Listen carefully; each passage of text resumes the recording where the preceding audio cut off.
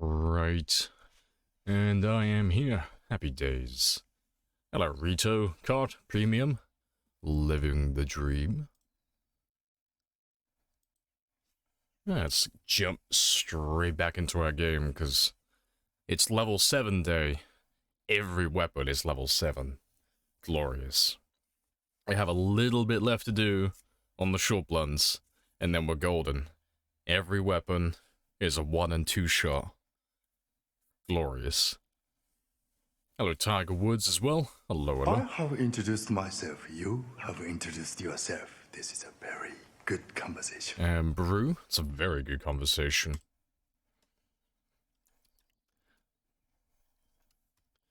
Right. I have got to remind myself what I was doing.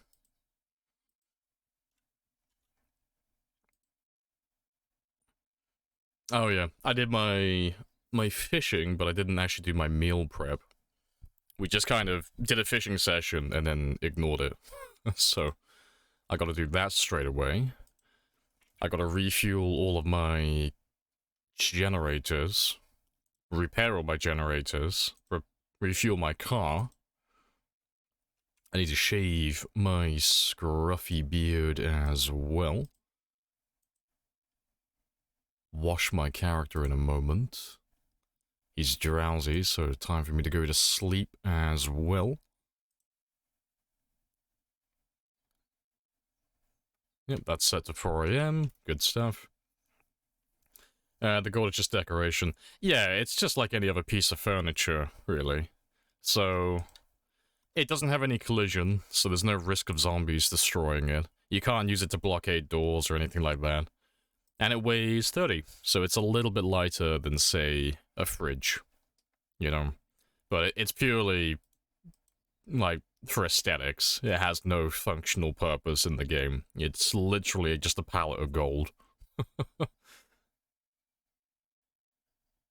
No, it's just a tile piece, yeah. It's not like an item. No, I can't do anything with this. You can't, like, grab different bits of gold from it, like in individual gold bars. It's just one giant furniture piece.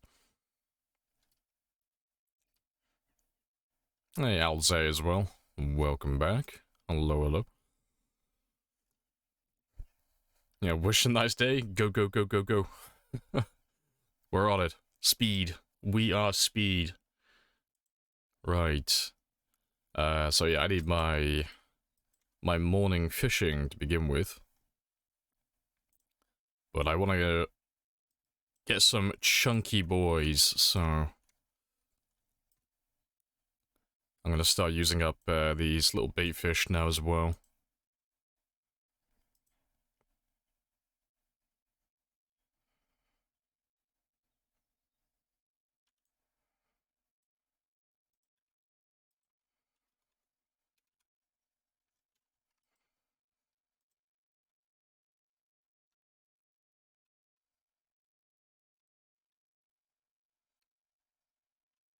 $700,000, 10 years survival. That's a lot of dead beef in it. Hey, those zombies had it coming, okay? It was all self-defense. If they didn't want to die in such big quantities, they shouldn't have made themselves so fun to kill.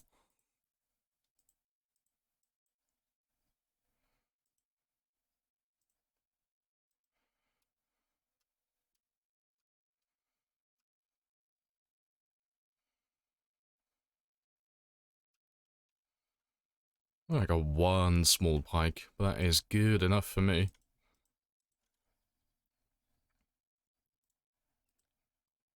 So yeah, I'll leave you there. And I'll put those back in my freezer.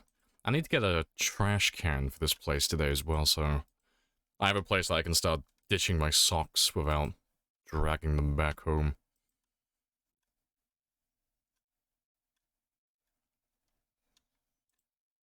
It's more than 15% of Kentucky's population, apparently. Nice. 85% to go. Everything has to die.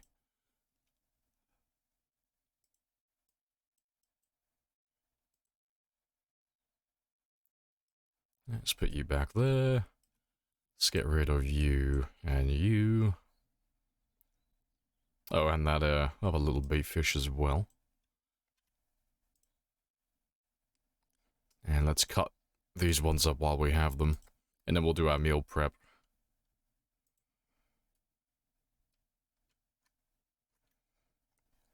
I should have enough fish here to fill everything.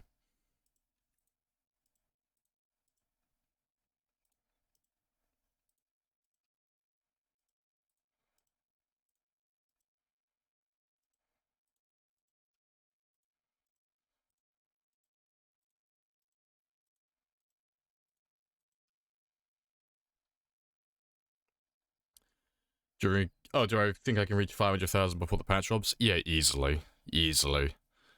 Like, 500,000... If we just went purely on killing, I could do 500,000 in how long? What do I need? I need 269,000. Try to work out what that would be with my stream schedule. What's the earliest I could do that in?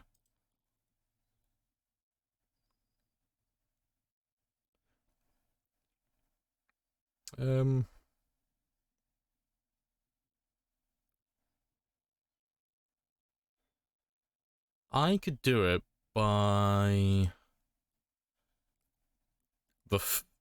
at the very earliest, about the 7th of July. So, like, just over a month? That's the earliest, but that would be if we just did nothing but killing, and we were just killing every single second of every single day. But, we're not gonna be doing that. So realistically, it's probably gonna take me about another 2 or 3 months in real time. Just because we are continuing to level all of our skills, and we are doing our base building and all of that stuff. But there's no telling when the update's gonna be coming out, so there's no point worrying about it too much.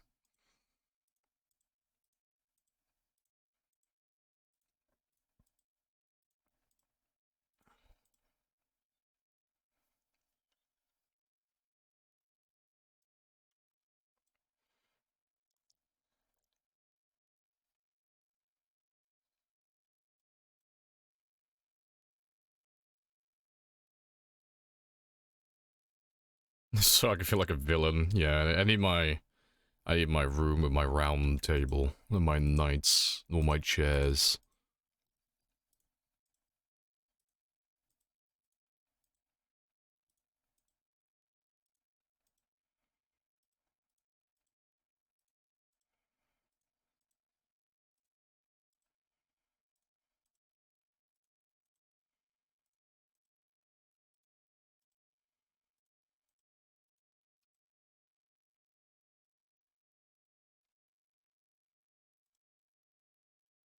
Let's just defrost those ones there. No add until full. Nah, to be fair, I prefer it like this. It's... you have more control over what you're actually putting in your food then.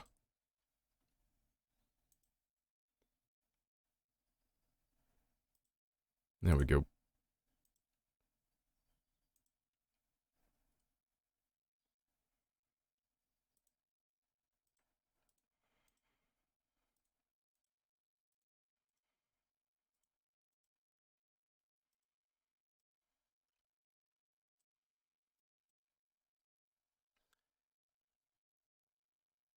Hope he doesn't reach 500,000 before the patch drops. How dare you. Hey, Lucky. Welcome back as well. Hello, hello.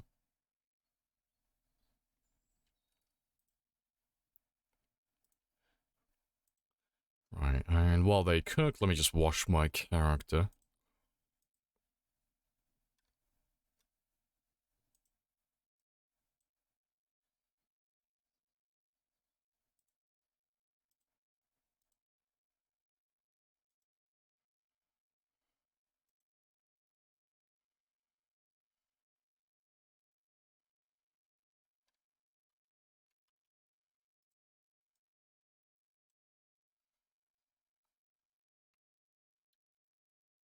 You plan a land invasion of Scotland if you reach 1,000,000 kills.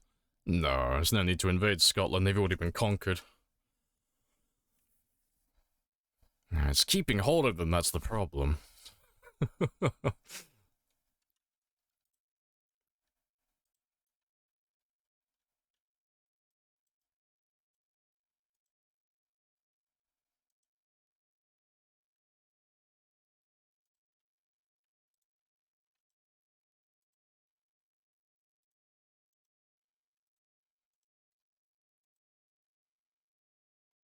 There we go. Sparkly and clean. And I'll snack on these throughout the day. I'll get my calories nice and high.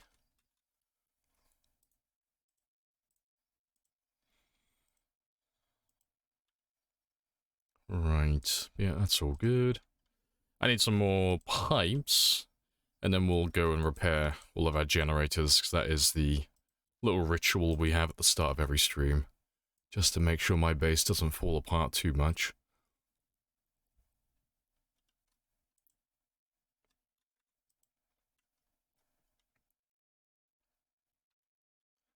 Saw someone named William Wallace around. He's aiming for London soon. See, they'll never be able to do it ever again, though. You know why? Because the only advantage that they had over us back then was that they were just more physically gifted. They were just better men. But now, we have the privilege of having guns, so now it's an even playing field. And there are more of us than there are of them. It's an unfair fight now. But yeah.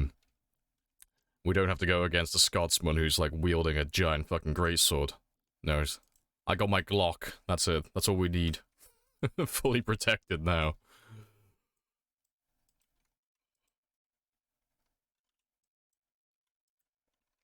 Right, so let me grab a not a generator, let me grab a fuel can.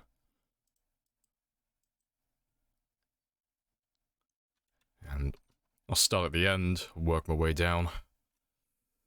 And to be fair, I should have grabbed it earlier, but I need to get into the routine of repairing, well not repairing, but replacing all of the light bulbs while I'm doing this as well. Because during a stream, like half the light bulbs for all of my floodlights and stuff, they all die. So I'll replace them while I'm at it.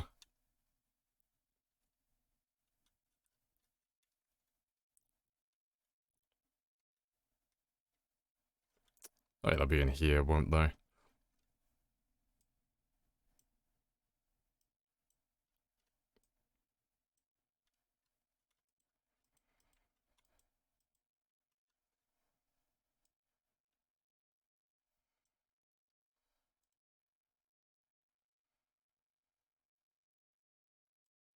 Yeah, got plenty of light bulbs. Yeah, just do a little maintenance session on my base. We've only got to do it once, and then we're good. And then we can go back to leveling up our short blunts, because we're already a third of the way there, more or less. So that shouldn't take me too long, overall. And I'll probably repair all these windows and doors today as well, fix up this side of the building. I don't have any plans for those rooms yet, but it'd be nice to make them look repaired. Maybe the Pope will excommunicate England for leaving the EU and a crusade will follow. I don't know. If they did that, I'd like our chances against the Italians. Didn't do too bad during World War II.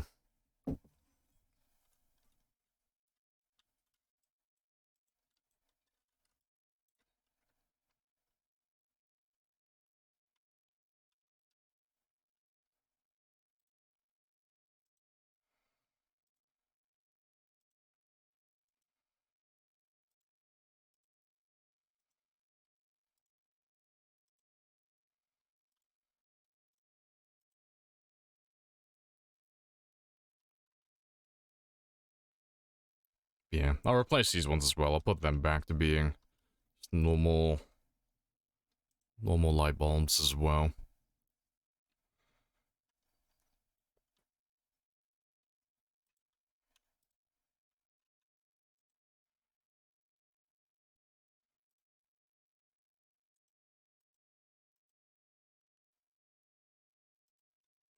Gotta make sure those ones are on as well.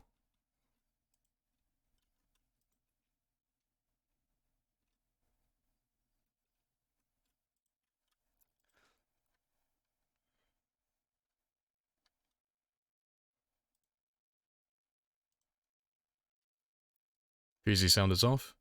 Why? Oh yeah, it is as well. Why has it done that again? It did that yesterday. It's a really quick fix, but I just don't understand why it is the way that it is. That's not what I wanted.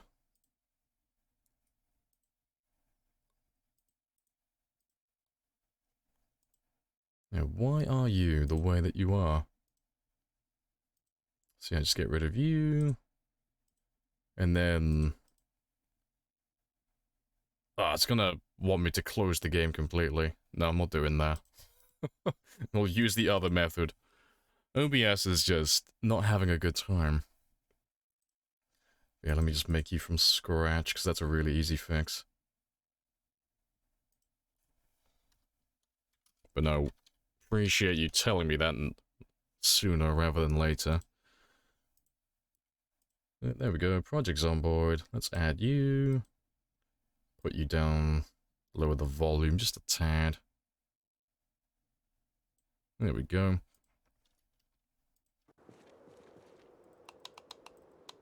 Golden. Right, that's all fixed.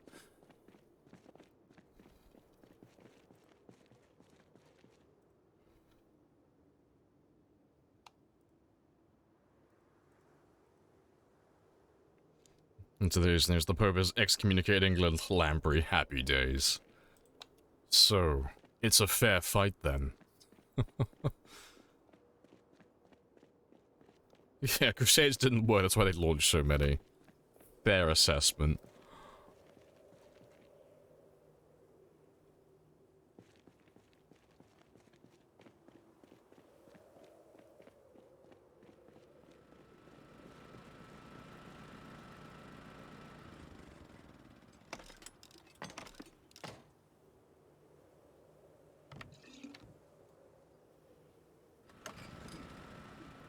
Have you tried burning down all houses? I've never tried that. That's a lot of effort. Thanks, there are a lot of houses to go through.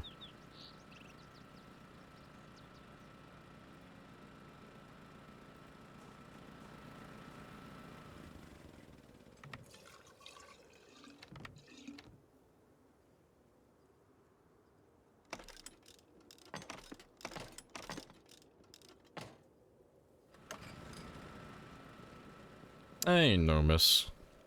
You're up early. Very early. How's Louisville going? Yeah, it's all good. Nice and chill. I'm just doing my morning ritual at the start of the stream. We always repair all of our generators. And, get everything refueled, because it works out almost perfectly. Like, over the course of like a 10 or 12 hour stream, my generators will run out of just enough fuel and just have just enough damage where it's a lot to do, but it's not enough to actually have any risk associated with it. So at the start of the next stream, we just go through and repair everything and refuel them all. So we're running, I think, about 1, 2, 3, 4, 5, 6 generators for this place. Most of it's just powering lights at the moment, but it's pretty spicy.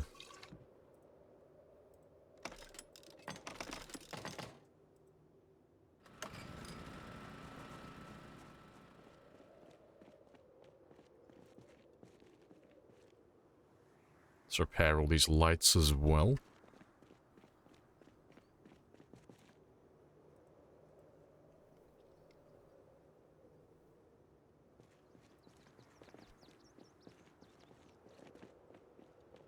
Is this where you get most of your electrical experience?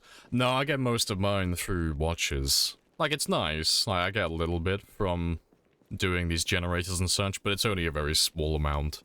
Most of it comes from killing thousands of zombies in one area, having a giant pile of bodies on the road, and then using the crafting menu to just walk over the bodies and just very quickly find all the watches. But I'll be doing that in a minute as well, because that's something we tend to do towards the start of the stream as well.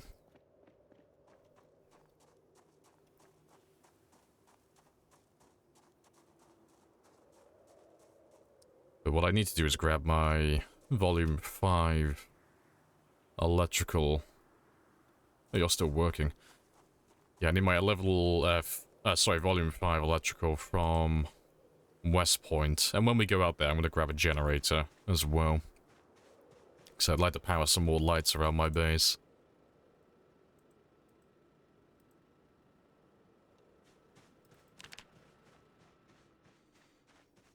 Started using the screwdriver from the belt for dismantling recently. Oh, it's so convenient having it there. Having the screwdriver on your belt and then using the crafting menu for dismantling stuff. So convenient, 'cause they just rapid fire it. And if you have dexterous as well, it's just even faster. So it's not too much of a hassle then. I don't tend to really use my belt for anything. I don't normally use short blunts or short blades. So my hammer will get replaced when I get to level 10 short blade, so I'll use that as a backup for when my character gets exhausted while fighting with spears. But at the moment I just leave my hammer there for dismantling doors and such. Let's make sure all of these are still working as well.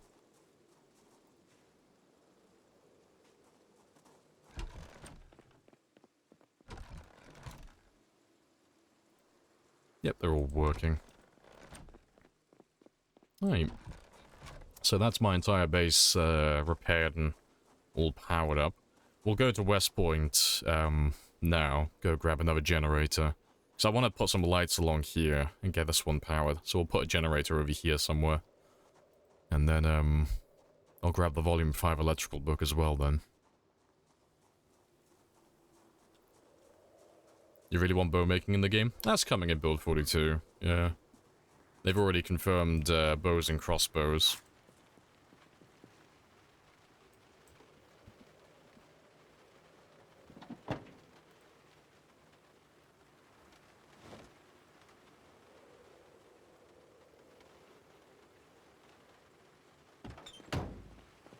Let's leave all of that in there for a moment.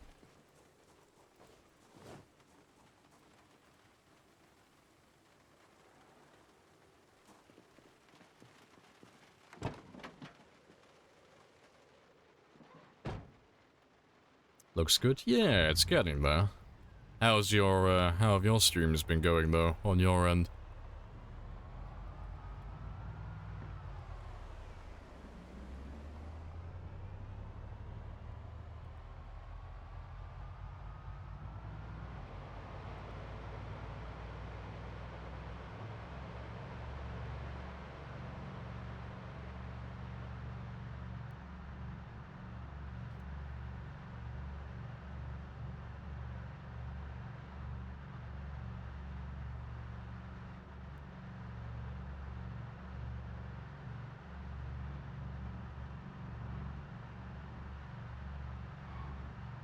And this road is still looking very clear. Good stuff.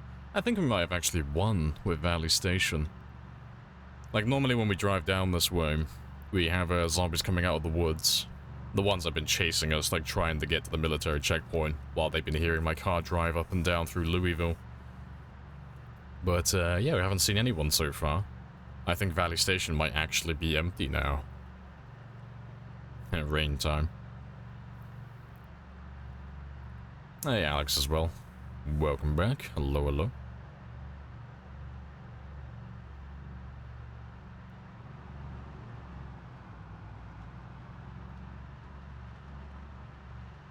Still get commercials about flight to Fiji? Probably.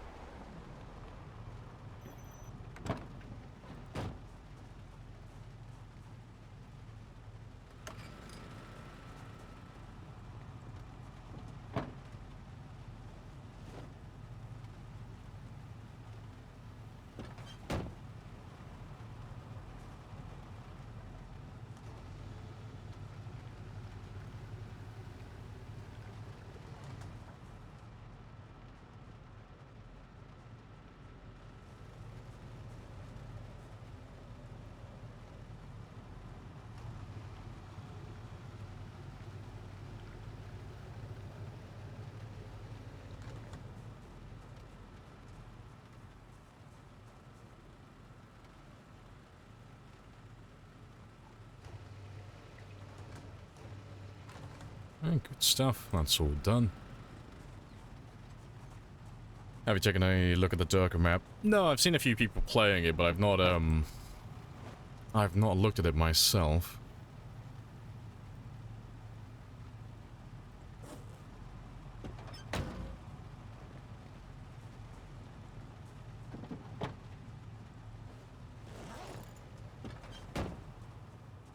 Let's grab some more sand while we're back here.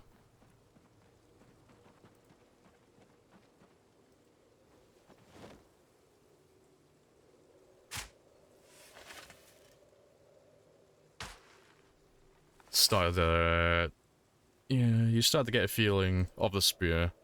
Seems there's a specific range in which the character is locked in the animation. No, it's not tied to the range. Like, the short blade has that, where there is, like, no matter what your level, like Red Naru showed me in debug, there is a very specific range that you can proc it, like, every single time. The spear probably has that as well, but you'll find that it just goes off the amount of damage you're dealing.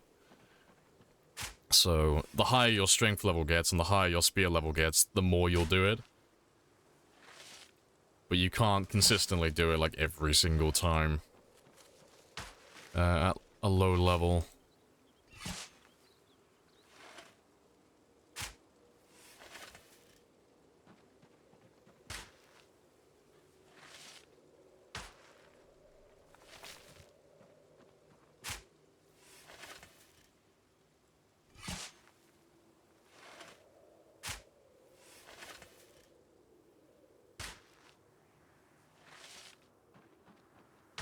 That's all the sand from this one.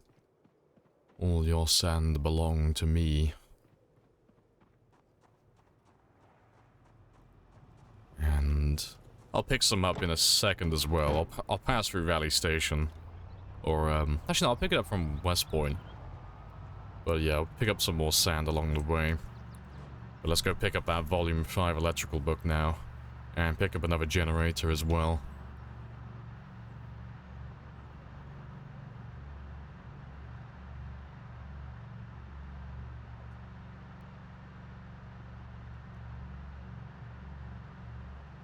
See, I can already confirm that one not being a thing to Elif, because I've done the animation when they're out of range in the past. So I know you can do it when they're not within range. Like when they're just on the border, where there's no aim outline.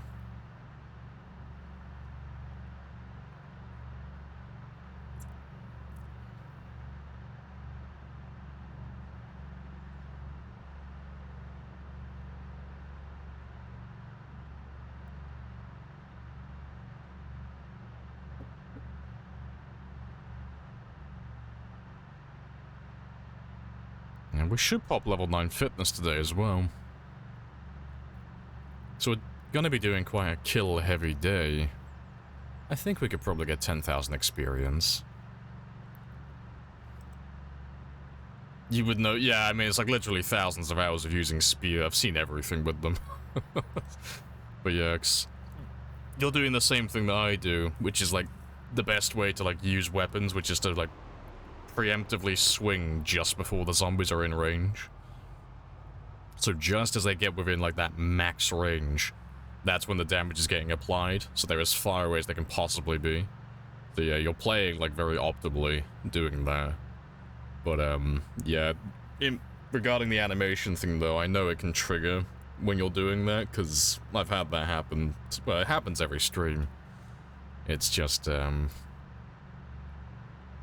not as frequent as it usually is. Yeah. Still weird that the swing with the spear is so damn strong. It's not that weird, to be honest. Like, most games have a weapon that's very similar to the spears in some form or another. It's just a glass cannon. You know, it's one of those high-risk, high-reward weapons where it's like, I'm gonna give you a weapon that has very limited ammo, or is very fragile, or is very rare. It's gonna be really good stat-wise, but you're not gonna be able to use it a tremendous amount before the weapon breaks, or it runs out of ammo, or you can't find it and you lose it. It's like every game has like some variation of that. There's always that one weapon. And in Project Zomboid, it's like the spear and the katanas. It's like, with the spear, it's like, oh, I'm gonna give you this really good weapon, but it's absolutely dog shit at like one specific thing, aka the durability. So, it's gonna break constantly, but it's a really strong weapon while you have it. It's like, okay, cool. But, yeah, because it's renewable, that's not too much of an issue, really. You just gotta make a boatload of them. Oh, from an immersion standpoint? I don't know, spears were like dominant throughout history. The animation doesn't really make any sense. That slash attack. Like, if it had like a blade on the end, like I always forget how to pronounce it, that Japanese variation. The mowing down weapon, Naginata, I think it's called. Not sure how to pronounce it. But, yeah, if it had like a blade on the end like that, a one-sided blade, that would make more sense. But as the spear is currently made in the game, like the actual model, it doesn't make too much sense.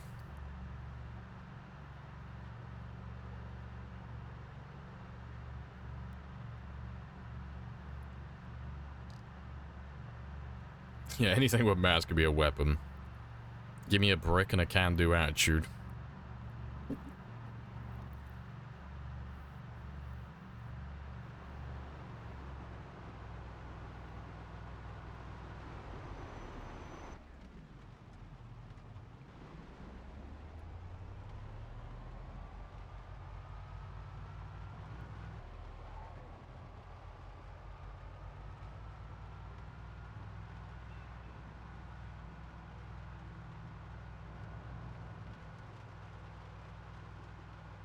Do you use reviving zombies?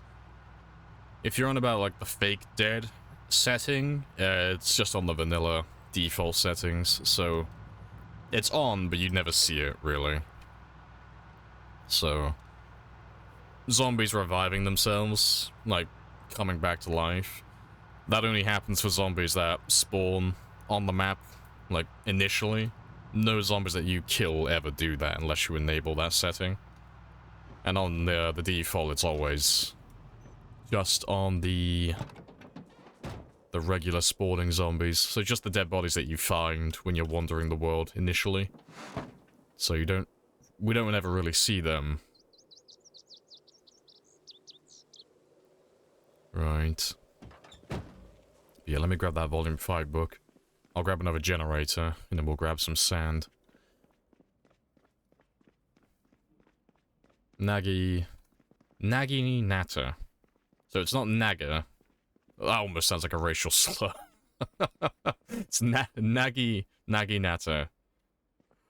Fuck it. Let me go to Google really quickly. It comes up in conversation too often. I need to know how to pronounce it. Google, tell me how to actually pronounce this.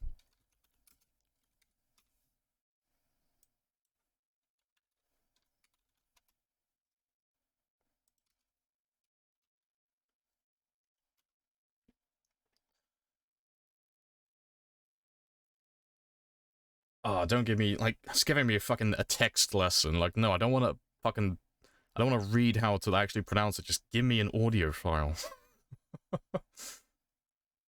Fuck, there's got to be a video on YouTube where someone just says the word. Here we go, 1 minute video. Howcast.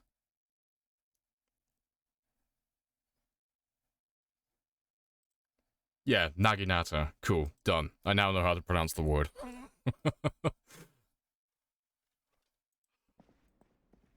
Yeah, I've been pronouncing it wrong this entire time. Because I am a horrible, horrible Englishman who's butchering everyone's languages. Killed you in that, in multiplayer a couple of times because of the animation. Yeah, because in multiplayer they stand up instantly sometimes. Yeah. Really, really annoying when that happens.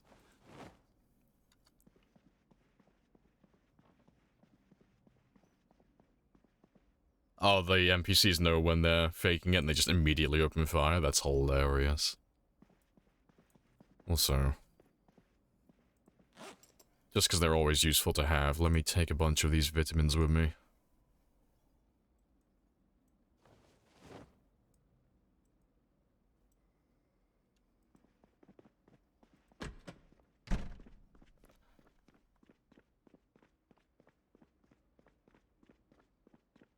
And potato.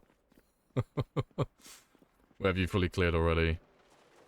Fully cleared? Nowhere. There's always like a handful of zombies lurking around. But like, cleared 99.9% West Point and Valley Station. So, West Point and the West Point farmlands, and then Valley Station, like this entire region, they're all like 99% clear. There's still a few of them lurking around. West Point has a few, because they're all coming from Dixie, and I think maybe some of them from the road over here. But it's pretty much done. And then the military checkpoint.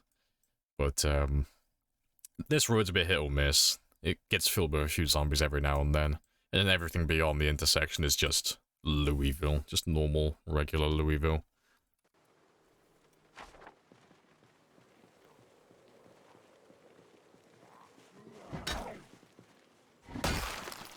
Albert and Glaive are similar European weapons, right? I wouldn't know. I'm not really familiar with medieval weapons like that. I'd be talking about things I don't know.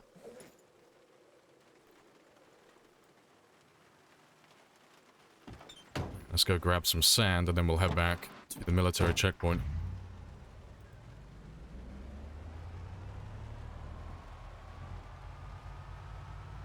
Consolidate your damn vitamin? Nah, I'm too lazy for that. I'll do it when I get back to the military checkpoint. Not gonna bother doing it now. To be fair. You gravel or sand? You're gravel. I want sand. Let's go to the river.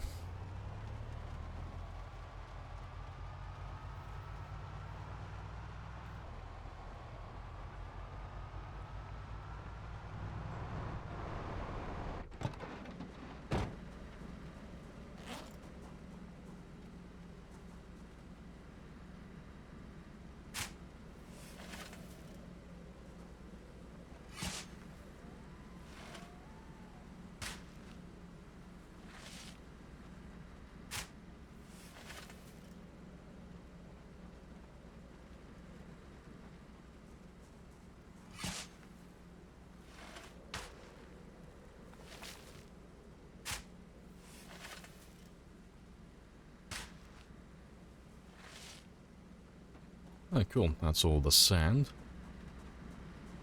So let's head back to the military checkpoint now.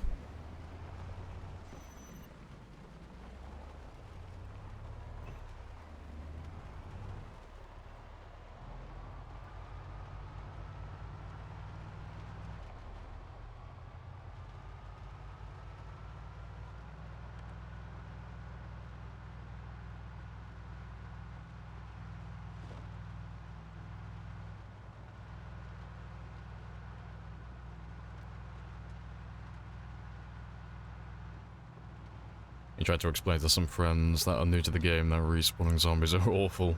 Even on times for it would take literally 2 weeks of constant gameplay for us to clear Louisville without respawns. Yeah, like respawns are fun. Like it's nice to know that you're never gonna run out of zombies in an area. So if I build like a nice big base with like fortifications and stuff, I'm gonna get my money's worth out of it because there's always gonna be something to defend me. Like I've always gonna be defended from something, that is. But yeah, you don't really get the same satisfaction of, like, clearing out an entire area. Because you know that you're going against an unbeatable enemy. It's like, no matter how efficient I am and how good I wipe stuff out, they're gonna come back. So you kind of end up half-assing everything. And even then, it takes a fucking lifetime. Because you can disable the respawns, even though you have respawns turned on, by building walls around areas, but unless you're playing with indestructible player-built structures, it's like a half measure, because you know they're going to break through eventually. What's the sand gravel for? Just aesthetics. Yeah, literally just aesthetics. Trees, bushes grow on them. Yeah, trees and bushes will still grow, and the grass as well will still grow through gravel and sand. The only tile you can put down that prevents that are planks, so actually building a wooden floor. That'll prevent it, but all the other floor tiles, they don't do anything. Someone had a good video a long time ago now, I think it was over a year ago, where they tested every floor tile, and yeah, it's only wooden floors that prevent it. Sand and gravel and stuff of that nature don't do anything useful. Like, the only thing they're actually useful for, in terms of like actually making, like, being a bit sweaty and min-maxing, is it's a lighter hue. So if I was gonna like have a base in the woods somewhere, or if I was playing on like pitch black nights, you can see how dark the ground is on the grass and such. If I wanted to make my base a little bit safer at night, I could throw down a bunch of sand or gravel, and because it's so light and so, well, bright, you won't be able to like see everything around you, but you'll be able to see the silhouettes of things that are stood on those tiles, you know, similar to how you can see everything on the road currently. You know, 'cause the road is nice and light and it's grey, as opposed to a very dark green colour and brown. But that is, like, incredibly sweaty. And it's not really relevant on these settings anyway, because we're not on pitch black nights.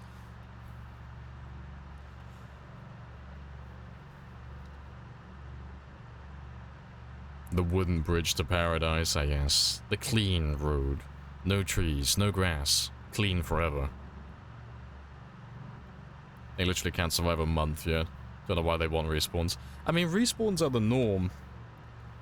I think turning off respawns is more... Well, it's for multiplayer, really.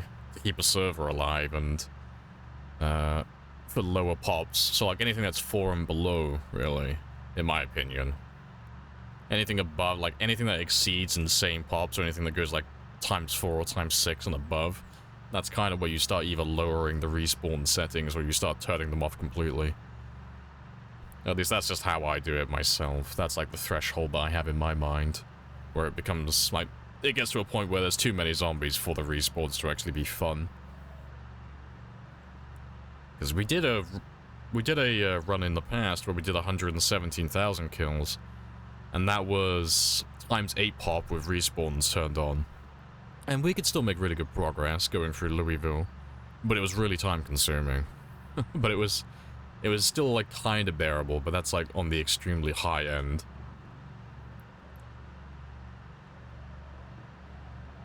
Yeah, the viewer said that digging up a dirt tile prevents trees from growing.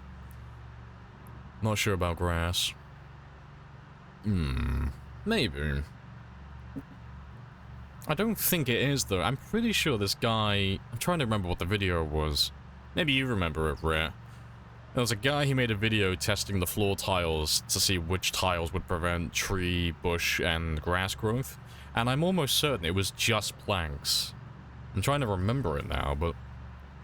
I'm pretty sure if you dig up the dirt, or pick up the dirt, or pour the dirt out, I'm pretty sure that one still grows trees. I might be wrong, though. Maybe your viewer was right.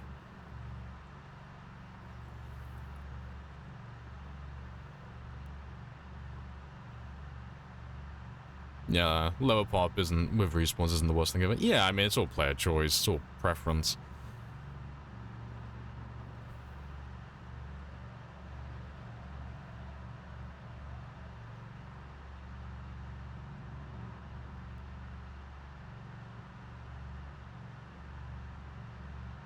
I don't know, I don't make bases.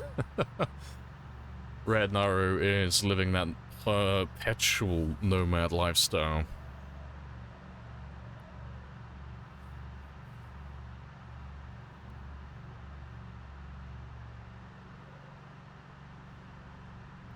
Oh yeah, you know what I didn't grab? A generator. That's fine though, I'll grab one from the refugee camp. I forgot to grab a generator on the way back through West Point.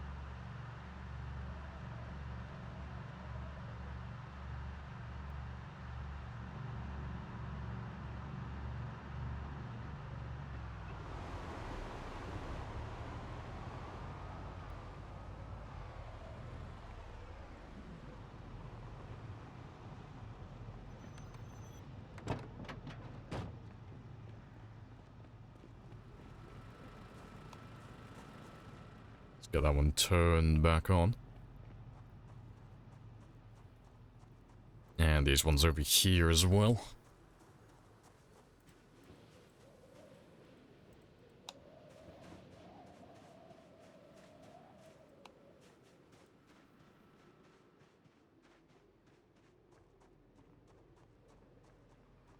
Gotta head off, get some sleep. Hey, no worries, no miss.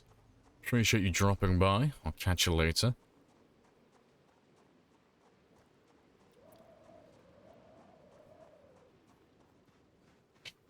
Yeah, I'll get my character some sleep, and then I'll throw down all that grapple and install those generators and lights and such afterwards. Yeah, I'm not gonna do my sleep properly tonight. Just let him have a little snooze.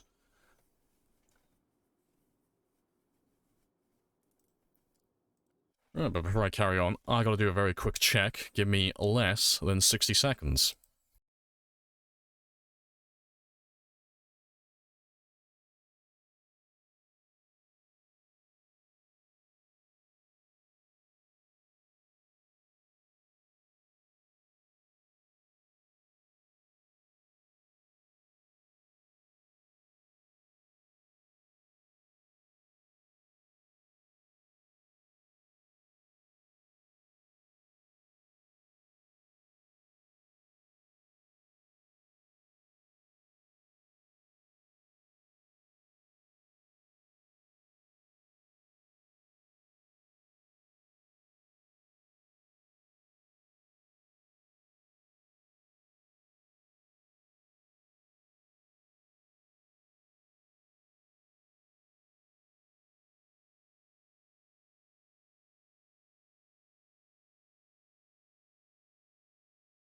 Nope.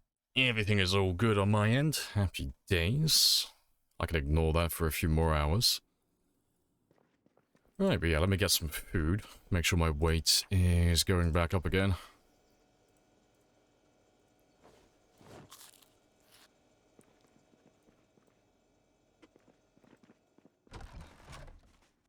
And yeah. I'll throw down the sand first. Then we'll go grab another generator from the refugee camp. I'll pop that one somewhere around here, just so I can have some lights along this little stretch. Seeing as we've put the hedges down and all that stuff now, we can make it look a bit spicier. Yeah, let me throw that sand down over there. And apparently I left my car running all night, because I'm a very smart man.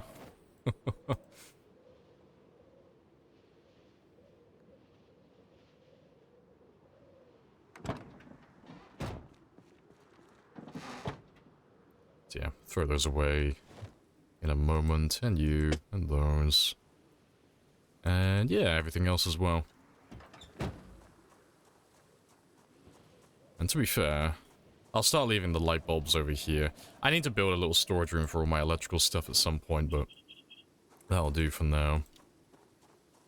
So we only repair the light bulbs and the generators and such once a stream, so it doesn't need a lot of love currently.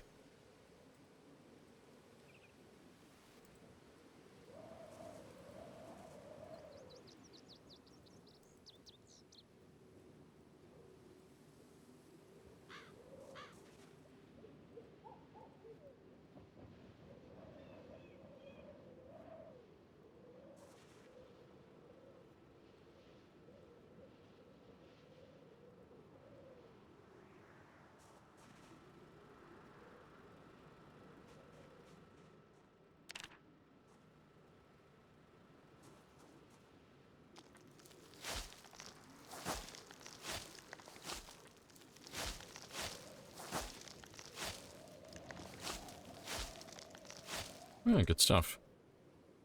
And let me just clean up the path a little bit as well.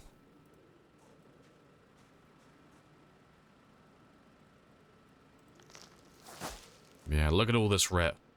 Look at all the base building that you're missing out on. I want to see a Red Naru base at some point. I want to see a fully min-max efficient Red Naru base.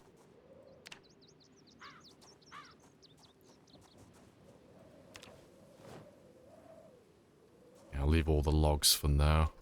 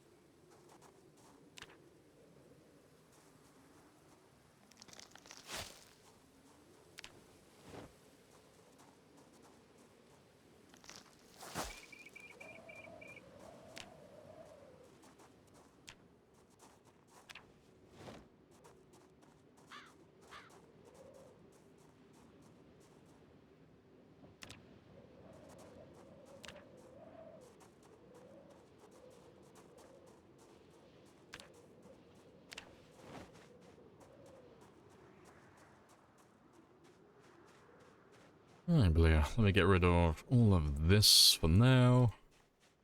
Yeah, let me throw all the tree branches over here, because we'll turn them all into spears and stone axes at some point.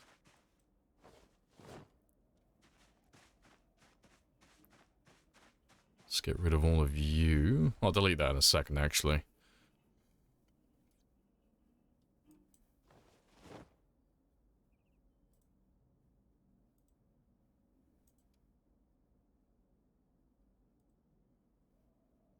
Fantastic.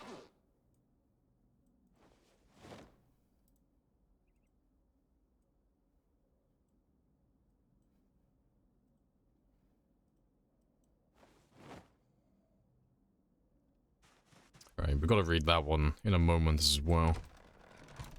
So I'll leave you there. And let's delete you. And you.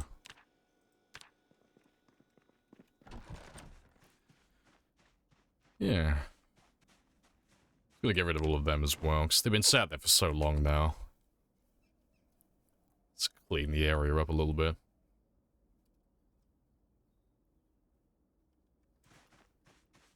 All the other little bits and pieces.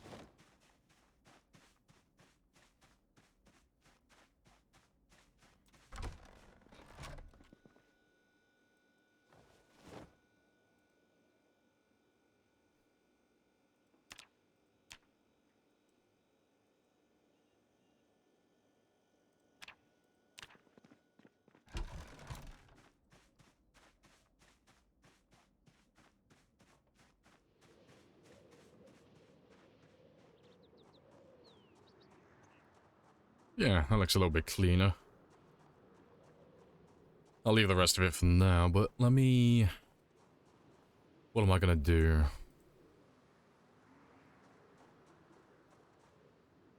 I think I'm gonna make a really quick trip back to Valley Station again. Trip back to Valley Station, grab some more sand, grab some lights. Introduced myself. You have introduced yourself. It's a This is very good conversation. Hello, Romero. But yeah, grab some lights, grab some sand. And I'll grab a generator as well, and I can get this all finished up then, for the most part.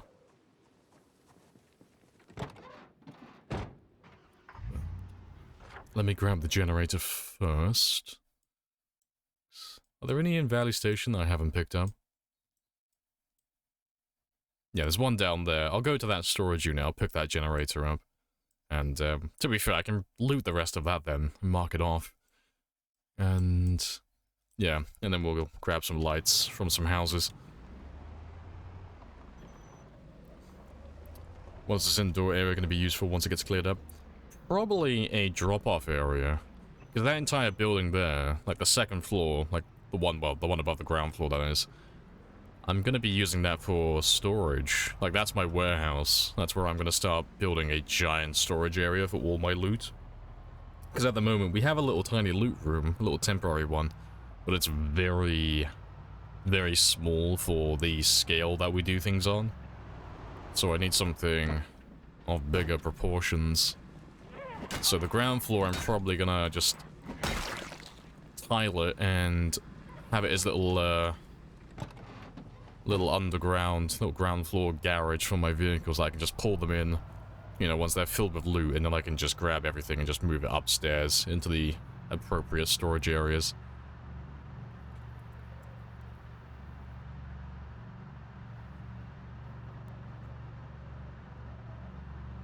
I think my tires might be flat as well, so we'll pump them up in a second.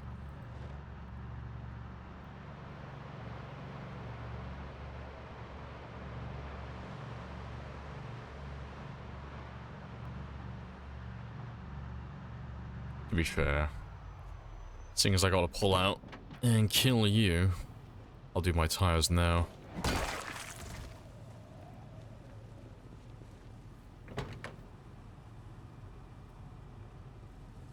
Yeah, they're all just a little bit flat. I say a little bit flat, they're all like half flat. Yeah, 'cause you can always tell when your tires are getting too flat, your car starts slowing down too much when you try and let it just glide. And the car starts to lean to one side as well.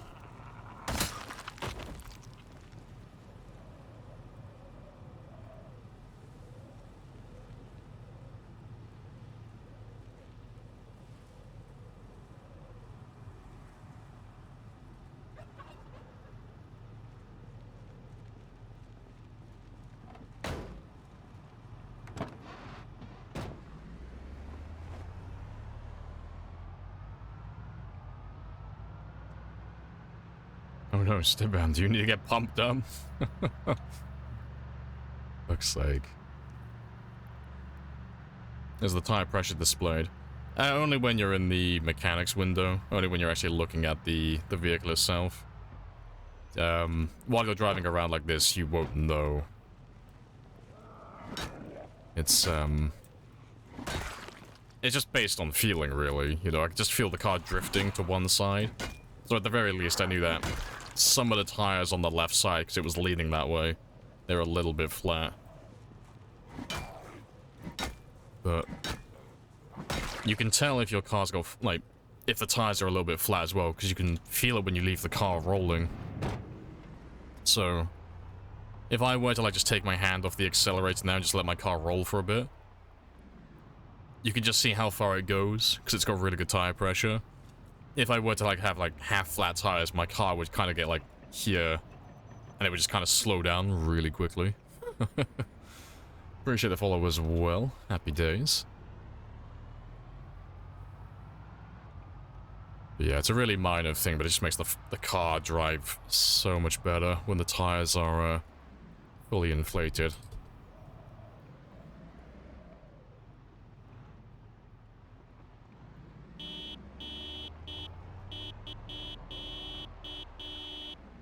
I don't know if there are any zombies left in the area, but if there are, I would like to murder you all. Oh yeah, there's someone stuck in there. Fair.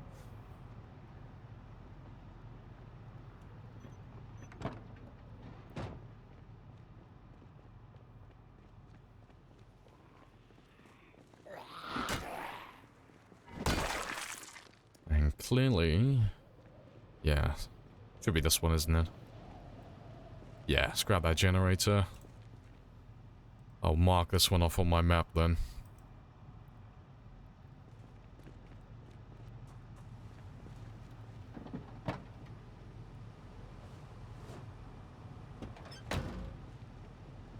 But seeing as we are here, though, I'm just gonna loot this one and this one here. If all the garage doors are open, that is. Just so I can mark them off on my map, because at the moment, like, half the area is done, but not everything.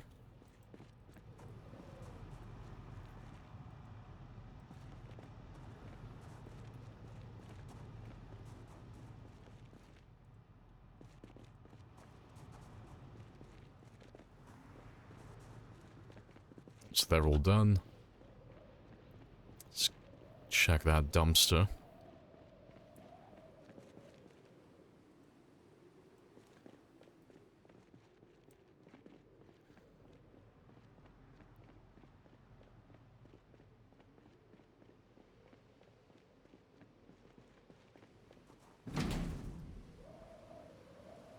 Right, well, I don't feel like destroying my hammer, so rip. In hindsight, I should have brought my axe with me.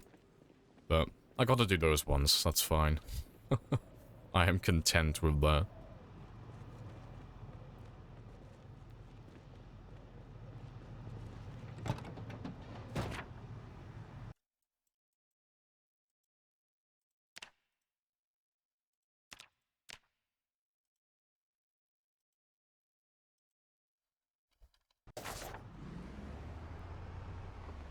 Oh, and seeing as I'm here, yeah, to save me from going all the way down to Valley Station, well, the main part of Valley Station, I'll grab all my sand from here.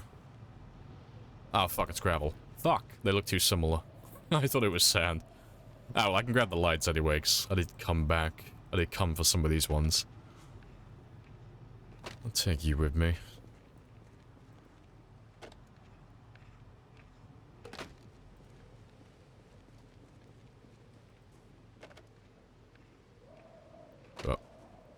I'll want lots for my base eventually.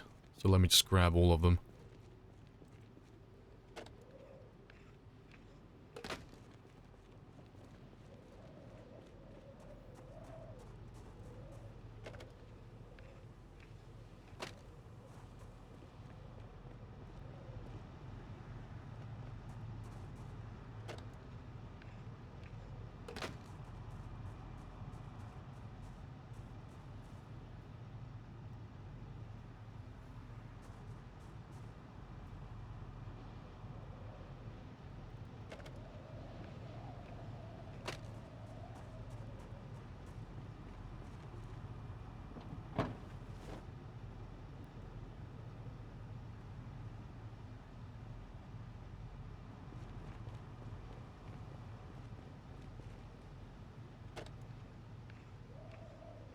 Oh, good stuff.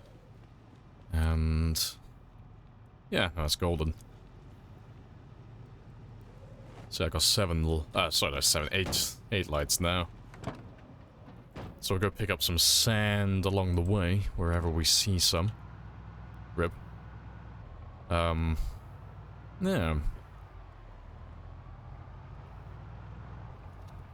Oh, there we go, perfect. Always looking for the last few zombies around this area.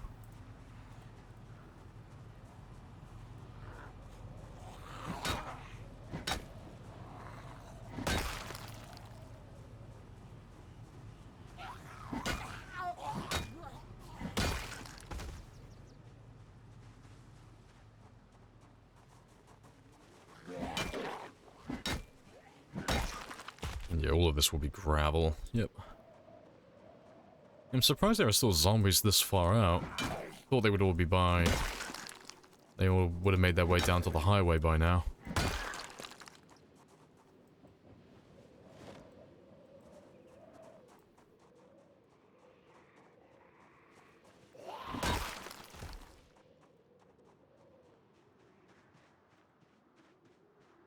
Yeah. I'll end up coming back for some of this gravel at some point, though. I don't know if I'm going to do it today, but I am going to build a car park at some point soon, because I would like to start collecting more vehicles in the very near future. Start building my fleet of cars, my collection. So I want one of every car, if I can.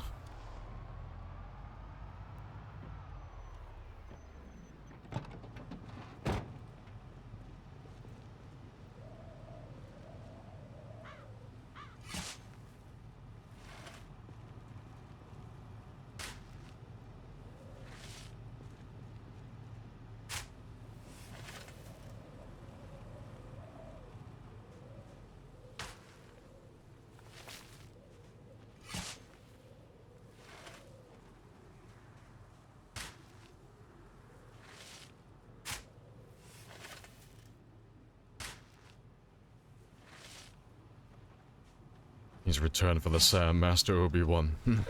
There is still hope for the Order. If you wanted the sand, you should have fought harder for it.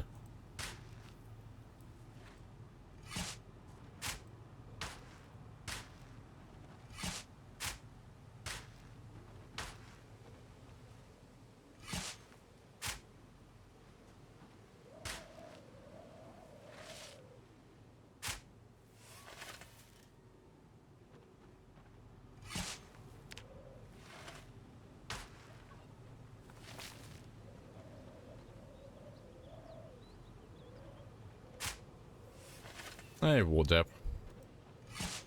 Start playing with a group of 4 friends that are new to the game. Do you think vanilla options for the Z population is good for respawn? Should I change it? I think the vanilla settings are fantastic for new players. So,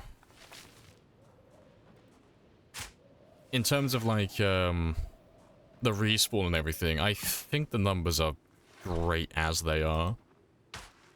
If you want to be go a little bit extra, you could change the unseen hours. You know, increase them a little bit so that you don't have zombies spawning super close to wherever you're living at the time. or places that you visit frequently. But no, having, like, default Apocalypse or default Survivor, for example, 1.5 population at peak, that's gonna be, like in West Point, for example, that's gonna be, for the entire town, including, like, the farmlands, just about 8,000 zombies, 7 or 8,000. And then, overall, like, throughout the entire town, every 3 days, it's only gonna respawn about 700 of them. But those 700 zombies that respawn every 3 days, you know, that's for, like, this entire region, like, all of this. So it's like, it's not that bad. You know, I think it's pretty fair for new players. But if they're struggling, you know, because they're new and everyone has a different experience with the game, you can always lower the pop a little bit. But I think the respawn numbers, like, I think all of that is fine. I think it's great as it is. But yeah, like I said though, if they find it a little bit overwhelming, the number that you would like, you would probably want to change would be the peak pop modifier, or the base pop, you know. Just slowly downscale it from 1.5 slightly down. And the respawn timer works on percentage, so that will reflect whatever the population is. Because it's always 10% of the population every 3 days, but only in areas that you haven't been to for 16 hours. So, what I used to do back in the day was, I would set the... It's more of like a little challenge mode, but I would set the peak pop to be up to about ×4 or ×6, and this is when I was, like, relatively new to the game. So the peak pop would be, like, ×4 or ×6, but the peak day would be 365, so 1 year of survival. And I would put the day 1, like, the starting pop pretty low, like less than 0.5, or less than 1. So the very beginning of the game, there's, like, essentially no zombies, there's nothing there. But over the course of a year, you go all the way up to, like, insane pop. And I think it's a good experience for new players. Because it slowly, like, very slowly ramps up the difficulty. And you just get more comfortable then with, like, larger and larger groups. But, you know, I haven't done one of those games in a lifetime. Do you get stutters while driving too fast? I get black boxed, so my game won't load as fast as I can drive. It's not the game's fault, it's my SSD. But yeah, if I drive too fast, I'll drive into the black void, even though I'm on single player, just because my SSD won't load those map chunks ahead of me fast enough. So I normally just drive at like 30 or 40 at the fastest.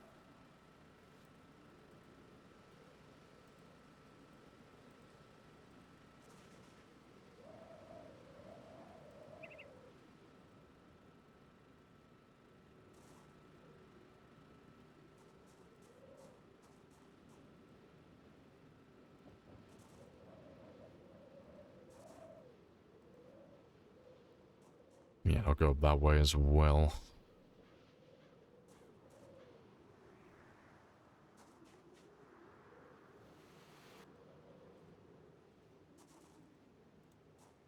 That'll do for now.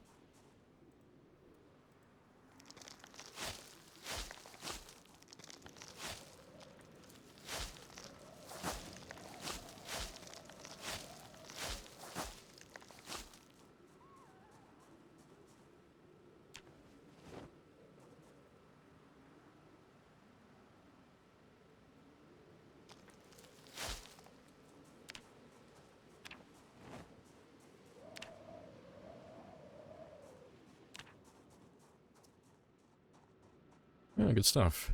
Let me drop off these twigs and those things. And then I'll sort out the light bulbs on the other side then. Illuminate that other side of the little base. I think chunks are a game issue. Yes and no. Like, the game isn't optimized, so it's always going to struggle with that. But no one else has the same issues I'm currently having. Who play with, like, almost identical settings, so... like, process of elimination, it's on my end. And I know it's my SSD because I've had issues with it with other applications.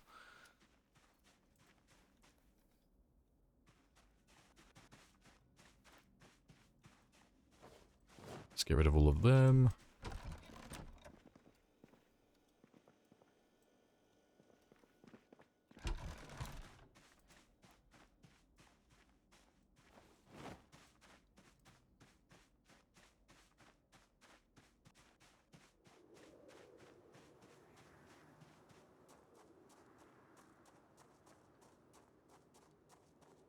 Yeah, let me find the perfect spot to put this generator next, this new generator.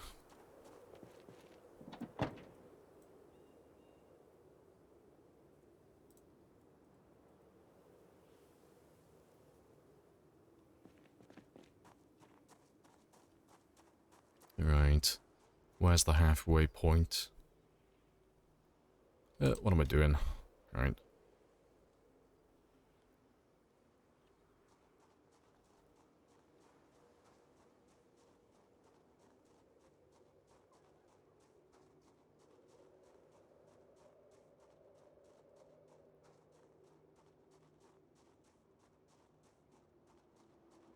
Alright, so there's, yeah, 33 tiles in length, so was that 17 is the halfway point? No. No, yeah, no. No, yeah. Yeah, I'm having a slow morning. 1, 2...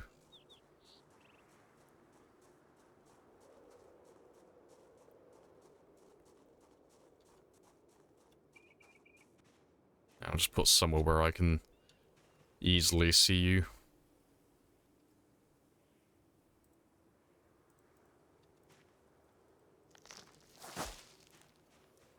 Yeah, it's exactly halfway from there to there, so all of this is going to be in range. Well, it should be anyway. Maybe not the tiles on the very end, but it just means that all of these are going to be powered now. Everything within about 20 tiles. So yeah, I could probably put some lights on the other side over here as well then.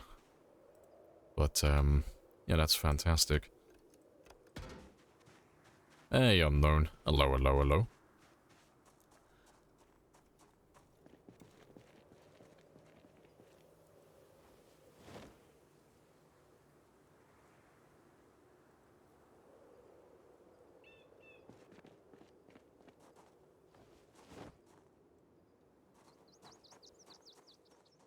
Alright, let's space these ones out. So, I'll put, say...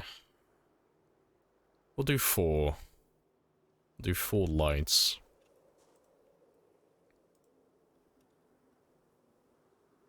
So yeah, it was 33 in total, wasn't it? So what would that be? That would be... Not 9... Oh, 8? 8 tiles apart? Yeah, 8, 16, 24, yeah. Yeah, 8 tiles will do. So yeah, let's do... Well, to be fair, that would be if it's at the very end, though. And yeah, I don't know, actually. If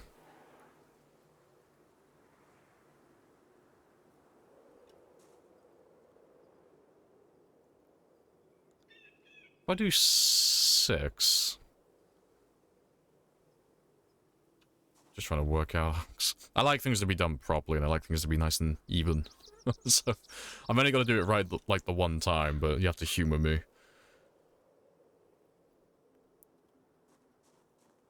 Yeah. So if I do 24 tiles across... It's more or less even, then. Just gotta work out how many I need to start from. How many across do I need to go?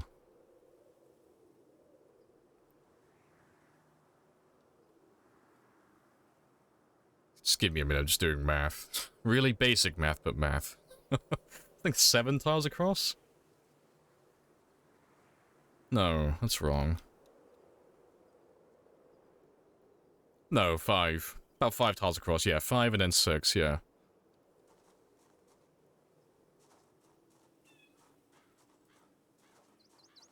Should work out more or less even.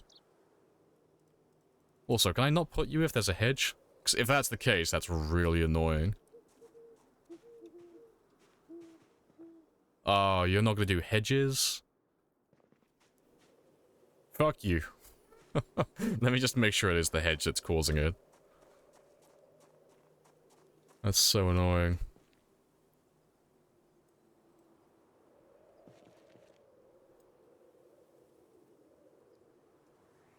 Is it just the screwdriver you can't get access to, maybe? No, because he did it on the other side. Also, what have I got in here?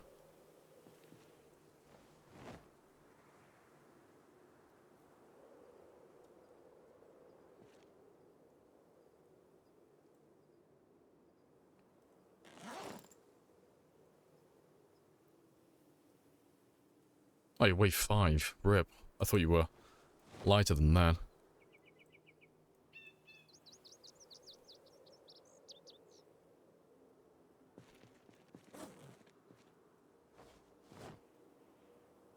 Let's put them there, just temporarily.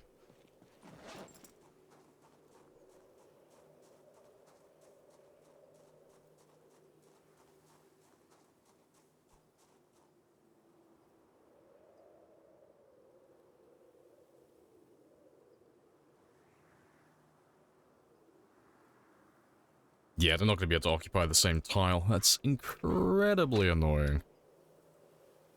Oh, wait, no. Can they? Why were you doing it in there, then? Or is it one of those, like, really janky ones where I have to put you down in a specific order? Let me work this one out. I just want to find out why it's having issues.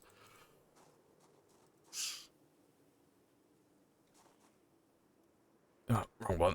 There we go. Yeah. Yeah, it's one of those stupid ones where it's like, oh, can they occupy the same tile? Yes. Why wouldn't you put... Why wouldn't you go down? Oh, because you gotta put this one down first. It's so dumb. Ah, well, as long as there's a way to actually get it done in the end, that's fine. Right, before I fully commit to it, though, let me just make sure my spacing is correct.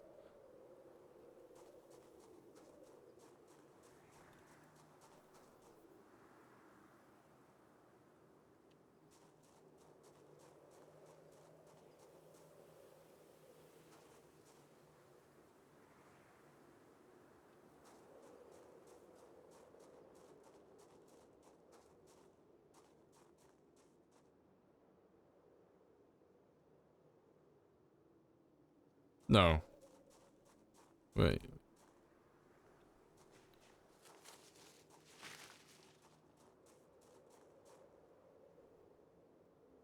Oh, God, I got so much fucking stuff in my inventory.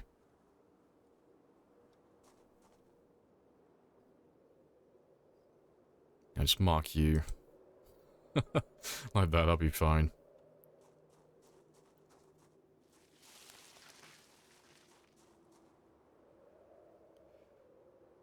Yeah, that's fine.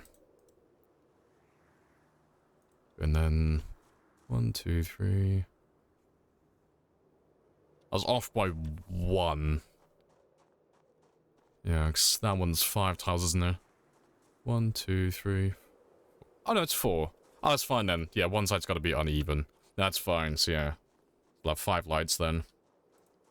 That is A-okay with me.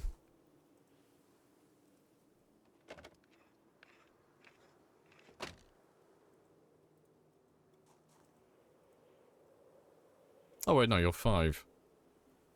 But to be fair, fuck. There's a door there anyway, so I can't actually put you there. Yeah, that's fine.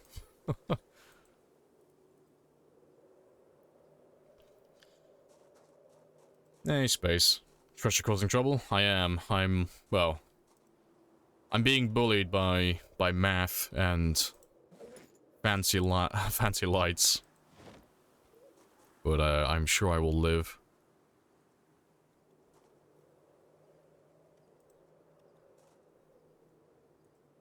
Just doing a little bit of base building and such.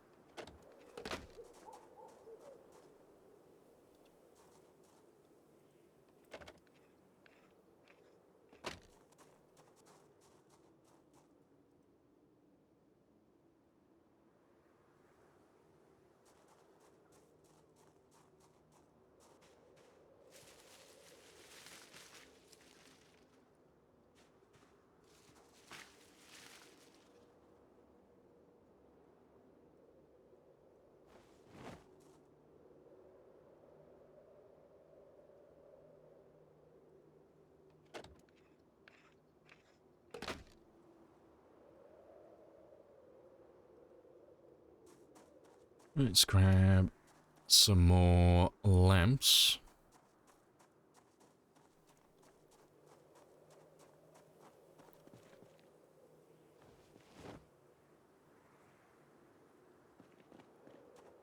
So I'm pretty sure I did... Was it 5 or 6 did I do? 1, 2, 3... Yeah, 4. Yeah, it's 5.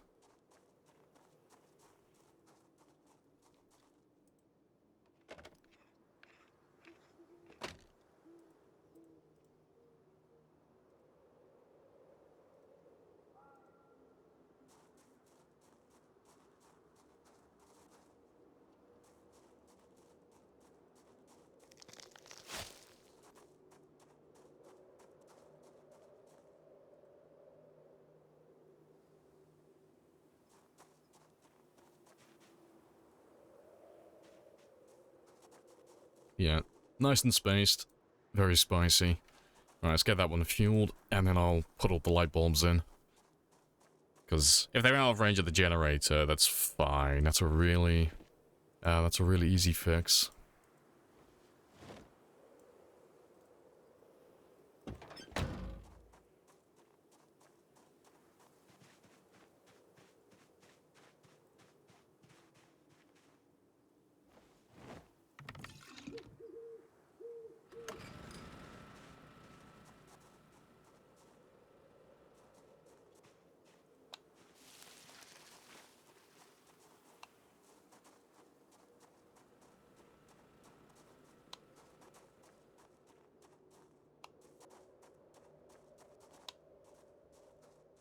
It's about the little things. That looks very spicy. I'll probably do, I'll probably match the same spacing on this side now as well. And I'll probably build a, I'll build myself a little lamppost here as well. Just so I can illuminate this one. Maybe.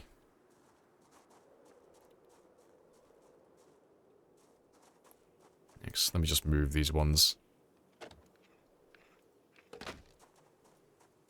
So I've got a little bit of time.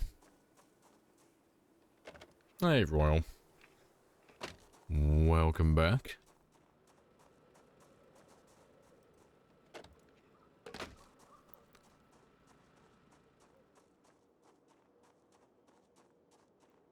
Right. Yeah, we'll do more or less the same spacing. So I'll do 3 on this side and space them.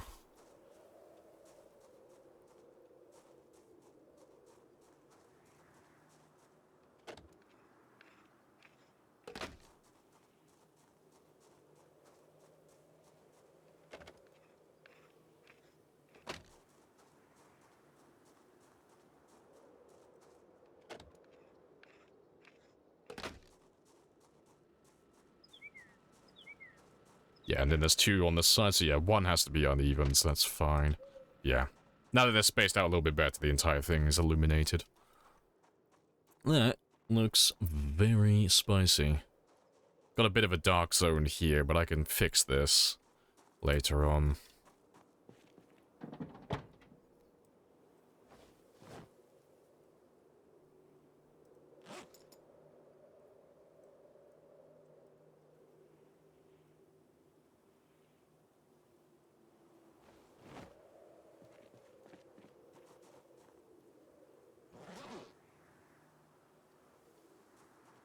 Hey, Genie Bean. Hello, hello. Look, Gene. Power, lights. It's glorious. I'm a fancy man with a fancy house. Yeah. I'll probably repair all those doors tomorrow. Seeing as I'm doing all of that side, I'll throw some barricades and sheets on the walls, the windows and such. The amount of light bulbs to supply that lamps. I know, it's going to be hilarious. Speaking of which, I'll probably put a light bulb in that one as well. Yeah, fuck it. Throw a green light bulb in you. Just for, Oh, wait, you're not... No. Oh, no, he's in range. Fair play, there we go. Yeah, we have a tiny bit of light in here as well, by accident. But, yeah, let me get some sleep. And then we'll, repair all those doors in the morning. If I have any nails, that is.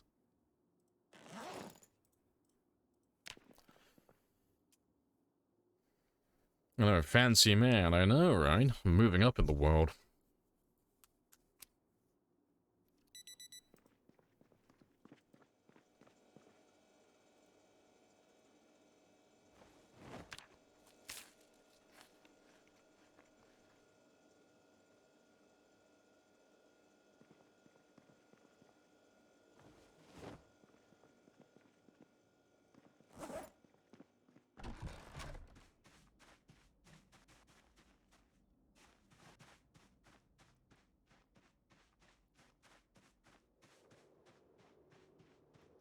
Oh yeah, so that's all good.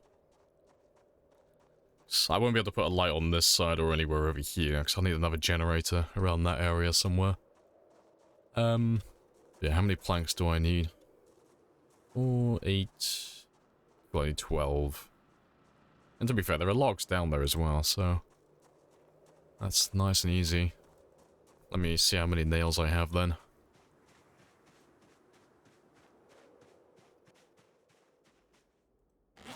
I got plenty.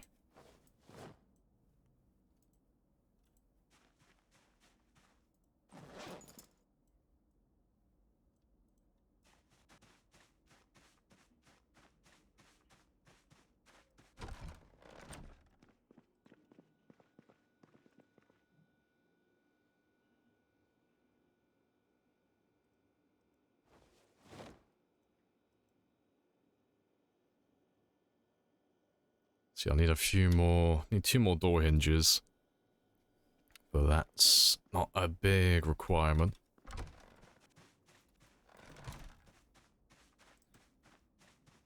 Inside to see you get back there?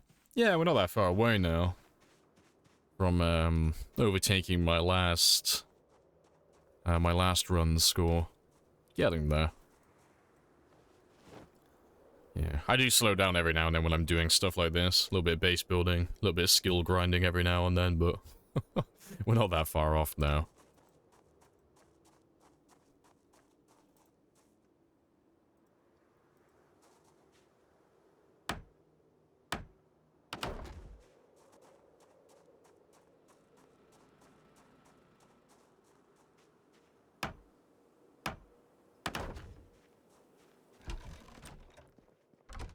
I was hoping there were some door hinges. Oh, there's 2 there, fantastic. Let me just grab 1 more plank then.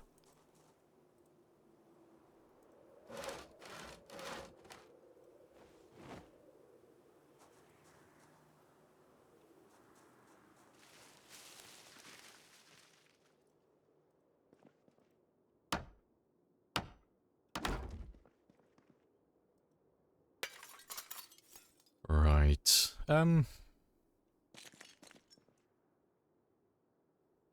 Yeah, I'm not 100% sure what I'm going to be doing with any of these rooms, so for the time being, I'm just gonna throw some metal sheets on the windows on the outside, and then I'll maybe in the future repair them with actual windows.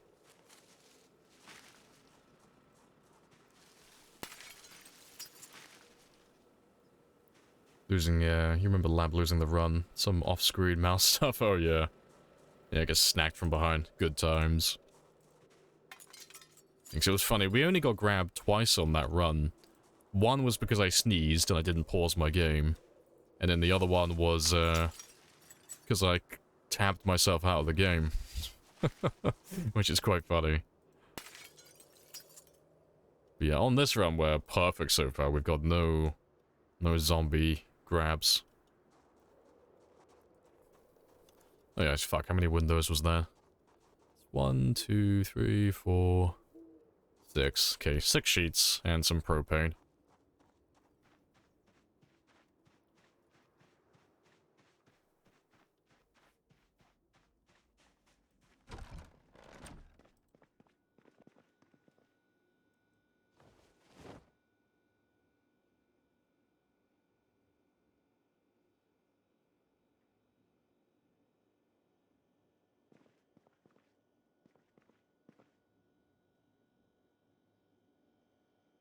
I thought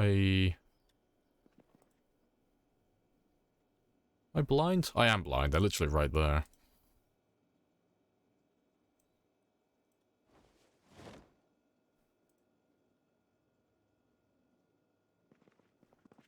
And I've got propane by my truck.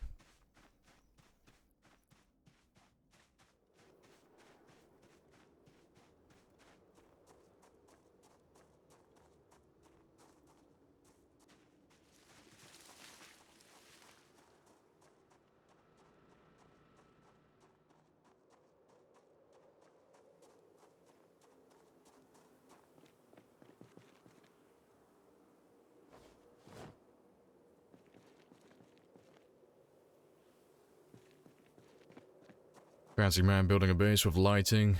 Being nice to chat, who are you? I am the chat GPT version of Lamprey. It's been replaced. I am the newer model, fully upgraded.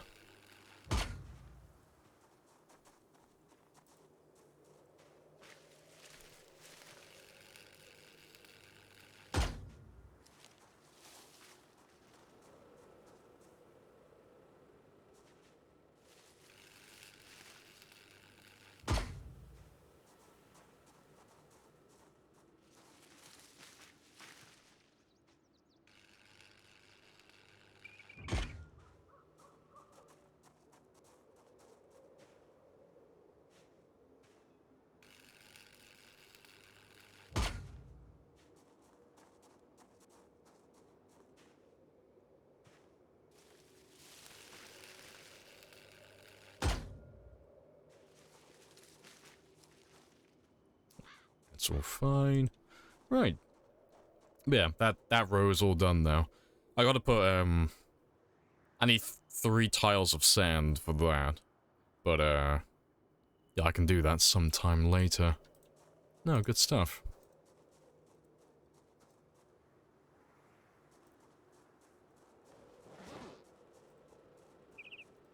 Yeah, I think that looks very tidy. And let me just check that you're not powering anything that you shouldn't be. 7 lights, no, that's fine. Just gotta make sure it's not powering something silly, like a fridge or anything anywhere else. Just cause, it'll increase the rate of fuel it uses, and then I'll have to refuel it more often. Yeah. Just gonna have a quick look around.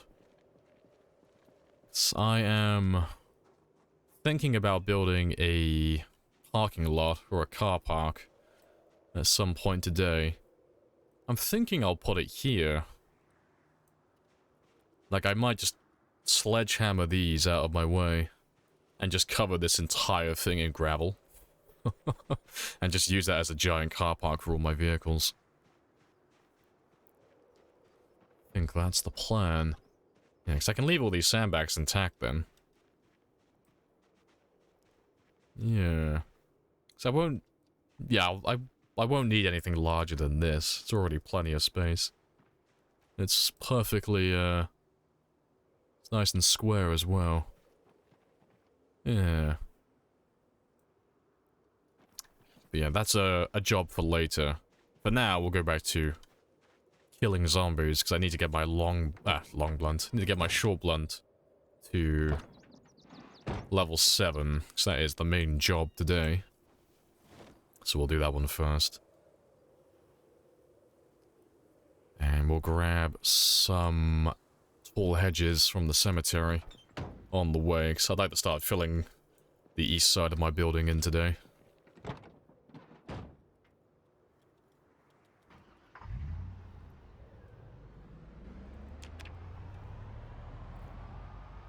Sledge out the satellite dish? No, I'll probably keep it there. I like the look of it.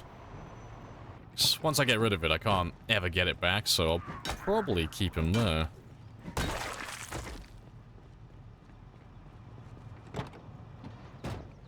Gravel doesn't stop trees, though. No, it doesn't, but it's like, they don't grow rapidly, so every now and then, if a sapling appears, I'll just quickly cut it down with an axe.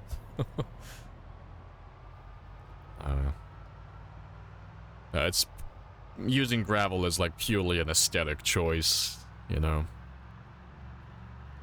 So I use sand for the pathings, it's brighter, and I think it looks better. But if I'm gonna build, like, custom roads and stuff, I normally... If it's extremely long, I'll just do dirt. But if I'm gonna build, like, a car park or a little side road that goes around my base, I'll normally use gravel, just because they tend to use up a few hundred tiles worth of gravel and materials, so I'll go with the one that doesn't look as good but has a far greater abundance, because all of these roads, like that we're driving down now, they almost always have gravel on the sides, at least on the highways.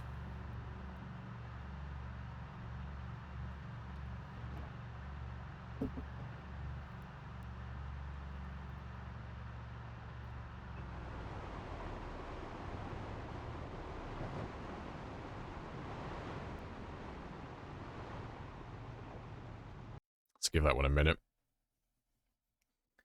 You start doing it besides to build a wood floor. Yeah, doing wooden floor takes more materials and is a little bit slower, but it's a permanent solution because you'll never have trees grow back. Yeah, it's very nice.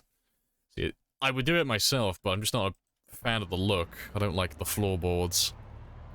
And if you put something on top of the floorboards, it negates the benefit of having them. So you can't do something like build floorboards and then put gravel on top to cover them up. Trees will grow through that again, which is it's a bit of a shame.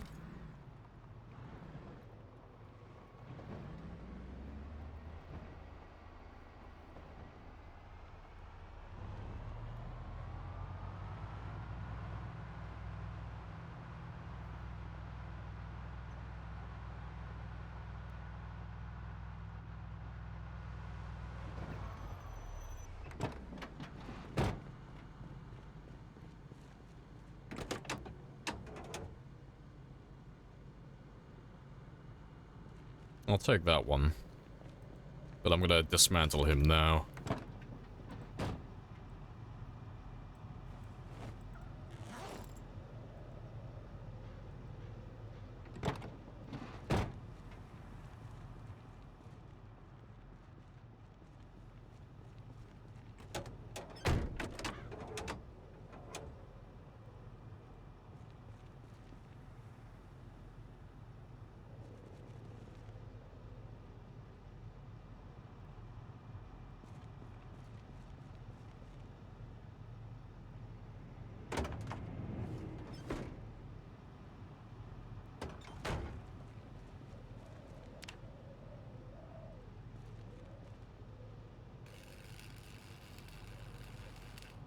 Oh, good stuff.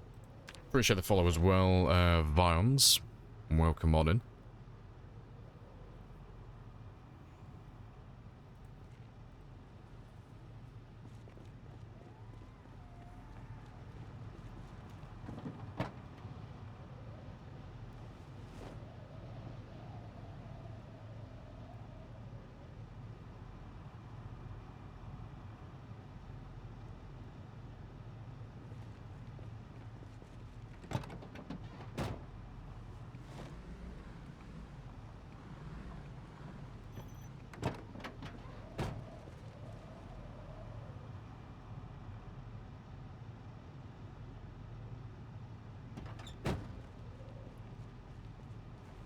Yeah, good stuff. So yeah, let's grab these hedges now.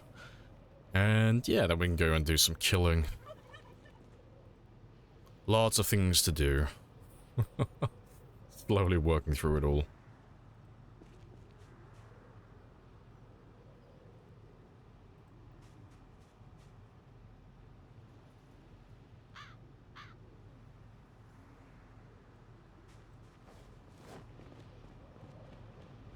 Yeah, good old killing.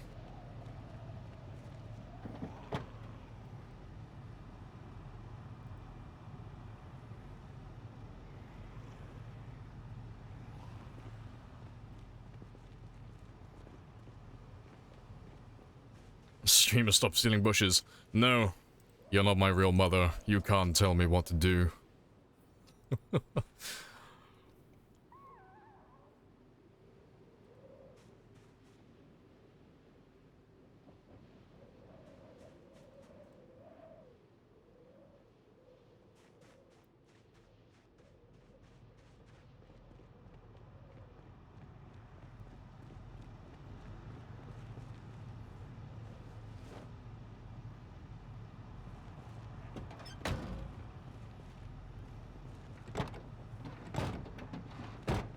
making sure my seat was empty.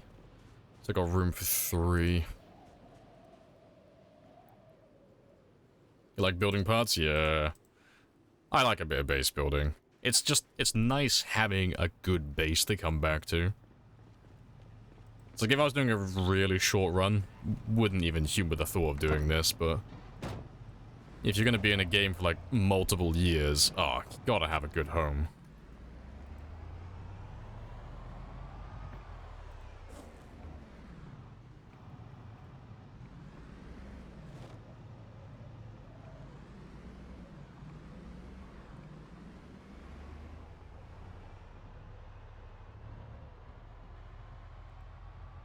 A proper repair to Frank. Yeah, we've repaired him, like, fully, a while ago. He doesn't need any repairs anytime soon, though. Like, his tires are getting a bit low, but you can't repair tires. You just kind of have to wait them out until they explode. I could replace them early, but, you know, I don't like being wasteful. So long as the tires are still intact, I'll still use them.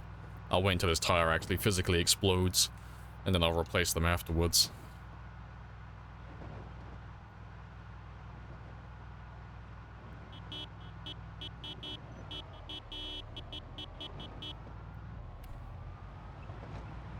Yeah, let's get a bunch of zombies around by the generator. And we can just chip away now. And get that short blunt level 7.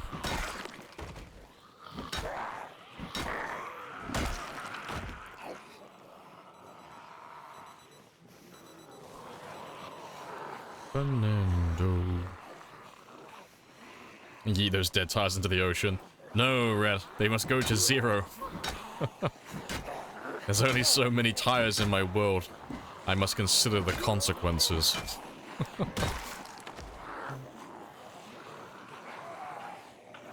I'll replace my tires with ones that are like 80% plus, but yeah, I won't replace them until they're actually dead.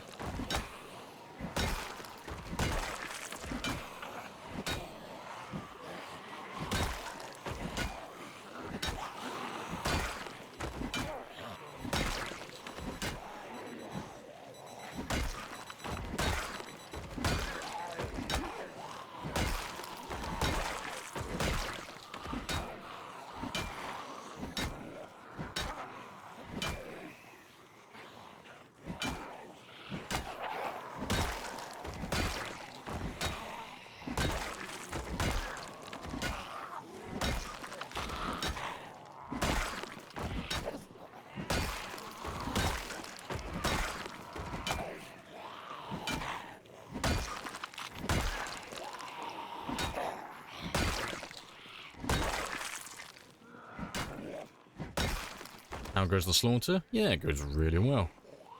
Nice and chill. We've only really just started killing zombies. We've been doing a lot of base building and just chilling out really for a bit.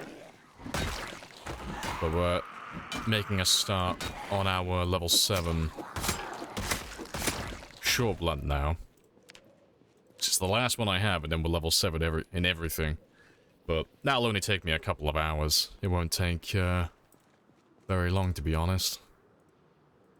And then we're going to aim for 235,000 kills today. A nice moderate amount. But, yeah, today I just want to do like I just feel like base building today. But, you know, I want to get my skills and such done first. We'll do a little bit of electrical soon as well. So we have so many dead bodies on this road. Oh, fucking idiot. Yeah, we got so many dead bodies on this road.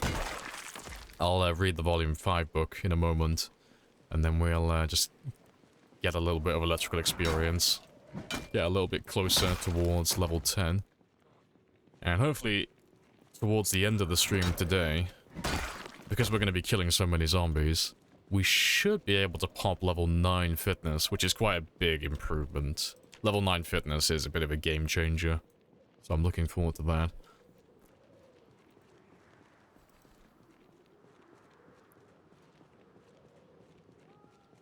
Putting those hedges to good use. Oh, you know it, obviously, yeah.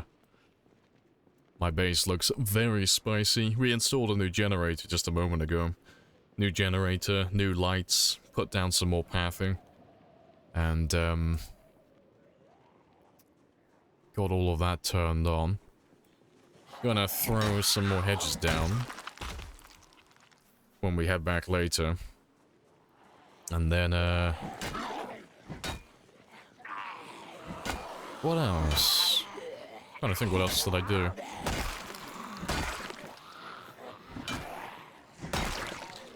But yeah, putting down some hedges and such.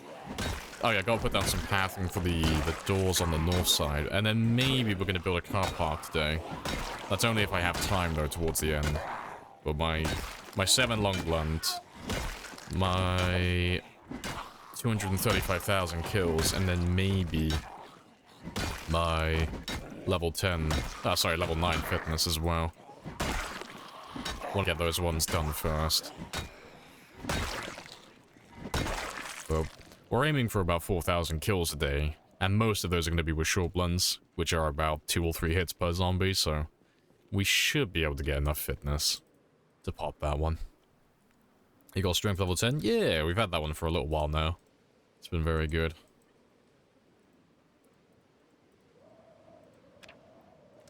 Yeah, that one was about a week or 2 ago in real life. It's been very nice, having that extra carry weight and a little bit of extra damage on the side.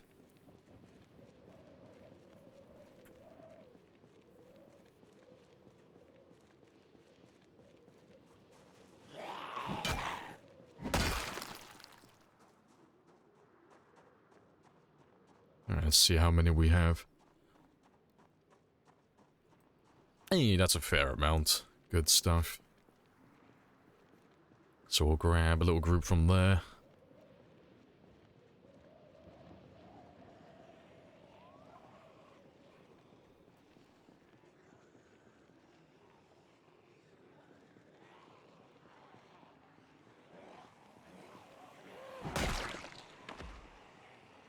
Still in range for a lot of them.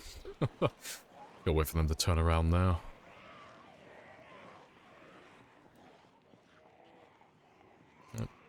There they go.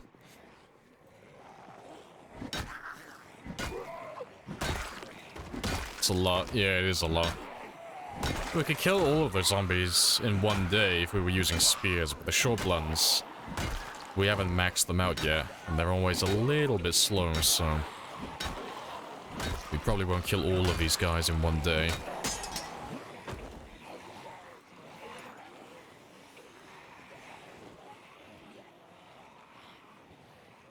You found yeast for the cake? No, I still haven't found any yeast, but to be fair, we haven't been looting lately.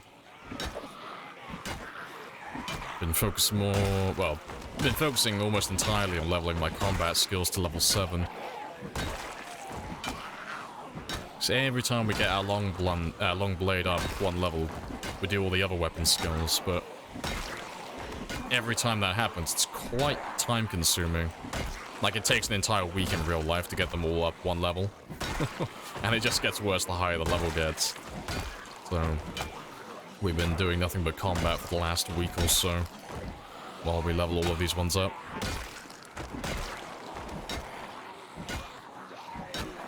But we'll be done after today, and then we'll be back on the spears full time again.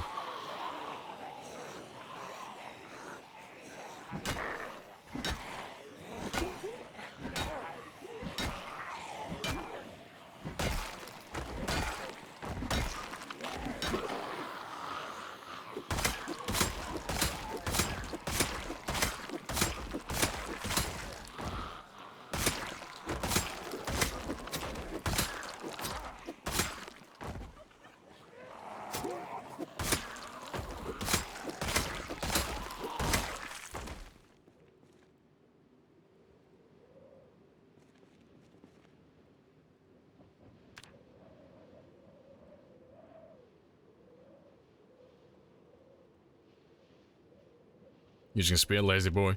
Oh, I've stopped running away now. Like, when my character gets, moderate exertion, when he's leveling up his short blunts, I just don't run away, because It's more time consuming to run away and then rest and then come back and kill them with the short blunts. So I just finish them off with the spear, and then I'll go back, have a rest, and then go back to using the short blunts again. Speaking of which, I need to grab those spears again.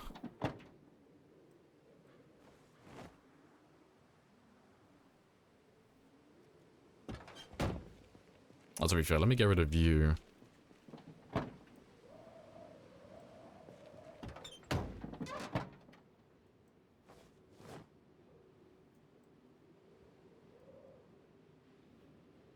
Yeah, that'll do.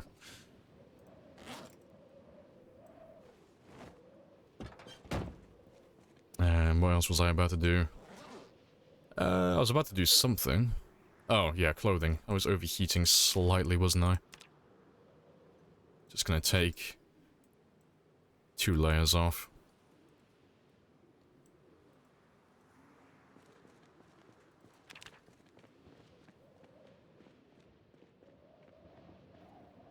Hey, Wasp. Welcome back. Yeah, the silhouetting. Yeah, so it's just over 500 zombies there, more or less. But that is not too bad.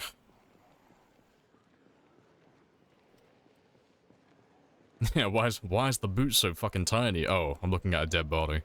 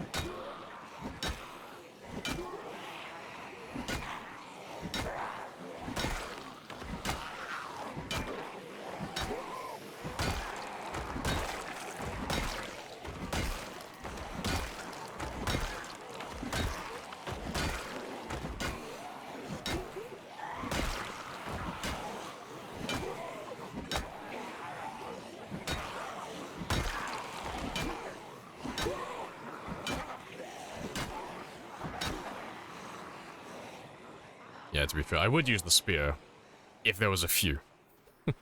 That's a little bit too many. Did she back there? Most of you should lose me.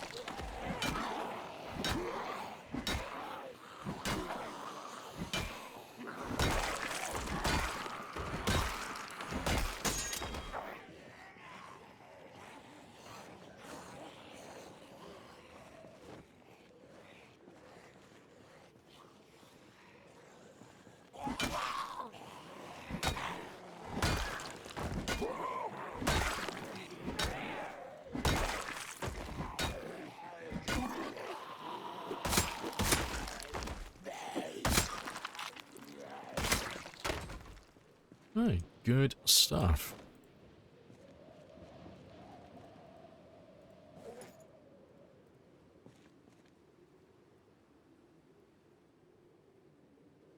Let's go grab another group.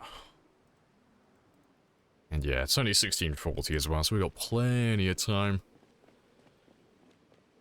Hey, Tea Enjoyer. Welcome back. Hello, hello.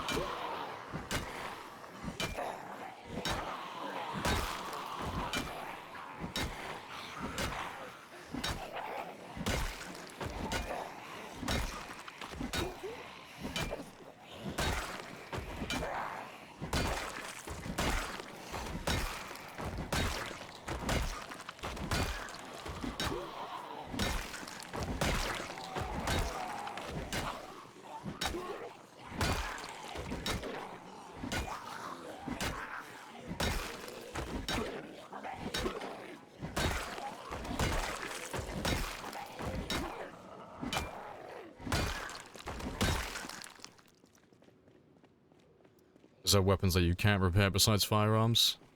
No, you can repair firearms. I'm sure, unless I'm thinking of a mod. If you have two of the same weapon, you can combine them. I'm sure. I don't know, maybe I'm thinking of like State of Decay or something. I'm pretty sure you can repair firearms. But in terms of melee weapons, you can't repair katanas, you can't repair crowbars. There might be a few others. Yeah, you can repair, yeah, almost certain you could. Yeah. I'm pretty sure it has to be the... You have to have two of the same weapon, isn't it? Firearms require... Oh, is it aiming 3 the minimum? Oh, fair enough, I didn't know that. I never really repaired guns. Like, I normally either find one that's in perfect condition, or I don't take it, you know? Unless it's like the very beginning of the game. No, fair enough. But yeah, katanas, crowbars. There's probably a few other, like, miscellaneous weapons that you can't repair, but those are the two, like, actual weapons, like, ones that you would use in combat that I can think of off the top of my head. And they're not repairable for a good reason. The katana is an absolute fucking beast in combat, and the crowbar is just super durable, so... But yeah... But I don't find myself doing a lot of repairs, to be honest. You know, spear gang for life. Super wasteful. Craft and ditch.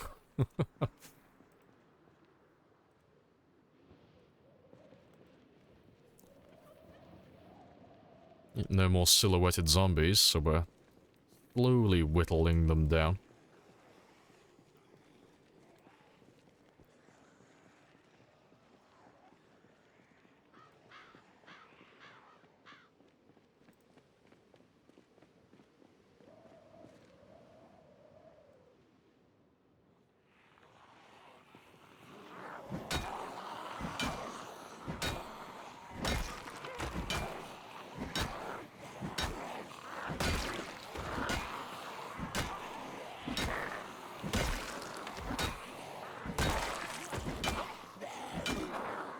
That horde, though, yeah, it's pretty spicy.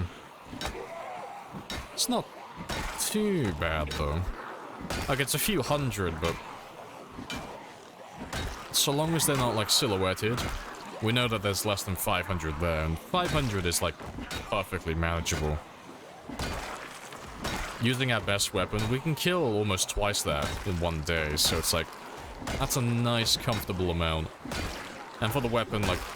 The short ones that we're using currently, it's just a little bit more than what I can currently do in like 24 hours, so it's a really, really good sized group to have.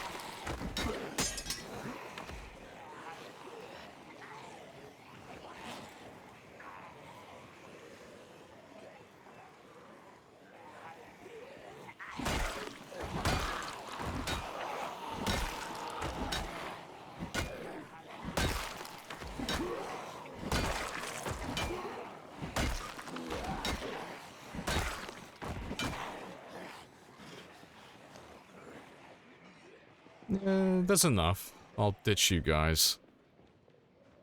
I'll come back in a second.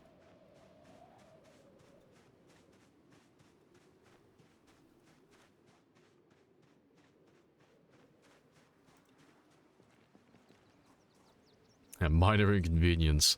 Oh, it's fantastic at the moment, because the name of the game currently is getting that level 7 short blunt done. And we are getting very close. I think nightsticks are not repairable. I'm pretty sure those ones can be repaired.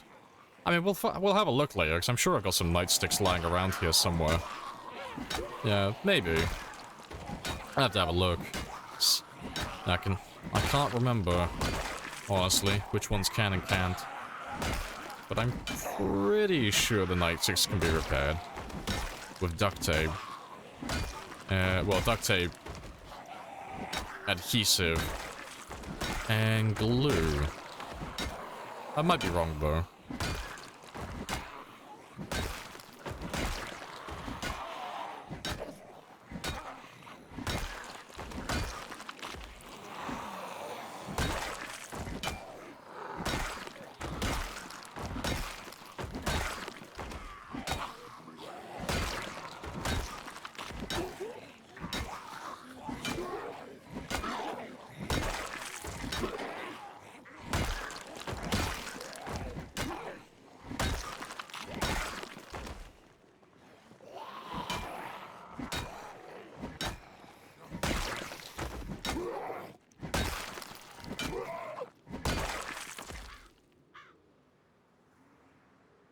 I was hoping that cop was going to make it easy for me and just give me a nightstick.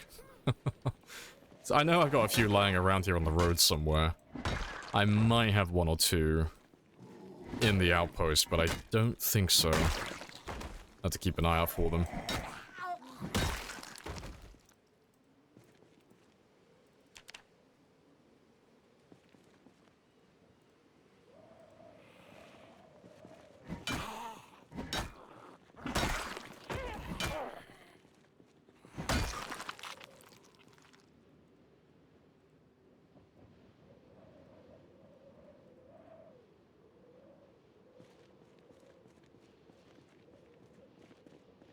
Yeah, if you see a nightstick on the ground, call it out.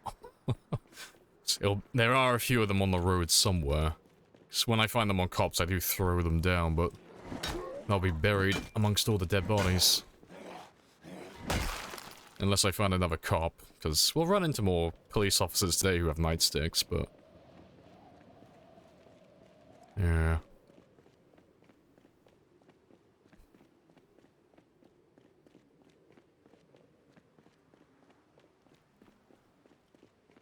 No, there's one.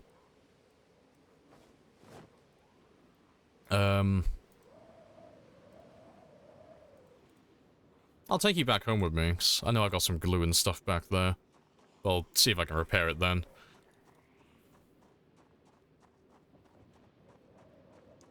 I'm 90% sure you can. I'm not willing to say 100 though, just in case.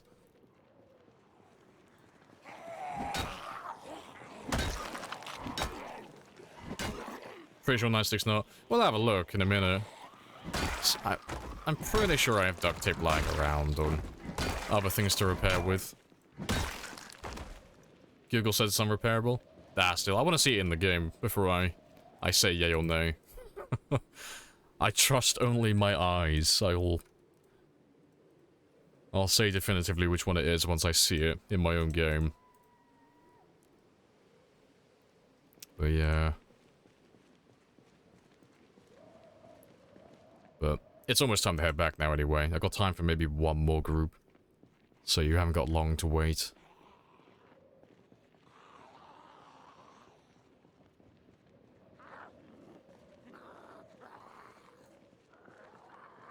Yeah, just do a little small one, and then we'll head back.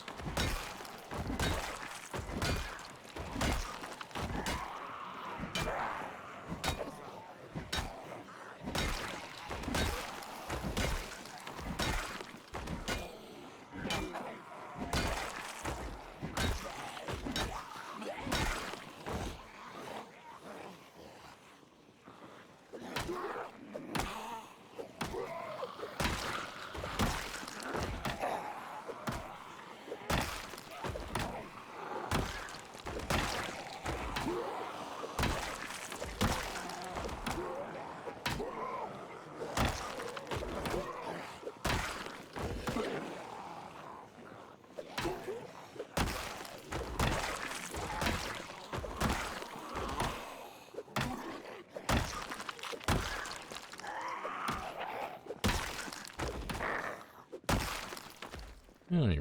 Yeah, 21:30, time to head home.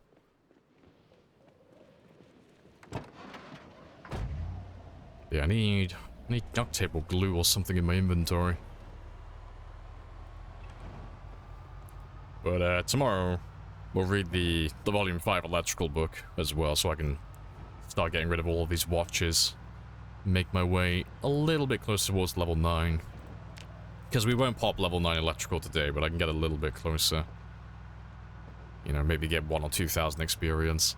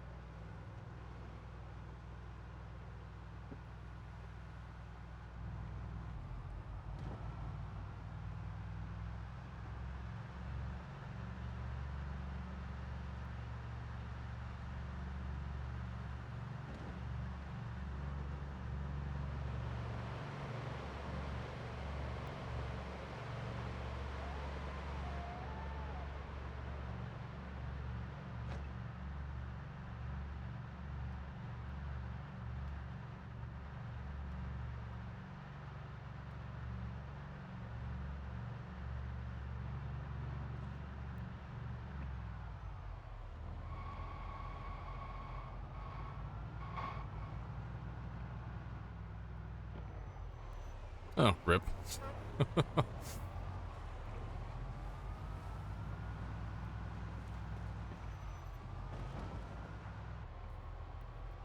If you could load a little bit faster, that'd be great.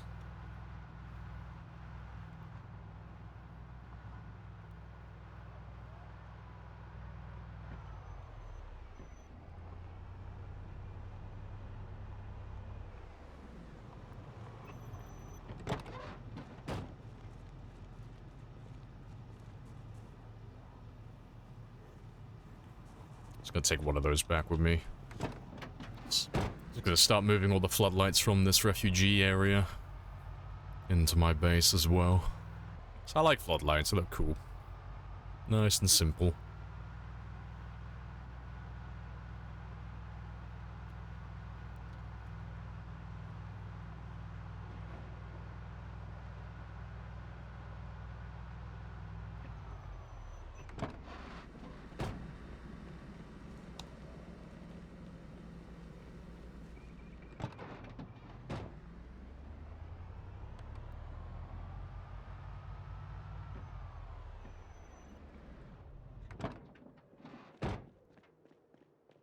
Did I repair the light bulb on this one? No, he's dead. He needs a new light bulb at some point. Hey, Superior. How's everyone doing? Yeah, we're all good. Nice and chillin' today.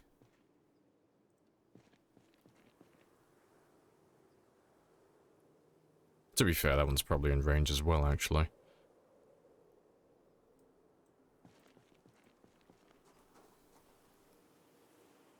Just a lurking man loving streams. Good stuff.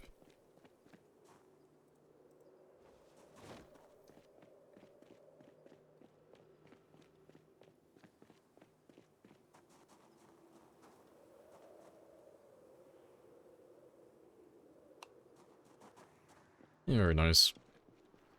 The amount of fuel that we're using just to power the lights is hilarious. But it looks so fucking cool. Yeah, I need another floodlight down over here as well. Yeah, I need one that's like just out of range, well, just in range of this one. Right about here, just to light up this little area. Yeah, very, very spicy.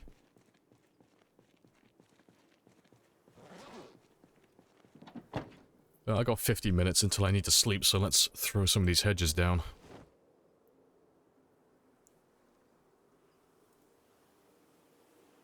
Does chat have timestamps now? I think they've always had timestamps, haven't they?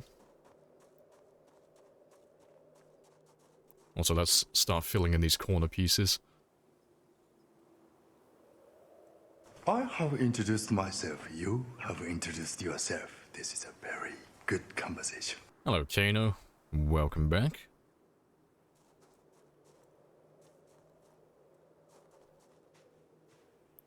Good day. Welcome on in.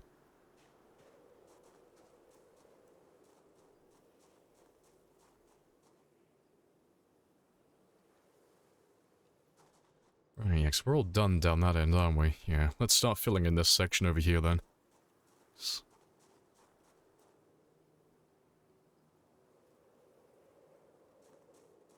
I'll probably end up moving that dumpster at some point, but I'll leave him there for now.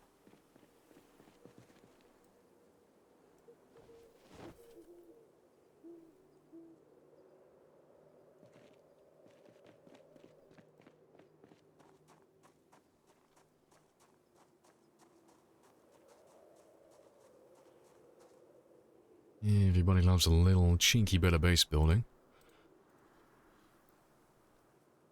And I got 3 more on the passenger seat. Yeah, this place is looking a lot better though. Looks very spicy.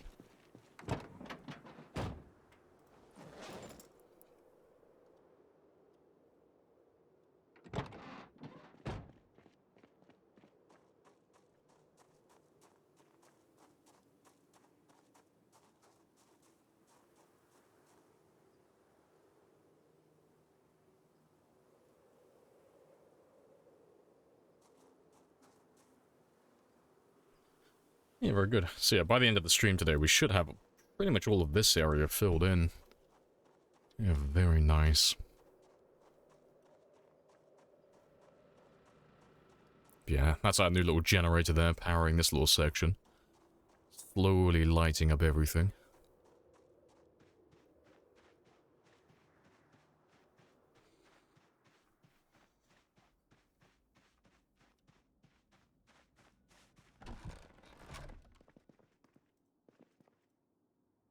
To be fair, let me give you... Oh, I'm still carrying a hedge. Rip.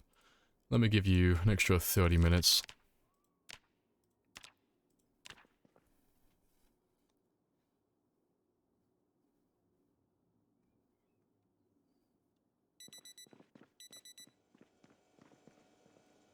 Let's make sure we're still hanging around the 83, 84 mark.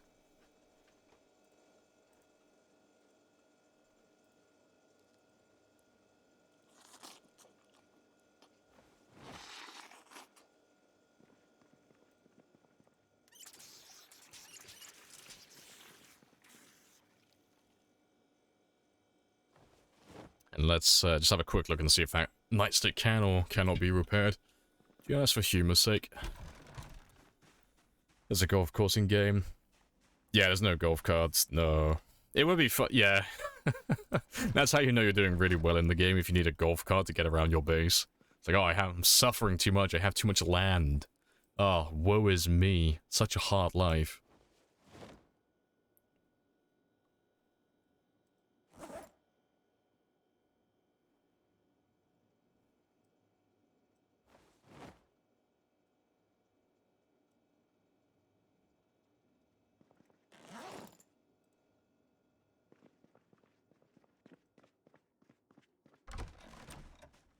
I just need to find something I know can be repaired. What do I have I know can be repaired that's actually damaged in my inventory? Because I feel like I'm having a fucking moment right now, because I never repair anything.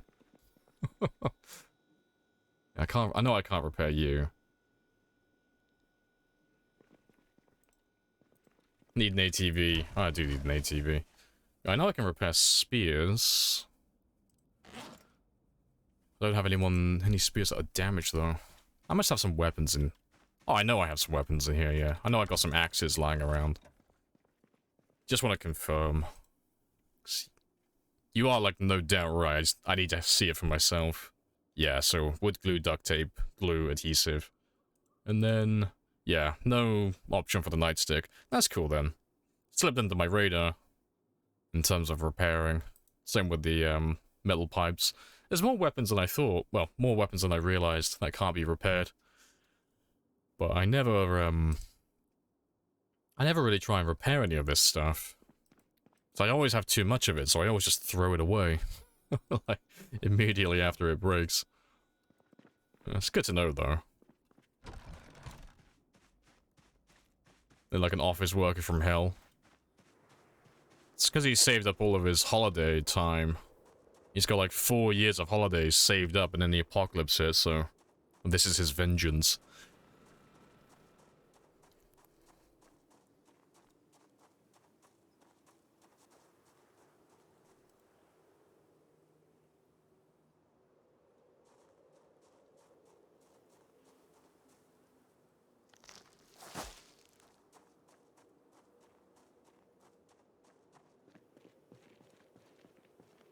That's all good. Put you back there for now.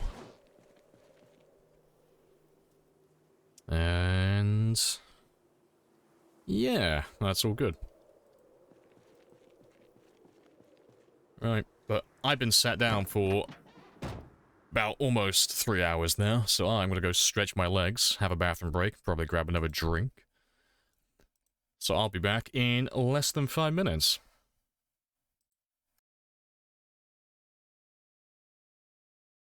And I'll leave my skills on there so you can have a little gander as well.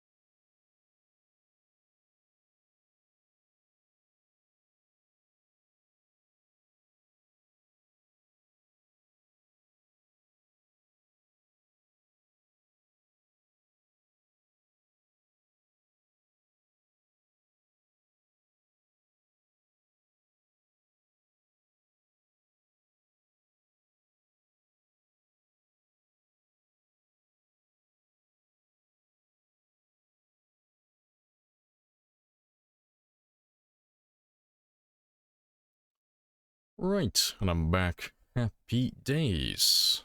Let's get rid of you.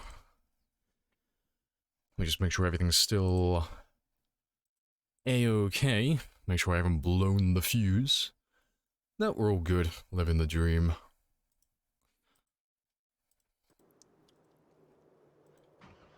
Right, yeah, hedges, killing. Murder, murder, murder. So we should be able to crack the 2300 mark for the experience. Get over that halfway mark then. Then we'll have broken the back of it and it'll be nice, easy sailing. Might as well kill all of you though.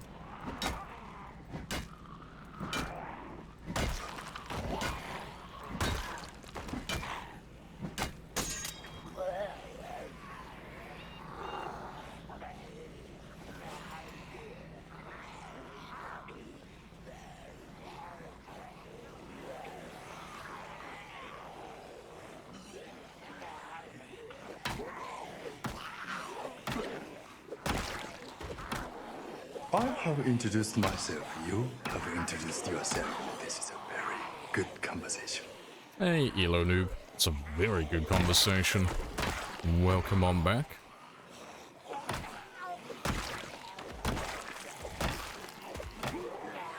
Oh, that was the thing. I said I was going to read Volume 5 Electrical, didn't I?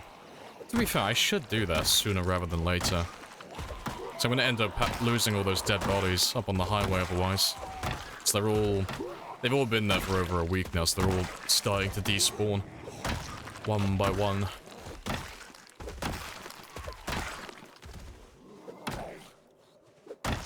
Appreciate the follow as well, DD. Happy days.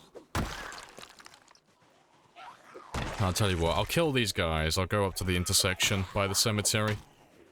I'll grab my hedges that I want. We'll come back. We'll read Volume 5.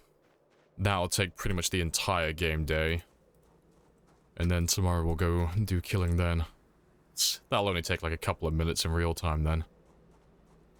Go team.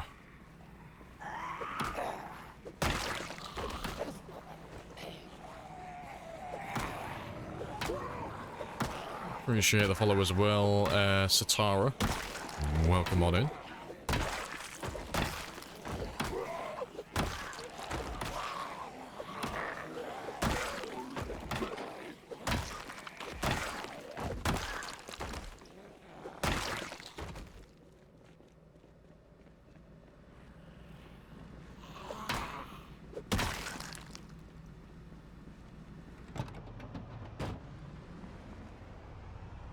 You can't handle it. Too many zombies out there. Your character is too weak to be with the best axe. Where can I find explosives? You can make them, but only if you chose the engineer profession. Word of warning though, they are incredibly lackluster and they're not worth doing. They're basically just really expensive Molotovs, so fire is your best friend if you're really struggling. Chose burglar, yeah, you won't ever be able to make pipe bombs then. No, the best you're no, that's the wrong one. Yeah, the best you're gonna be able to do is make a smoke bomb, but it's not an explosive. That's all you can do with with every character that's not an engineer. Engineers get aerosol bombs, pipe bombs, stuff like that. But, they don't deal a lot of damage. But, like the Molotovs, they light everything on fire. That's really all they're good for. They're just really expensive Molotovs.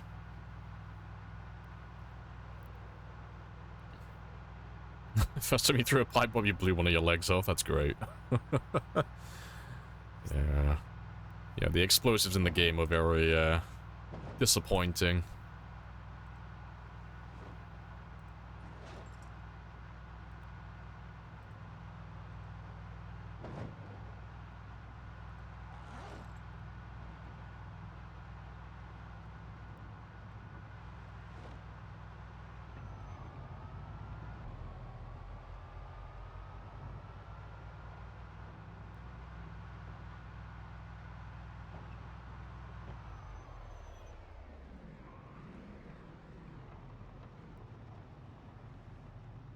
Hello, hello.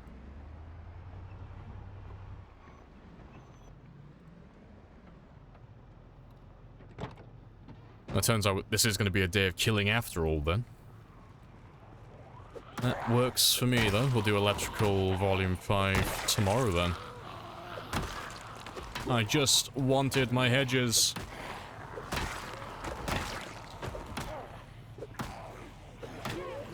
None of you seem to understand. I'm not locked in here with you. You're locked in here with me. Endless suffering. Because I can't leave my base barren. It's got to have some shrubbery around.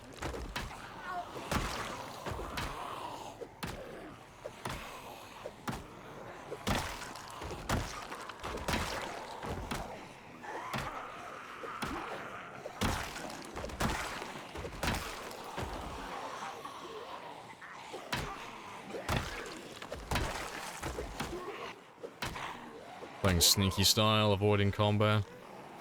Disadvantage, combat skills slowly progress. Yeah.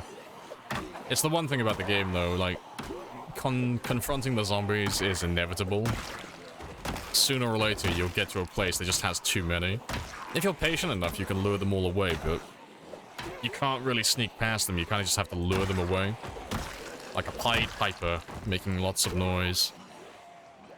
But, it's always just quicker just to kill them all, which is quite funny. So I could be a pacifist and just lure them all to a different location, or I could level my weapons up to level 10 and just kill them in like half the time. So yeah, combat for the win.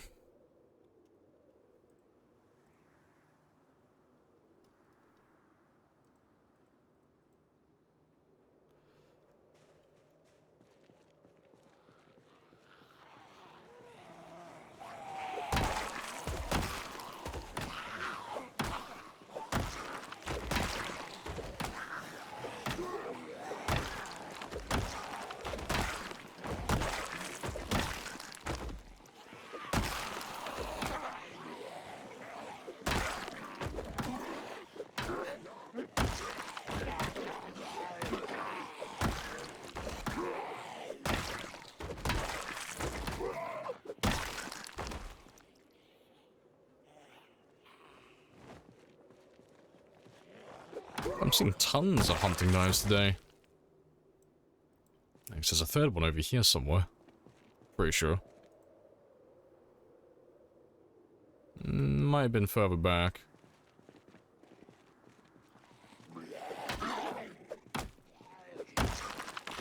Is that him there? Yeah, there's another one there. All the hunting knives. Alright, let's see how many there are around my truck, though.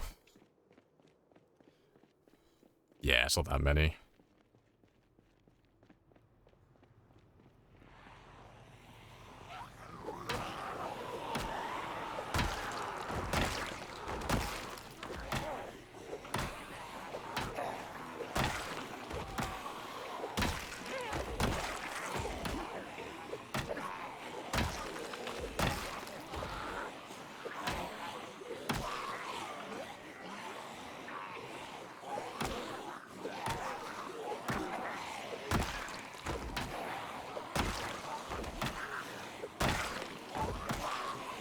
Glorious days.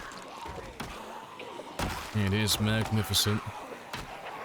You found 7 packs of matches, 80 kills.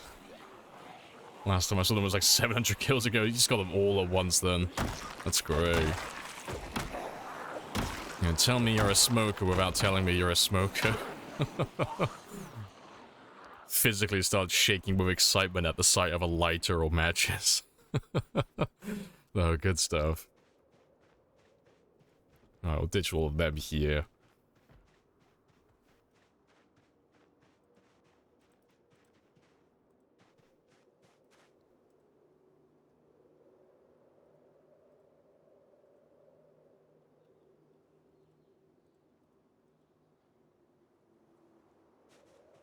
You hate how that weapon looks? No, the hammer is slightly worse, but looks way more badass, yeah. So I normally stick with, for the short blunts, metal bars and metal pipes myself. I just really like renewable weapons. And getting pipes are incredibly easy. You dismantle some cars, or you dismantle a bunch of fences. Or, not fences, sorry, bathtubs and sinks, and you got pipes for days. And alternatively, you dismantle all the fences, and you got metal bars for days.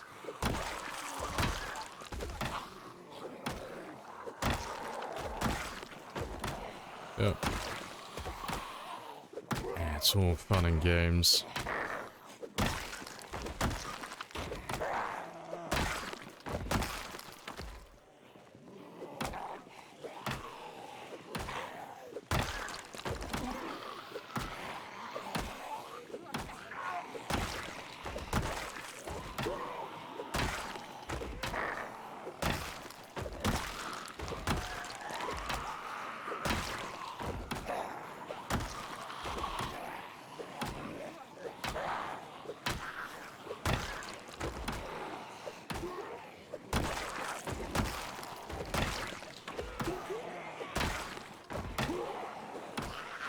Yeah, it's not that many more.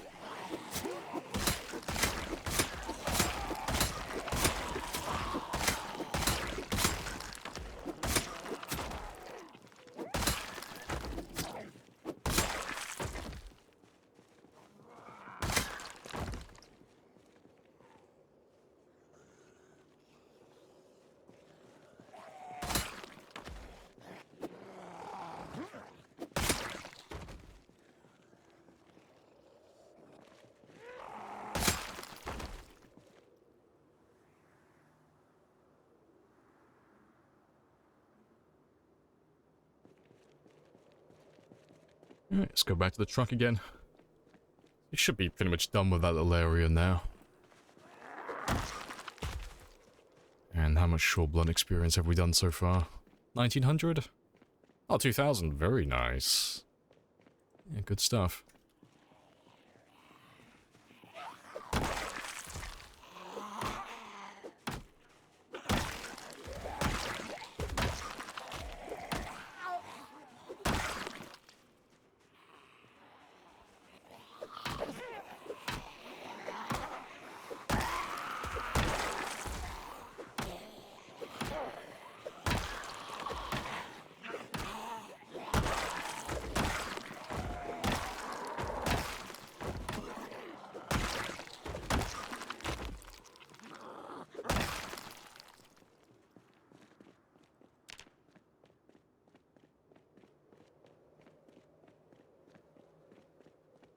Lure zombies in a big radius of the area that you're interested in. And lure that area sneakily. Yeah, that's fair.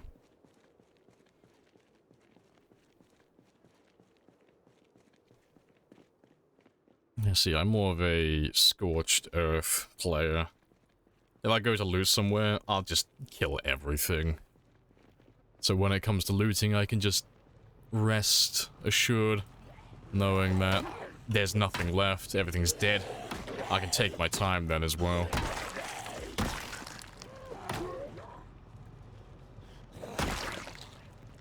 That's my personal preference.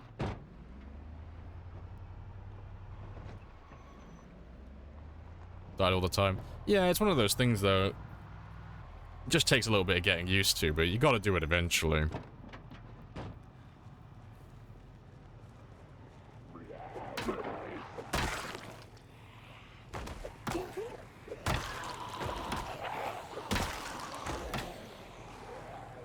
There's always fire, yeah. I mean, if you really hate combat, they can always burn them. Thanks. Fire doesn't take that much effort, or, too much knowledge to do in a controlled fashion. We don't use fire ourselves, but it is always an option. If you were super desperate.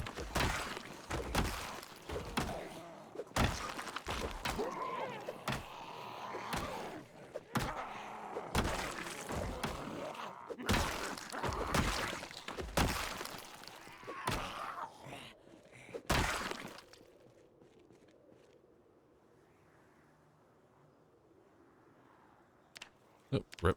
There we go.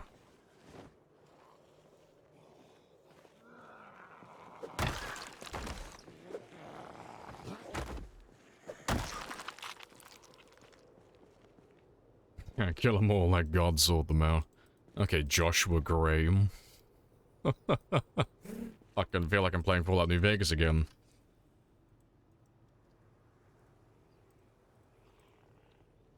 Hey, Bonsai. Hello, hello. How's the sprinters and the work been?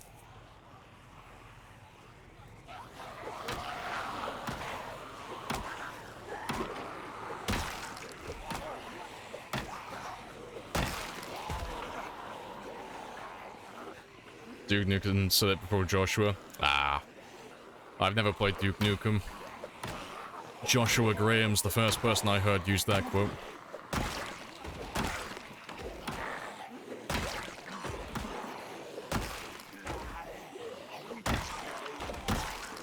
Work sucks. Sprinters had a dope run. Died on the second day. Fair. 300 something.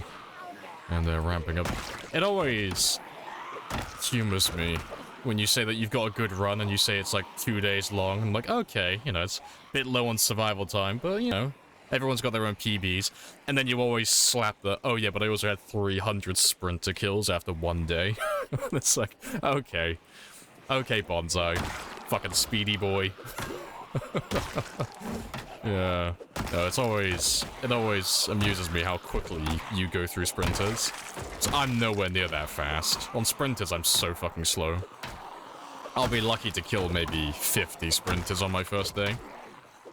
It's always funny.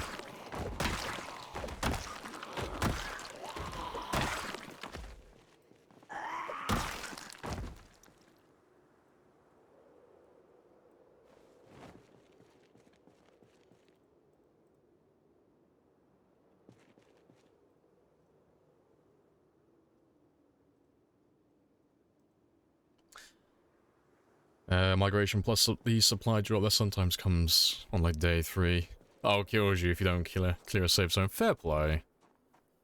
I assume you're doing like the default expanded helicopter settings then, where they're all kind of like set to uncommon.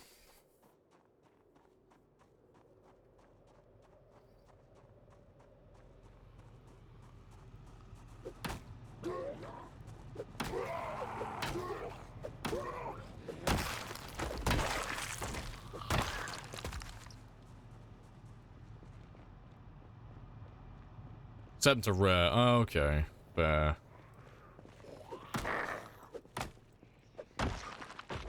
Yeah, I'll leave them for a moment. I'll grab some hedges and they'll probably come down here. They'll hear my car accelerate, so we'll kill some zombies again on our way back out of this area.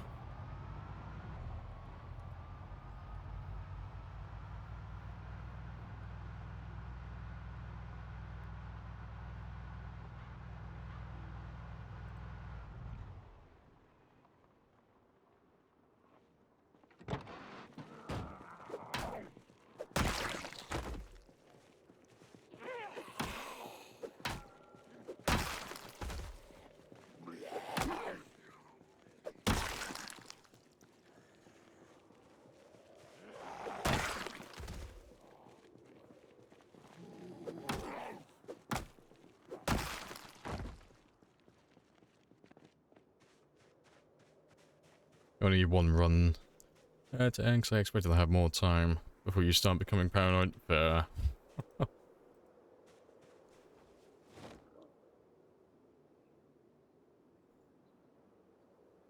The whole night, 60 days. I mean, with sprinters, that is understandable.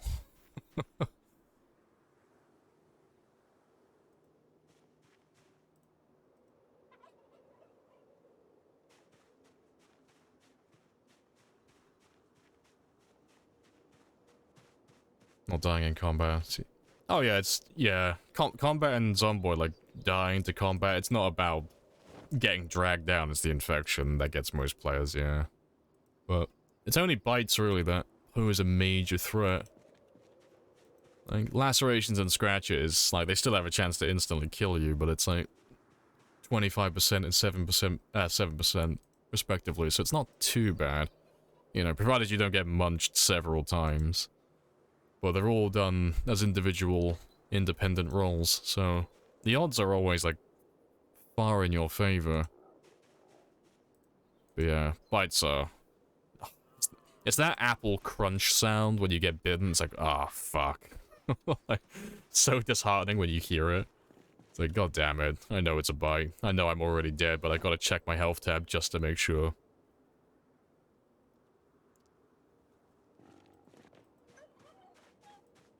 Yeah, it's always the skill issues that get me.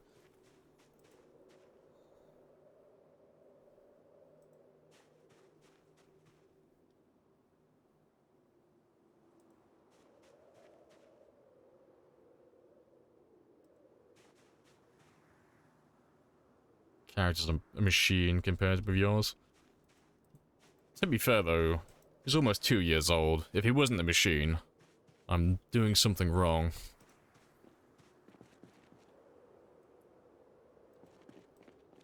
Well, that'll do.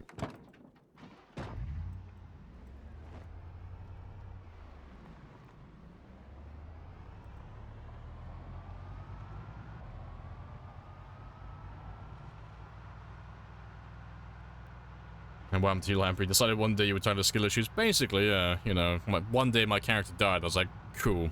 I'm not gonna do that anymore. And then I just started making world record runs constantly. You know, the trick is to say no.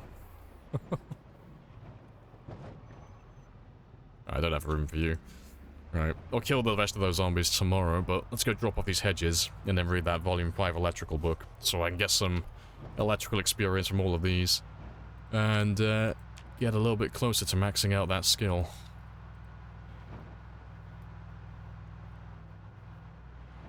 When you mistime your swings. Oh, yeah. Yeah, it's definitely a bug, yeah. Definitely not a skill issue.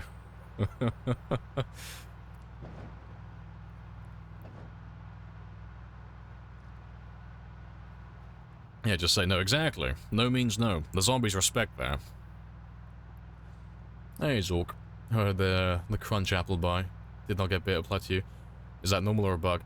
So that's normal. What that is the zombie landed a bite on your character, but the bite didn't go through, so the bite got absorbed by some protection. So a piece of your clothing, you know, wherever you got hit on, a bit of your clothing got torn, so they would have ripped a hole in, you know, maybe the sleeves of your shirt, or put a hole in your bulletproof vest, or something like that. You know, it depends where the hit actually landed. But yeah, you got lucky. Your clothing saved you.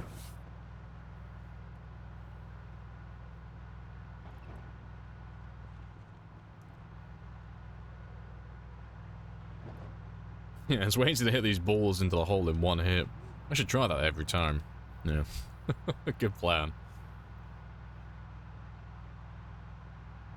Tailoring 10 is great in winter. Oh, definitely. When it's cold enough to actually wear all the clothing without being overheated, even slightly. Godsend. Just tons of protection with no consequences. It's fantastic. Learning stuff every day with this game. Yeah, Project Zomboid is just one big learning experience. Like, I've been playing for nearly a decade. I'm still constantly learning things. It's fantastic. Yeah, and we're getting close to the summer now as well. My character is wearing fewer and fewer clothes, and eventually he'll be completely naked. Not a good time, but I gotta balance out that temperature, otherwise you'll get tired almost well, not immediately, but very quickly. And I'm all about that efficiency. Hey, Shaken. Welcome on in.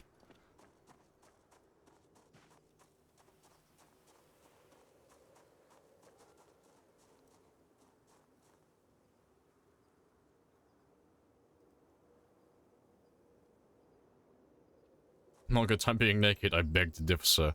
Let me rephrase, or let me expand. It's not a good time being naked when I'm alone.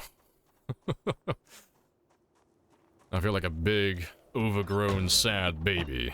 Like, no. Only naked in pairs, never alone. It's sad when you're alone.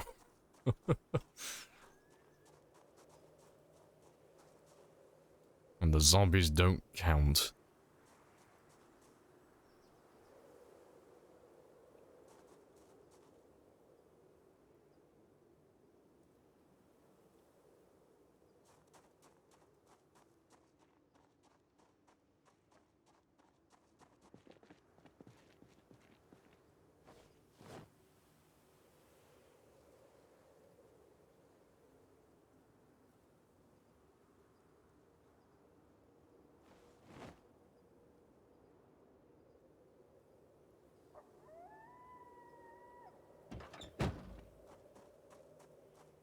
Let's move all of this around. Yeah. Base is looking spicier and spicier each day, though.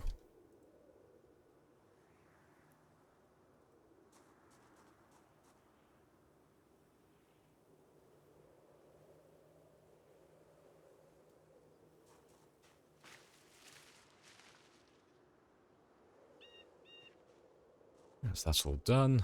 So yeah, we'll go and start reading the Volume 5 electrical book now. And then...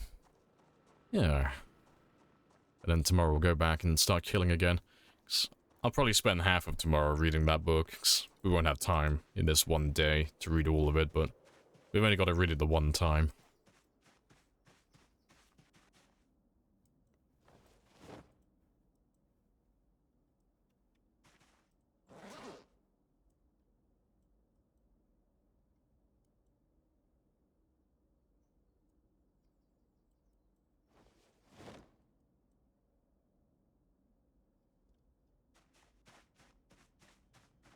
You ever update your playlist? I do.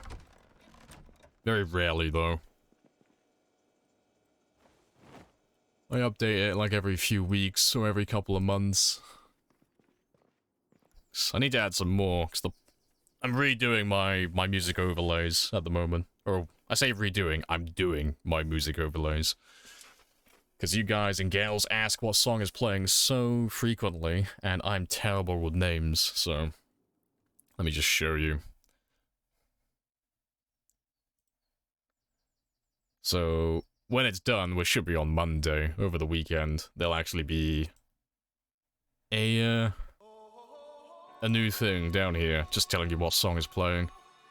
But it is custom, it is spicy, and it is time-consuming to make, so it's not ready yet, but that'll be ready next week.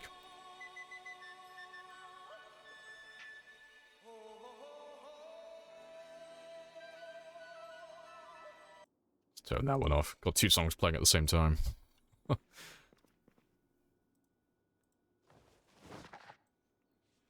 It's already nice, but it will be nicer. Upgrades, people, upgrades.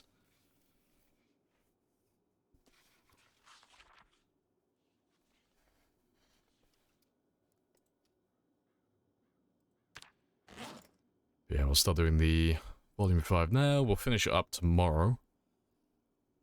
And then we can go back to killing again. But I want that, I want to get rid of some of those watches on the road, just to get a little bit closer, because I gotta do it sooner or later, so I'd rather just do a little bit every now and then, just to stay on top of things.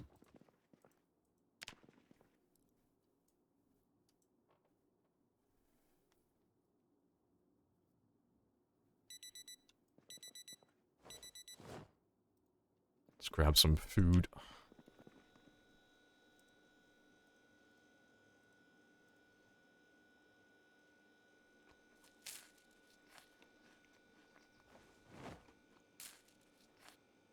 Still not gaining weight, but that's okay. I'll have some more in a moment, once his hunger comes back around.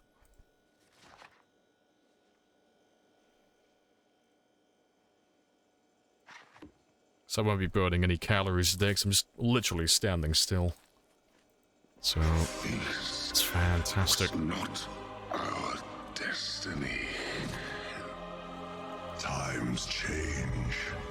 Yeah, me looking at my gym partner when I tell him I'm going into my bulking phase. No, all the calories, none of the dieting. Yeah, I just want to keep my character around the 83 to 84 kilo mark. Keep him nice and plump, far away from being very underweight.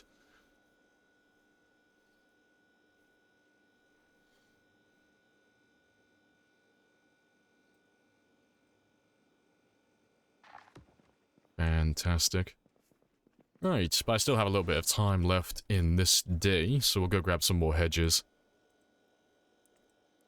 Well, to be fair, I'll grab some more sand, actually. I'll make a very quick trip down to Valley Station. So we're in no rush, really. And I got a few hours. Might grab some more floodlights on the way as well when we come back through. Just so we can add some more lights to this area.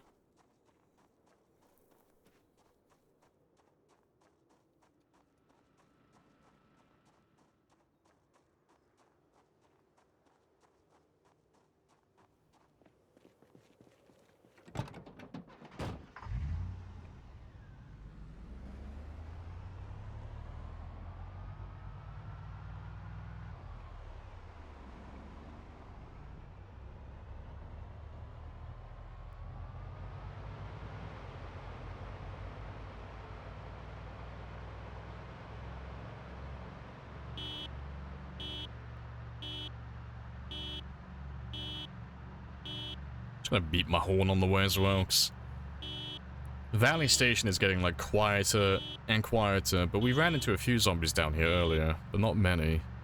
But still on the hunt to find the last few zombies who might be lurking around.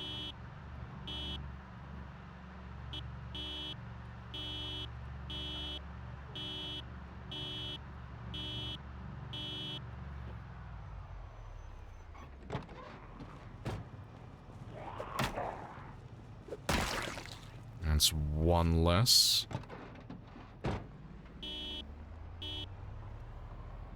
What is the... And what is this? A music overlay and a new counter overlay? I know, all the editing stuff.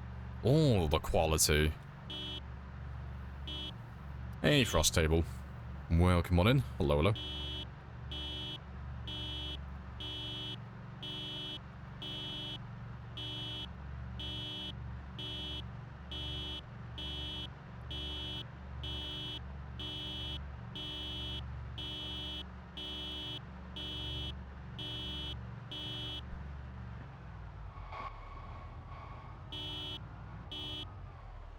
Yeah, we're just really here for sand. Let's grab some of that.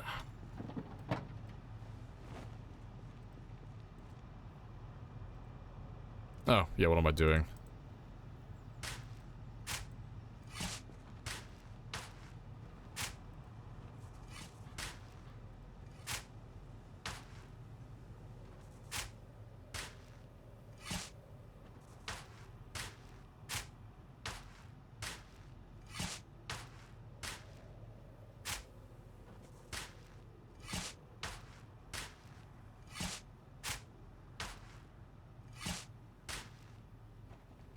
A little bit more. Right, that's all of it. Let's head on back.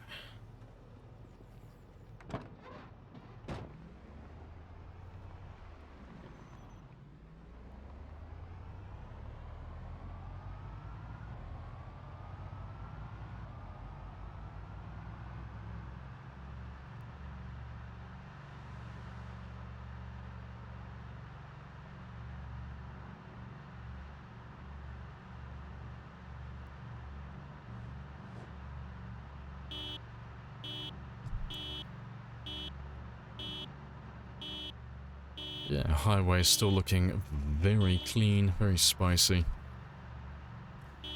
Your first level 10 is Short Blade. Hey, congrats. That's a very good weapon to have a level 10. Short Blades are fantastic. They're my second favorite. Of all the weapon categories in the game, hunting knives are my number 2. Yeah. Level 10 Short Blade, hunting knives, consistently 1 and 2 tapping everything. Like every other zombie's a one-hit kill. Best stamina efficient weapon in the game as well, so no resting ever. It's fucking awesome. And the weapon is like, it's not renewable in terms of like being craftable, but it's so abundant on zombies that you're never really gonna run out. It's awesome. Also, welcome Joji. Very good conversation.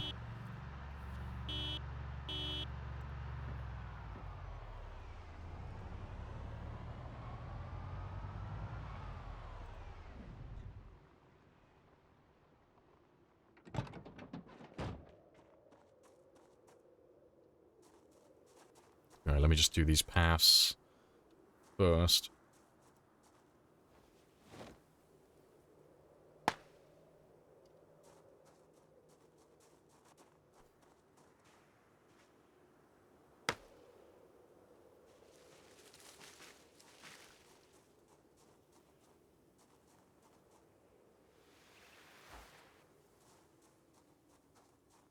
There he stands. Appreciate the raid of 10. Welcome on in.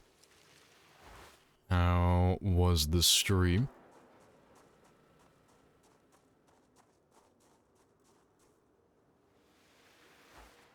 Yeah, very tidy. Yeah, so that's that entire side done now. It's very, it's all nice and clean. I have introduced myself. You have introduced yourself. This is a very good conversation. Hey, Ertz. It's a very good conversation. And welcome on back.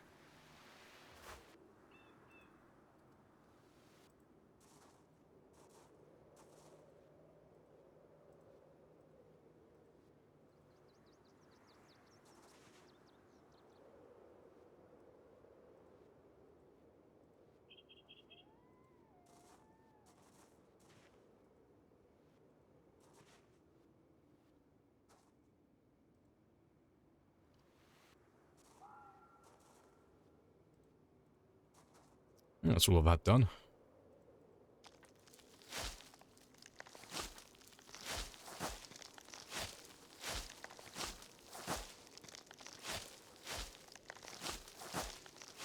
A little bit tidier.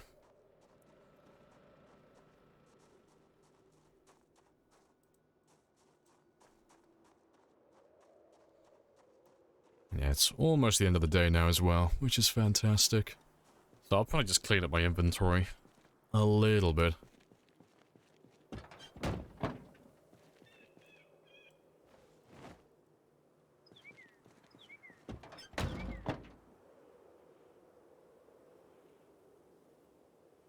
I'll leave those there. Yeah, to be fair, I don't need those ones with me. You've got your sub-expired, fair. Pretty good. Played Survivalist. Invisible Strain tonight. Hey, good stuff.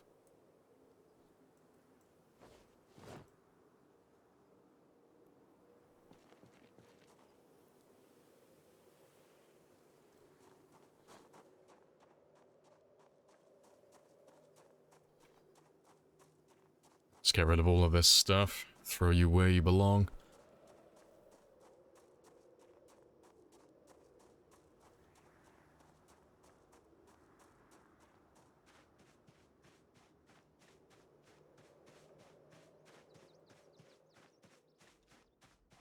Yeah, because I'll just leave all these building materials on the floor, and I'll throw the rest in my drop box. Just leave it all in there. So I'll probably sort some of it out in a second.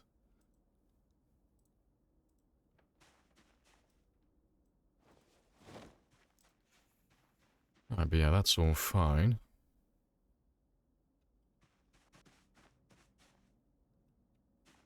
You're still acting up a little bit. Yeah.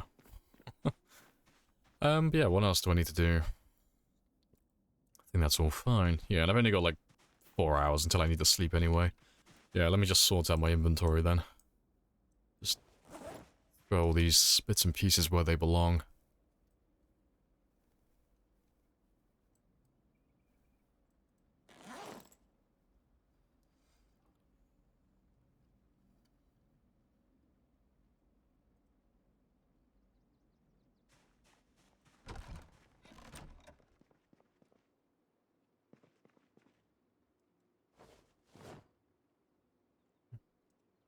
It's all the guns. Let's throw all the weapons in.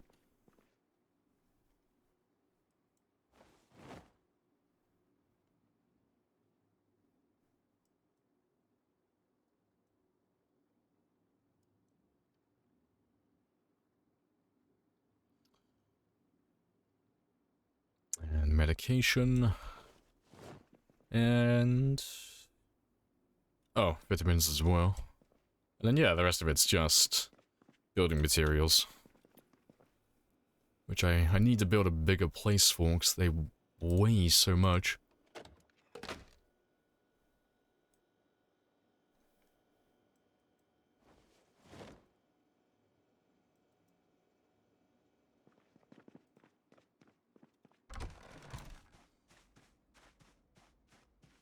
Oh yeah, I can move that one back inside my house now as well.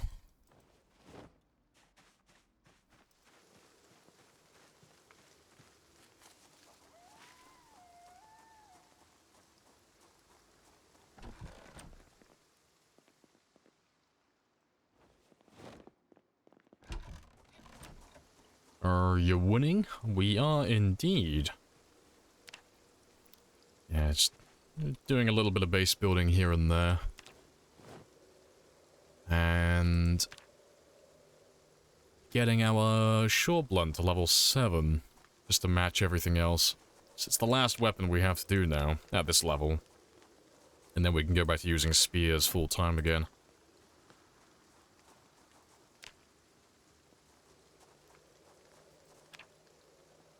Let's make sure everything on this path is done.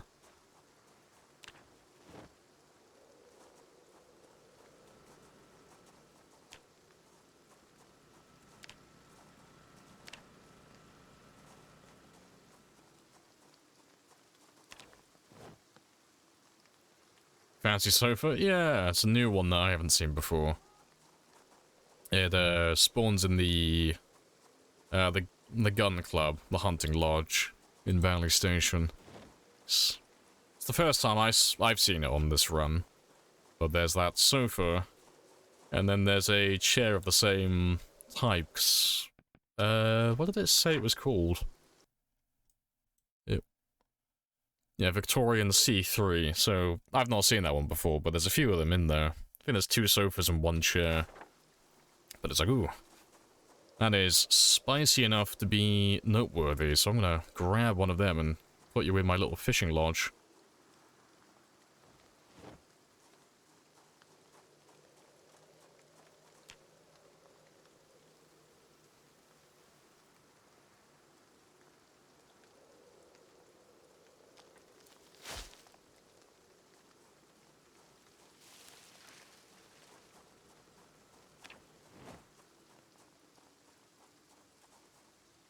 I can't get rid of you. That's okay, though. Yeah, that's everything. That path is... Well, that path and that path are both completely clean now, which I love. And it's almost time to go to sleep as well. When final boss. We're doing all the side quests first. Yeah, this is, it's one of those games now. Perpetual side quest.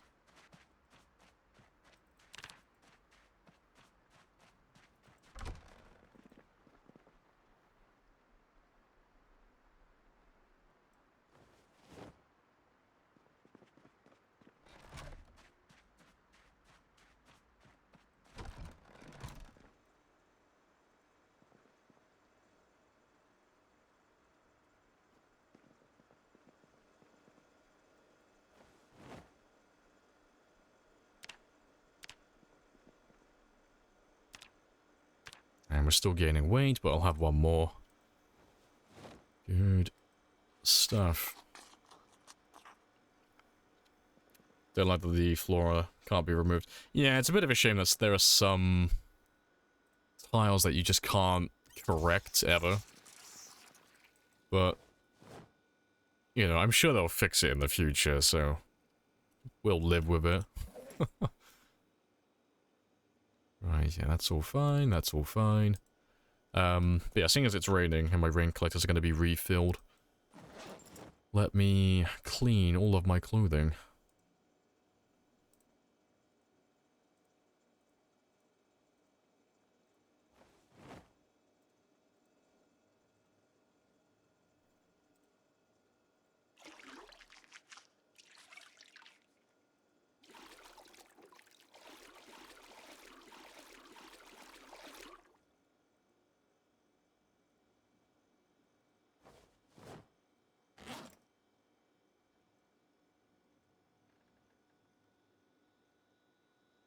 Right, yeah, you could take that one back.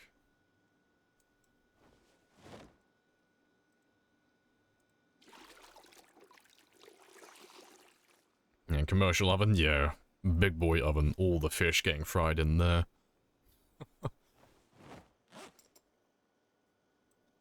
Yeah, 1 kill today, very nice. Doing lots of miscellaneous tasks. But yeah, sparkly and clean. And it is midnight, so let's get some sleep now until 4:30. Are you a poncho enjoyer? I am indeed. For a long time I was a poncho denier, but I can't argue against the rain resistance. It's It's very spicy.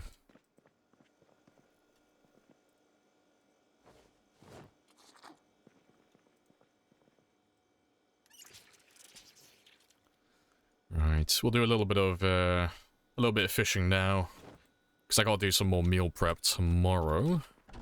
So I'll do fishing this morning, and then fishing tomorrow morning as well, and we'll have enough fish then to fill everything. Is this your base? It is. Yeah, it's very quaint, very spicy.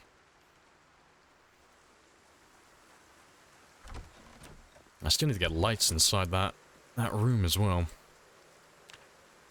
Oh yeah, to be fair. No.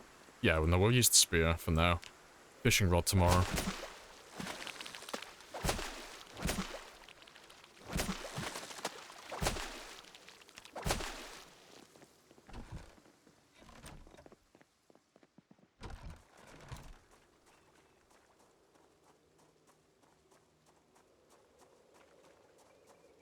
You died last night because you've been thinking about doing 2-hour days instead of 1. Are there any major flaws or bugs with that? Oh, what, the switching to 2-hour days? No, there's no bugs or anything. Everything just becomes slightly easier. So 2-hour days are just objectively easier than 1-hour days, just because you have more time to do everything. But pretty much everything scales up with that time. So you won't get tired as frequently, you won't get exhausted as frequently, but everything good and bad scales. So, you know, you'll have twice the time in real time to get everything done, but you won't have to, like, get twice the amount of food. Your character's still gonna get hungry, you know, relative to game time, as opposed to play time in real life. So everything's a lot more manageable. You have far more time to get everything kind of sorted out.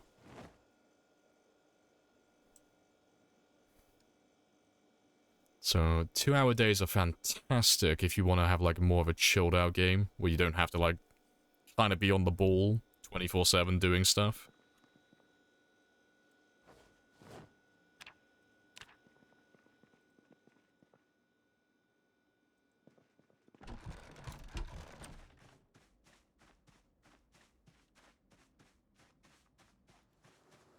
Can we please see your map to date?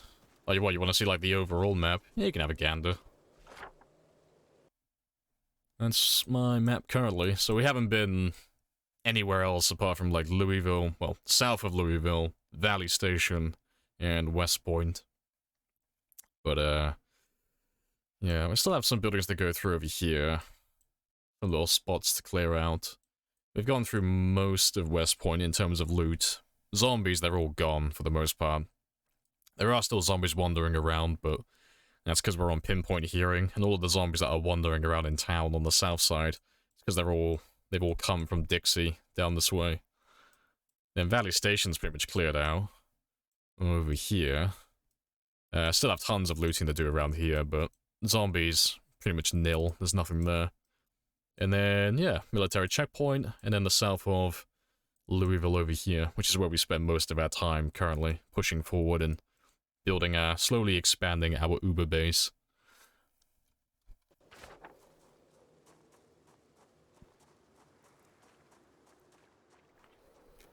Yeah, let's go carry on leveling up our short blunts and killing more zombies.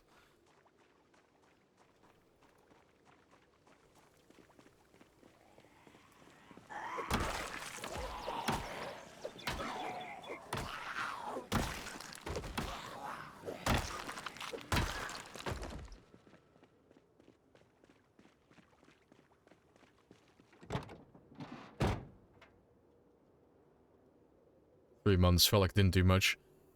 Yeah, the thing you need to keep in mind is, though, game time is irrelevant.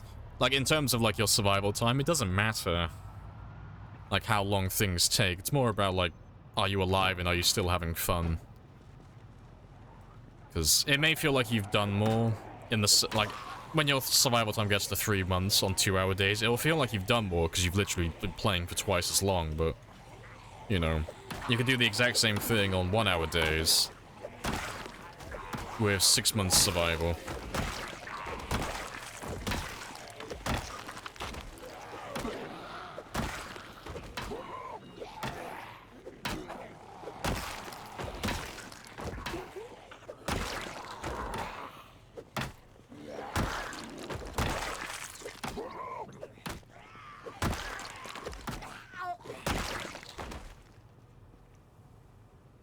Yep, still haven't found a ghillie suit that's intact.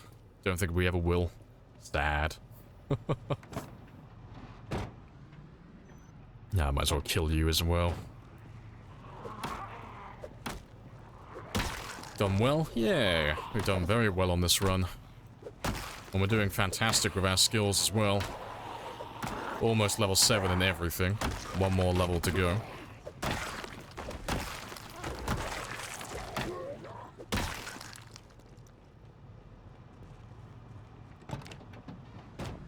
Yes. We're almost halfway now through the short blunts. And once we get to level 7 short blunt, we can go back to using spears full time again. And start getting those super high kill counts. Because we can average like close to 10,000 per stream then, when we're on spears.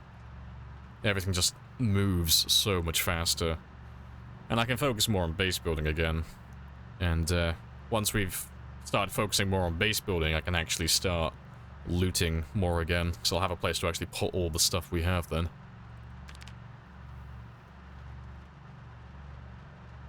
Hopefully you clear Louisville, that'd be insane. Yeah, we'd be the first person ever to do that if we do it. So far, there's 3 of us who've done good progress. There's Storage, Twist, and myself. Storage is on like 160,000, but he started in Louisville, so... Of all of us who've actually cleared out a big portion of Louisville, I think Storage would actually be the furthest in. Because he's been there since day 1. And then it'd be Twist, or myself, because... He's on like 260, I'm on 231. But I've been killing in Louisville longer. So we both cleared out like a big chunk of it so far, but... Yeah, one of us could be the first to actually wipe out Louisville on times 16.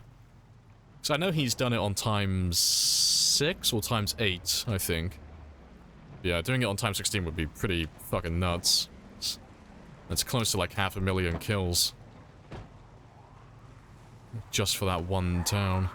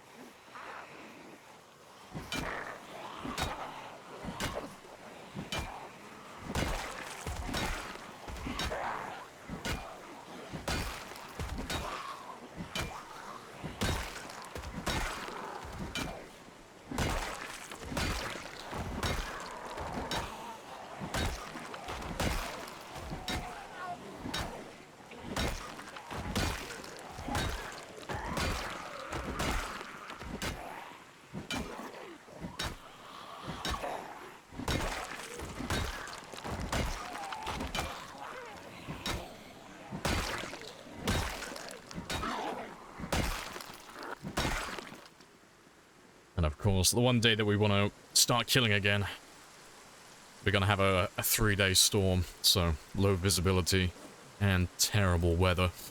Sod's law. Ah, well.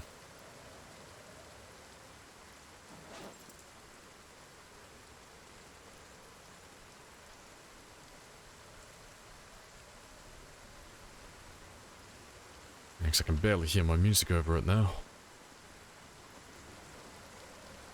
You did a Louisville times 16 spawn 1 run, right? No, I've never done a Louisville times 16 run before.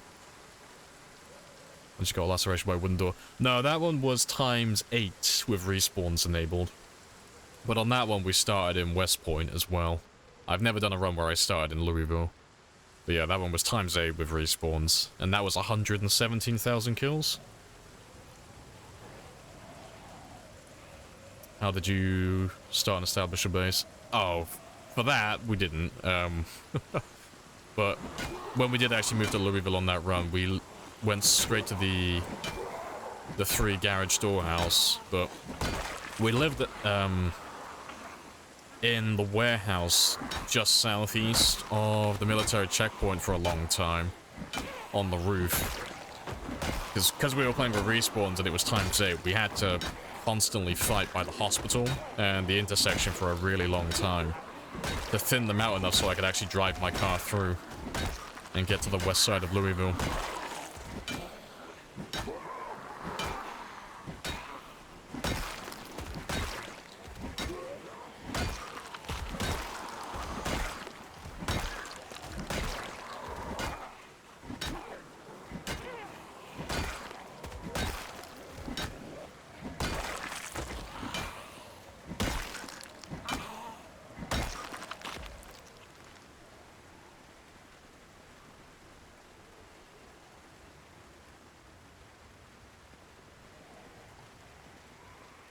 Oh, you're over there.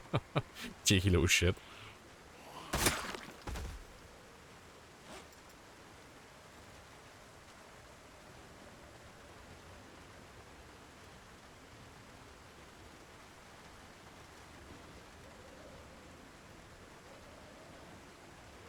How'd you get lacerated by a door? Oh, it was a blind spot, so... Let me find... I can have a quick look and find the clip. It's one of the most viewed ones on my channel, because naturally, you're all a bunch of horrible little shits, and anytime I die, it's always, like, someone clips it, it's always, like, one of the most viewed clips, because people love watching, like, streamers lose long-term characters. That's how it can do. Where are you? Filter by clips. Give me all-time clips and sort by the most viewed. There he is. I instantly found him. What the fuck was that? Literally, the reaction, yeah. But, yeah. But yeah, I was running back to my base, and then right by the gate... Little blind spot. It's because I let my guard down and I was chatting with you guys. But that was the first wound we had on that run, and there was a laceration and it instantly killed me. But we were, yeah, 453 days, so about a year and a half, more or less. 117,000 kills in. And it was right next to the 3-door garage, right next to my base. But yeah. So look, you can't even see him. It's just perfectly behind the door. Yeah, good times. But that was a fun run. That was a really good game. But yeah, that was times 8 respawns. And it was about a year or so ago that game ended.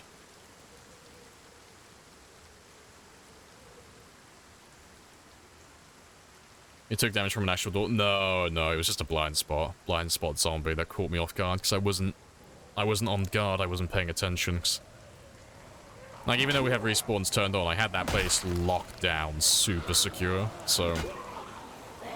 I let my guard down a little bit before I should have, because I wasn't inside my base, I wasn't safe. I should have known better. But we all make that mistake sooner or later.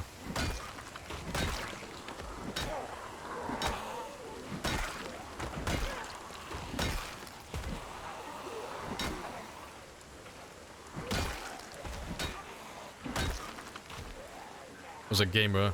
Yeah, that was when Gamer killed me. Yeah, I was taking the piss out of his name. That's why we're always on guard when Gamer comes into the chat. That is the reason why, for that one moment. Because that was when Gamer was going around to people's streams, and coincidentally they were all dying when Gamer appeared. I don't believe in coincidence.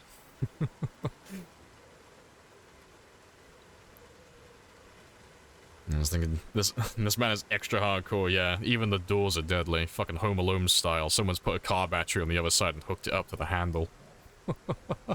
Every time we open a door, there's a chance of just instantly dying.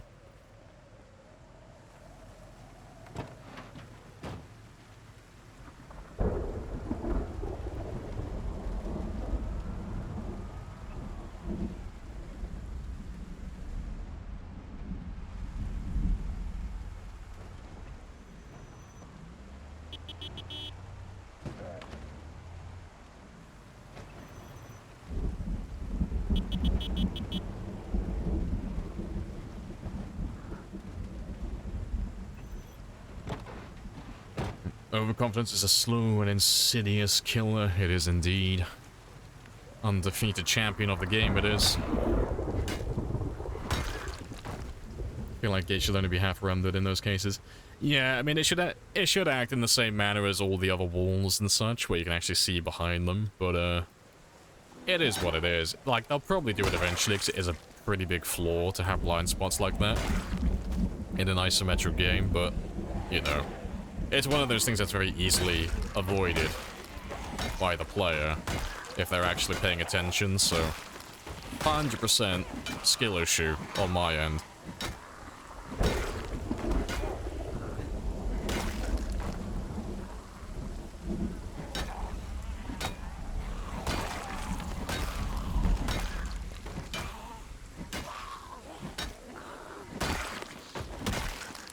What about the 3-year run death? Couldn't see the clip in my Twitch. Oh, that's the most viewed one. I tabbed myself out of the game because it was during a 24-hour stream, and I think we were like right at the end. It was like 23 hours in. But yeah, if you look at the clip, you'll see my cursor go up to open up my health tab, but it goes just off the screen there. And yeah, I tabbed myself out of my game. And so you'll see my character, he's walking in this direction like this, and then it goes boop, and he just stops. But yeah, by the time I tabbed myself back into the game, the zombies were already up my ass, and he was getting dragged down. But yeah, we had 2 mistakes on that run.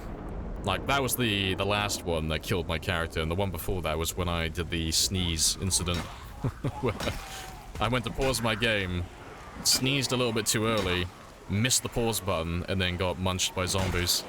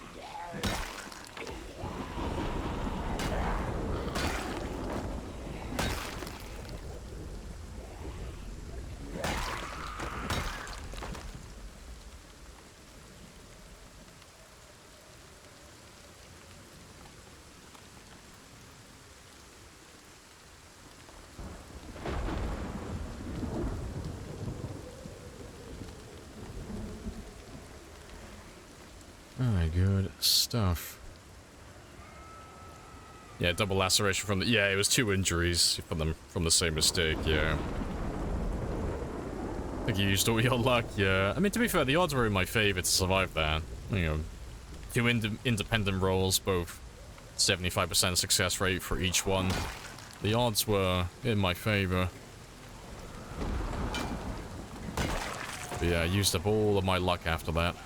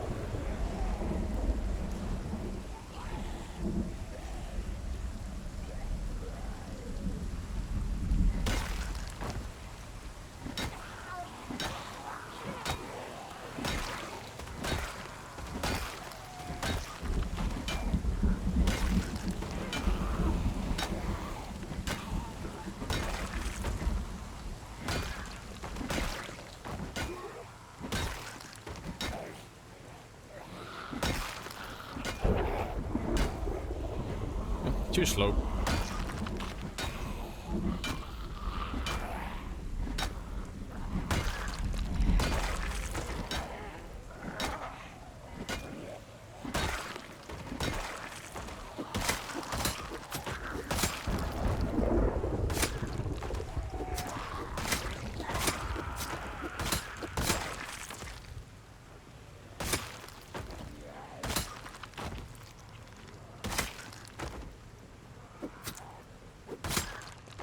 Let me have a little, very quick rest.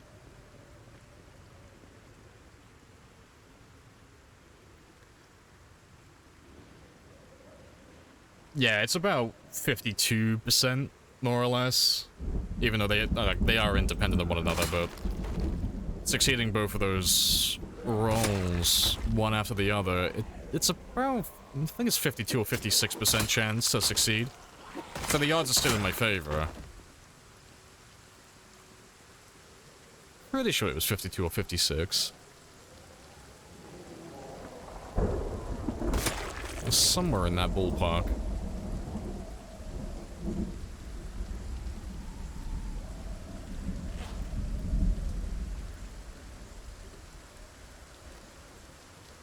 $56.25. Yeah, it wasn't that far off then. It's getting a little bit cold, so let me just throw on one extra layer.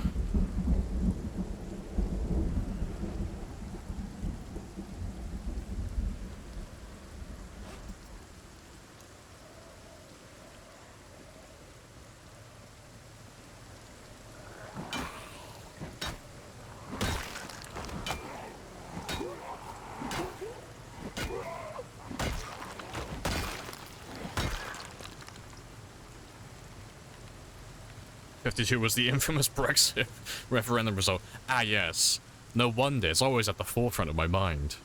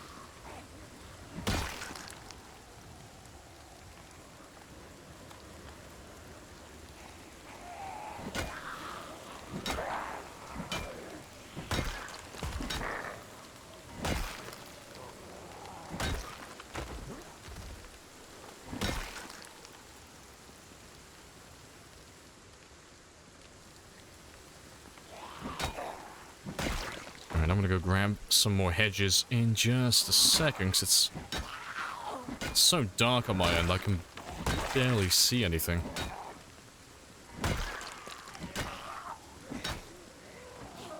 Thanks. I'll probably, I don't know, actually, I want to start doing the watches, but it's a little bit too dark. So I gotta concentrate on zombies and dismantle all the watches at the same time. I'll probably get caught off guard.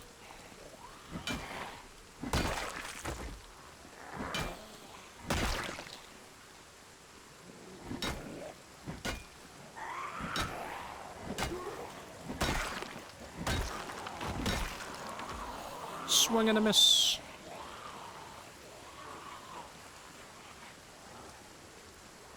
Love the news reports from the people who wanted to send a message, so voted. Leave. Didn't actually want to leave. See, I didn't keep up with anything to do with Brexit. I could not care less. I avoided everything. Just every little piece of it. Because I just genuinely don't care.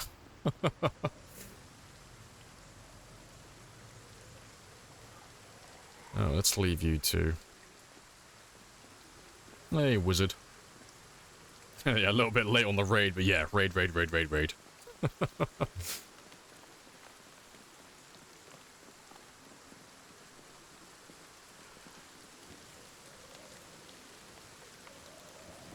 What is the EU? Fuck's sake.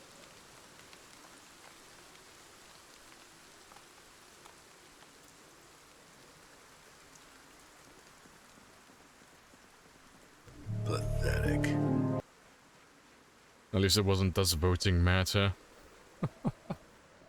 See, I didn't have an opinion on it personally. So I didn't vote. I just removed myself from the equation completely because I genuinely don't care. I do not care what the outcome is, personally. I have no heavy investments in this country, so I was like, no, fuck it, you guys can do whatever you want, you make a decision. My life will more than likely remain almost completely unchanged. And what do you know? It's been a few years, and my life is exactly the same as it was previously. I have no noticeable difference.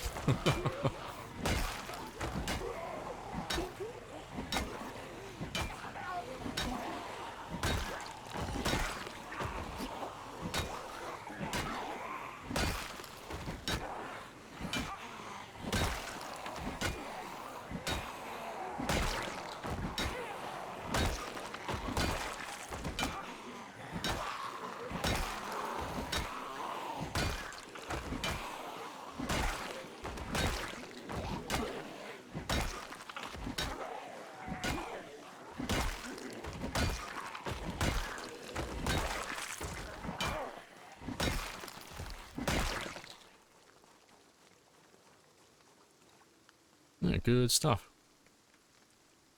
Pipe slower swing speed compared to other blunts? No idea. I don't use blunt weapons very often, so in terms of like which one has the best attack rate and which one has the most damage or least damage, no idea. I don't know any of their stats off the top of my head. But they're all on the wiki if you want to have a gander. But I wouldn't be able to answer that right now. So I'd have to check myself. But honestly, I don't really care, to be honest. They're all slow in my eyes. They're all very slow and clunky weapons. Pleasantly average.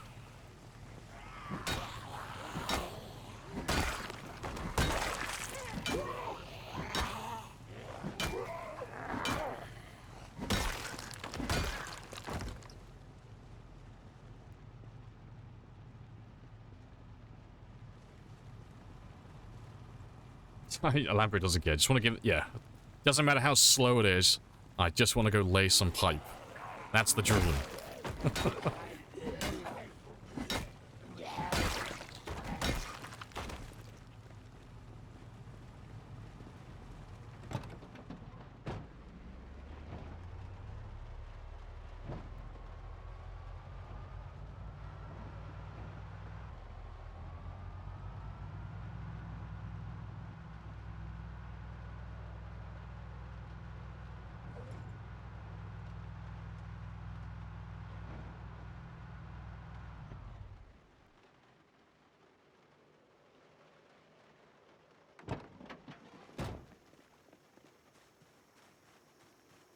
Let's take some more of you back home with me.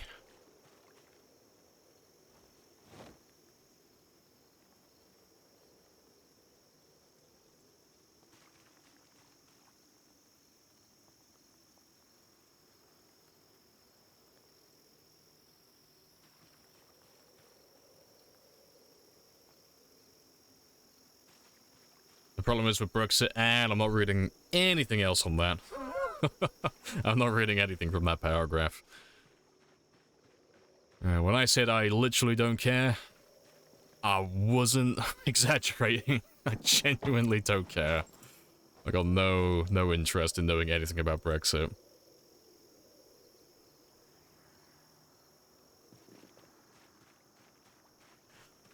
Just went straight to lurking, without saying good morning. Well, that's just how proficient you become at lurking. A-star for effort, Chief. I'm gonna have to start calling you Drax. Standing so stoically and still. You just turn invisible. I don't even know you're there.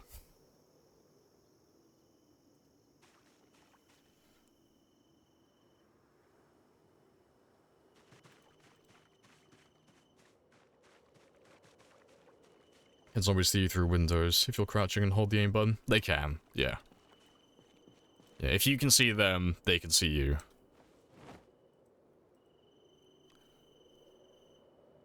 Yeah, gotta give you a warning on that one, Monkey. When I said I don't care, I mean, I'm speaking for everyone in chat on this one as well. don't care. Don't talk about Brexit in my chat. Genuinely just don't want to talk about it.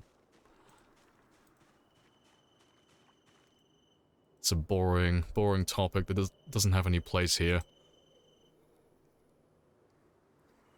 Can't see you under the blanket. Touché, little one, touché.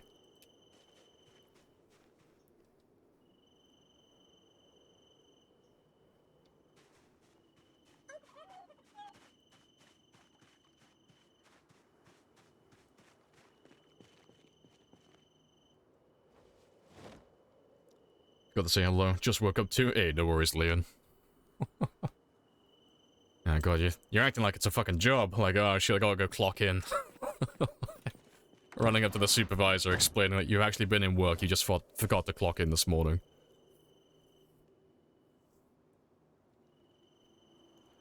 Start secret conversations in Starvat statements. Well, my view on Brexit is, yeah, arcs. We talk about politics every now and then, but like, in a very light-hearted, joking way. Actually having a political discussion? No, it's in my rules. I got no interest in actually talking politics.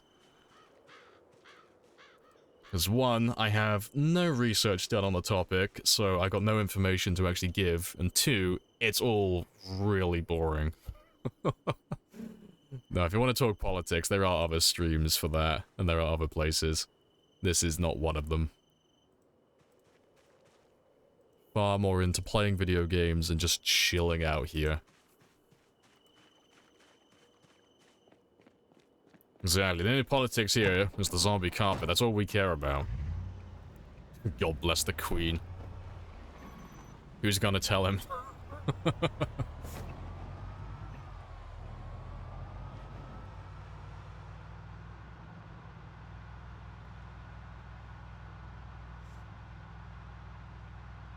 From the US, don't talk politics, yeah, always ends badly, yeah.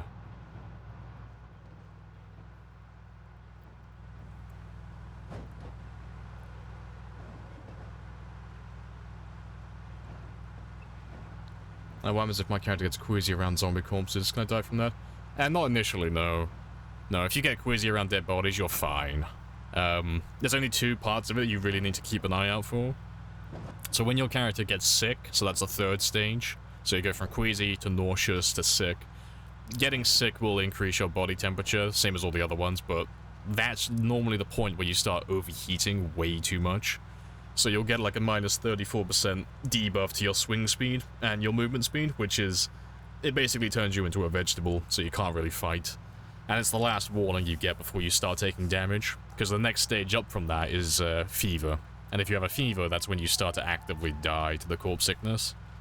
But you don't really have to worry too much about that, 'cause, you know, if you're playing normally, that will take you almost a day to build up to, so it's not that likely to occur. So the easy counter is just spend a little bit of time away from dead bodies every now and then.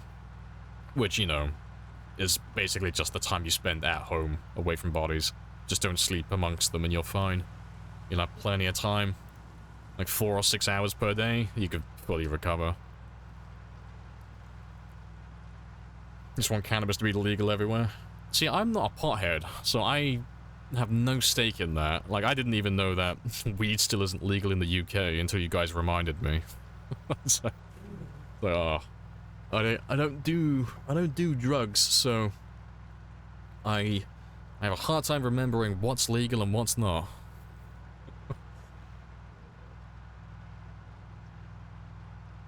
He might need a different queen. Might mean a different queen. Those are fighting words right there. I ain't patriotic, but don't you be dissing old Lizzie.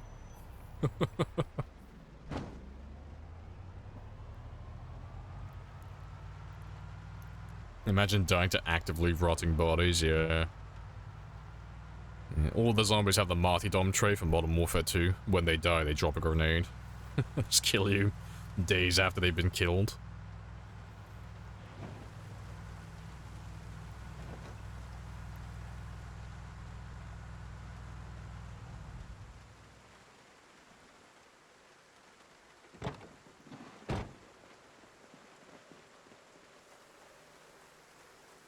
Let's go put some of these down by the fishing shack. Yeah, thank you. Hey, no worries. Have to explain to her it's not about sleeping with dead bodies. Well, not with that attitude. Well, some of us don't have that quitter mentality.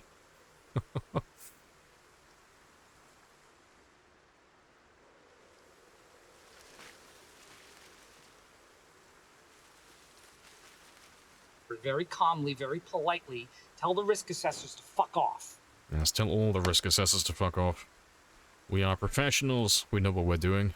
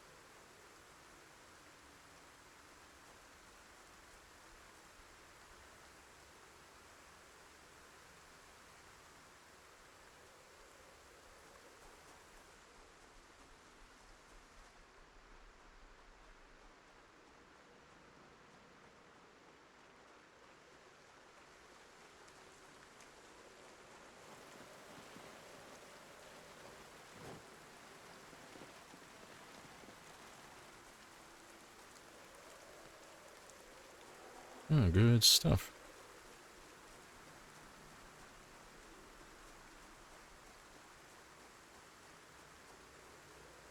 I have a feeling that standing in those bushes halfway in and out, as this character dies to a hidden rotter. What? I got no idea what you're on about.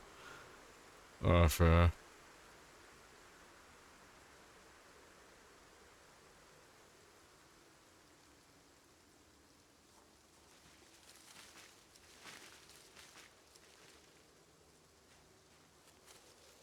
Thought you were gonna do the the Homer Simpson reference. I mean, we could recreate it. It's like, oh, see a bunch of zombies. Just wait. Oh, if I stand right here, it's perfect. Yes. Goodbye.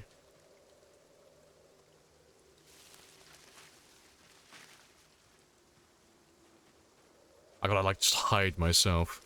Like right there, perfect. Nailed it. Alright, I think I got like 3 or 4 more hedges. And then we can chill out, get some food. And then we gotta do some meal prep in the morning, but we're pretty much ready to go.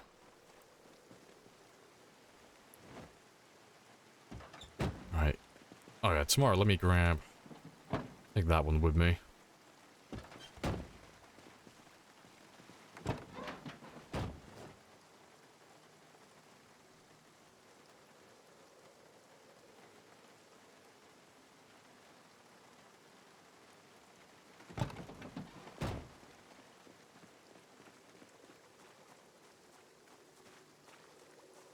What if there was a crawling zombie behind it? You didn't see it.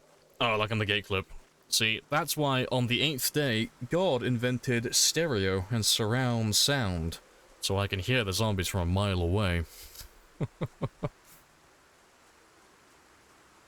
Yeah, there is a reason why I never play with the death trait. I hear the zombies before I see them. I'm like Daredevil.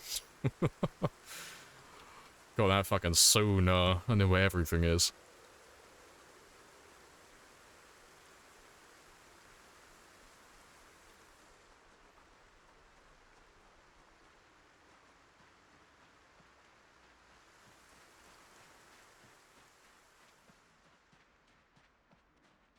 Right.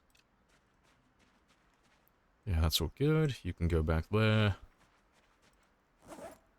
Yeah, need you for tomorrow. And I need to drop those sacks off in the van. But yeah, we're all good. And then tomorrow we'll cook all of these ones.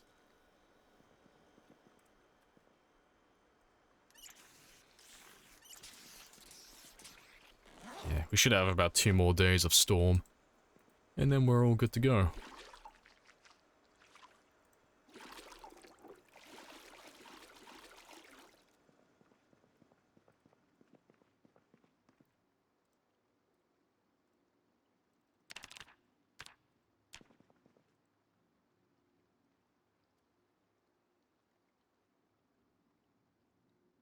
Play with the dead trait. I know. Hardest part is day 1. You'll get used to it, though. The hardest part is reviving yourself.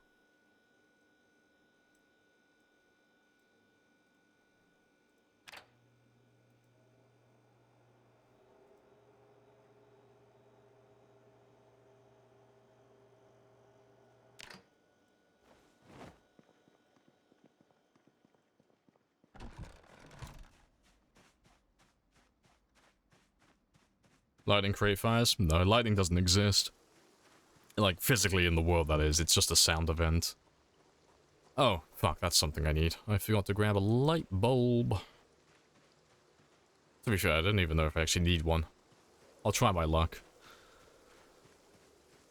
But yeah, there's no lightning in the game. It doesn't actually physically strike a location anywhere.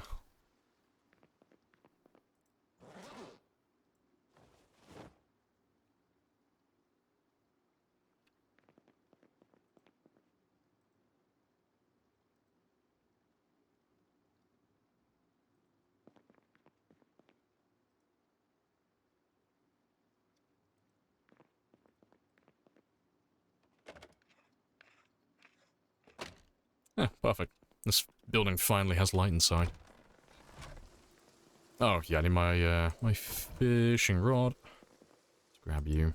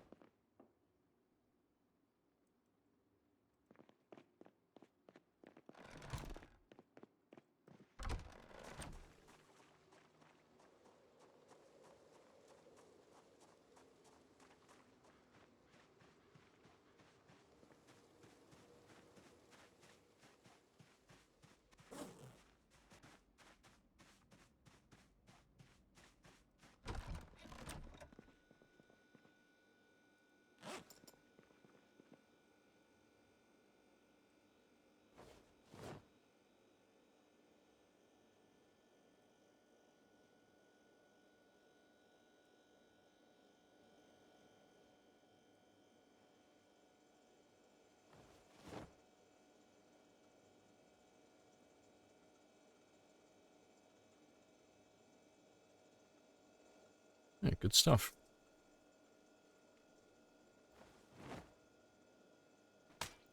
Don't think it's needed anyway.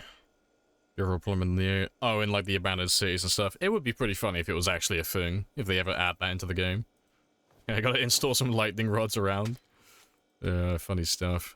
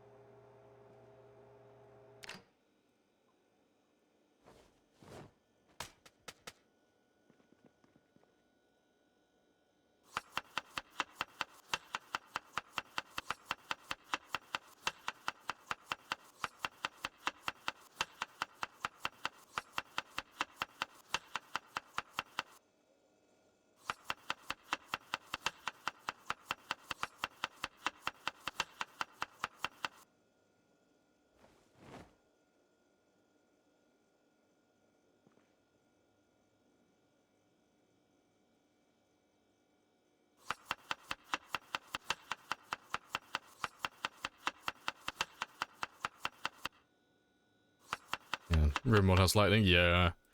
Oh, room mod's great. Like, start a new game, loading everything just little bits at a time, having a lot of fun.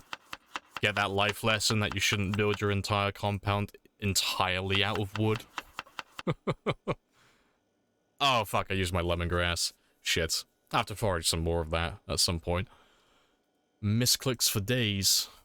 That's fine, though.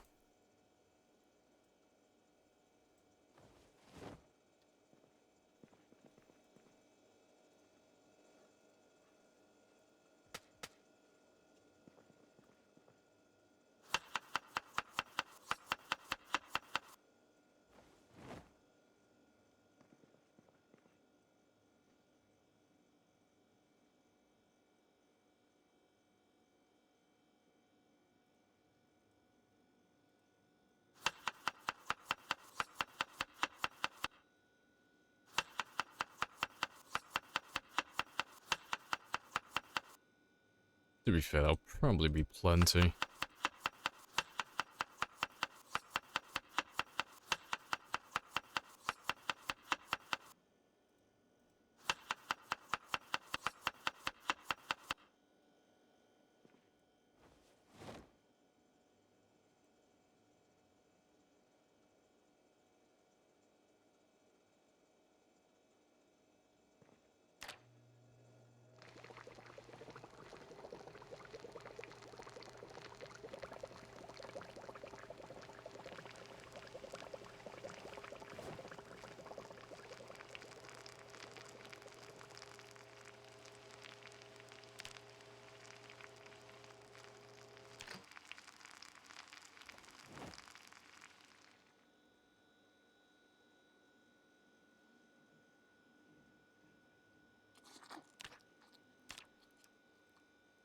Oh, good stuff. Let's go do some killing now.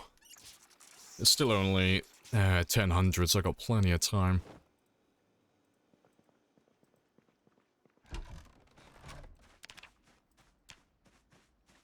Dying to an angry squirrel, the remote experience.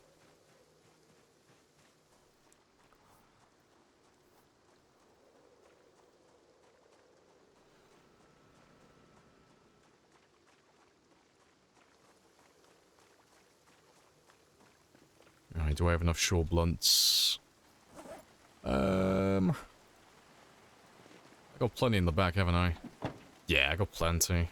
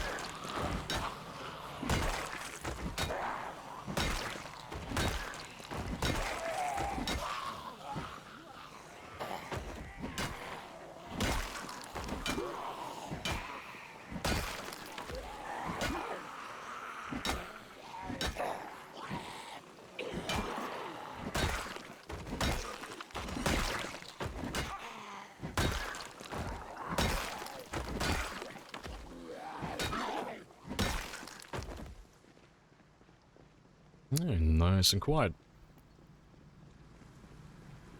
Make sure there's no one behind my van. Yep.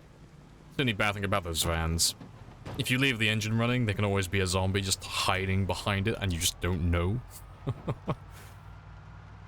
Never been munched that way, but one of these days it's gonna happen.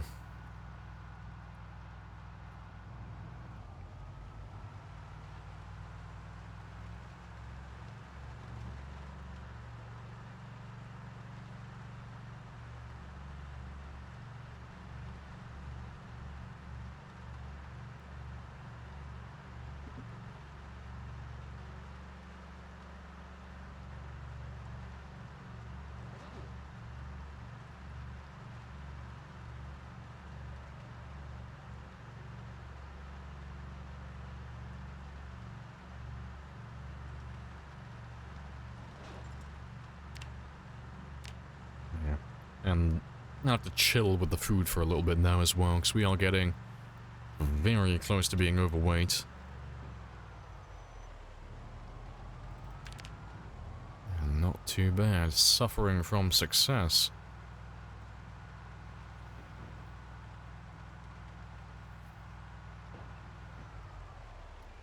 Although, having said that, like, I know I keep saying it, but I am gonna do it this time. So it just crossed my mind again. The rain isn't as thick today, so I can actually start doing my electrical. So I've only got to do it once during the stream. And it's been like 4 hours now. It was supposed to be something that we did within the first 2 hours. But I didn't have the book read. But I need that electrical experience so we can hit level 10 eventually. Hello, buzzers. Welcome on in. How was the stream yesterday? Yeah, to be fair, let me use the old ways.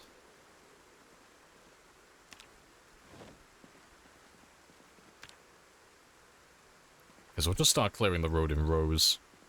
So while I'm walking in a straight line, I can cover 3 rows of tiles.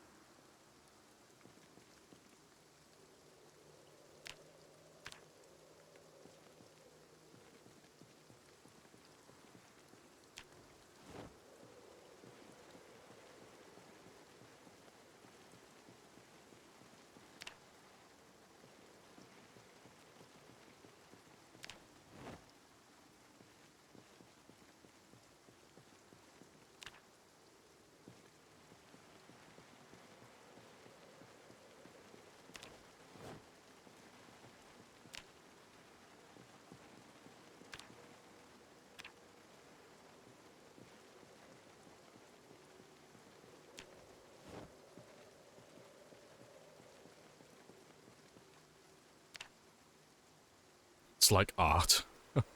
It is glorious. Need to frame it, put it in a museum. It's like, what is this piece called? It's called Commitment. Unknown artist. Yeah. I'll just do these watches up until we get to the edge of the cemetery on the north end. And then we'll start walking back down again. And we'll,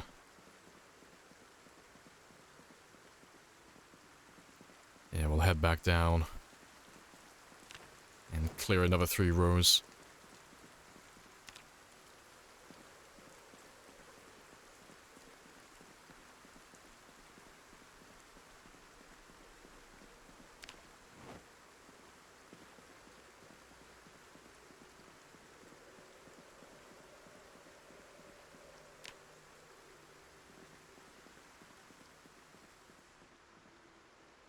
Having said that, though, I've already changed my mind. It's so fucking slow and tedious doing it that way.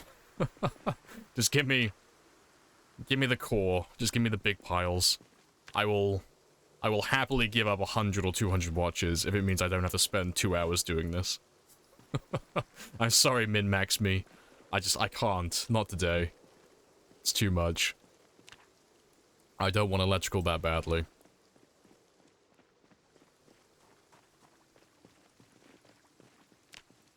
Just give me the biggest and thickest piles.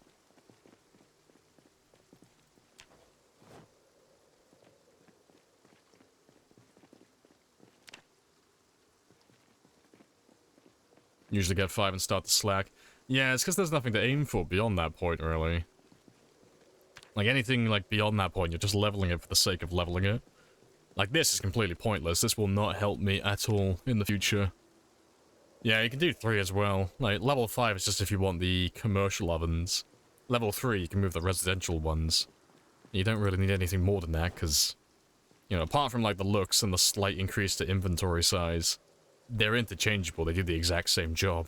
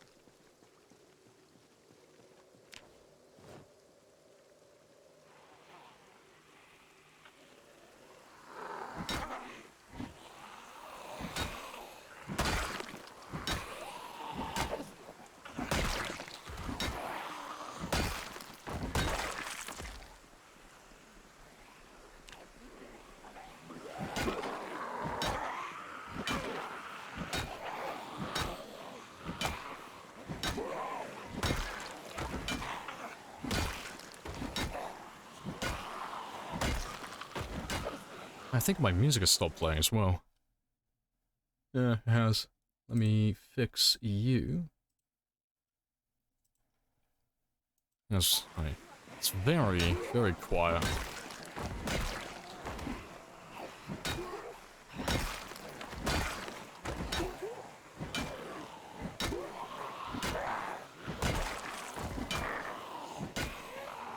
Any looting today? No, apart from the watches that we're doing, and the like the hedges and base building, we won't be doing any looting.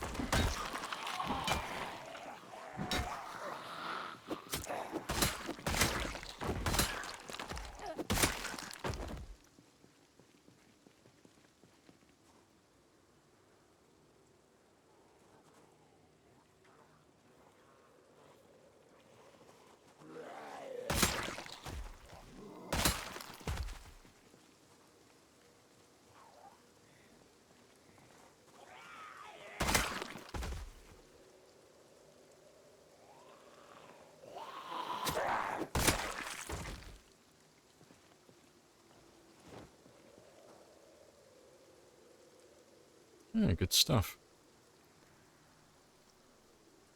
Like to have your lights run off batteries. That's what you had for 5. Oh, fair enough. See, I never use that feature, personally, unless I'm building, like, a super stealth, like, forward operating base, but never really do those ones. Well, I haven't done them for a very long time, at least. I was gonna say, that couldn't have been fucking watches, like 32 in one pile? No fucking way. Thought I hit the jackpot then.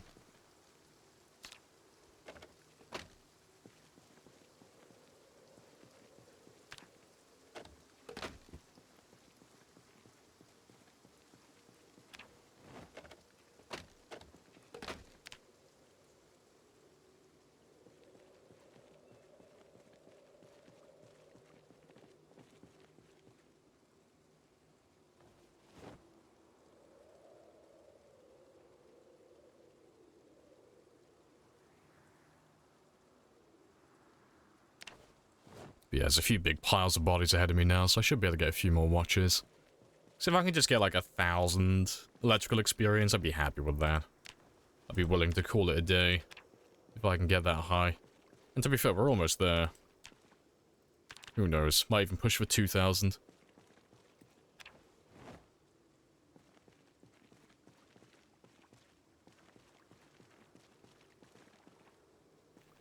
I'd like that, but you haven't found a battery charger in all of Rosewood. Oh, battery chargers aren't for that. Battery chargers for car batteries, not... The batteries that he's referring to are the ones that you use for flashlights.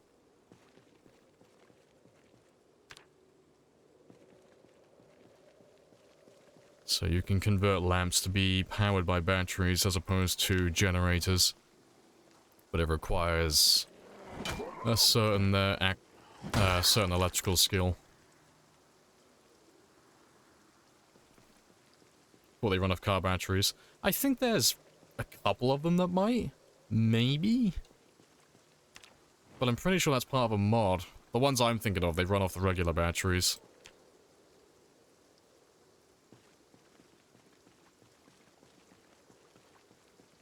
I don't know, it's been so long since I've made them. But when we build an outpost down here eventually, I'll have to put one in there, 'cause I won't be powering it with generators or anything silly. But, yeah, we'll end up making one when we come down here at some point. Because we're far enough north now that I should really build an outpost down here somewhere.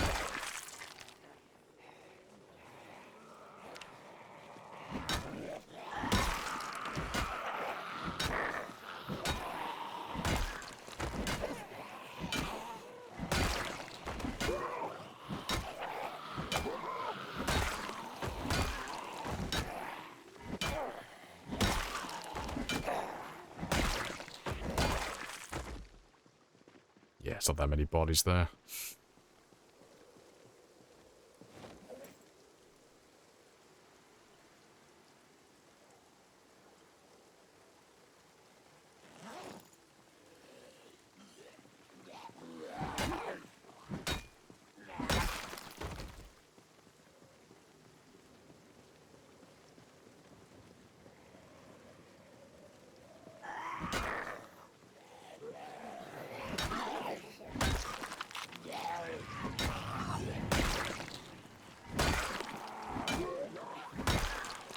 Appreciate the follow, Vex. Welcome on in.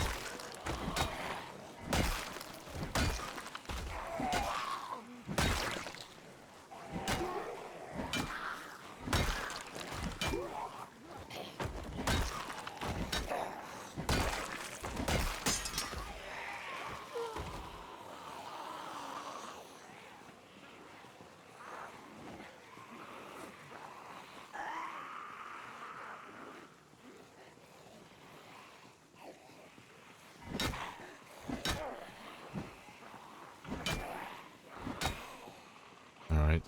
Well, I'm not gonna kill you with spears this time. Let me just ditch you, have a rest, and then we'll finish with the short blunts. Just so I can keep on leveling them. Because your character rests more if you're sitting down, yeah, tremendously slow.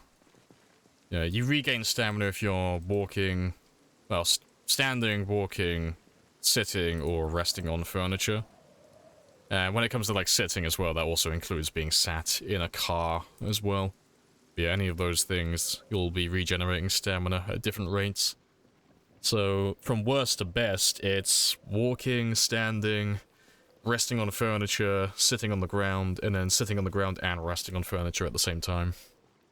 That's the order of things, from the bottom to the top. The only one I'm not 100% sure on are the vehicles. I haven't tested those ones, but you do regain stamina faster if you're sat in your car.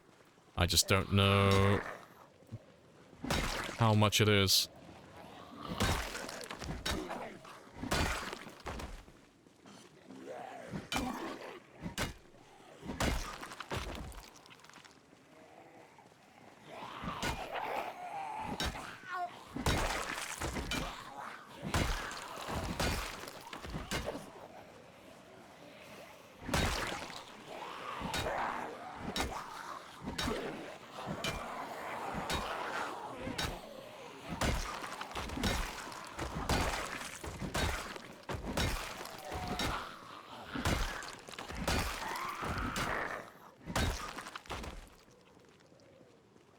Just, imagine if you could, make potato lamps. Grow renewable batteries. That is the dream. I want my entire base just to be made from potatoes. The walls, the lamps, everything.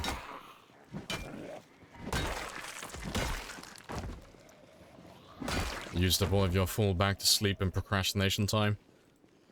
Not if you quit your job. Fully commit. No half measures. Perpetual sleep.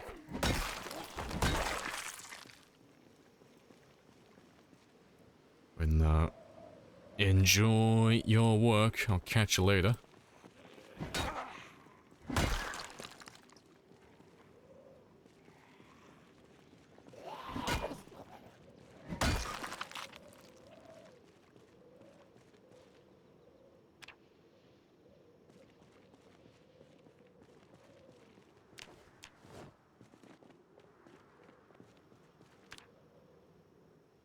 Does these ever carry light bulbs?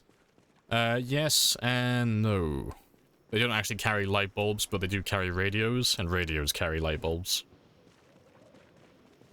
I don't... Actually, no. Yeah, maybe the heart has zombies. Yeah, maybe. Maybe there's a specific construction worker that has a chance to. I will let you find that out for yourself, though, because I'm not gonna go looking for them personally. But yeah, maybe they can. Maybe it's a very specific one. I can't recall ever seeing them, though, but it would make sense.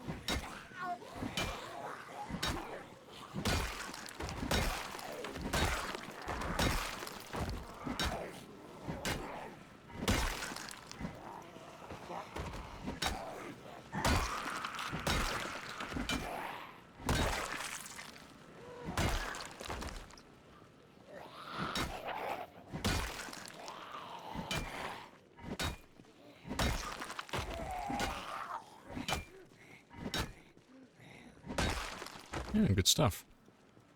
Good timing on the exhaustion as well. I like using cars as battle-ready mounts for resting. Going back into the fight. See, I just prefer sitting on the ground just so I can, well, throw down Rebecca, the battle bench. Sit down, rest, fast forward time, stand up, pick her back up, and all of that takes like less than 10, 15 seconds. It's really quick. It's the most efficient way that I have to regain stamina currently. You might be the only other person I've seen manually hitting the ground. Oh, it's so good. D-Jax was on my ass about it for so fucking long, and I was like, I don't need it. Like, it's so unnecessary. But I was playing with it for so long with sprinters for like a good month plus, and it's like, oh, I can't go back now. It's like, the muscle memory's there for it, so it's just something I do now. But yeah, it's super, super useful.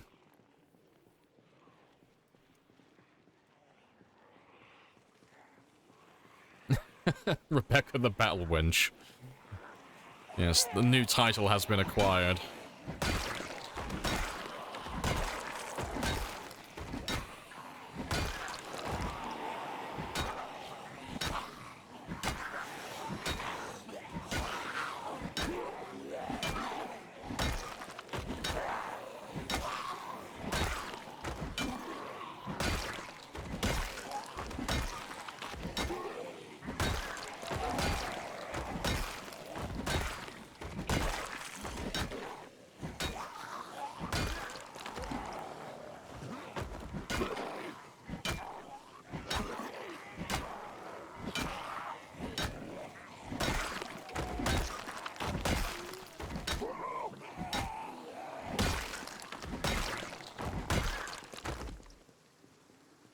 Appreciate the 300 AC. Happy days.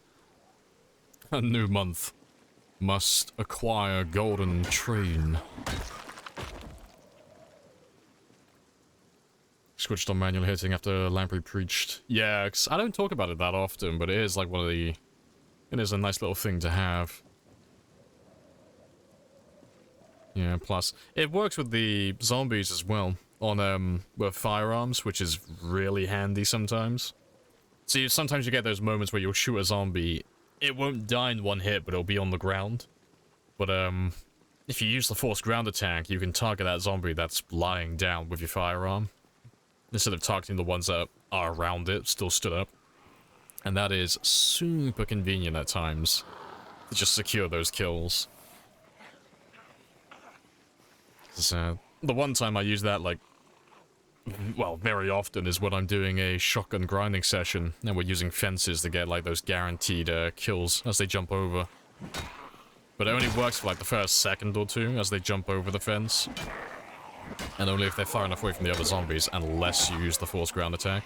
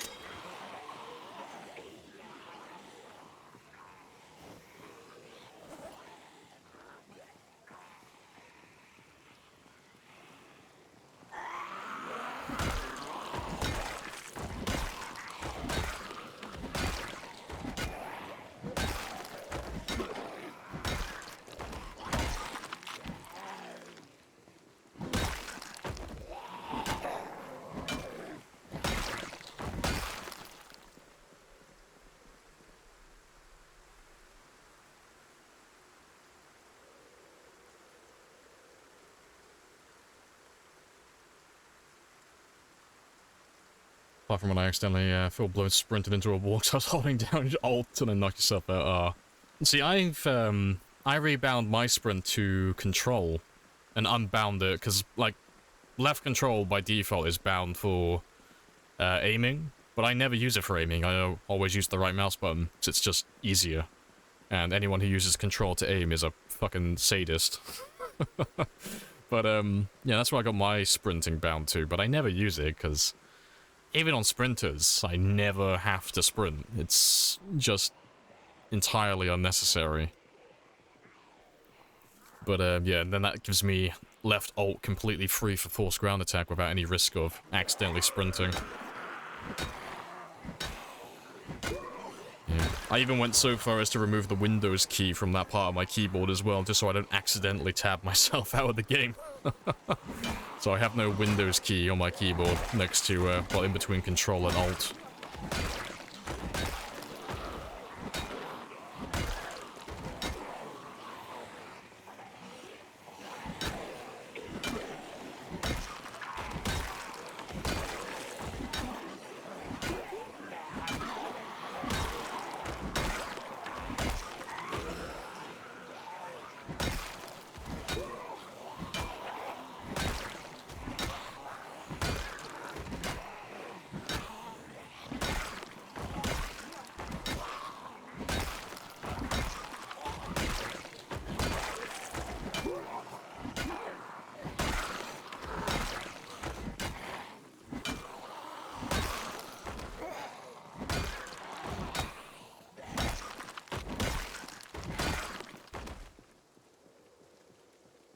I think I got time for one more group.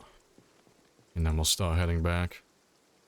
And then we should have one more day of storm, and then we can go back to having normal weather again. Yeah, you missed too many opportunities to kill Zeds if you wait until the game decides. Yeah. Like, with Shamblers, it's not too relevant. It's nice to get those extra kills every now and then, but you can kind of just be patient with it. At least that's what I used to do. With Sprinters, it's like bordering on a necessity just because most of your combat resides next to fences and such. But, yeah, it's super convenient to have. Super, super fun. Appreciate the follow as well, Shiner Snap. Welcome on in. Oh, rip. That was bad timing. Yeah, blood for the blood god, skulls for the skull throne.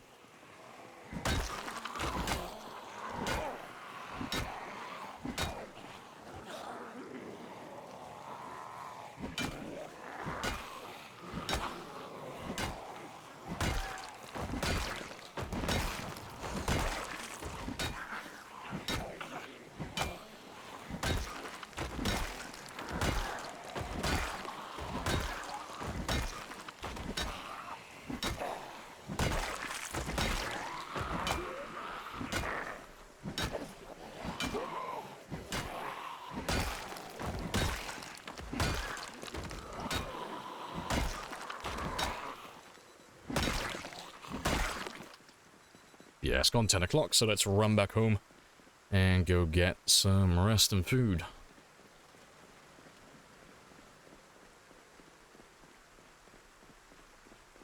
Time for you to go be a healthy boy, go hiking. Oh, catch you later, AC.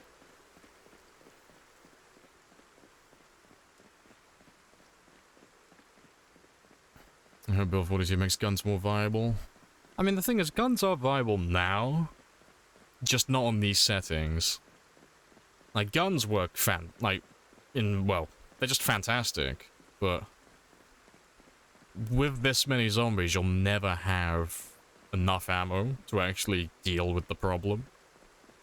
But on, like, the lower pop settings, you know, with, like, whether it's shamblers, fast shamblers, sprinters, whatever you're running, if you're not running, like, a huge quantity of them, you know, you'll actually have enough ammo to actually clear out areas. Yeah, who knows, maybe we'll have craftable options for ammo. Even if it's only, like, being able to craft our own arrows for bows and such. Maybe there will be a renewable way to, craft ranged projectiles.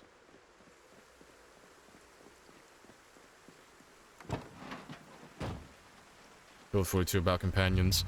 Well, Build 42, it's not just, like, companions, as you say, it's animals, it's fishing rework, crafting rework / expansion, map expansion, they're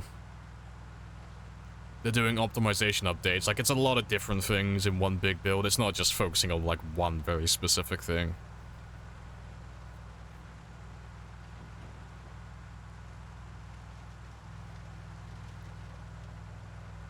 God, yeah, special M9 are always great to carry. Yeah. So I never carry them with me because I never have any use for them, like day to day. Like, there's some little tricks you can pull off with them, but generally they're just not useful to have on me. Just unnecessary weight, but who knows? Maybe I'll start carrying one around with me at some point. if not for the use, at least just for the aesthetic, just for the look. You know, have something in my holster that I'm wearing all the time.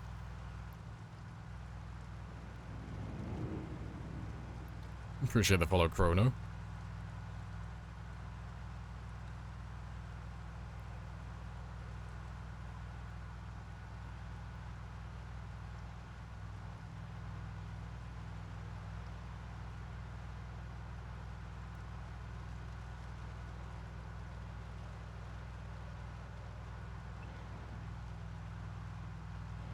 No, they haven't just got started on farming, they've been at it for a while. But yeah, it's not going to come out anytime soon.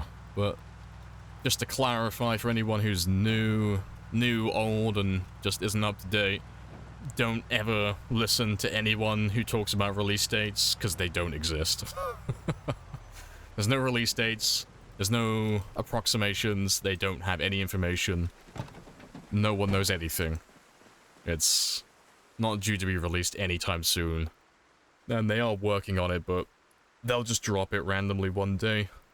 The best you can do is just keep up to date with the Thursdoid posts and just read what they're currently working on.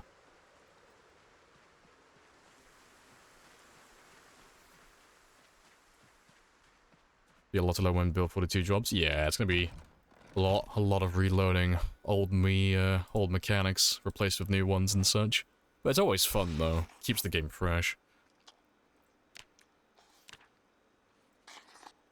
Right, I gotta start chilling on the food. I'm gonna get fat. Oh yeah, they're adding basements as well, yeah. At some point in the future.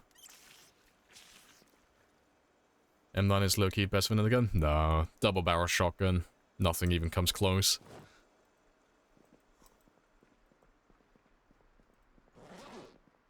Depends if you're referring to like a specific level though, but in general, from level 0 to level 10, double barrel shotgun, sawn off.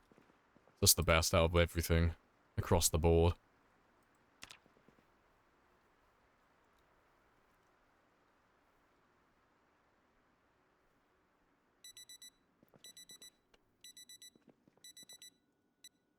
Right, let's just get rid of some of these little bits and pieces.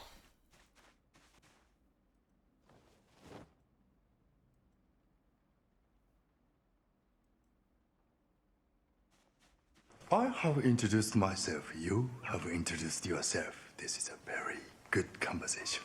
I'm over 85 now, so...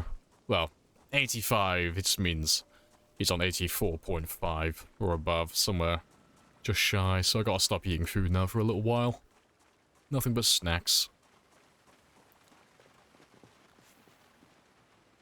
Why the double barrel? Because of all the weapon types in the game between, well, for firearms that is, so handguns, rifles, and shotguns. Shotguns are the most proficient at killing zombies. From low levels to high levels. And then in terms of ammo and how many zombies you'll kill, like per round slash shell, shotguns are just more effective than anything else in the game. And adding on to that even more, they have a renewable source of ammo via zombies. So, police zombies drop shotguns, those shotguns have a chance for ammo, and then that ammo can become your ammo. And you can get up to about 6 shells per shotgun, and the shotgun shells can hit like 4 targets at max, and at higher levels those will all be one-hit kills, so that's a guaranteed 24 kills per shotgun, well, per those six shells you find on zombies, as opposed to, you know, the handguns you might find on zombies that... I think the M9 does have a chance of having a full mag, so, you know, let's say, best case scenario, 15 in the mag and then 1 in the chamber, 16 rounds, 16 potential one-hit kills, inferior. And it requires a higher level as well. So yeah, double barrel shotguns are goated. They are the best. And then rifles don't really have an argument, because they have no renewable source of ammo. You don't find rifles on zombies in abundance, if at all. I think they have a chance on survivor zombies, but normal zombies, they don't spawn. So you'll run out of ammo eventually. And yeah, the double barrel over the JS2000 just because it deals more damage. But you can always switch to the JS2000 once your aiming gets high enough so you can consistently one-hit kill everything. The only difference really between the two is just slight damage difference between the two, and then the capacity. JS2000 holds 6 plus 1. Double barrel holds 2 at max. But personally, I prefer the double. I'd rather take that extra little bit of damage at the cost of my capacity.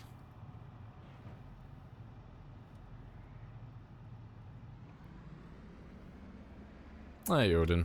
Welcome back as well.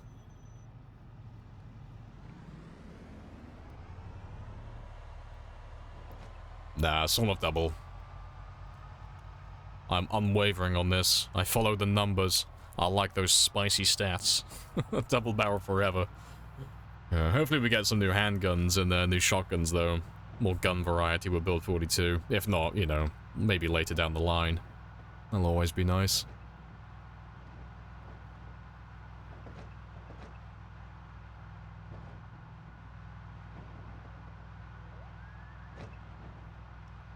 You just found your first ever katana, full durability in the survivor house. Oh, good stuff. I would hang that on my wall. A full, like a full condition katana. Like, oh, that's a specialty. That is. I'm gonna hang that on the fucking mantelpiece.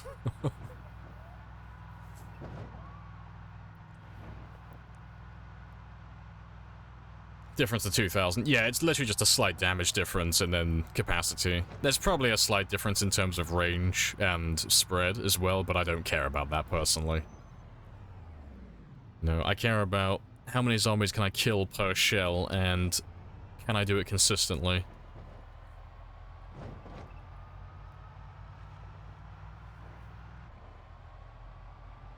Why not 6-shot it? Already answered. Already answered that one.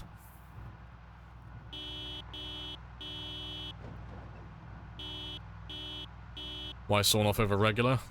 It's lighter. That's the main reason.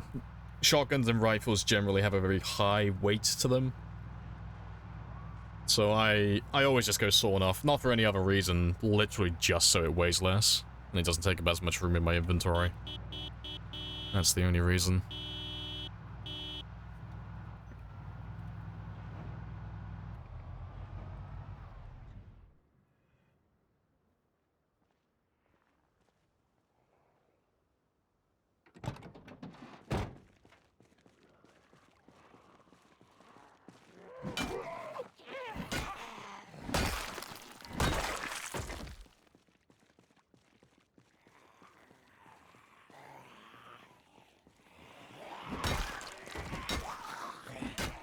You're the walking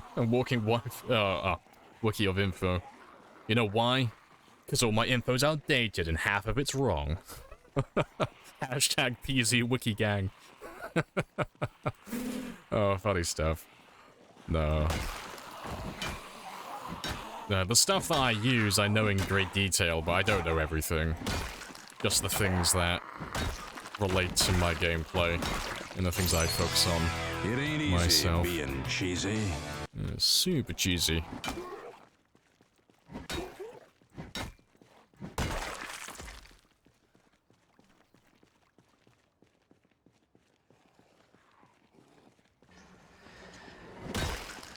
Whatever you think. Rethink it. I refuse to rethink it. Right now I'm thinking about getting that level 7 short blunt done so I can stop using these bloody pipes and go back to my spears. I'm fully committed, because we're so close. So close, we're almost 2/3 of the way there. We're very close to the finishing line. And I can go back to using the superior crafted spear. So it'll be nice to start averaging 800 kills per day again. 800 plus. Looking forward to that.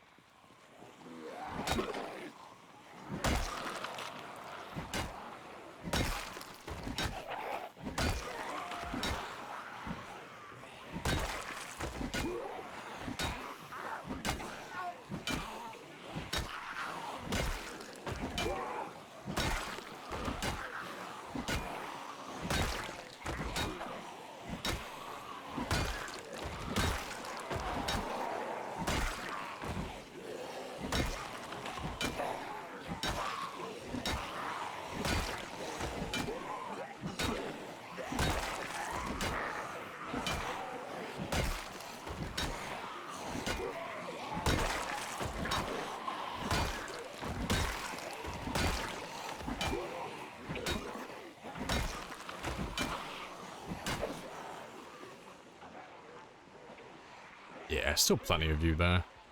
Let me ditch you over here.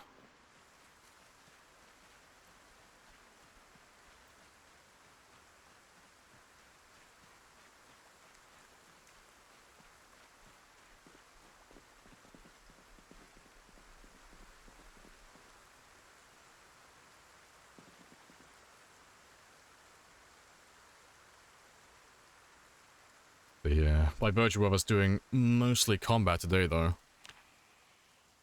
She's so close. 8,000 experience to go. I've been looking forward to that level 9 fitness for so long now. Such a big improvement when we get it. So we should be... Well, once we hit level 9 fitness, we should be able to start averaging over 1,000 per day with spears. With the way that I play and how optimized I am with most of my stuff, we should be able to start cracking the 1,000 mark consistently. It's gonna be incredibly spicy.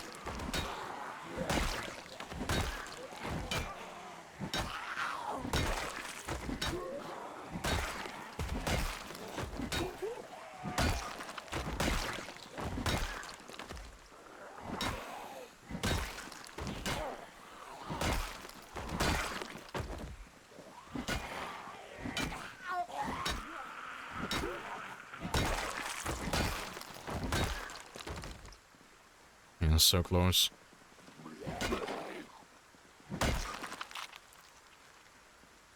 Almost got 10 one-shots in a row. Yeah, almost got 10 one-shots. We'll ignore all the times we've hit them in the past on different days. Yeah, they're so close to being good. So close. So my minimum is like 2 shots. If a weapon can 2-shot, like every other zombie, but 1-shot the rest, I'm happy with that, but yeah, at the moment they're a little bit just slightly under that threshold, so we gotta 3-tap some of them, and every now and then 4-tap.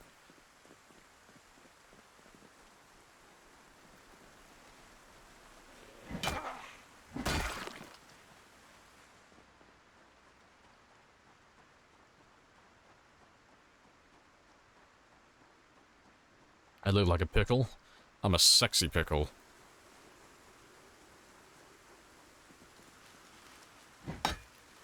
Fuck. Yeah, fuck that tree. Anytime I wear the poncho, I always say it. He looks like someone who belongs to a neighborhood watch group.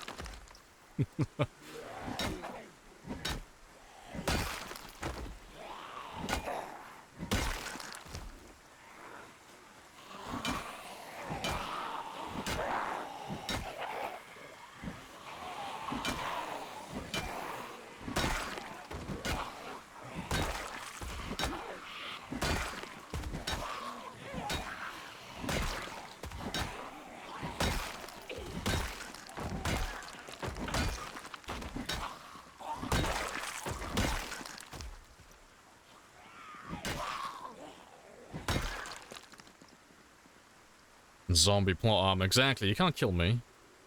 You know, I'm part of the HOA. Part of the neighborhood watch as well.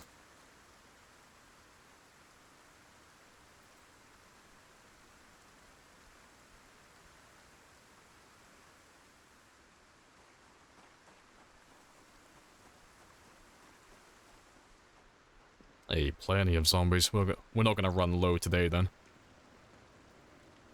Fantastic.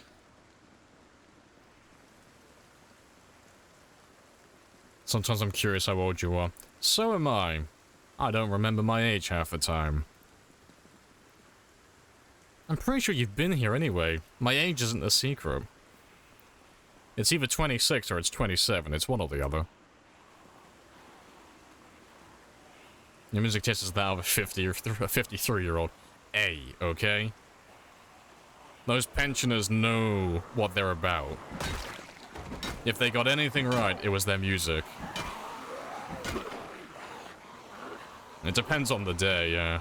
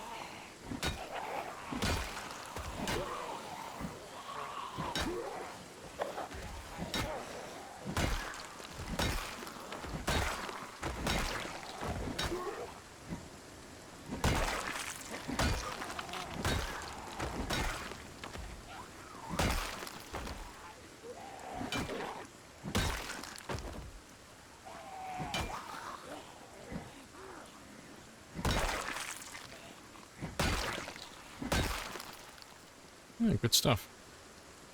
The granddaddy. You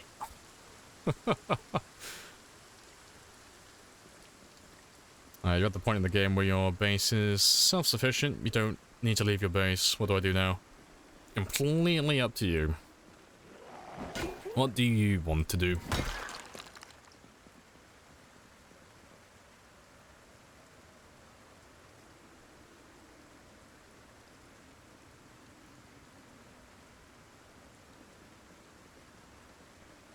and you make things happen. But no, you can literally do whatever you want at that stage. Like, once you have a base, it's self-sufficient. You don't need to worry about food, water, shelter.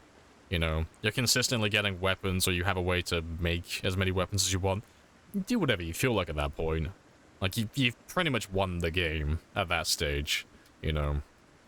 Until you inevitably make that mistake and lose your character. But, yeah, there's no more events, really, to prepare for.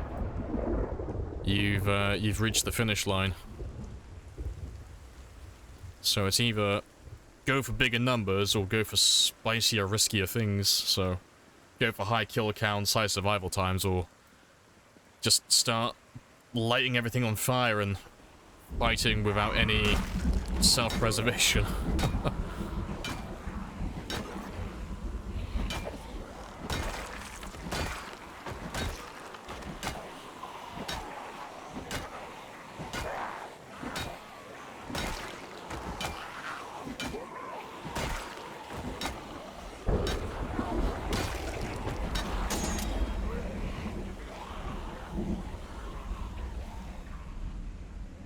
Just need some more blunt weapons.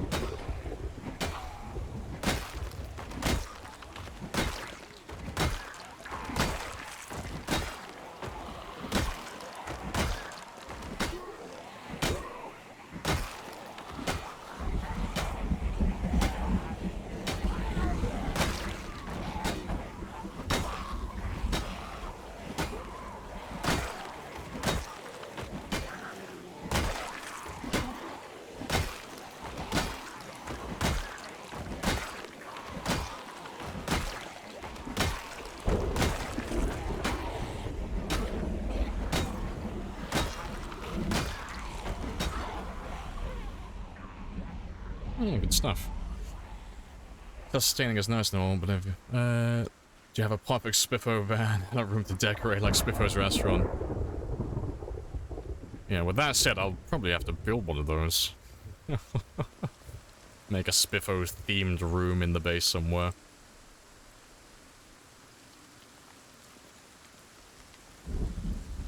Yeah, we already have the ecstasy of gold, we have that. It is in our base. He's just sat, chilling on the ground. All the wealth and nothing to spend it on.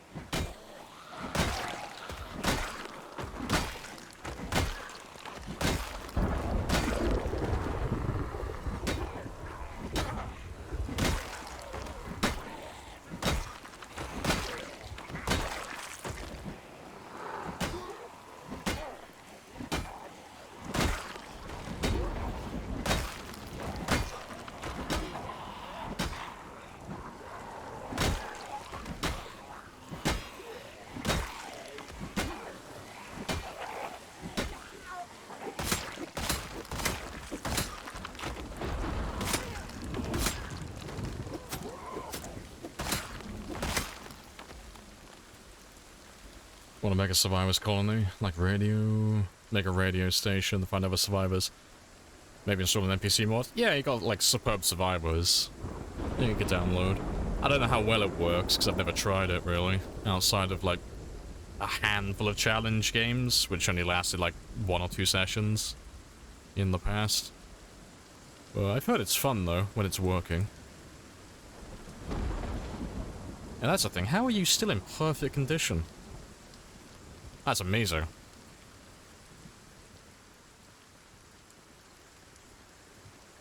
Time to go adult. Hey, no worries, Farron. I'll catch you later.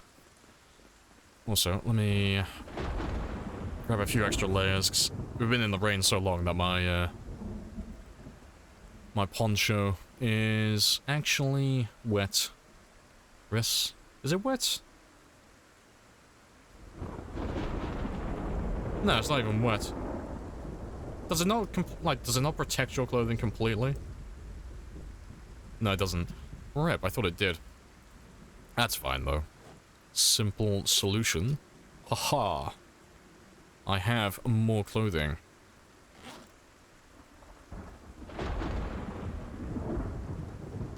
I don't know if it's enough though. No, it's not. Let me at the cost of my resistance, let me wear some higher insulation clothing. It'll stay dry for a little bit.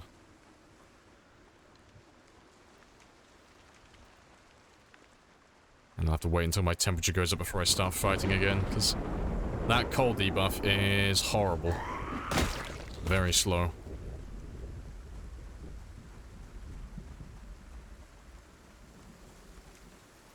Gold plate weapons. I'd do with a golden katana or a golden crowbar. That would be hilarious.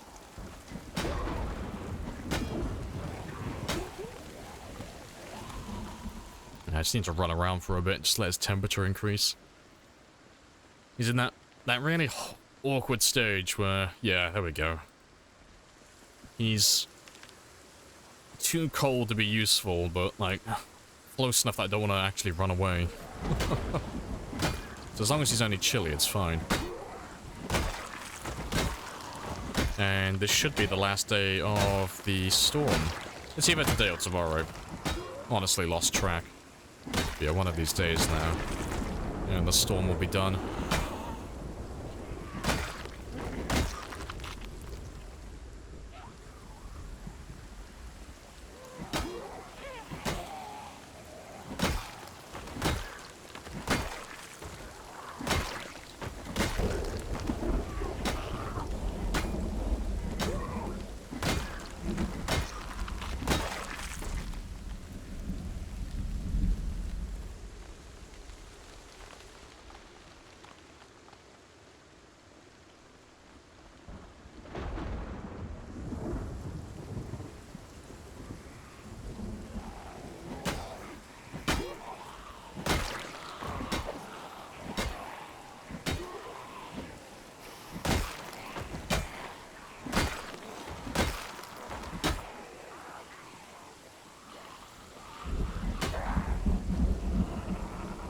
It's easier, rain is easier to deal with than than fog. No. Not in my opinion. This is, like, rain is fine, but this is... Like, the tropical storms that you get, they are fucking awful for vision. You gotta, like, remember that what you're seeing is brighter than what I'm seeing. When it gets dark, it's like, oh, it's fucking bad, and it's not even nighttime yet. The fog is, like, a bit of a pain. But it's not that bad overall, you know? So I can still see, like, most of the zombies. And, I don't have to worry about my clothing or insulation at all.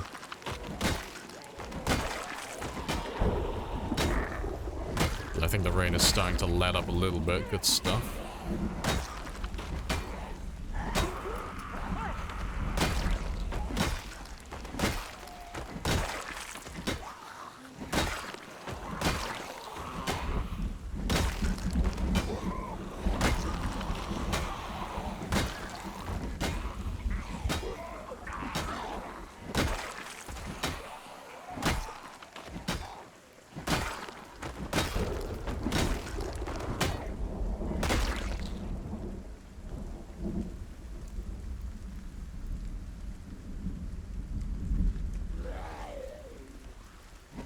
Almost time to head back, though. Everything I have is drenched, so all my clothing is extremely wet, and as such I have basically no insulation at the moment, so I'm going to be getting very cold. Yeah, let me run back home. Well, run to my car, then go home. Yeah, I know. It's like, ah yes, the storm. It looks like it's letting up. Clearly it can fucking hear me. I know, I will not rethink it though, we're going home, because it's just awful.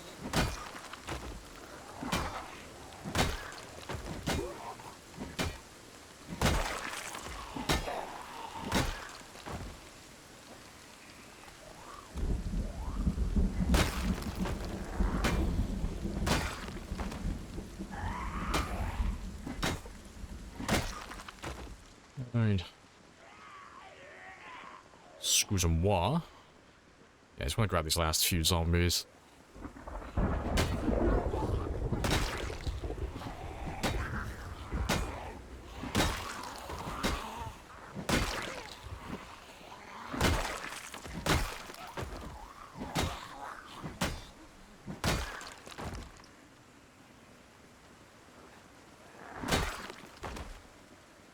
First time you've seen a poncho get drenched. Oh, get drenched, yeah. It was pretty much everything else but the poncho.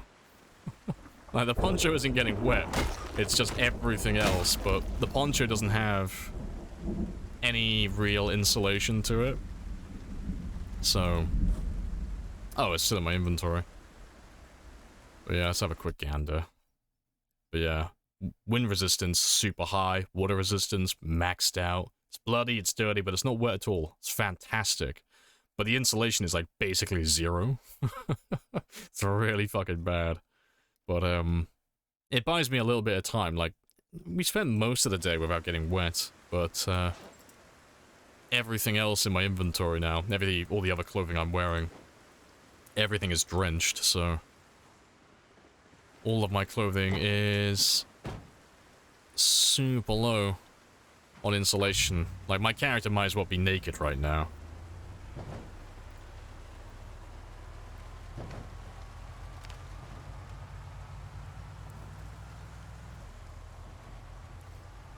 You know, dryer and a washing machine to dry your wet clothes.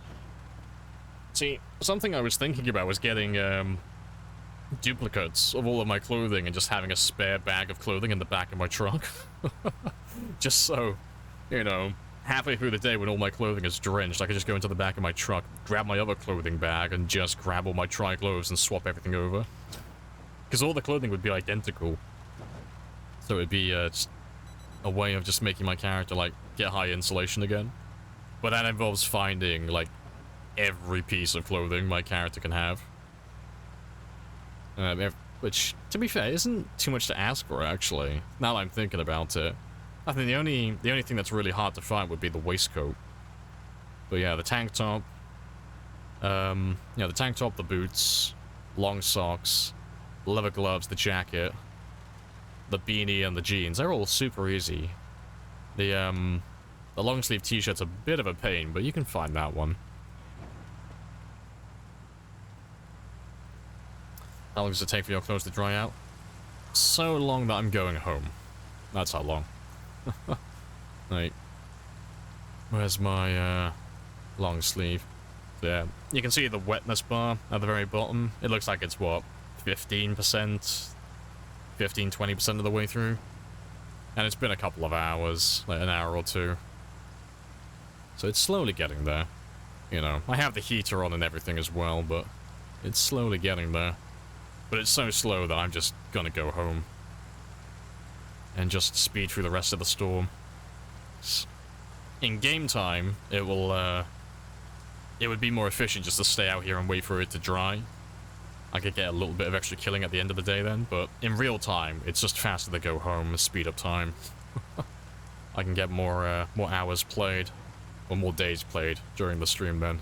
More kills overall.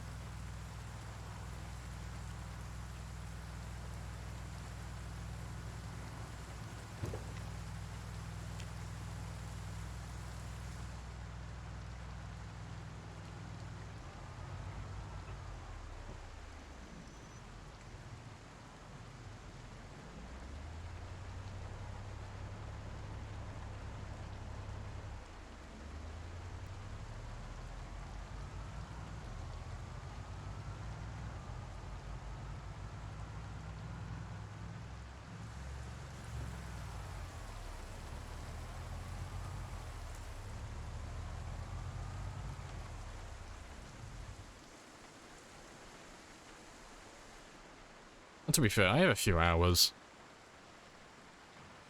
I'll go to Valley Station. I'll go pick up some more sand for my path. At least I could do something productive at the end of this day.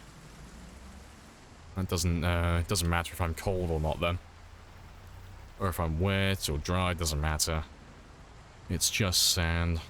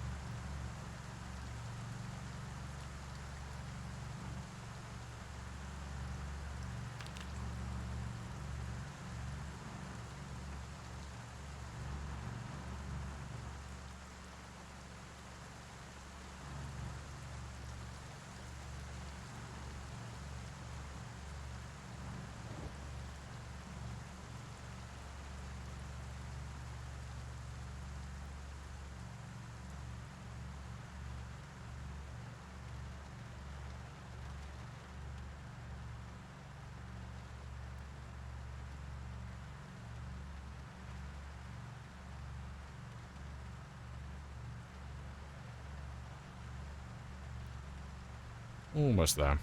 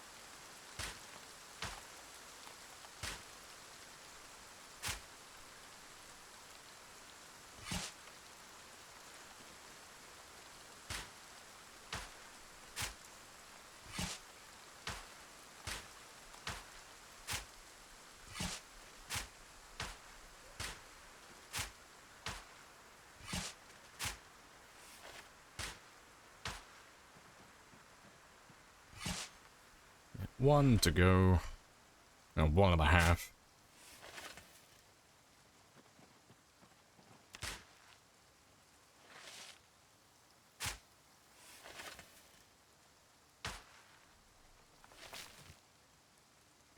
What is it that you're shoveling? I am grabbing sand. So, I like using certain materials for certain jobs, and sand is what I normally use for my pathways. There's no logical reason to it. There's no benefit, as opposed to using anything else. I just like the look of it. And then I use gravel for my driveways and my car parks.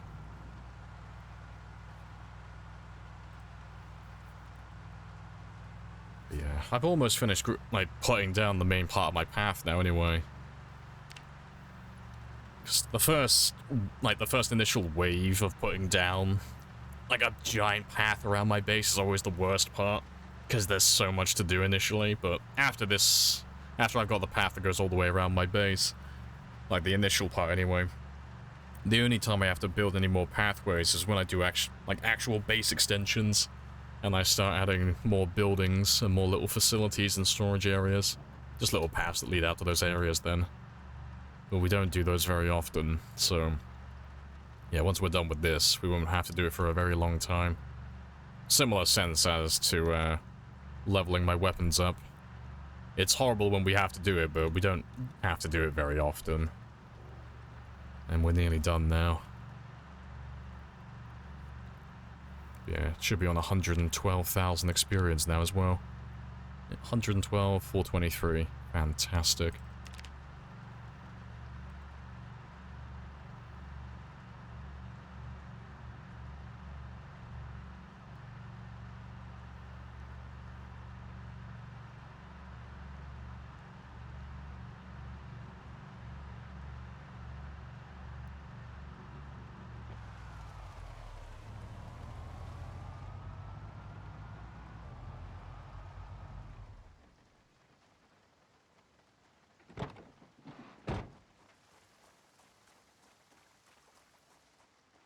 Yeah, we're drowsy. That's expected. We spend most of the day being either too hot or too cold, so...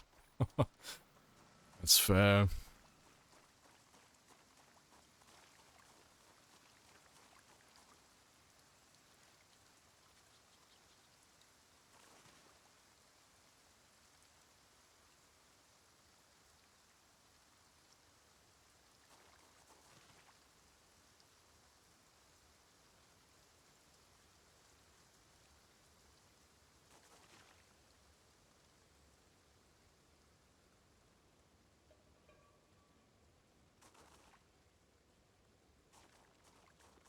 Alright. Yep, good stuff. That's another big chunk of the path done. But I'm only going to go up to about here, and then I'm going to take a break, because I'm going to build a farm. Giant farm here. Just don't know how I want to lay it out yet. But, that'll come in time. I'll have an idea of what I want to do in the future.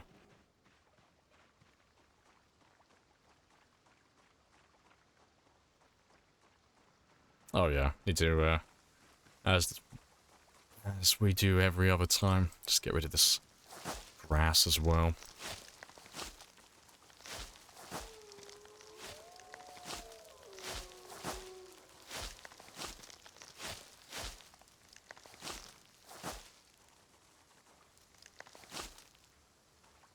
Replacing the windows and doors in that building. I will eventually, because I mean, we've done it on the other side. I haven't replaced the windows yet, but we've just put some temporary metal sheets on there. And then we replaced all the doors and such. I haven't done anything on the interior yet, but we'll think of something at some point. But, yeah, we'll do the same on the other side as well. But I'm probably not going to do that today, because grabbing all those windows, it's a bit time-consuming. Windows are a bit spicy.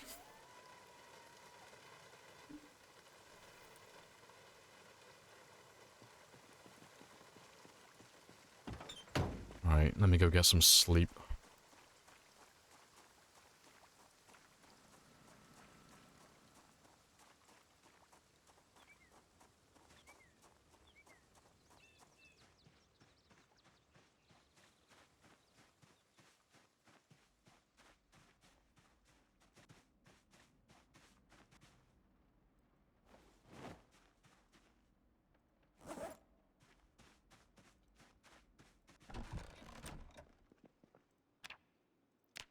Right, yeah, and I'm losing weight. That's cool. Let me just grab a little snack. A little bit more.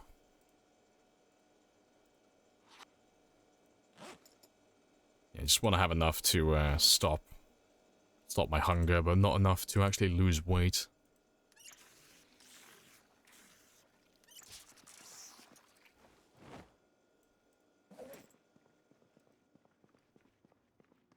Right, but yeah, I got nothing else I can do with my time, so let's just wait until about 11 o'clock.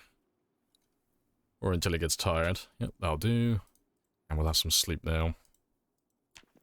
Base is looking great. Yeah, it's all slowly coming together. We just do a little bit every now and then during the stream. And then once in a blue moon have a giant base building session, and hey presto, we have a very big, very nice, very organized base. Yeah, it's just about chipping away at it, just doing like little bits and pieces. If you try and do it all at once, it's just overwhelming. It's too much to do. But if you just do like a little bit every now and then, it all builds up eventually.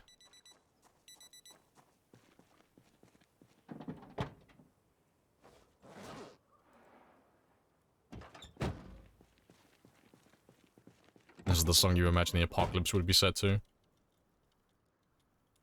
See, the one that I have in my head is from the trailer for Fallout 4. Just anytime I think of the end of the world, I just think of Atom Bomb Baby. Just because it's got such a good jingle to it.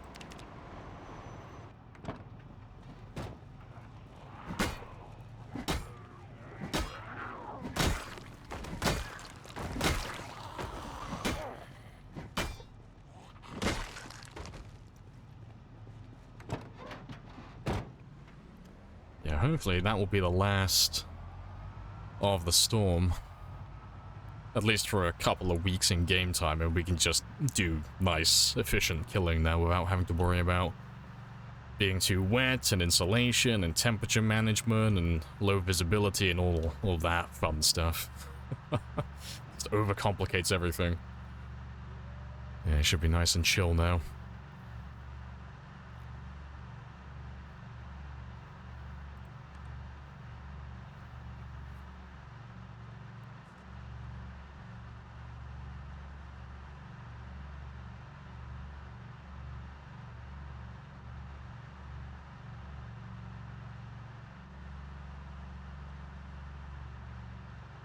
It does scream zombie apocalypse, but where's the jingle? Where's the style? Gotta have a catchy jingle to it, you know? If I'm gonna live in a post-apocalyptic world, I gotta have a good, like, overly happy soundtrack.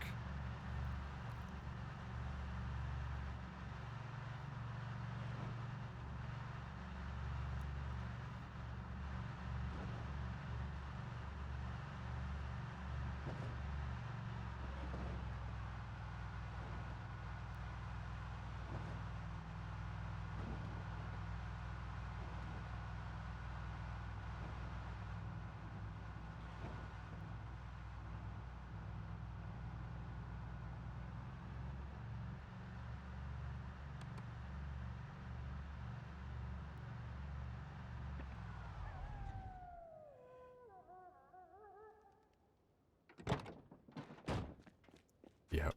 Fill my van full of hedges, and then we can just focus on killing for the rest of the day without having to worry about doing this later. I like to just grab a few every time we pass through.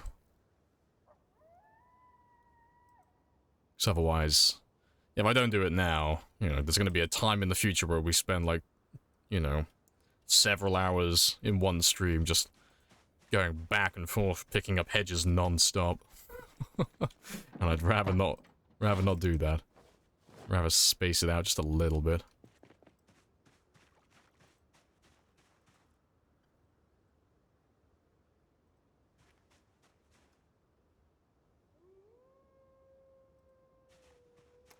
I never sinned.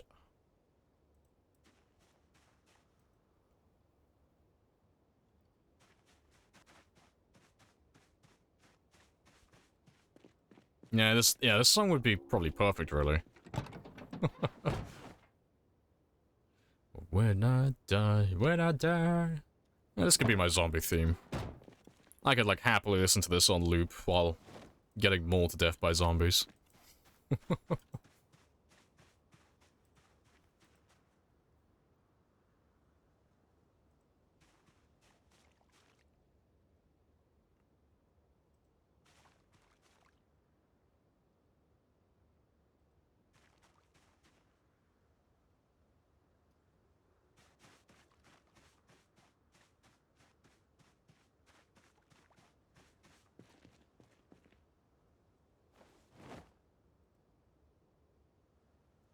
I got room for, I think, 3 more?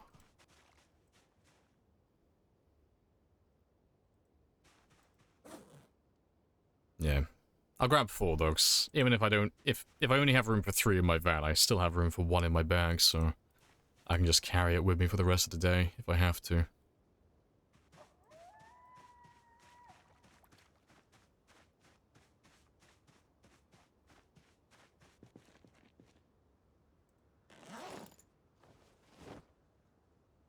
Yeah, 3. No worries.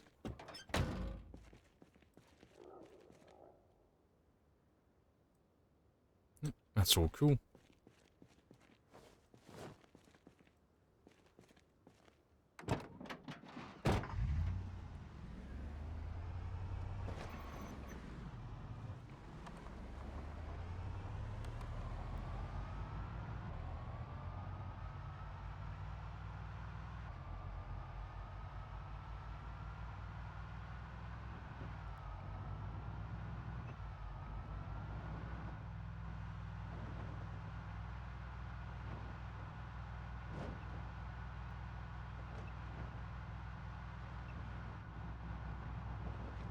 You hope your KDR is greater than 10 to 1.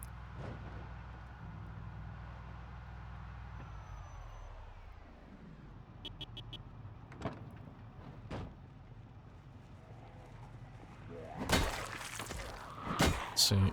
Zombie apocalypse hits. I will be listening to all of the news stations as much as I can while they still play. Just to see if any single station has a number, an approximation to how many people they think are infected. And then I'll take that number, and I'll work out exactly how many people, you know, presumably who aren't infected, how many zombies do we have to kill each. And I'll fill my quota. And if I die after that, I'm happy then. I did my part.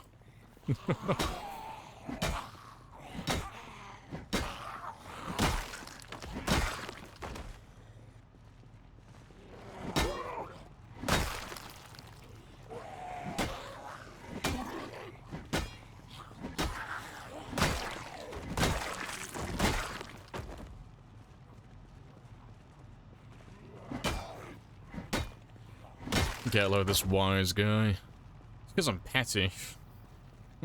So, do I want to die in the zombie apocalypse? No. Will I? Probably. But when do I want to die? After I've killed my quota of zombies. Just so I'm not the weakest link in the chain. That's the only reason why. Like, I'll do my part. And then if I die afterwards, that's fine. Because I did my part. I did my workload. If humanity gets completely overrun and we go extinct, it's because the rest of you weren't carrying your own weight.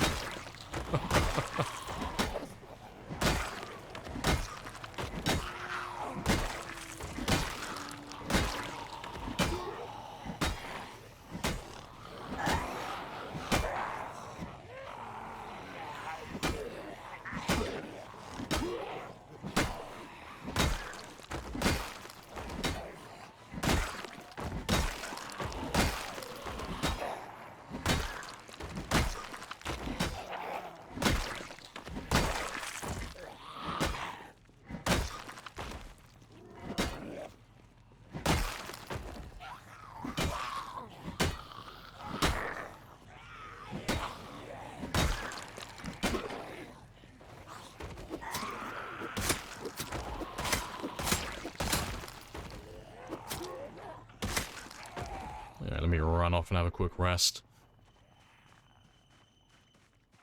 Your summer cabin is in an island in the middle of a lake. Nice. You better just hope that they're not going to pull a Pirates of the Caribbean on you. Just walk across the base of the lake. Good conversation. Emerge on the other side. Hello, Void. Welcome on back. Oh, that was a misclick.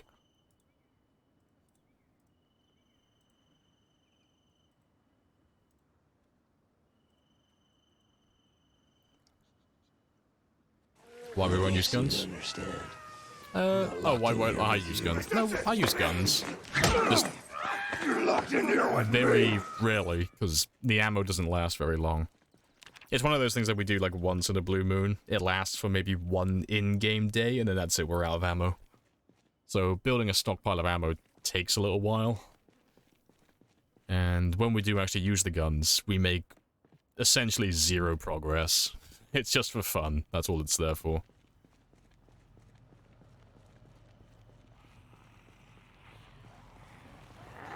Yes.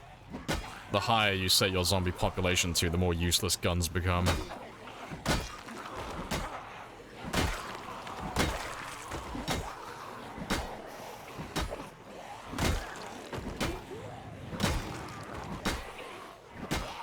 Appreciate the follow, Fulper. Welcome on in.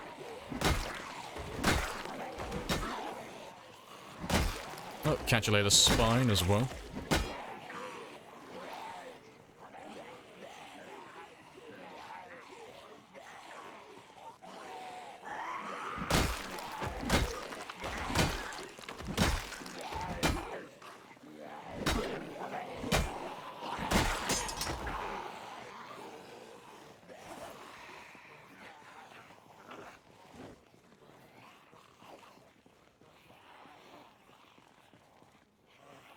Building in this game is something else, man. You can't find nothing. What do you mean you can't find anything? What are you looking for?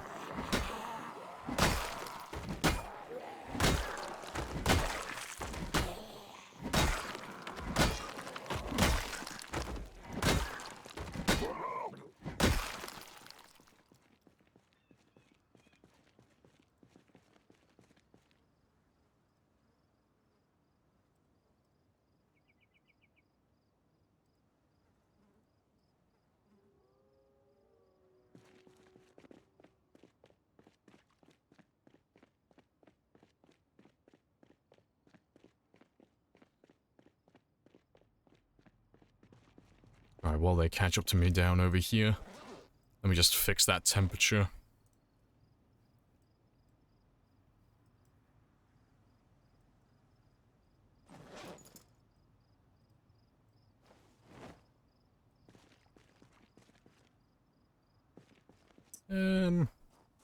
I'll throw you in the back of the van in a moment.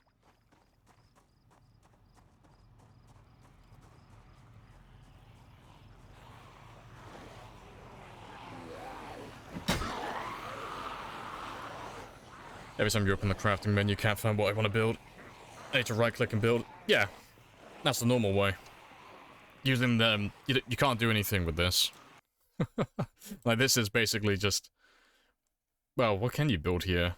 Yeah, you can stack logs, saw planks, mortar and pestle, mattress, yeah. There's no crafting here for carpentry. It's basically just all shit. But you can make a drawer. I've never actually made that, ever. In my entire time playing this, I've never made that item. Don't think I ever will, either. Got no idea what it looks like.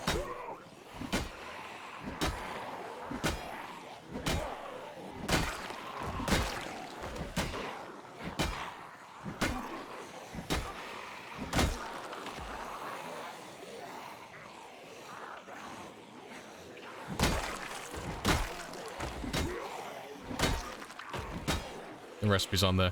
Oh, it's because they're not recipes, you know. Like, the crafting menu is for... Well, crafting, you know. Crafting as opposed to building. This is, like, for, like, small-scale stuff. Like, things that you would do, like, you know... So you could do comfortably sat down at a table. Doing, base building stuff. This is, everything here in the carpentry crafting menu. Same as the metalworking one as well.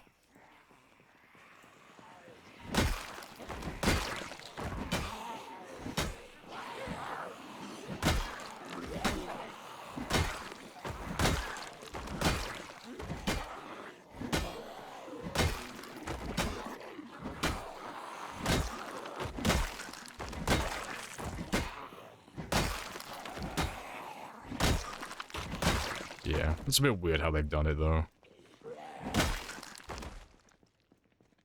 Yeah, once you find it for the first time, though, happy days. It's not going anywhere.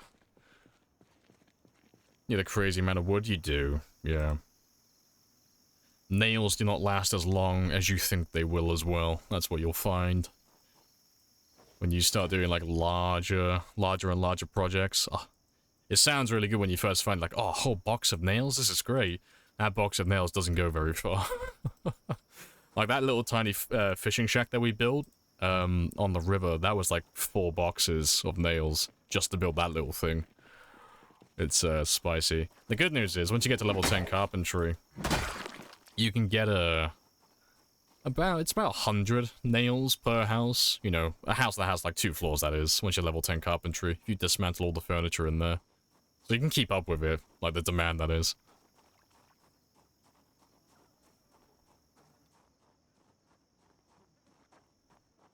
Let's grab the last of you. Hope you can craft nails in the next update. Yeah, hopefully. I mean, if they're adding blacksmithing into build 42, maybe.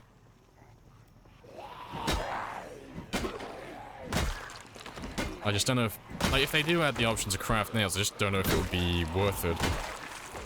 Given how easy they are to get via dismantling.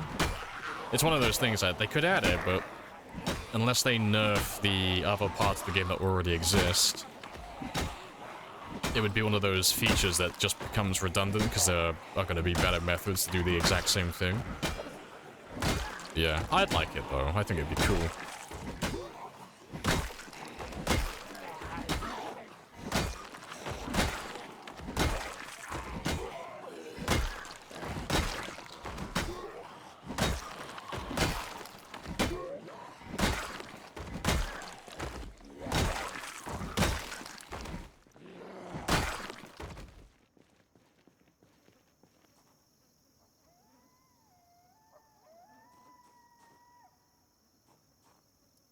Why does your character take damage when you take wood from buildings? You're over encumbered. That'll be it. You won't die to it, you can just ignore it. But what you're doing is... you're carrying far more than you should be at one time. So just to show you on screen, just so you can see it. If you look at the numbers up here, anytime you cross over that threshold, like whatever your max capacity is, which will be your strength level. Let me grab a few more bits and pieces. A little bit more. There we go. Once you get up to very heavy load, you'll start losing health. But the thing with that is you can just ignore it. It'll only go down to about 75, 80% of your health. You won't lose any more than that. So you can't physically die by carrying too much. You're completely fine. You can just ignore it. The only thing to keep in mind is, if you are going to be over-encumbered like that because you're carrying a lot of building materials, do not, and I cannot stress this enough, do not for the love of God fall off anything. Doesn't matter how insignificant the height may seem, the amount of damage you take when you fall off structures is relative to how much you're carrying, so you can one-shot yourself if you fall from like a single floor building, if you're just fully over-encumbered. So be very careful if you're base building and you've got tons of planks in your inventory.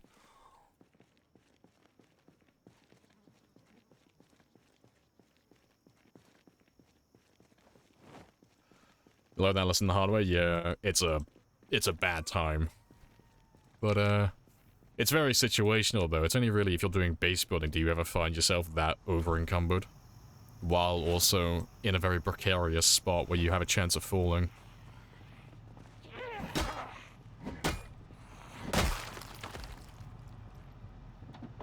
Let's get rid of you. Oh, maybe not. I just need a little bit of extra room in my bag.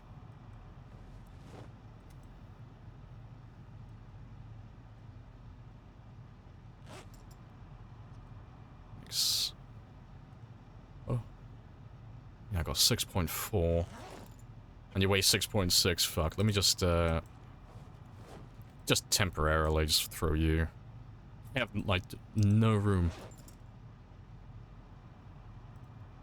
I just need, like, a tiny...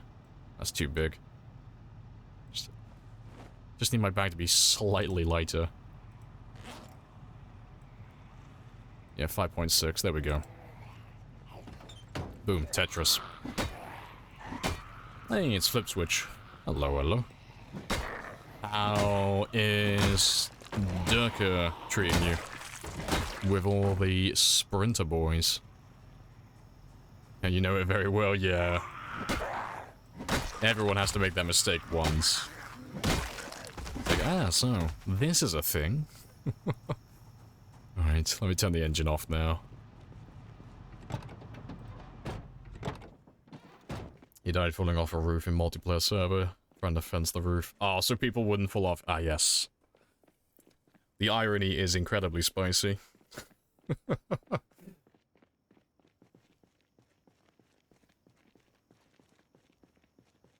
He gave you a reset for... There's not too many of you up there. Yeah. And we're over 2/3 of the way there now, towards that level 7 short blunt. Very nice.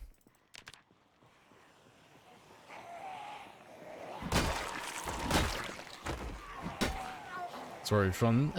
How goes the slaughter of Zeds? Very well.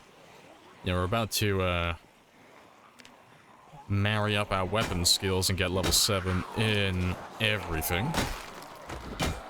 Which is very nice. And we'll be back on the spears again.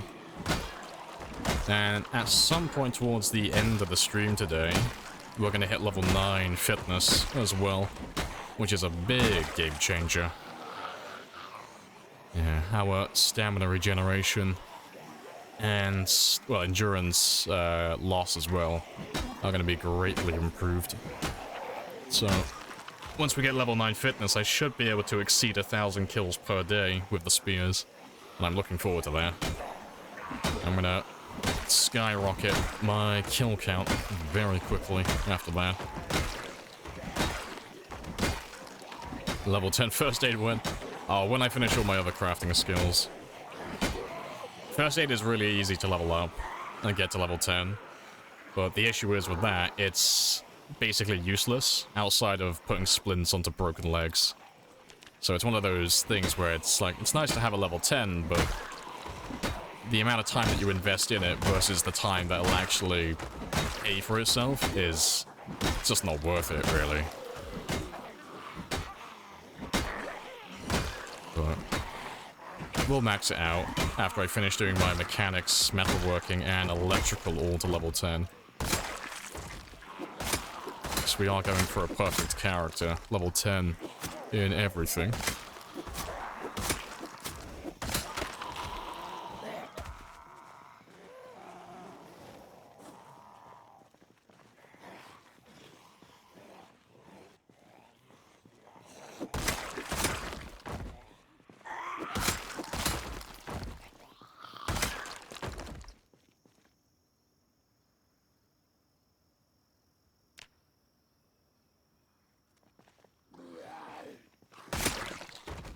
Thank you kindly.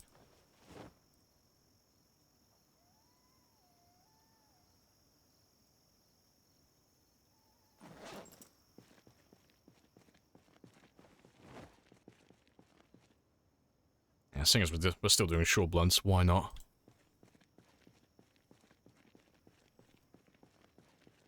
Welcome in Quith Yacht as well. Hello, hello. Accidentally walking to a non-existent tile or smashing through the roof or something. Yeah. Yeah, because I can't remember who came up with it, but there was, someone came up with a really good system of just using the walk to, function to, like, actually be able to find tiles that you can and cannot walk on. So if you just press Y is the default key binding for it, or, you know, you can alternatively just use the menu. It'll only highlight the floor tile if you can actually walk on that tile, which is super useful. Because, yeah, there are a few of them still around Louisville where you can just fall through the roof and kill yourself. Even though it looks like a flat floor that you should be able to walk on.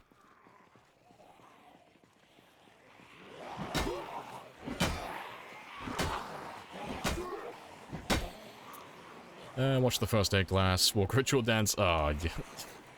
I've never managed to fuck that up, but one of these days... it'll be on stream as well, immortalized. I'll try and max out my first aid, but I won't pay attention, and I'll end up bleeding out by standing on glass. That'll be my legacy. You don't pull the knives... Oh, I don't put knives on my spears? No, it's terrible. It's not bad early on, or in the midpoint in the game when you're still leveling up your maintenance and leveling up your spears. But as you get towards the end of maxing out those two skills, it becomes counterproductive. Because it used to be fantastic, but they changed it so instead of making the spear better in literally every measurable metric, you instead combine the weight of both of the weapons now. So if you put a hunting knife on a spear, for example, hunting knives are incredibly light. They only weigh 0.5, but you're adding that extra weight onto the spear now, so the spear goes up from 1.7 to 2.2. And now that it weighs more, it's gonna start using more stamina, which doesn't sound like the end of the world, you know, because the trade is you're getting extra damage and extra durability at the cost of the weight, which isn't too bad early on, but later on, the damage is irrelevant because you're already one-shotting at literally everything, so that's not giving you any assistance. And your maintenance is so high that as you get towards level 80... sorry, not level 80, level 8 to level 10, you're going to be averaging in excess of like 70 hits per regular spear. So that extra durability doesn't really mean anything to you. Because at that stage in the game, you should be able to craft as many spears as you want, and they're already moderately durable. So all you're doing is, you're costing yourself extra stamina, you're wasting duct tape, and depending on your outlook as well, you're also wasting hunting knives as well. That's if you intended to use them to craft spears or level up your short blade. So you just kind of like lose on every measurable metric just kind of fucks you by adding weapons onto spears at that point.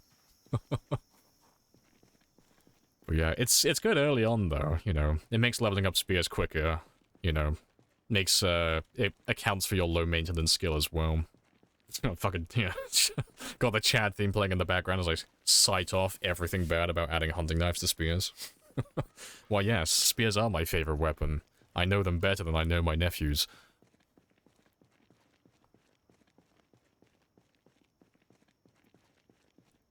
Bonk bonk bonk. I hear Lamprey is leveling short runs today. He is indeed. We're almost done though. We are almost level 7 in everything. We are very close to the target. And then we're gonna go back to using spears again.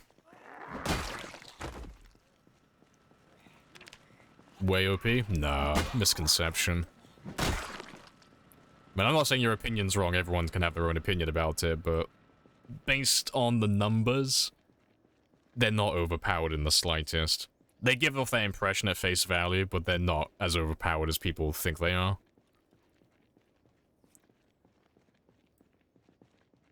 They are, well, like I said, you can have your own opinion on it. I'm not gonna try and convince you otherwise.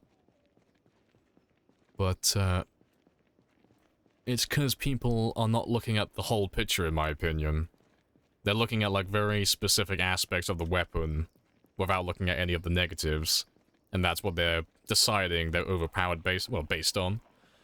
But if you look at all the other parts of every weapon, they're only slightly better than stone axes. Provided stone axes have to use lumberjack. But if you take that one out of the equation, they're about... It's about 20% better than hunting knives. In terms of, like, how many zombies can you potentially kill within, like, 24 hours. You know, factoring everything, you know, they can... And this is unrealistic, but if you were to play like a computer and be pixel perfect with everything, you could kill up to about 3,700 zombies in one day using spears. And that accounts for resting and sleeping and all those shenanigans. Hunting knives can kill about 3,200, more or less. You know, it's somewhere... I can't remember the exact number. It's somewhere between, like, 31 and 3,200. So there's not that much of a big difference between the two. But hunting knives have the benefit of being able to level up to level 10 within, like, 6,000 kills. Minimum. Whereas spears take 25,000 kills. So it's like, it's not a perfect one-to-one comparison. There are attributes and things that you can't marry up completely to get, like, an accurate comparison. But the spears do have, like, some qualities that are just fucking awful in the early game and mid-game. Do you want to level up maintenance first with crowbars before using spears? Oh yeah, I do. If that's what you're asking, yeah. Now early on, it's always screwdrivers, hand forks, and literally anything I can get my hands on. Until I get to about level 3 maintenance, and then it's just spears from that point onward. So they're still terrible at that stage, but they're bearable. Being able to continue cheesing your stamina levels for a bit to make... Wait, what? Sorry, I gotta reread that part to understand what you mean. Being able to continue cheesing your stamina levels for a bit, make them OP in your opinion. Not the one-shot factor, anything will one-shot. I don't know what you mean. You have to explain the stamina part to me. I don't know what you mean by that, because there isn't any stamina cheese with the spears. You'll have to, like, give me, like, a little bit more info. I might know what you're talking about, but I can't think of anything that's, like, an exploit or extremely cheesy with spears regarding stamina.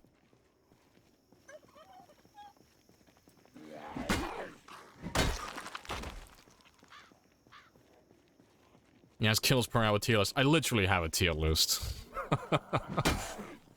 Yeah.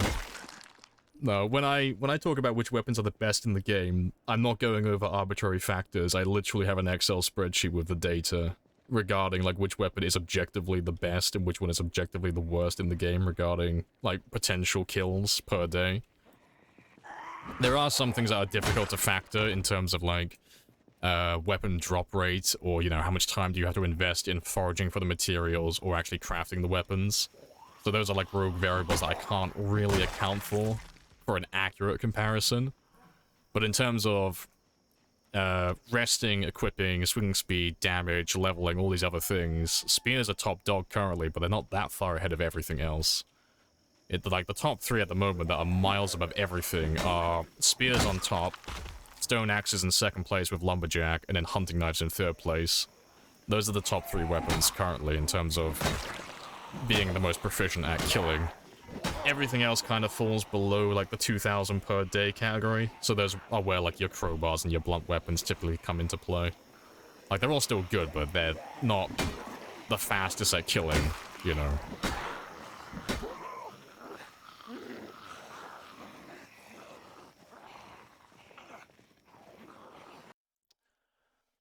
Being able to continue fighting while exerted. Oh, so you just mean like the high damage and crits then? Nothing to do with stamina, just the high damage crits. Yeah. So it's just because they have like an overwhelming like crit rate and stuff like that that they can actually one-shot when you're exerted. No, fair play. Not being good doing it as much as a hindrance. Yeah, like say swinging a fire axe while exerted. Yeah, no, I get you. That's fair.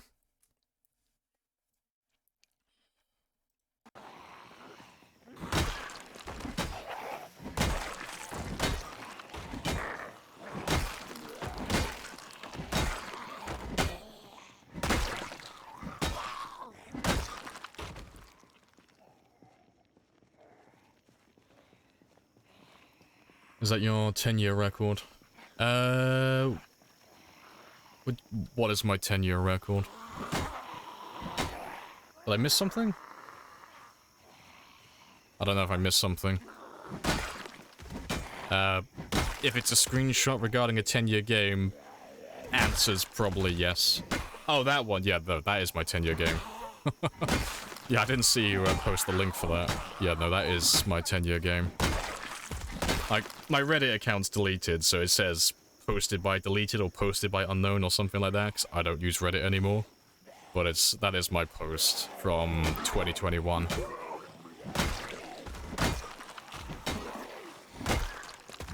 Because you can't find the account name if you want to actually confirm it is mine. You have to use one of those way back machines, though. And look at my old account, which was just Mr. Lamprey, I believe my Reddit name was.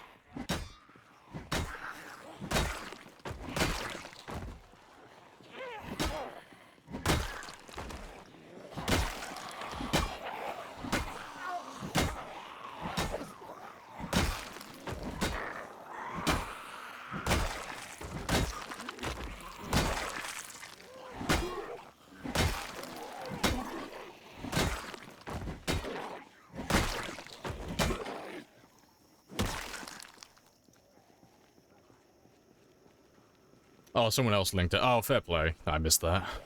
Just wondering. No, that's cool. Yeah, no, that is, that's the longest run I've ever had, but we don't regard that as the official record for the game, just because that's before I was on Twitch, so there's no streams, there's no clips, there's no VODs of that, so... And there are no witnesses either, so it's an unofficial record. Doesn't really count.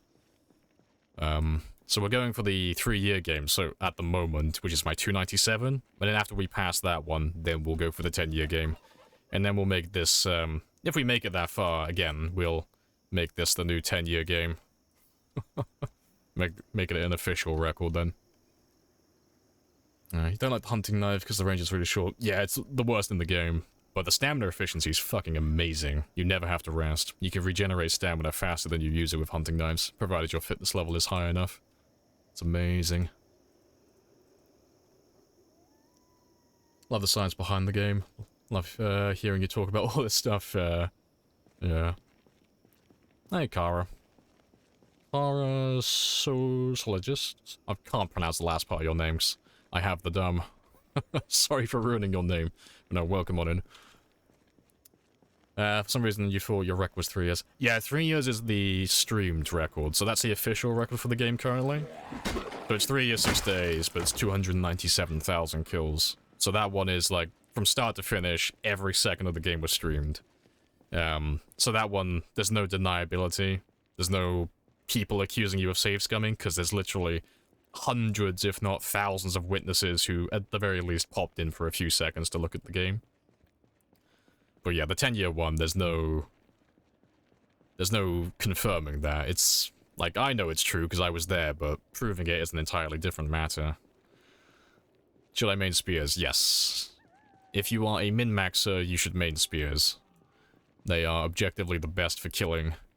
But if you don't care about min-maxing, every weapon category is good at level 10, and the other ones do level up significantly faster. That's like one of the major downsides of spears. They're very slow to max. But, they're worth it if you can get to the level 10 mark. Well, they're worth it if you can get to the level 7 mark, really. Anything above that's a bonus. Is this a server you're looking... Oh, you're looking for friends? No, this is single player. No, not multi.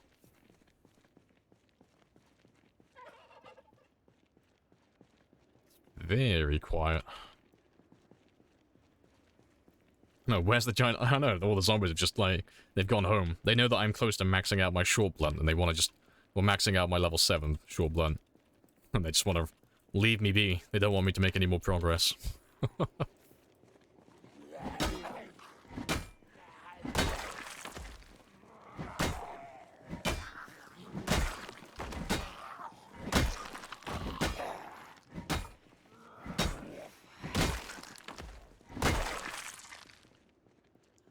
If you don't want to use spears, yeah, stone axes. Yeah, stone axes if you're a lumberjack, and then hunting knives if you've just, like, literally got anything else.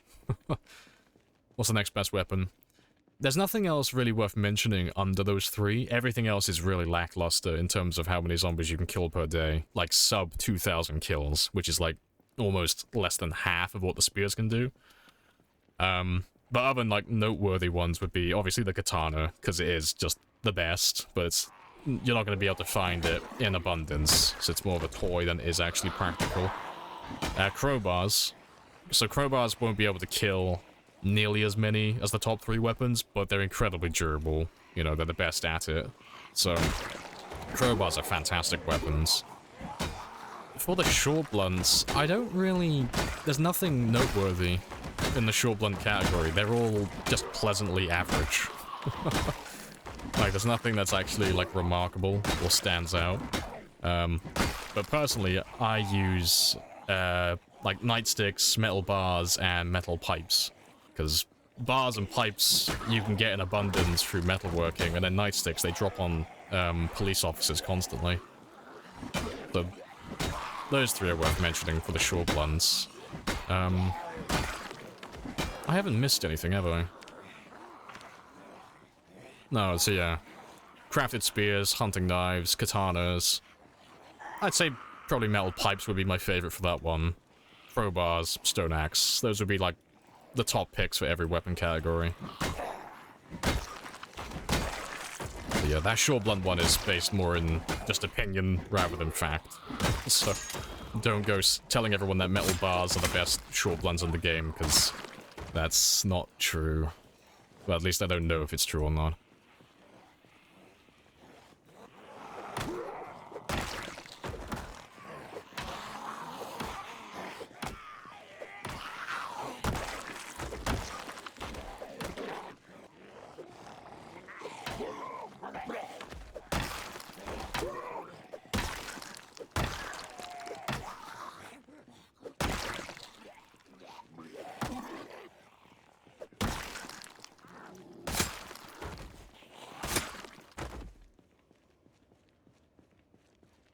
Let's have a quick rest.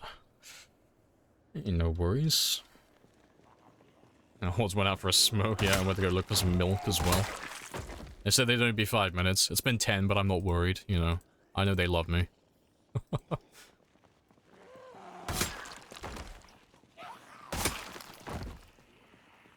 You like axes? Cause you can, yeah, you can hop by 3 of them, yeah. No, that's fair.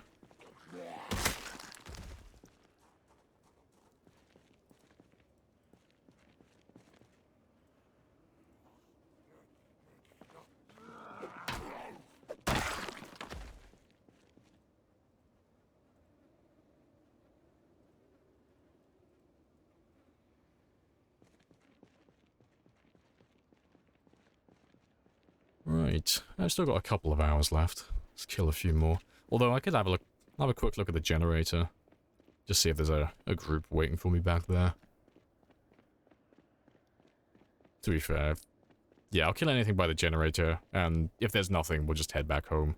I gotta put some hedges down in my base anyway, so I need a couple of spare hours. Let's grab those ones. Right, and our survey says... fucking nothing. That's cool. Let's just kill all of you then. And then we'll head back home.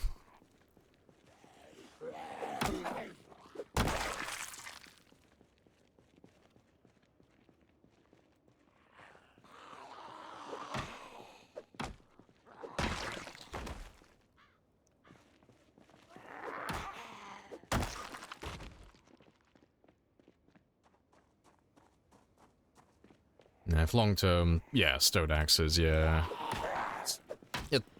In regards to, like, the spears are overpowered argument, like, I can kind of... I get the argument, I understand it, but if we're gonna call spears overpowered, I'm gonna start to insist that we call stone axes and hunting knives overpowered as well, then.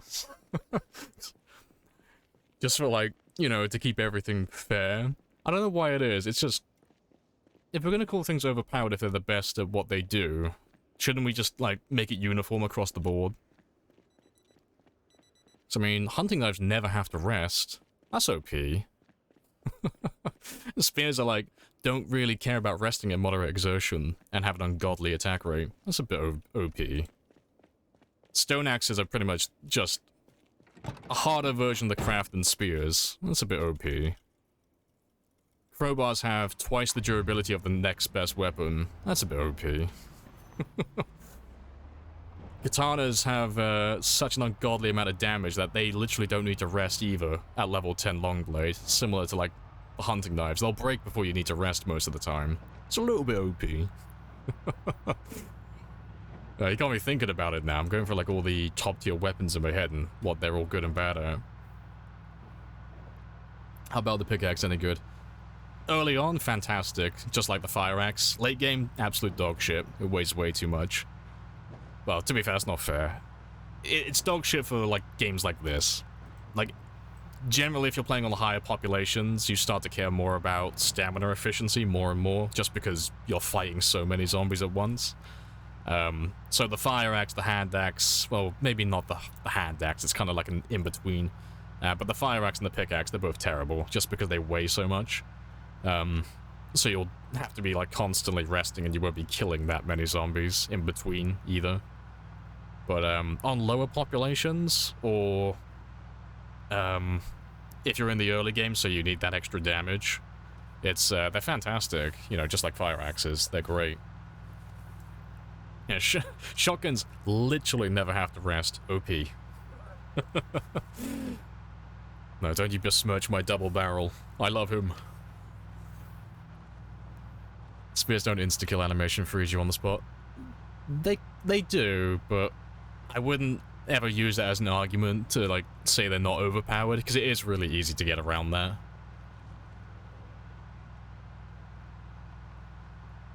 Because the one-hit animation with the spear is random. Well, it's random to a certain degree. It's random, but it's also predictable. So, you can't ever choose when it happens. It'll always just proc whenever it feels like it.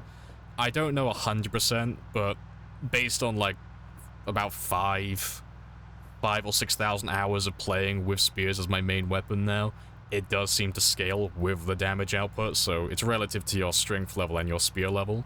So the higher those two go, generally it seems to be the higher the chance of doing that one-hit animation. I could be wrong, but it's like 6,000 hours, it kind of becomes a little bit obvious after a while. But, yeah, it only ever goes off, though, if you're fighting a zombie one-on-one. So it's a zombie that has no one else around him. It's just standing alone. That's the only time it'll ever occur. So, if you know that, it's very easy to predict, because you just don't ever attack zombies that are on their own if you have zombies on your flank, or, well, just any flank. So whether they're next to you, side by side, or they're behind you. Unless you have, like, plenty of space. But if you're fighting zombies that have other zombies next to them, it's always the slash attack. Every single time. Never messes up. It's always guaranteed. If there was even a 1% chance that it could fuck up, I wouldn't be using the spears. It'd be too risky. Over the long term.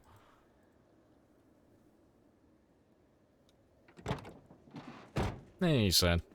It's over 90 degrees Thursday. Kill me. Good stuff. It's very hot today. You feel that your character feels a sense of purpose? I'm sure he does. If he feels anything at all, the little sociopath. I think it fully triggers no matter what. No, it only triggers if you're fighting one-on-one. I'll show you tomorrow when we go back to killing zombies. So we'll be back there in a few minutes. Just gonna put down my hedges, have a sleep, grab some more weapons and stuff, and then we're gonna head straight back out there. But yeah, it only triggers if you're fighting zombies on their own.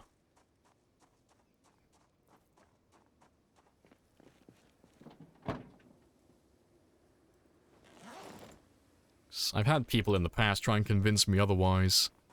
And try and tell me that, no, there's a chance for it to happen anytime, any place, but it's like, if that were the case, I need to buy a fucking lottery ticket, because it's never happened in over 6,000 hours.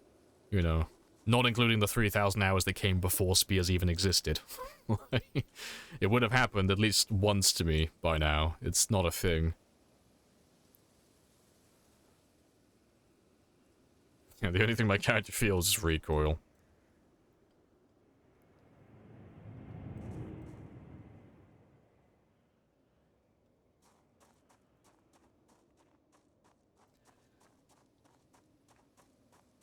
Gonna inhale your cereal like Kirby. Make that curse low budget ratatouille doodle. Nice. Fantastic. Alright, I got 40 minutes until I need to sleep.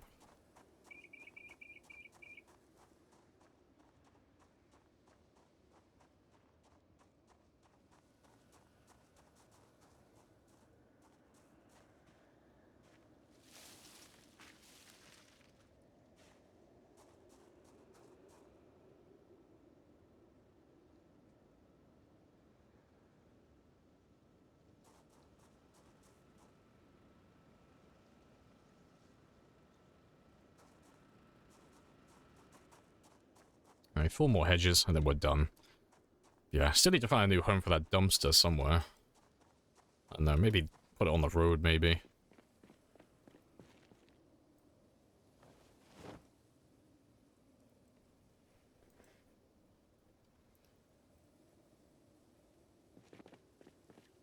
Yes, more hedges, all the hedges. Like, where did they come from? Nowhere, you know? I got them from the garden center. Don't go looking at the cemetery. I promise we didn't go and rob a graveyard, I swear. No, I bought these ones legit. I lost the receipt, I swear.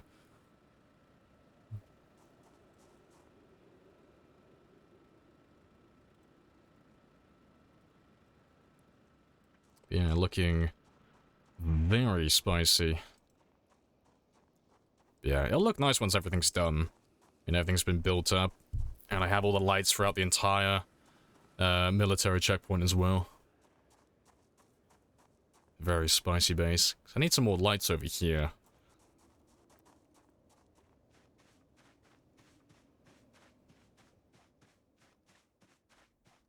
Yeah. I need to be in bed, like right now.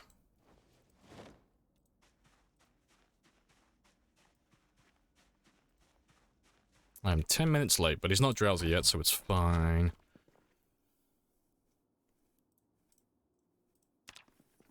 Yeah, no returns.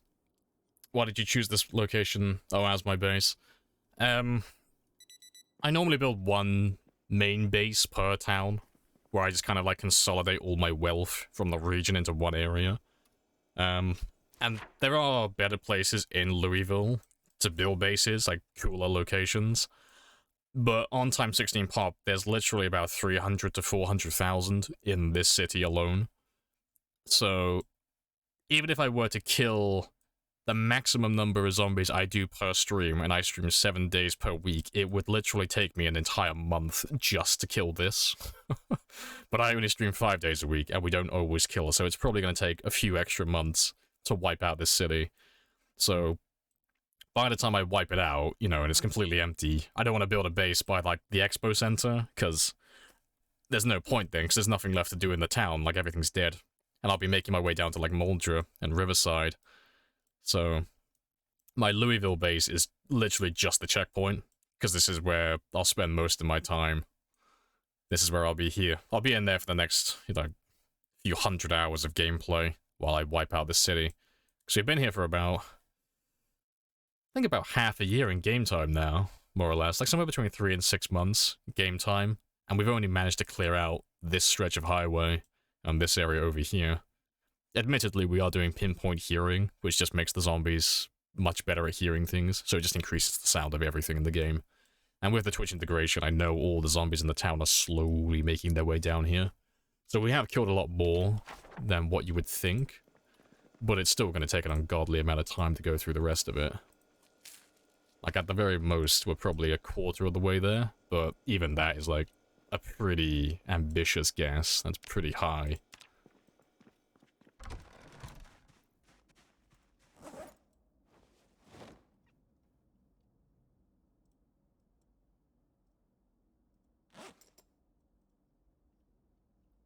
Alright. Let's restock my spears as well. Just need one more. That'll do. Let's get rid of you. Did you reinstall the doors? Oh, like the ones over here? Yeah, no, those are player-built ones. Like, that's an entirely new player-built structure. We built that one from scratch. And all of these doors down here and all these sheets, we did all this. Like, all of this is me. I haven't done anything with these rooms yet, but I may in the future. But yeah, all of this has been repaired by myself. All of the lights in the street and everything around here. Normally this place would just be dark. There wouldn't be any power, no lights, no nothing, but I'm rebuilding the entire checkpoint. And doing everything, empowering all the lights. It's a very spicy project. It's always nice to have a hobby on the side while you're killing zombies.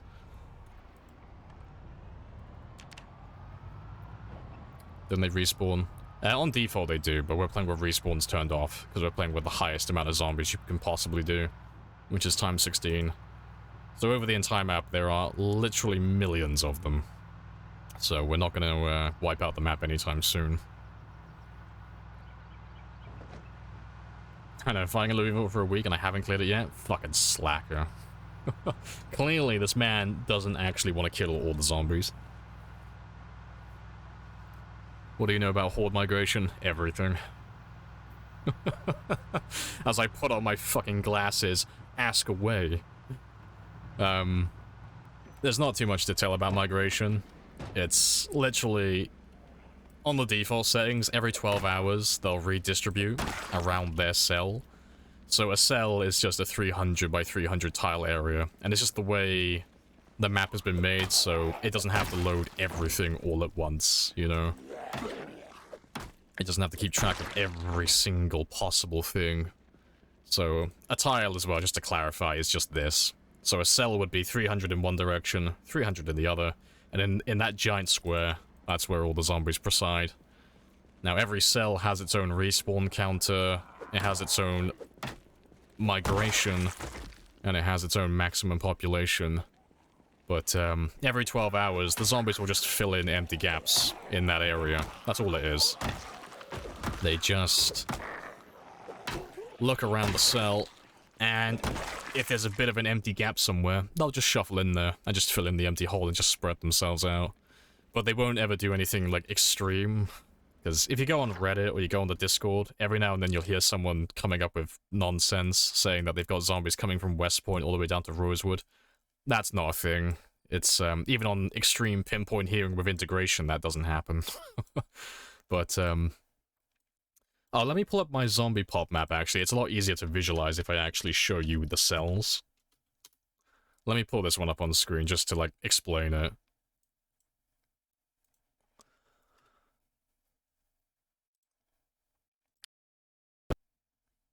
Like, looking at West Point as an example,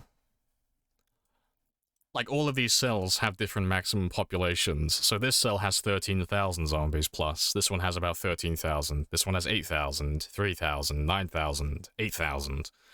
The numbers do change from game to game, even if you have the exact same settings. But regarding distribution, if I killed, like, half of this cell here, so I killed everything on this side, the zombies on this side over here, every 12 hours when their migration kicks in, they're going to look at that area and say, hey, there's a big empty gap over there.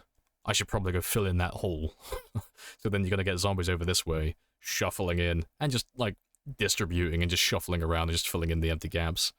It's why when you kill a lot of zombies in an area and you start living in one of the houses, sometimes it feels like the zombies are, like, perfect, like, they're targeting you specifically. That's not the case. The only reason they're going to where you're living is just because you've killed everything in the area and there's no one around anymore. So they're just filling in that empty gap. But what they can't do is they can't move from here to here. They can't cross over the cell barrier. Not unless they see the player, hear the player, or they are chasing after some sort of sound event. So helicopters, gunshots, anything like that. But migration won't make them go from, like, this side of town to this side of town. Like, nothing silly like that. So it's very much something that you can almost completely ignore for the most part. It's it only really becomes apparent on, like, lower populations when there's more empty space in the cells, so the zombies have more chances to, like, move around freely and constantly. As opposed to, like, what we're doing on this one, which is time 16, where fucking everything is always filled with zombies, so it's almost impossible to tell half the time when they're migrating, because there's always more zombies.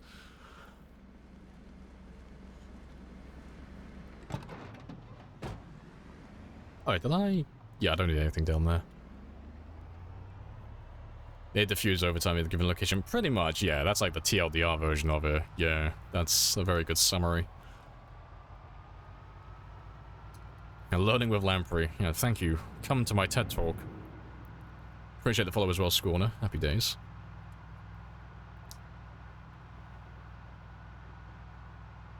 $25,260. I have no idea what that's referencing. Also, hello, ants. Hello, hello. What's the heat map? Number of zombies killed in that grid? No, number of zombies at max in that cell. So, if you set your game to base pop times 4 and then peak pop times 4, so you were playing on time 16, and you did day 1, so they're all there instantly, those are approximations as to what you'll have in your game.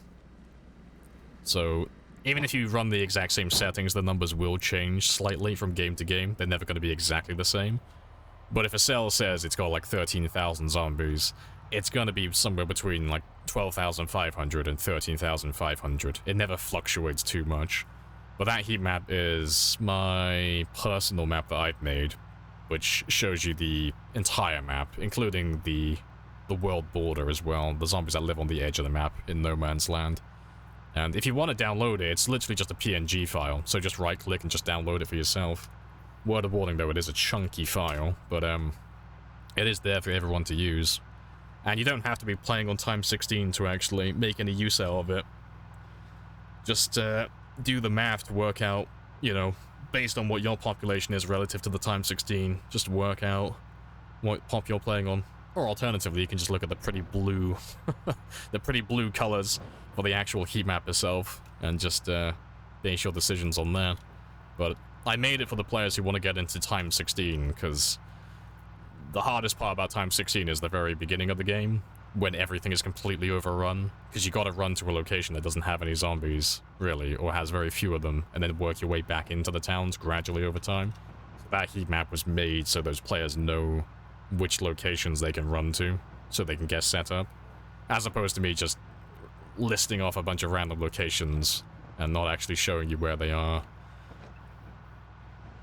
They can migrate from the edge of the map? No, migration doesn't work like that. They can walk in from the edge of the map, but only if they're chasing sound events, and that would be if you had pinpoint hearing on as well. On a normal game, you'll never see any of them. They'll never go to you. They're too far away. Like, I'm playing with pinpoint hearing with Twitch integration. We've had 910 helicopters. We're too far in the center of the map. They can't physically hear us, so they won't come out here. If you're looking for the settings, Kramer, it's exclamation mark settings, not config. But the settings aren't too in-depth. It's just default apocalypse with time 16, less loot, and pinpoint hearing. And if you want, like, the full list, it's exclamation mark integration as well, just to clarify the things that have changed over time, because our settings do change every 6 months. Just one setting just gets increased every now and then.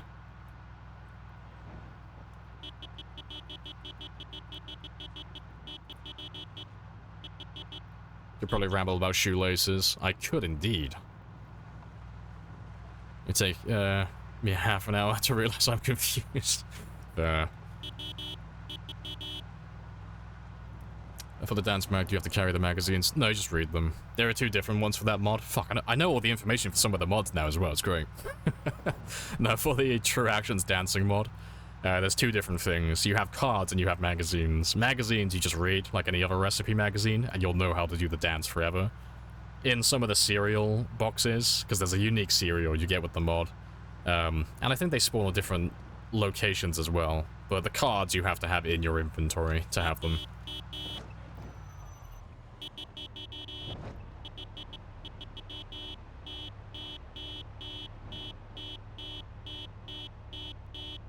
I thought they were a lot more than this, but they're being very slow.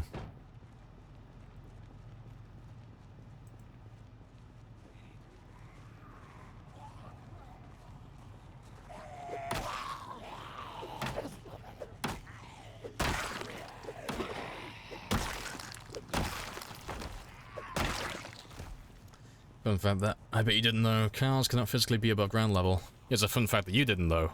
They can. But not through intended means. And I think it's exclusive to multiplayer, but cars can get stuck in the air multiple floors up. But not via buildings.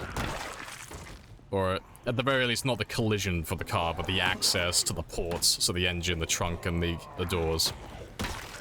But the car itself, it's weird how it works. Like, part of it remains on the ground floor, but the actual model for itself gets stuck in the air. It's a really weird bug, and I've not seen it for a lifetime, but it was there back on build 38. 8 or 9. It was one of the other. But yeah, I remember I lost my car because it got stuck in the air. It was really fucking annoying because I had all my loot in it. That was on Ambiguous Amphibians server. That was years ago. It was like 2018. Don't zombie bodies make you sick? They do, but only if you're within 13 tiles and there's more than 20 of them. And you spend a very long time with them. But it does scale with the number of bodies beyond 20, so the more they have, the sicker you get. Well, the quicker you get sick, I should say.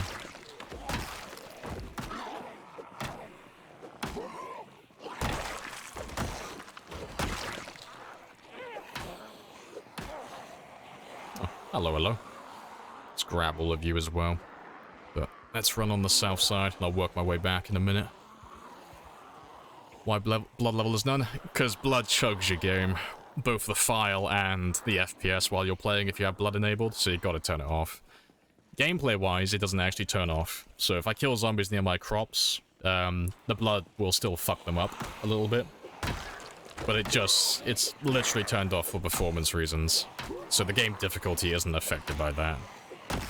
It's purely a performance and aesthetic choice. Because if I could have it on, oh, you know I would. I'd love to see all the blood in my world.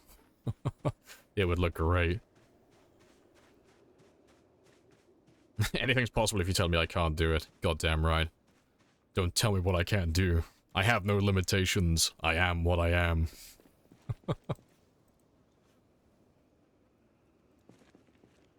Yeah, Answer's got the right answer. It's basically just, it chugs performance over the long term, after you kill thousands of zombies. You really are the wiki for this game. I am a fucking historian for this shit. I've been playing the game for almost a decade now. I've seen things you people wouldn't believe. Starships on fire. Yeah, there have been some very spicy shenanigans over the years.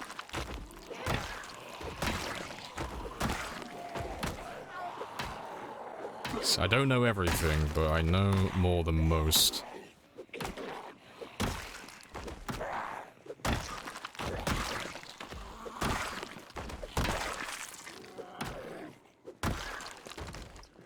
No, even to this day though, still learning.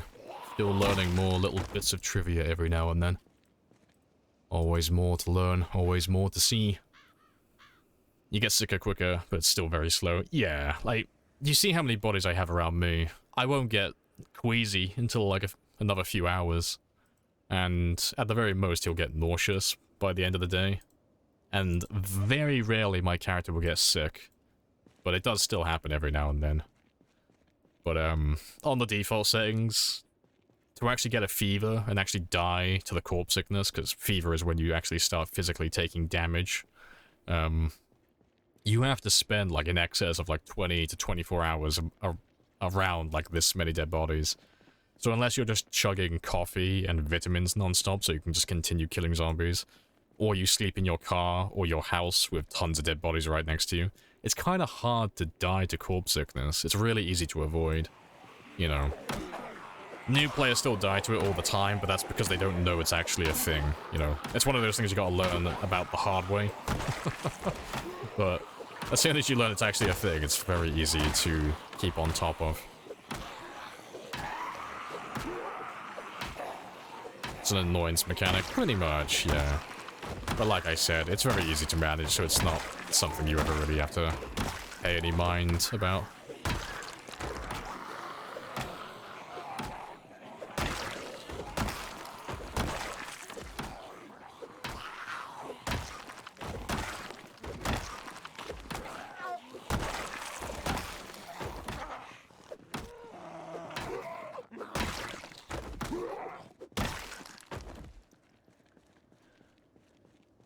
Guy's probably all red. I bet he looks like a fucking strawberry.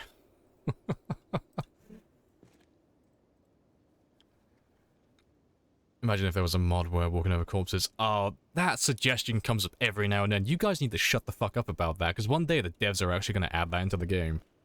Stop giving them ideas.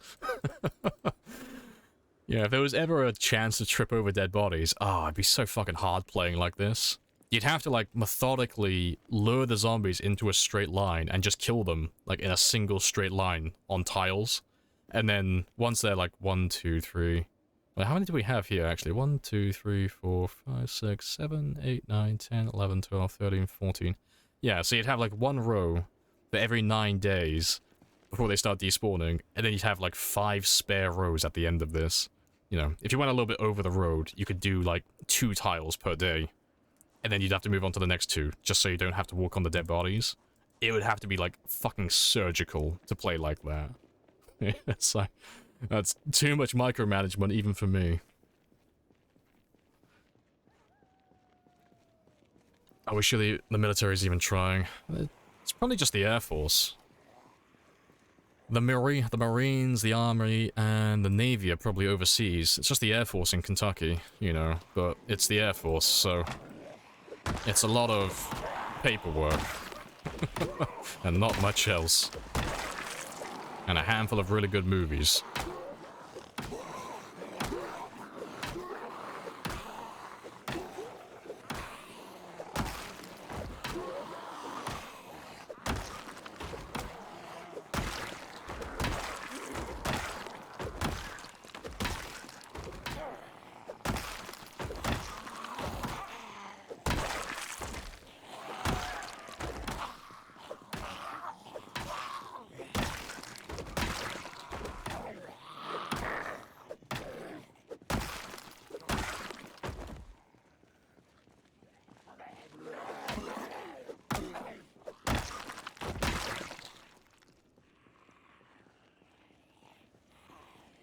Good stuff. Isn't this how you play the... Hey, I like min-maxing, but even I have my limits, okay? I can play with any setting under any circumstance with any rules. But I do have a limit to my patience. Yeah, you wouldn't see me playing on a game like that super long term. I could do maybe a year of playing like that, but I would never do it ever again. No, I'll go there, I'll do it once, I'll get the t-shirt and the trophy, and I'll never think about it ever again.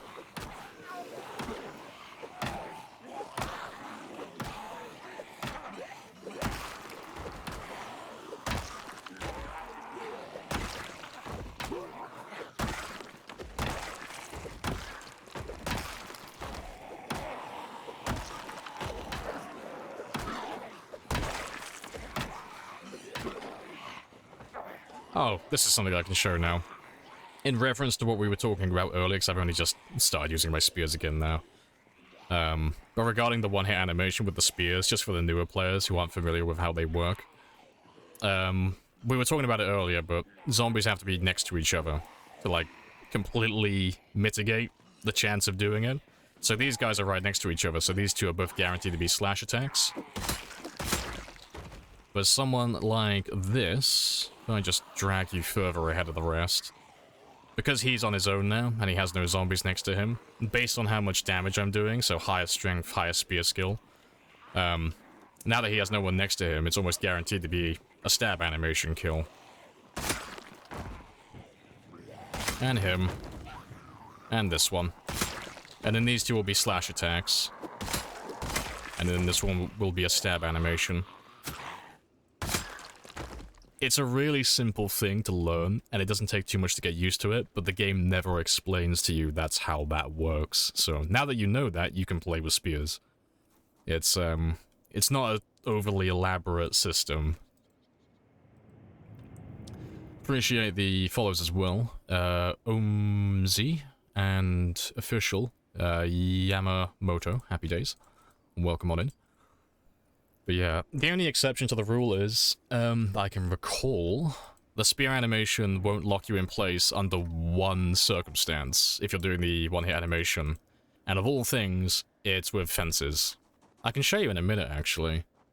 But if you're stabbing a zombie through the fence, you can do the one-hit animation, but it's not the same type.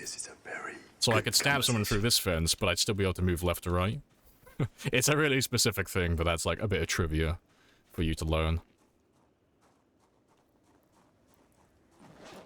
Yeah, appreciate the follow as well, Fox. And yeah, welcome in, Blooded. Hello, hello. Does the stab and the slash have the same endurance? They do. It's the same as every other weapon in the game. Oh, this is a fun bit of fucking trivia now. So, the amount of stamina you use is relative to how heavy the weapon is, typically. So the heavier the weapon is, the more it uses. The stab animation and the slash attack, as far as I'm aware, use the exact same. Something that is dynamic and will change across your gameplay. You won't really notice it if you're brand new to the game, but if you play long enough, you'll start to pick up on it. But you actually can, you'll actually start to use less stamina the higher your spear level, or the higher your weapon skill gets, and the higher your fitness level gets. And looking past just the fitness bonuses, the reason why you use less stamina when you actually level up your weapons and such, like just a little side piece of it, is because you only use stamina while you're in the animation swinging the weapon. So weapons that have like a really... Oh no, so I'm talking about calories actually, I'm thinking of the wrong thing. I'm talking about weight. But no, you burn calories relative to how long the weapon takes to swing. Completely, like, different tangent. But if you're suffering with weight loss, you'll find it becomes a lot easier to manage your weight later on in the game, beyond just your high, like, fishing, foraging, trapping, all that stuff, and your high cooking skill. Because you get a 3% boost to your attack speed per level in your combat skill, and a 2% for your fitness level, at the end of it, you'll end up with a 50% bonus, overall for your 10 fitness and your 10 weapon. So because you're swinging so much faster, you're using like half the amount of calories per swing, which is fucking hilarious. It's a really like stupid thing to know about, and it's not super useful. But I have to tell someone about it, because there's so many different things that you can learn in debug that no one really knows about. But it's just funny things that like affect you over the long term.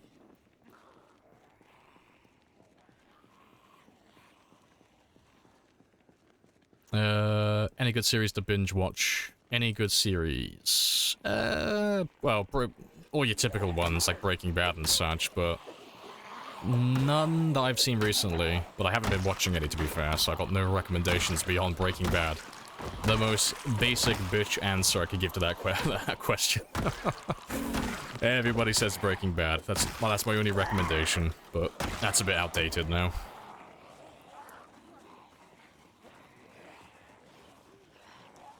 Random question. Do you happen to know what level cooking you need to be able to... Oh, yeah, like yeah, SG says, and Blooded, it's 7 to be able to use rotten food. although word of warning, it's not really worth doing unless you're starving to death. So in terms of, like, nutrition, you get basically nothing. But if your hunger is extremely low and you are physically about to starve to death, it can save you in a pinch. There are other tactics that you can use over the long term for it, but they're a bit... they're a little bit outdated now, to the point where they're almost redundant. But yeah, the easiest way to think about the level 7 cooking and the rotten food is you're just salvaging the parts of the food that aren't rotten.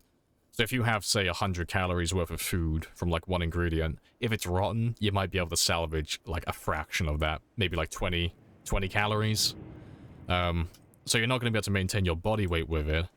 However, rotten food doesn't ever expire. It's already rotten, and it never gets any worse than what it currently is at. So what you can do is just fish tons of food and just store all the rotten fish, or, you know, the rotten rabbits or whatever you're catching. And then you have an infinite supply of non-perishable food that then becomes perishable food that then becomes non-perishable. And even though they don't give you that many calories per ingredient, and they don't give you that much hunger reduction, because you're not getting that much food overall, you've got quantity on your side at that point. So you can just load up tons of rotten food in a meal to try and make up for it. But yeah, like I said, that tactic's a little bit outdated now. But yeah, appreciate the followers of Barnacle. Happy days. What do you know about Sneak? It is useless, yeah. And I want to know why. It's because... Sneaking is checked too often. So what I mean is... It doesn't matter if you take Inconspicuous or Conspicuous, or you are level 0 sneaking or level 10 sneaking. The game checks whether or not a zombie can see you so frequently that no matter how good the odds of you avoiding being seen are, you are statistically almost guaranteed to be seen within, like, the first half a second. Every single time. So... let's say, for example, I told you that you've got a 1 in 10 chance to be seen by a zombie. That doesn't sound that bad. You know, the odds are, like, really far into your favor. But if I tell you I'm gonna check to see if that zombie can see you 100 times, it's like, okay, well, I got a 90% chance to go unseen, but he's got to check it 100 times, so statistically I'm guaranteed to be seen. You know, based on those odds within that small time period. But I can't remember what the exact numbers are regarding it, but it checks it so often in such a short span of time that no matter what type of build you make and what level your sneaking gets to, you're gonna be seen instantly. So it's why sneaking is just pointless at the moment, because you can't actually do it.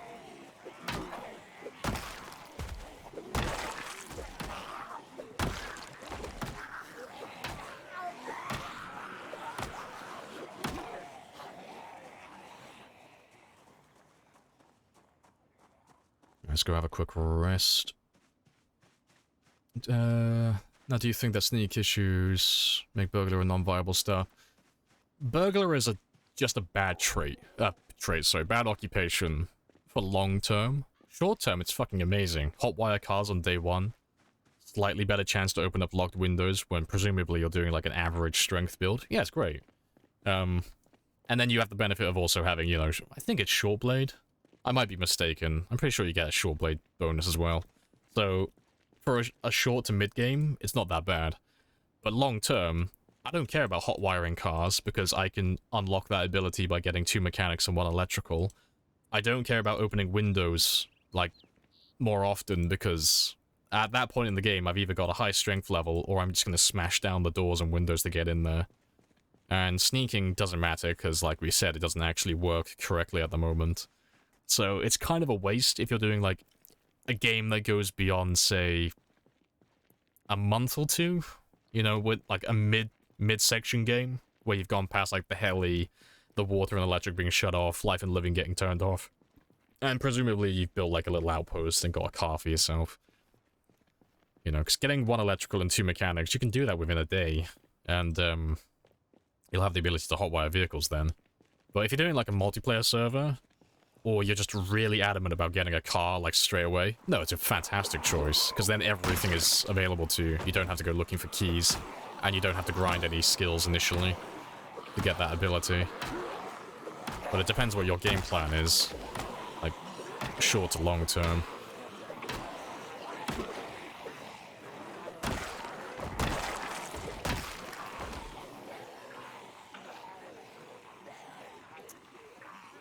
Is the zombie infinite? Nope, finite. On this one we're playing without respawns, but there are hundreds of thousands in this city, and there are millions on the entire map, so it is a lot of zombies to go through. And they all have pinpoint hearing, so they're all constantly chasing after every little sound they can hear. So every time one of you follows, it calls in a helicopter. Well, it calls in a jet. Every time someone subs, it calls in a helicopter. And those aircraft always fly over my character, so we're always being slapped by thousands of zombies constantly. Zombies have a visual cone. They do, same as the player. It's just RNG once you're in range. Yes, correct. Exactly as that. So, every zombie has the exact same maximum range they can see you from. It's about 20 tiles. It's either 19 or 20 tiles away, in a straight line, that is. They can only see what's in front of them in their cone of vision. The same as the player, you know. You can walk almost side by side to them and they can't see you. But the second you go within that arc, you know, you're in their range then. They can see you. But yeah, as soon as you enter their arc of vision, the game starts checking whether or not that zombie can actually see you. So, because it checks so frequently, it's just not going to happen. I know, I changed the command set. It's integration now, because it was too confusing for new people. Because it was like, what the fuck is the pain command for? So, I just changed it to integration now. The sneaking use stamina, only if you're running.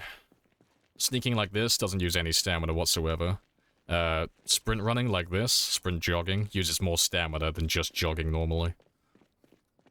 But the benefit of sneak jogging like this is it doesn't make as much noise as running normally.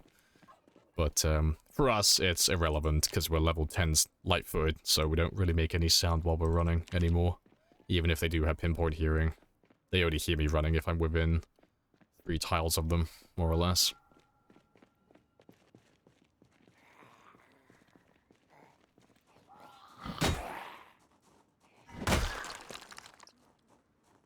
I know, forcing chat to use big words, I know I'm a fucking terrible person. I do try. I get my licks in every now and then. My little passive-aggressive behavior.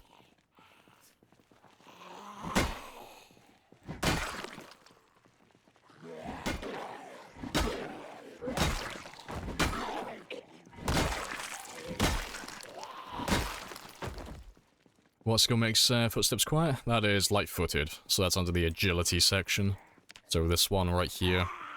So the higher that one gets, the less sound you make while running, sneaking in general, and walking in general as well. Any movement-based behavior from your character will make less noise. And it's really easy to level up as well. You literally just spend your time crouch walking like this. But, it does proc with quantity, so the more zombies you can get in proximity to your character while you're doing that, the faster you can gain the experience. So if you can set up a decoy, like a vehicle with the engine running, and attract a lot of zombies to that car, and then just get out of sight so they can't see you, and they don't know where you are. If you have those hundreds, and if not thousands of zombies in range, you can max out light-footed within, like, a couple of hours. You know, at the very most, a day in game time. It's incredibly fast. And it's very useful to have as well. It's just nice to be able to lose zombies instantly when they break line of sight. You don't have to worry about them being able to hear you. It's even more useful when you're inside buildings. There's nothing worse than trying to clear out a building that has like three or four floors in Louisville, but everything, like on every floor, can fucking hear you. It's nice to be able to like fly under the radar sometimes. It's just a shame that the visual side of sneaking doesn't work. So, yeah, sneaking is great if they can't see you, but if you're outside, it's basically useless.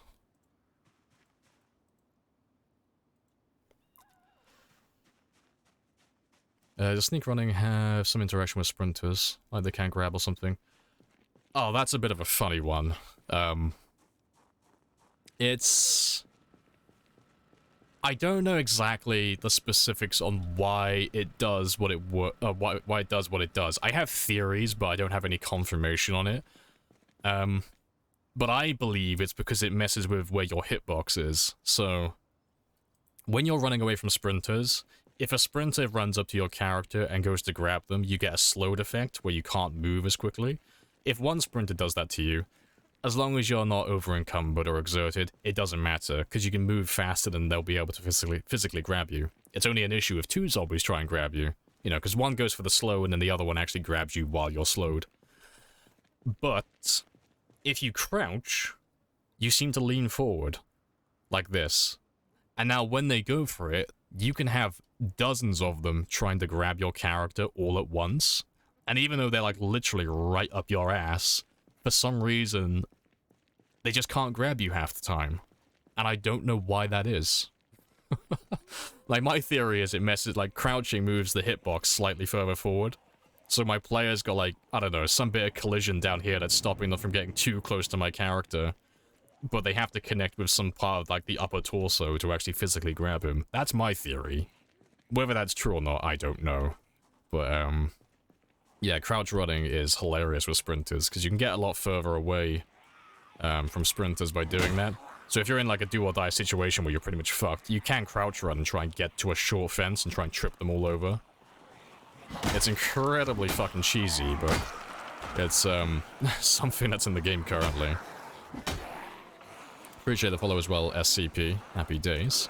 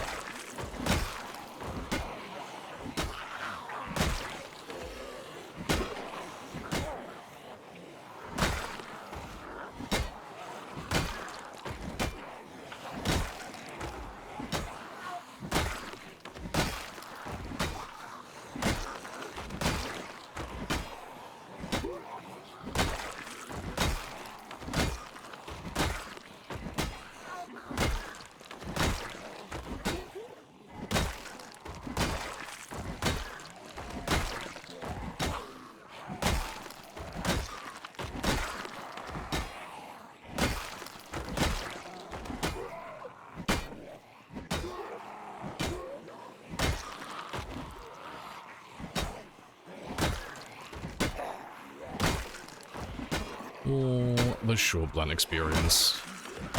Fantastic. Alright. Yeah, there's only a few left. Let me just finish you off so I can have a rest.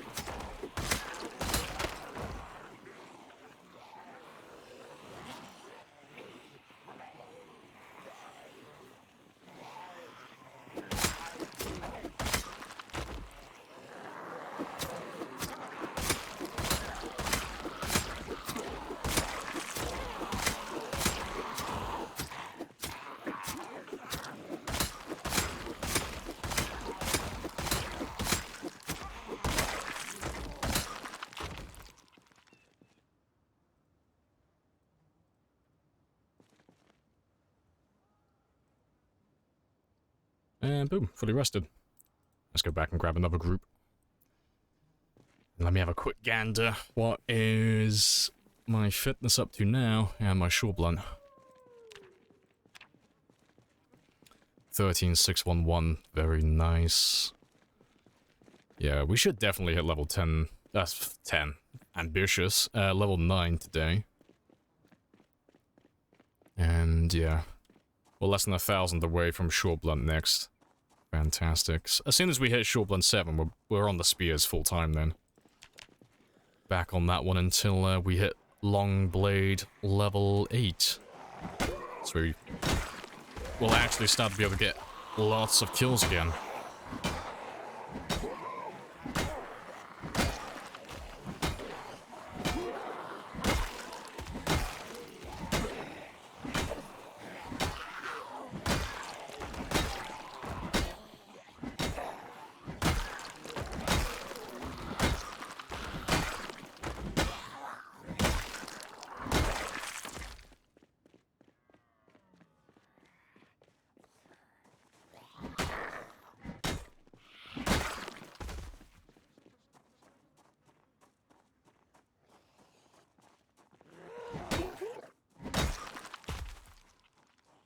Try not to grab too many.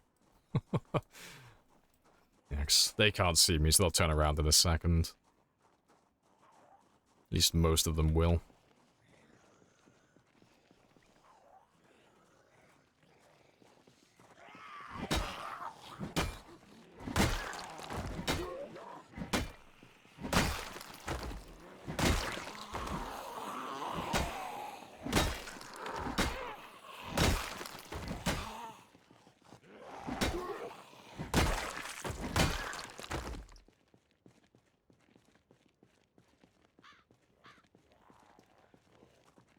Not me having to explain another cracked out doodle to the boy. You don't understand, bro. Jeremy needs his fucking hat. Jeremy needs a little hat, and he's being controlled by a little flea. So the flea's controlling Jeremy, Jeremy's controlling me. My god. Babe, why can't you just understand my hobbies? And you're playing with any mod right now? We've got like 5 different mods on. If you want the full list, it's ! mods for the command. But the only one that changes gameplay is the expanded helicopters. Everything else is vanilla.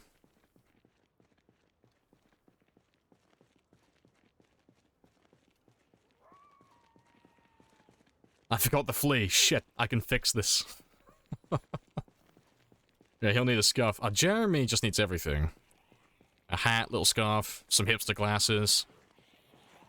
Put a little coffee next to him as well. What the fuck was that? That is God King Jeremy, my friend. God King Jeremy keeps us safe. God King Jeremy must be protected at all costs. We're only alive because of the God King.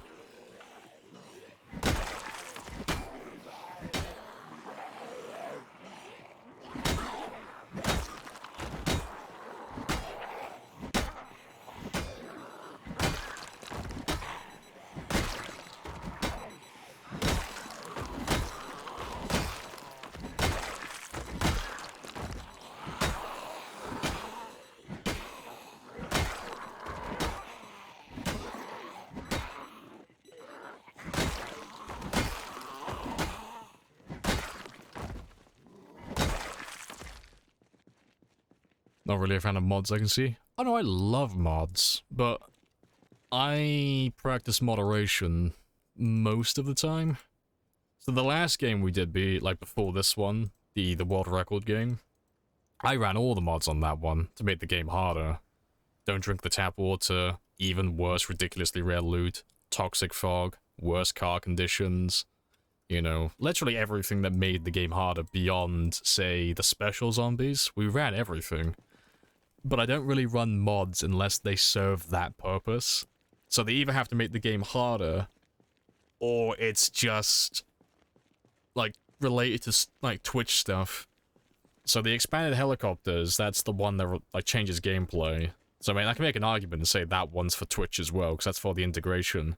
So it's the helicopters, the integration, the easy config to make that one work. So those 3 are for just Twitch. There's the Plague Doctor mask, which is just cosmetic. That's my branding, so that's Twitch. There's the Twitch stat mod, which is, again, just Twitch.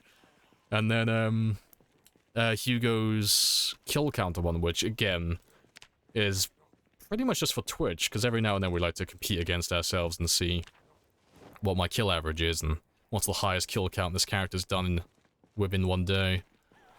But yeah. Unless it's for Twitch or it makes the game harder, I don't generally run mods. I don't really run quality of life mods or anything like that. Just because I'm afraid they'll break my game. Not because they're not good, like there's plenty of good mods. But, just the paranoia that over like several hundred hours, one of the mods might break, and then my game is fucked.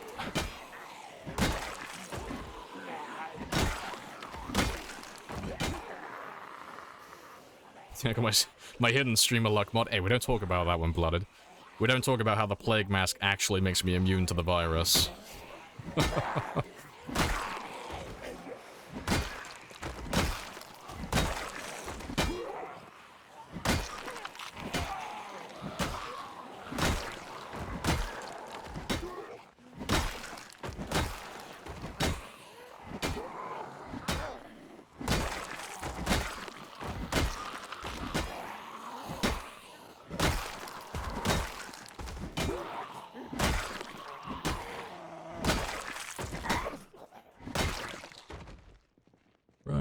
too bad.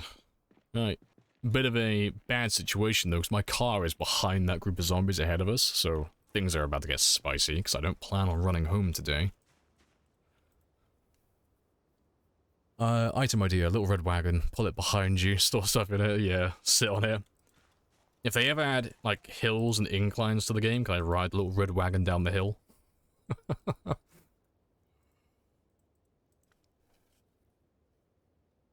No, because if it rattles like a little wagon too. Oh no, help me bro, the fourth wheel on my little wagon fell off, and the zombies are right behind me. That'd be hilarious. Alright, let me grab all of you guys.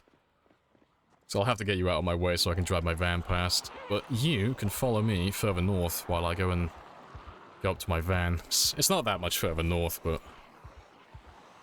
if I grab most of you now, I can get you out of my way. So that when I drive back later, the road's not gonna be completely swamped.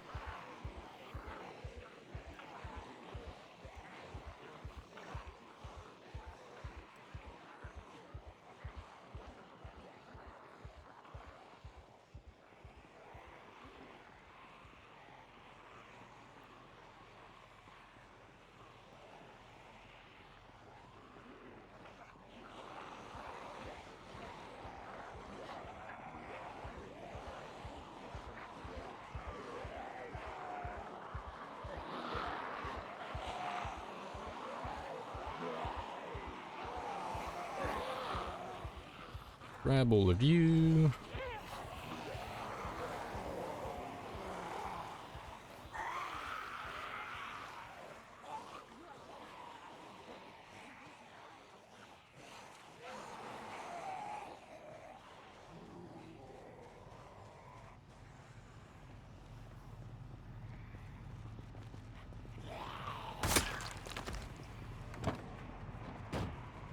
And I'm out of here. Yeah, we'll come back for them tomorrow. So I need my sleep.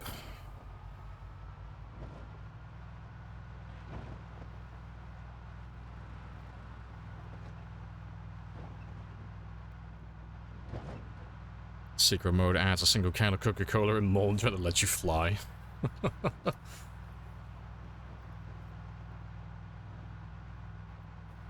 You see like a bunch of ants surrounding a potato chip.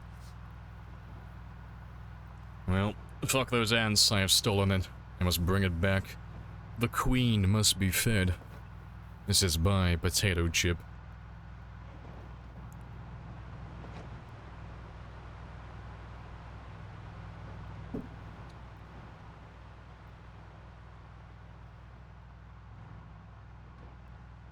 I'll have to start dismantling these cars soon as well.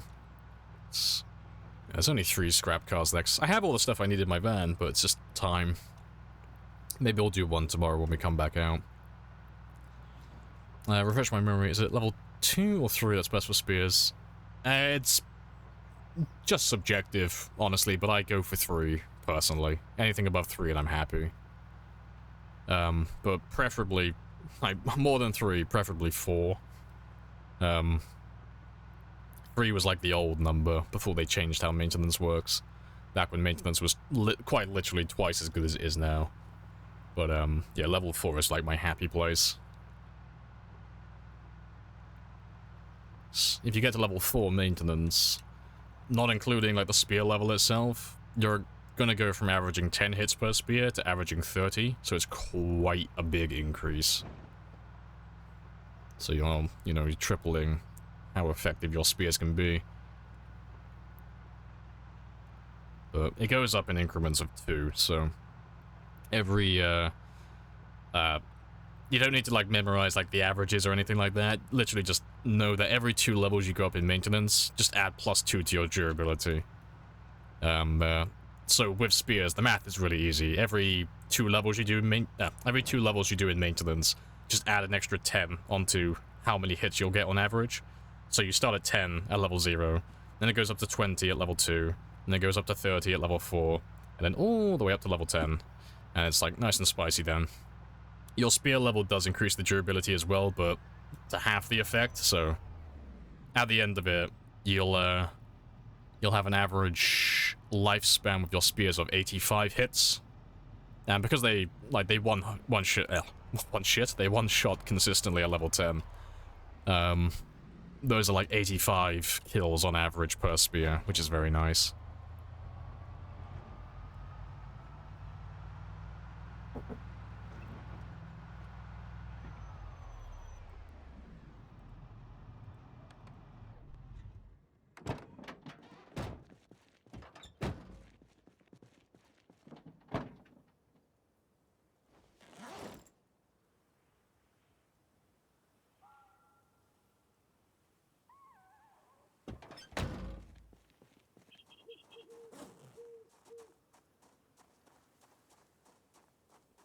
Yeah, it is absolutely worth it, yeah.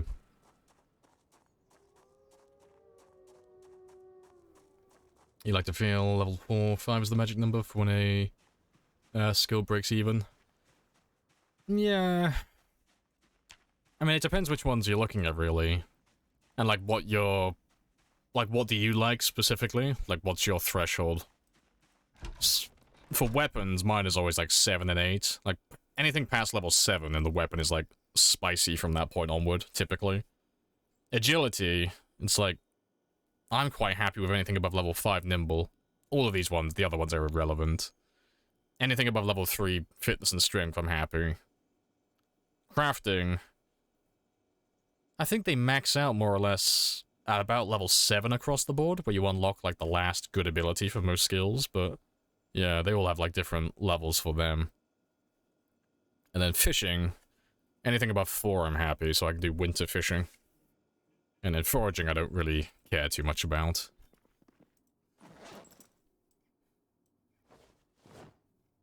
But yeah, good numbers.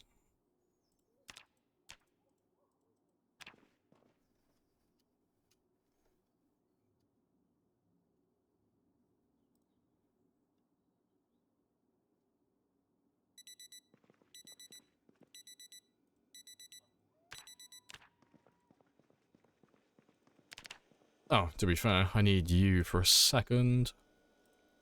Just to stop the weight loss and keep myself at 84. Fantastic.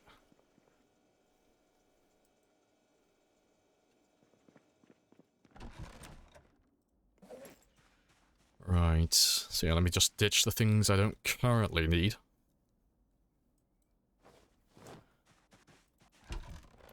And while I'm here, I'll just grab a couple of extra short blunts, just because I'm a little bit low.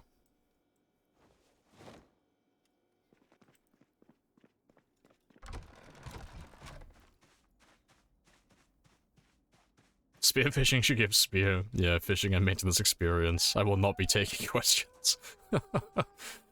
You hear that, Indie Stone? We are going on strike until we get what we are after.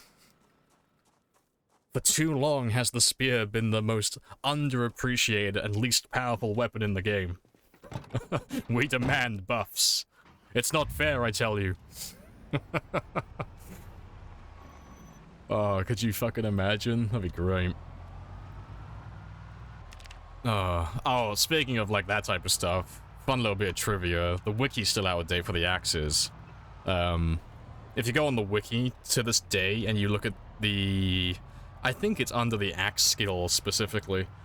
It tells you that you can still level up axes by smacking trees, which has not been the case for fucking years. You can still do it for maintenance, but not the actual axe skill itself, but it still says it. It is hilarious. Thanks. Could you imagine if you could still level up axes by smacking trees down? That'd be fucking awesome. Level 10 axe, 0 kills. Just completely deforest half the map.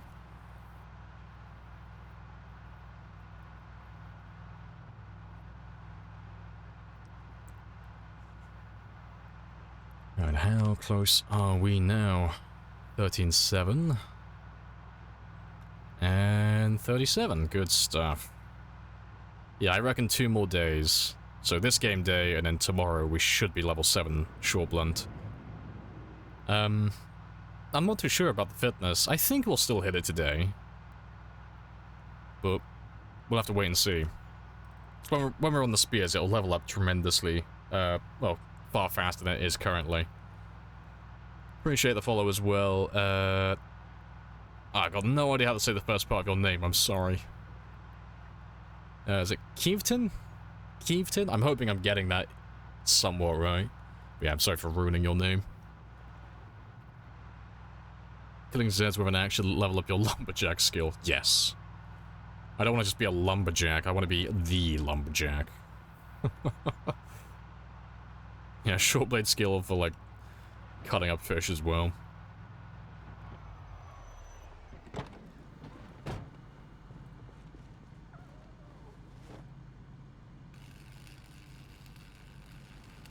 Good stuff. For you, Kev, that is so much easier for me. Appreciated.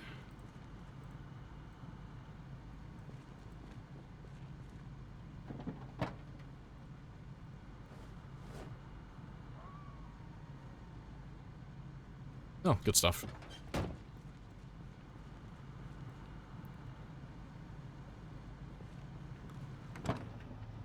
Does the athletic trait itself give you more of a buff to stamina regen? It does. Yeah. It's why you can tell I'm getting all fucking giddy about the thought of, getting to level 9 fitness again. Because I cannot stress it enough how fucking big of a buff it is going from level 8 to level 9. Getting that athletic trait is fucking awesome. It is so good. Next, I won't build fatigue as quickly, that's a minor thing. My stamina regeneration is a little bit better, that's a minor thing. But, I will use, like, tremendously less stamina. And I'll be able to increase my average kill rate per day far more than anything else that's come before it. We should be able to start averaging over 1,000 kills per day with spears once we reach level 9 fitness. That's how big of a buff it is.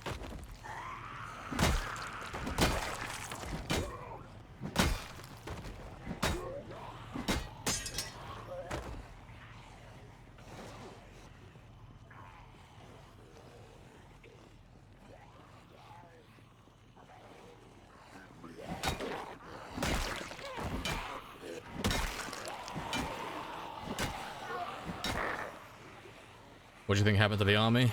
Yeah, ate them. They were very rich in protein. They were delicious. Thank you. I'm like a really shit version of Kirby. I just go around eating everything and I just assimilate them. Assume their power.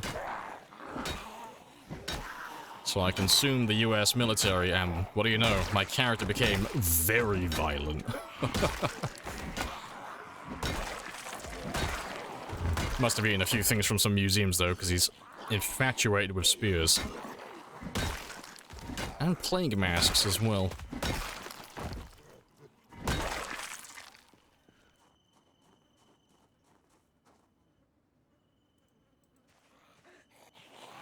Yeah, not enough time.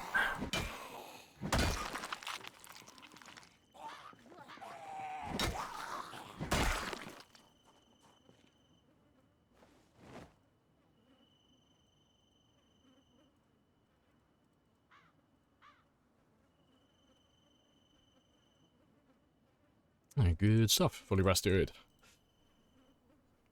Yeah, damn, huge. It's a huge buff. Yeah. So sweet and so cold. Nice and chilly. The shit doodles in Discord. Oh, let's have a look. Let's have a look at Jeremy's new, his new portrait. God King Jeremy. Where is my Discord? There you are.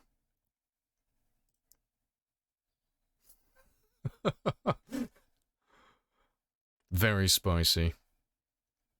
Fuck's sake. Why are there eyes in my soup?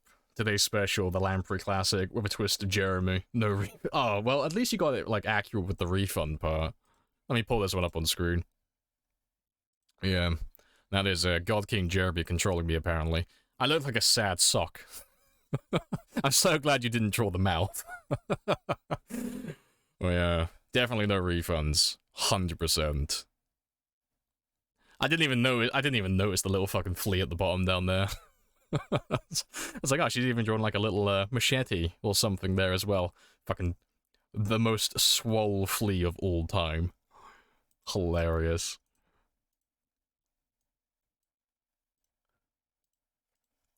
Oh, good stuff. And Jeremy's lore is growing. Another question. Movement speed on equipment. Nope, doesn't work. Yeah, the only one, the only debuffs relating to speed relative to movement, sorry, not movement, but just speed in general for equipment, so clothing and stuff. The movement debuffs don't work currently, as do the buffs as well. So sneakers don't make you faster, military boots don't make you slower. You move at the same speed constantly, they're all broken at the moment. The one that does work, however, last time I checked, was the combat speed modifiers. So things like firemen's uniforms and, fuck, that's the only one I can ever think of off the top of my head. But yeah, anything that says it gives you a combat speed modifier, so motorcycle helmets and fireman uniforms and stuff like that, they're all terrible. Anything that you can wear that makes you slower in combat is just objectively bad, no matter how good the protection stats are. Never wear those items. They'll, because they slow you down so much in combat with your swing speed, they increase the odds of you fucking up in combat astronomically. So even though they might give you really high protection, they're just going to increase the chance of you fucking up in the first place. Just mitigating the entire point of having extra protection. So yeah, it's always best to avoid those and be quick with your attacks and light on your feet. Tailoring 10 is the only protection really that's worth going for. In my opinion, at least.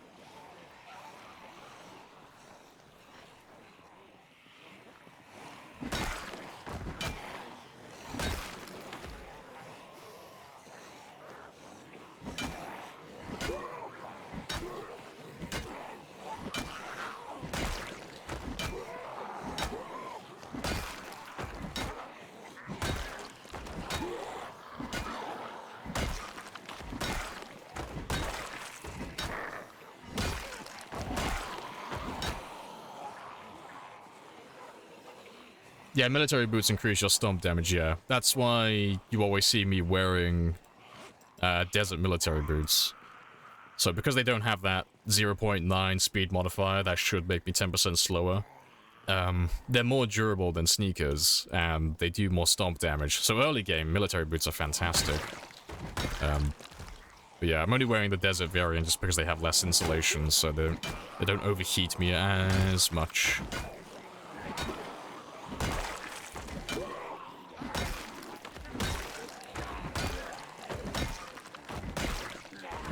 Yeah, 100% protection on the swimsuit, just don't get hit. The wisest tactics.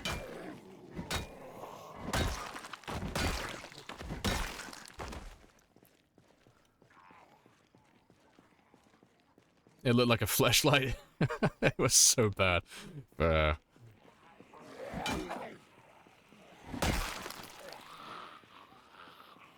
That's why you always wear a varsity jacket. I don't actually wear a varsity jacket. I'm wearing a long sleeve shirt with a waistcoat, but the varsity jacket's a good choice.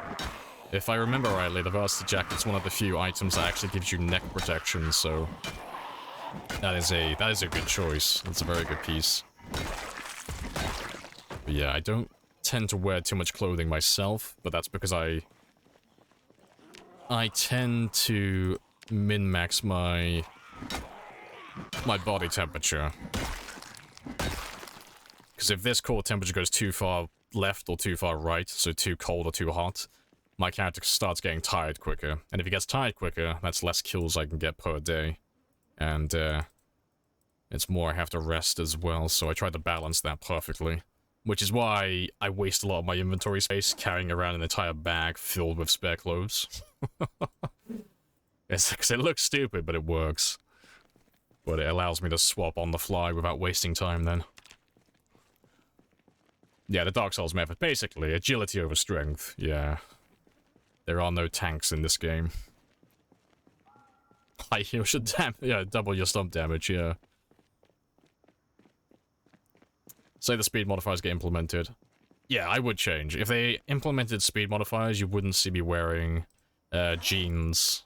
I wouldn't take that 2% hit to my movement speed. I wouldn't take the 10% hit to my shoes.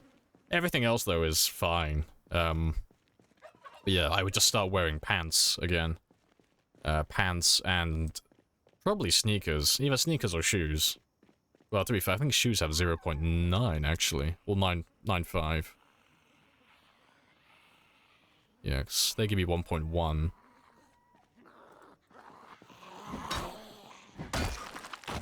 I just need someone who has shoes. Yeah, 0.95, so a 5% debuff. I would probably just wear sneakers and just never stomp. You know. In the very early game, I might take a hit to my movement speed just to get that stomp damage, because it's really useful early on, but mid to late game, no, I would just be on sneakers.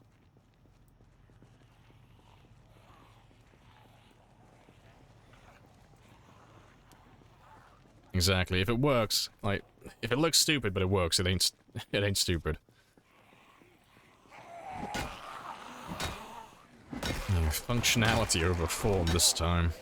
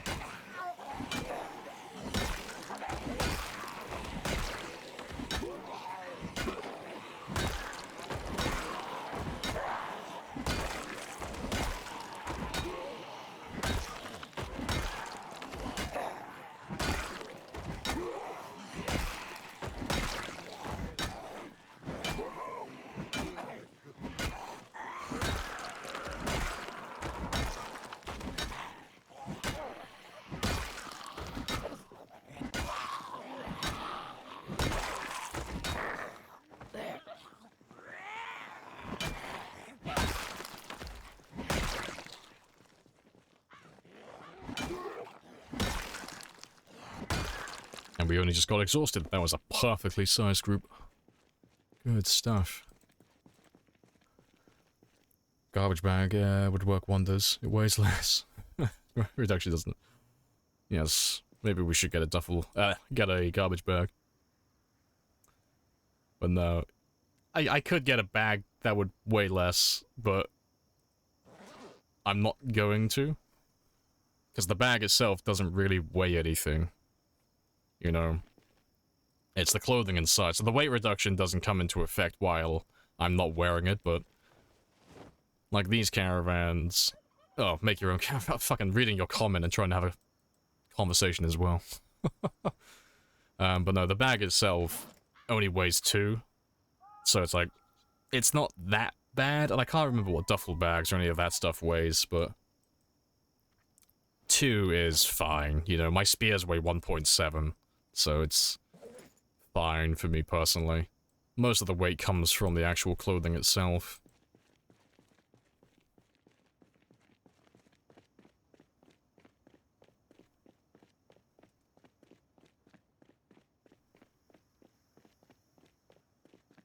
A bit of a zombie coating on the truck. They're just polishing it for me. Unfortunately, they insist on using the shirts they're wearing. While you catch up to me, you keep overheating. Let me just ditch a layer or two.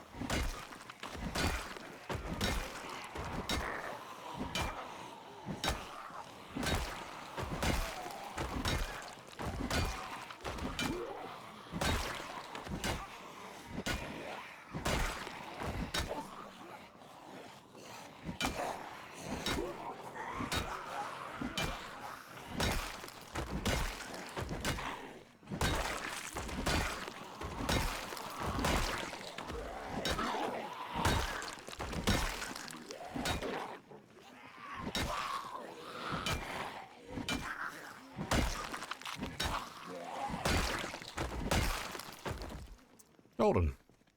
Still overheating a little bit. It's only 5 degrees, but he's just wearing a little bit too much.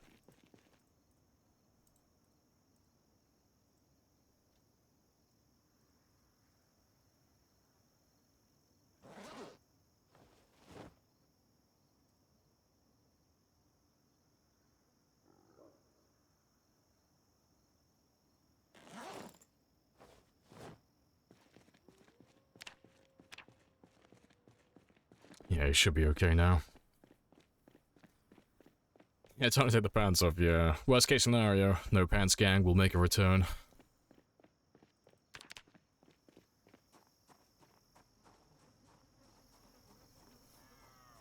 You like to keep a duffel bag? No, it's fair. See, I just stick with the military bag. If I'm gonna need a spare bag, I'd rather it be the best of the best in terms of, like, if I need to equip this in my secondary or anything, I'd rather have that extra weight reduction.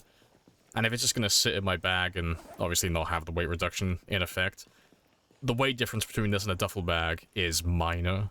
And if, like, let's say I swapped it out for a duffel bag, I can't actually remember how much a duffel bag weighs. I'm assuming it's probably 1 or 1.5, but what would I put in its place? You know, I don't need an extra 0.5 or 1.0 in my inventory. I don't use my main backpack for looting, really. Outside of moving things from a house I'm looting into my van or my trailer. Like, this is for my equipment, not for looting personally. Duffel is 1, yeah. Like half the amount.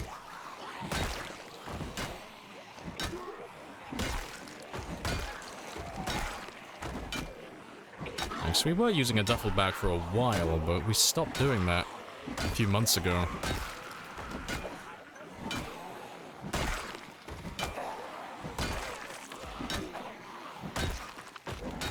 Who knows? Maybe I'll switch back at some point, but for now, it's not something I need to min-max because it has no real effect on my character or my day-to-day.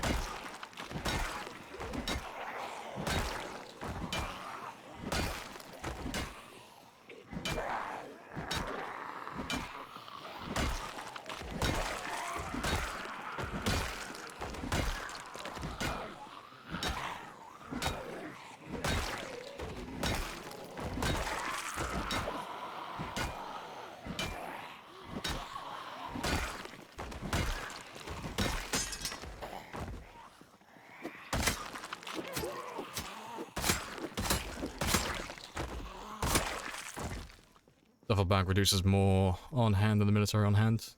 No. No, the weight reduction is it's the same as putting it on your back. You know, if I put this in my... where are you? If I put this in my offhand, you know, fuck, I lost my words. I'm having a stroke. No, if I have this as a duffel bag or a military bag, this is better than a duffel bag, if it's equipped like this. But what you said earlier, that is the right version in terms of, like, which one would be better overall if it was inside this bag here? Duffel bag would be better.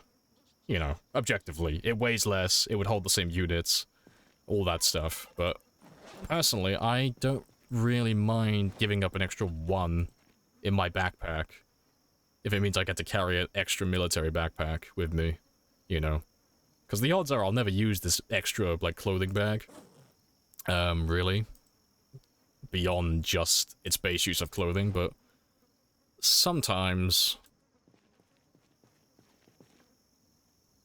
Yeah, like, duffel holds 18 base and then military 28, but even if the duffel bag only holds 18, that's more than what I need for clothing. Like, Dia is right, it would be more efficient in terms of, like, maxing my overall inventory. It's just something that doesn't need to be min-maxed. It's just one of those things that's kind of unnecessary. At this moment in time, at least, anyway. Just don't get a black duffel bag. Yeah, those ones are the worst. Just complete matte black or Vanta black. Just can't see it at all. Yeah. And the pink tote bag. To be fair, pretty stylish. What if you fill a school bag and then stuff it in a duffel bag? And then fill the duffel and stuff it inside the backpack. We could Russian roulette. Russian roulette? Please don't play that game. Russian, doll this thing. All this talk about fucking bags is making me want to play Russian roulette, apparently. It's on the front of my mind.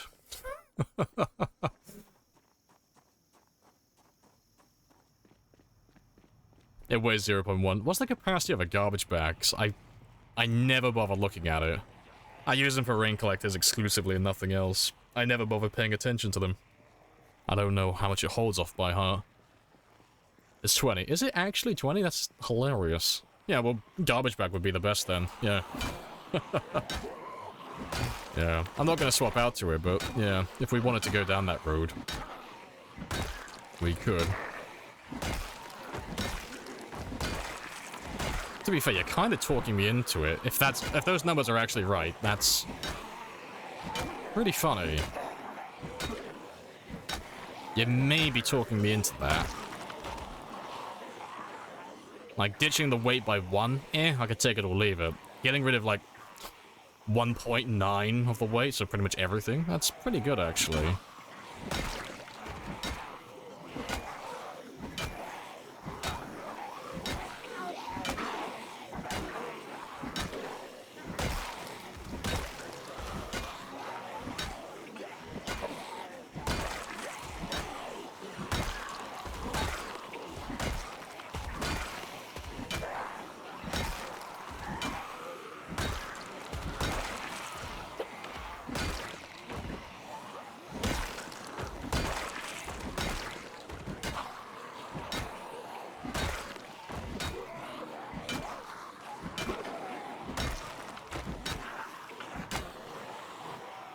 Just gonna have a quick rest.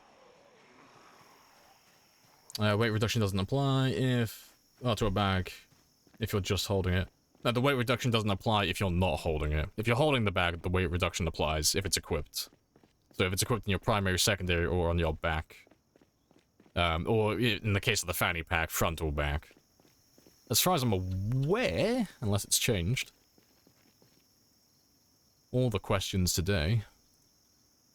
But no, doing like the Russian doll of putting like a bag inside a bag, that has no benefit beyond just separating my clothing from all of this stuff here.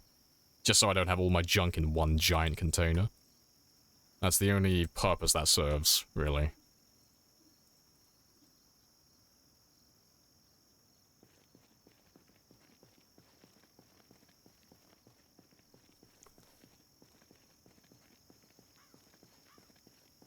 If you need a reduction, and reduces it by 10. Yeah, I wouldn't really care about the reduction, though. Like Dia says in that last comment, if it's in my bag, the weight reduction is irrelevant. The only time it becomes actually useful is if I want to, swap my clothing on the fly without dropping my bag, so I would just equip this to my secondary instead. And then I can just grab my clothing while I'm walking away from the zombies. And then just pause very briefly, right-click, and just throw that one on like that. But we do that very rarely, like once in a blue moon. It doesn't happen very often. So the weight reduction isn't like a major element to this.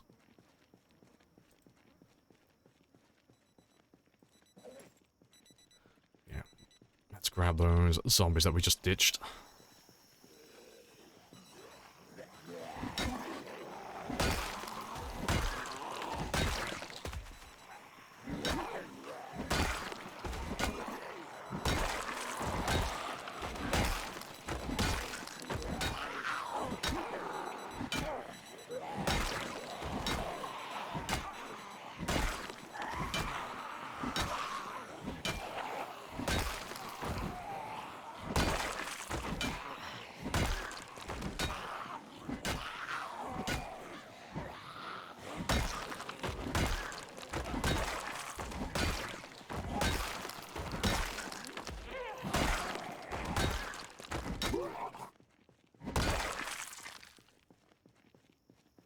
Local spree user converted to carrying all his gear in trash bags.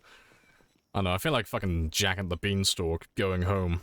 Like, where the fuck's the military bag, Jack? Well, you'll never guess what. I went out with this military bag, but this guy, he convinced me that the garbage bag was better. So we did a trade. So I gave him my bag and I took his garbage bag. Pretty good deal, am I right? Feel like I'm being hustled. Almost flipped your van? Nice. Try harder next time.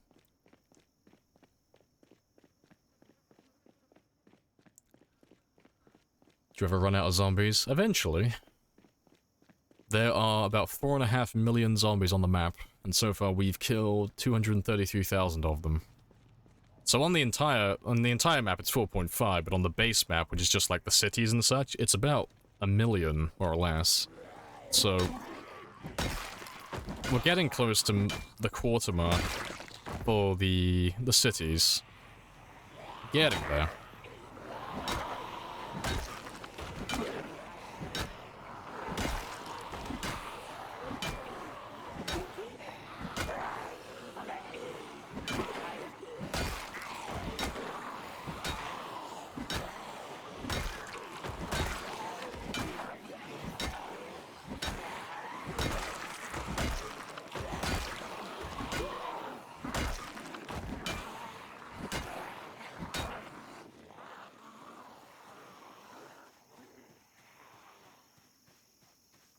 Flip run stuffle bags offer a great balance between weight and reduction.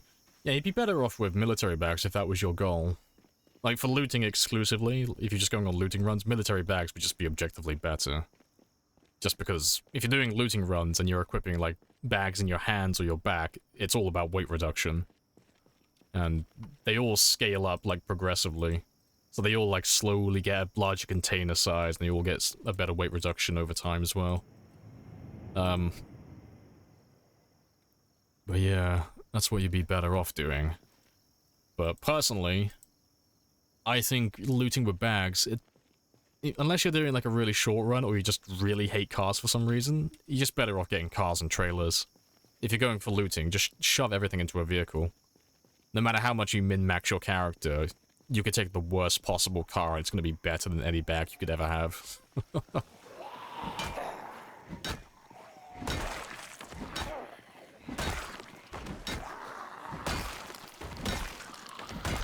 Appreciate the follow as well, Muko. Happy days. Yeah, about 5% complete with all the kills. We're slowly getting there.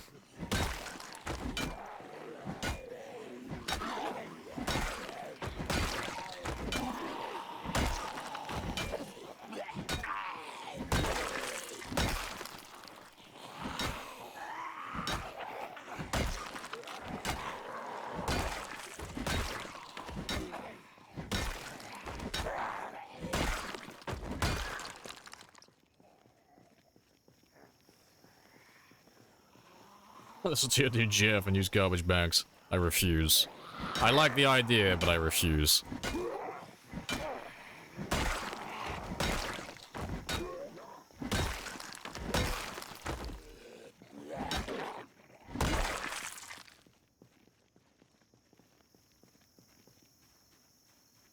I suppose you would know if the military outpost north of Rosewood could have a military backpack. Yeah, they spawn bags. They spawn military zombies as well. It's just, that cell has such a low amount of zombies that the odds of getting one of those are pretty slim, but you can. The barracks, that is, like directly north of Rosewood. I'm pretty sure the barracks itself actually spawns them in the containers. I'm almost certain there is a chance for them in there, but anytime I go there looking for bags, I normally hunt for the military zombies. But it's a very low pop area.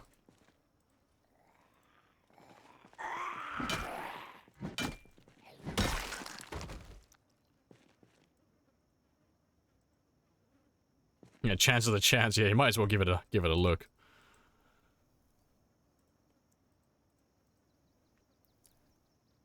Yeah, you found a military bag in surplus store? Yeah, there's a few of those lurking around. How dare you? Dare I?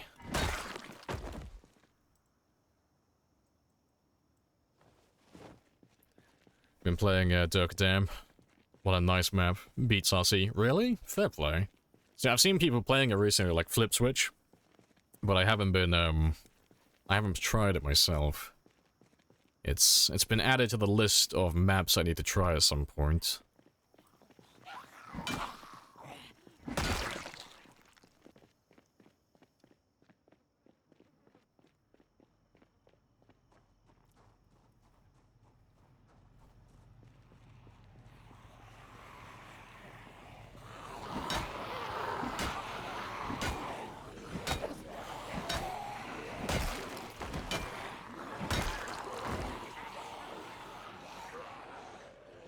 Where did that other zombie go? There was one behind me over here somewhere.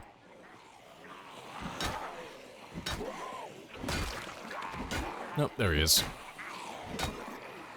Sneaky little PU.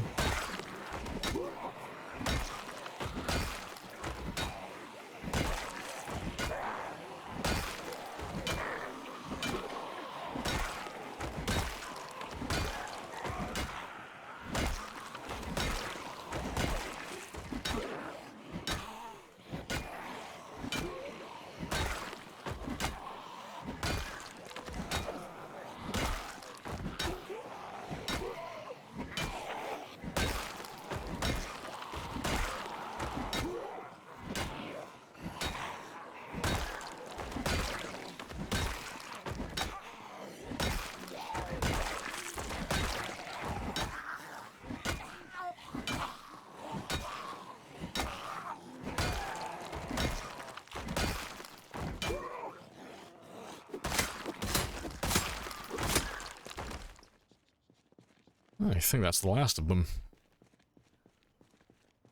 Map design is so clever, with the depth and detail. Fair enough. I'll have to give it a look at some point. I've seen people playing on it, but I haven't actually seen the map. I don't even know where it is, like on the actual map, where the town is placed. And every time I see people playing it, they're normally in like the middle of nowhere. So I don't actually know what the city itself looks like.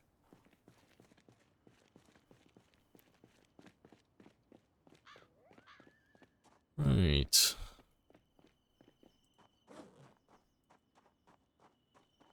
Oh, they have been replaced with more. Spicy. Let me grab another chunk of you then.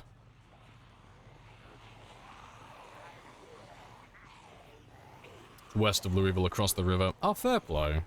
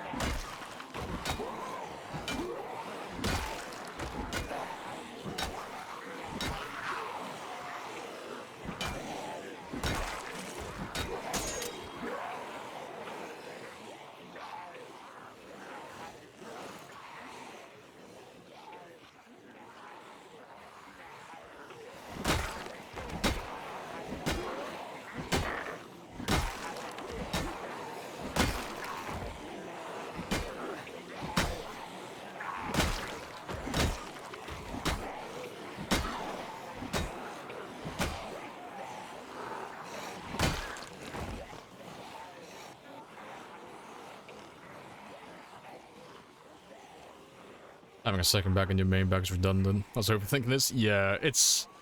The easiest way to, like, actually think about it is this is just segregating the loot in this container from this container. It's the same reason why I'm wearing fanny packs to separate this from all of this, and all of this from the rest of it. Like, fanny packs are objectively bad. They're fucking terrible. The weight reduction is ass, and they don't hold a lot. But it means I get to separate all my medication from my main inventory.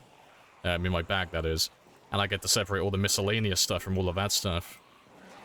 But because the clothing is too big for the fanny packs and stuff, I gotta separate my clothing from the rest of my main gear. That's really what it is. It's just setting up dividers so I can find specific items faster.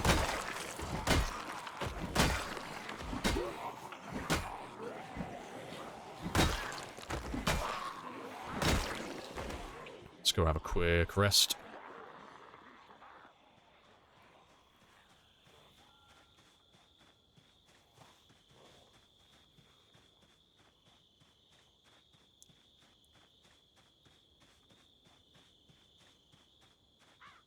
Just get a semi-truck with a trailer, 1000 storage. See, that's the simple solution, guys. Struggling with an aspect of the game? Just install a mod. Don't like a number? Just change it. No, I've seen those mods that have like the semi-trucks. They look fucking hilarious. I would like to do like a Nomad build someday. Like, another Nomad one where we just set up a giant mobile base. Maybe with one of the RV mods. Or one of the, semi-truck ones. Never gotten around to playing with it though, but it looks hilarious. Exactly, yeah, you play how you want. I ain't shaming you. I'm not shaming your choices. You play however you want to play. Sandbox for life. Yeah, everyone's got a different flavor. Does the table give a rest buff? It does. Yeah. It's technically a chair, so it's just the same as resting on a bed or any other piece of furniture. So in game time, 25% faster. In real time, a few minutes, a minute or two. Just because I can fast forward time more effectively.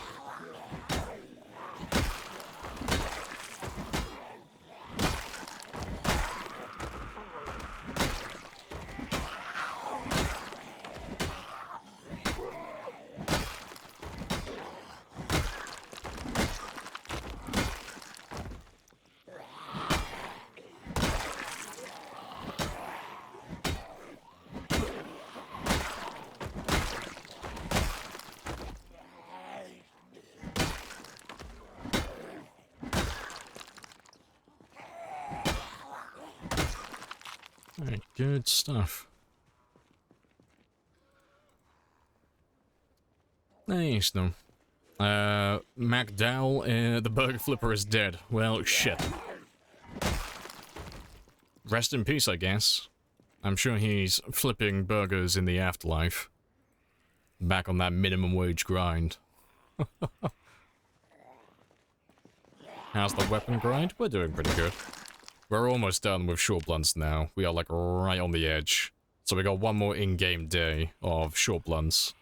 And then we're back on the spears for the next few months in game time.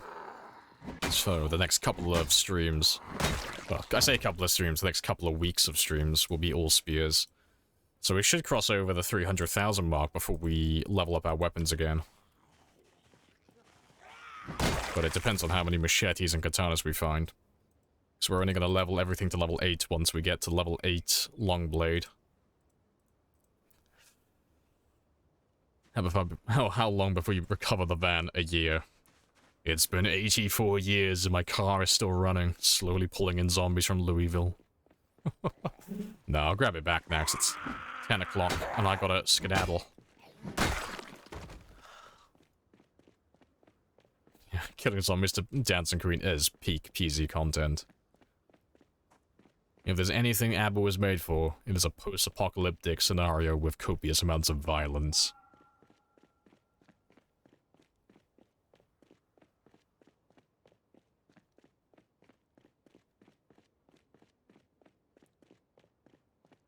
Killed 180 zombies one day, 4 hours. Before the said mistake, fair. He's definitely got better at this. The numbers, they're growing. Let's prepare for MacDowell II. Got to cross the 200 kill mark now. 1 day, 12 hours. That's your target. I believe. I believe in you. Alright, let's get rid of all of you, because I gotta go.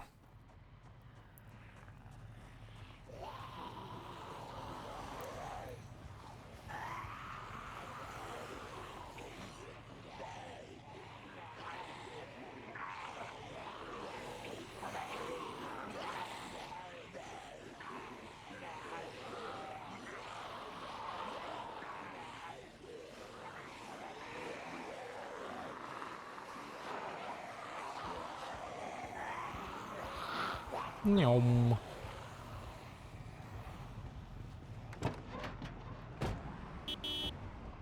Yeah, I'll come back for them tomorrow.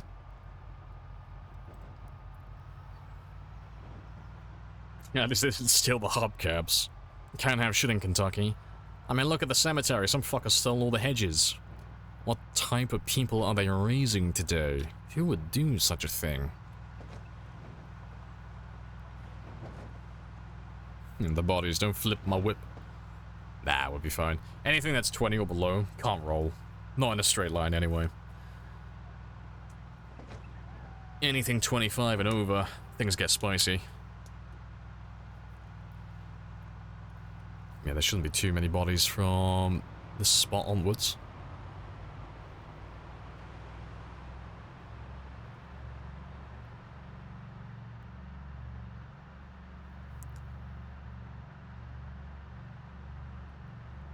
It's gonna be named Carl Jr. or something similar. Isn't that the name from fucking Idiocracy? I'm pretty sure it was Carl Jr. As your kids are now in the custody of Carl's Jr.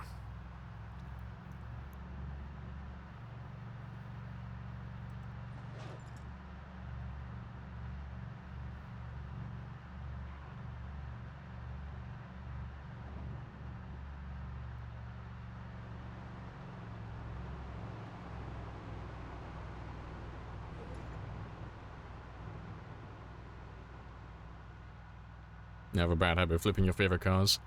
As long as you can flip them back, just pretend like it didn't happen. No witnesses. As long as no one saw you do it, just pretend like it never happened.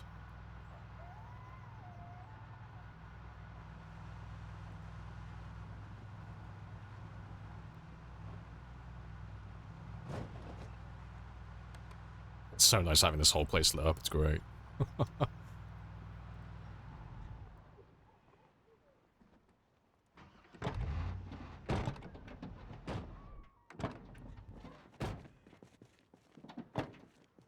Alright, good stuff. Right, let's go sit down, have a sleep, get some food. And then we can pop level 7 when we head back up in the morning, because that shouldn't take too long. Yeah, because we're only 300 experience away. And we normally get like 400 to 500 per day, so we should have that one done before we even need to head back.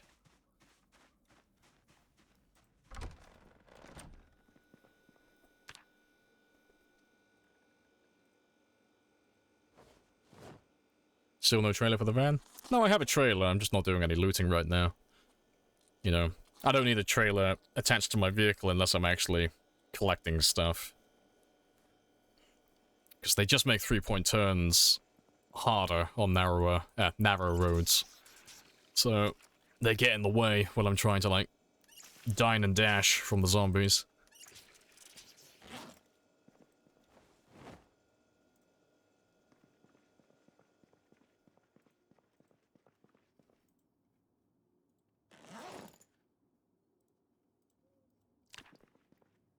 The hedge is looking nice. They are very spicy. This place is looking actually well kept. It actually looks like a place where someone lives, as opposed to a trailer that's been commandeered by a criminal.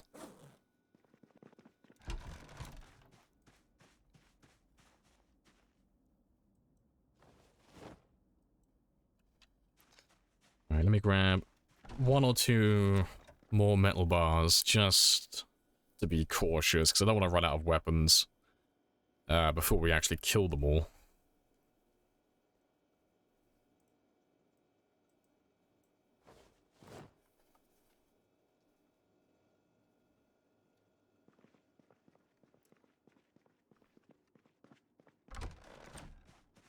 Back from hiking? Hey, welcome back. How's the tan lines? If you use mods, try the mod that lets you make new windshields. No, I never download mods like that. It's one of those mods that falls under unnecessary for myself, personally. Like, it's like the one that replaces the light bar. I don't need stuff like that. I can live without it. The fewer mods I have in my game, the happier I am. There's less chance of my game breaking then. Right. Before I carry on, though, I'm going to take a quick break, because I've been sat down for about another 5 hours or so. So I'm going to go stretch my legs, have a bathroom break, probably grab a drink, all that good stuff. So while I'm gone, you can have a gander at my skills, and I'll be back in less than 5 minutes.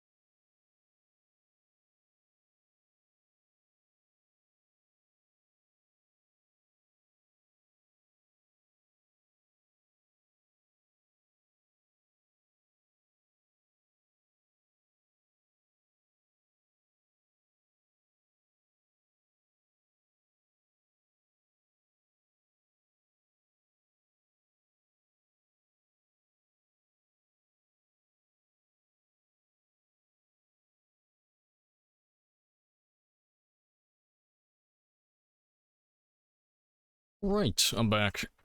Happy days, what have I missed? Feel slightly, called out. I mean, I ain't saying you're a criminal. Or am I?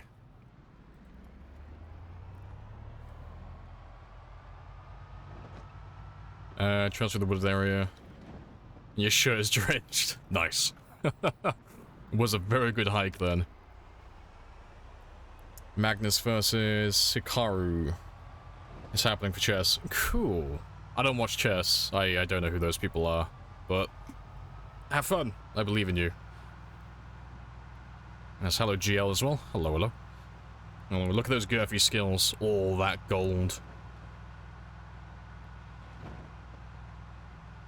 You posted pics of the trail? Oh, fair play. I'll have a gander after the stream.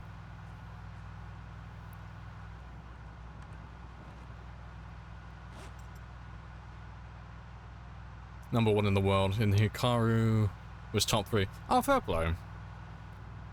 See, I don't watch chess myself. I don't find it too interesting personally, but I get why people are into it. I think I know who Hikaru is. I think. He's the... Oh, fuck, who was it? It was, there were 2 people who went up against each other, like 2 variety streamers, and they were trained by 2, like, fucking masterclass, chess players. And I'm pretty sure he was one of them, right? I think it might have been, fucking XQC versus... Not Ludwig. It was someone else. Fuck. I can't remember what his name is now. I gotta Google his name though, because it's gonna do my fucking head in otherwise. I'm almost certain I know who you're talking about.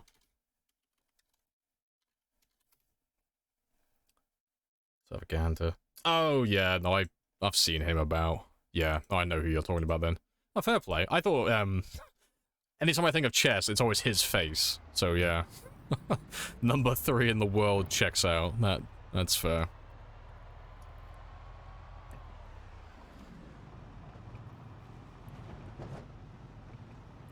He streams beating Magnus a couple of times. Fair enough. He knows what he's doing then.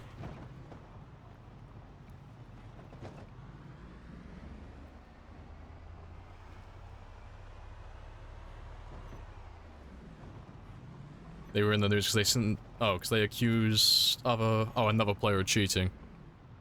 Ah.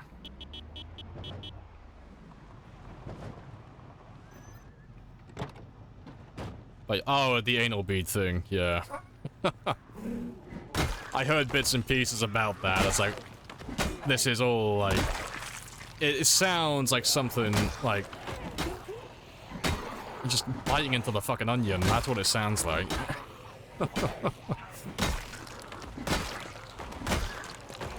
Oh yeah, I know. Hearing about that story was quite funny.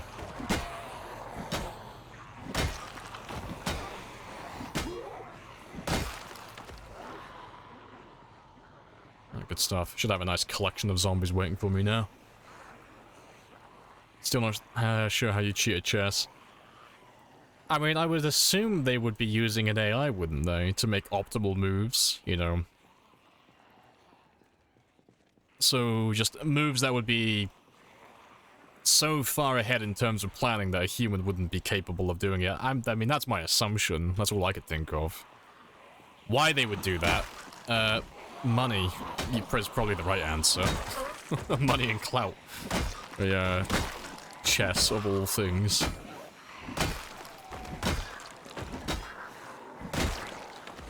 Wasn't the guy who got accused of having, like, vibrating anal beads in his ass to cheat at chess? His moves that he was... Well, the moves that he was making, they were so, like, fucking precise that no human should be capable of doing it, right? Like, that was why they were like, even if we can't prove that you did it, no one would be physically capable of planning this far ahead. Like, he was too accurate with all of his moves. He was being so optimal with everything that it was just... beyond abnormal. So I know I remember watching a video about someone explaining it. Like, someone who knows about chess far more than myself.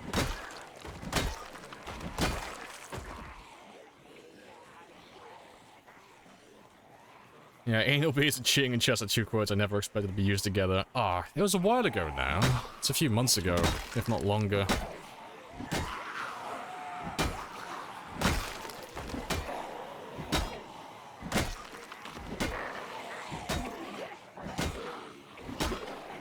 Let's go have another quick rest.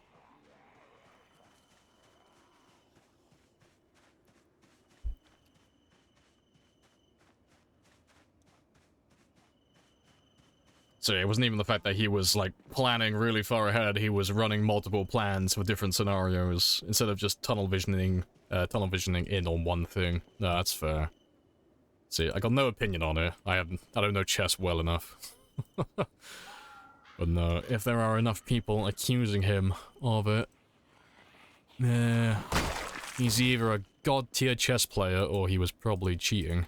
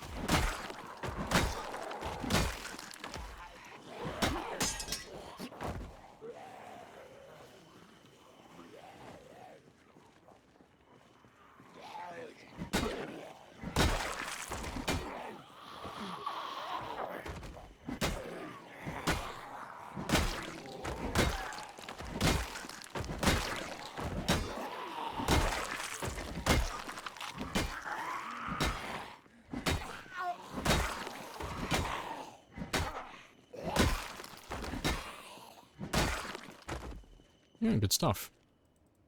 And there's probably a few more back there by the trees, but we'll go grab them in a minute.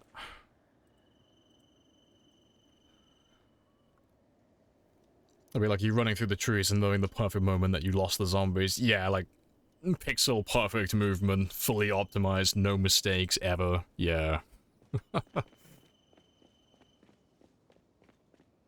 Suddenly run northeast to a place where the zombies won't see. Yeah. Yeah.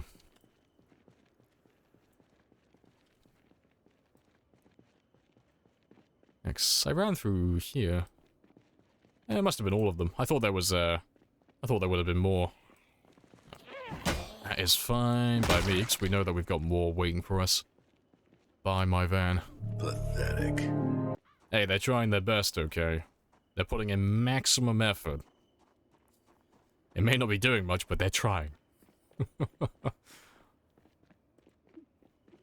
That's the old enemy, I have the introduced trees. myself. You have introduced yourself. This is a very good conversation. It's a very good conversation, Jax. Got quite spicy. Very spicy.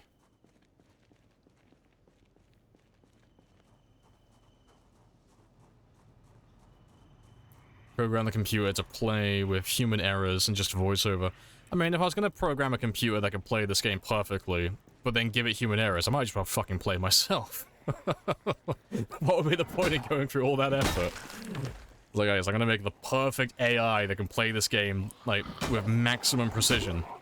But then I'm going to scrap that precision and make it a complete fucking skill issue.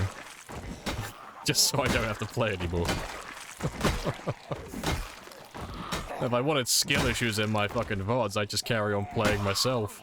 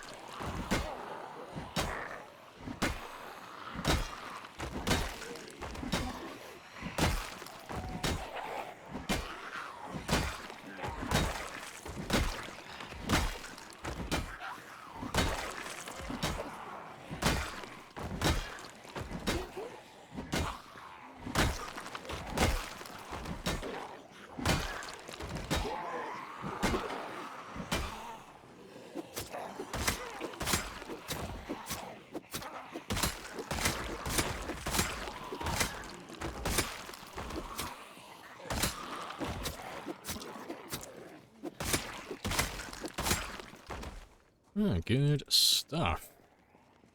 There's one more. 3 more. I need a learning algorithm to play PC to learn maximum efficiency gameplay. So I would love to see that. We talked about it in the past, but getting the AI they used to play, I think it was either Dota or League of Legends against an like a professional esports team, and it wiped the fucking floor with them. It was amazing.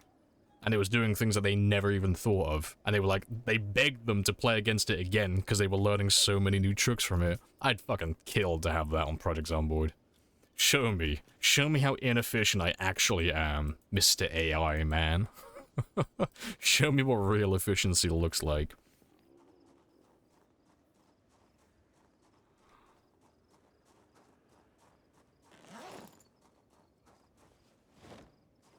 Can I see your stats? You can indeed. There you go, you can have a gander. The next 2 to level up will be short blunts any minute now, and then Fitness 9 very soon after, within the next few hours. Spicy times.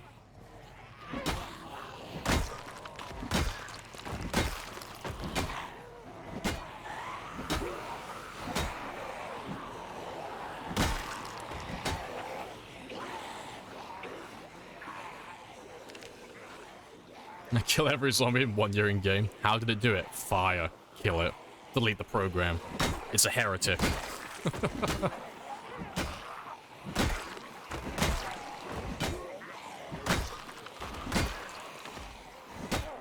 Fucking yeah. The moment I understood the inefficiency of my flesh, it disgusted me.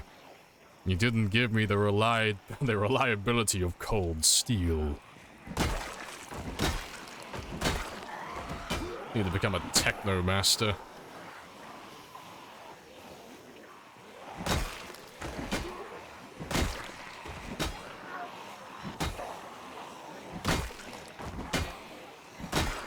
Dies via tree branch every 10 minutes.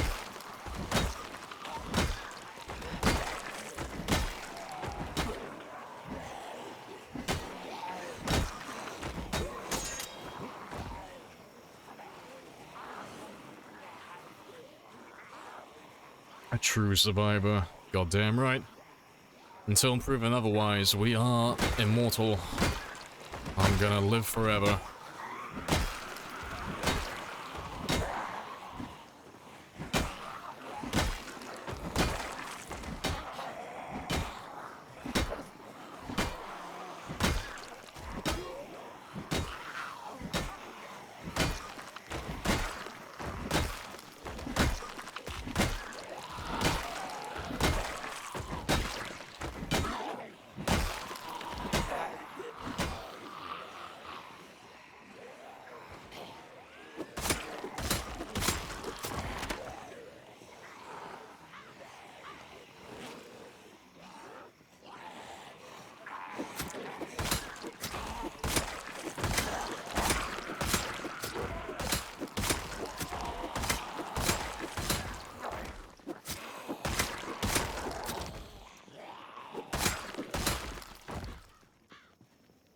Good stuff.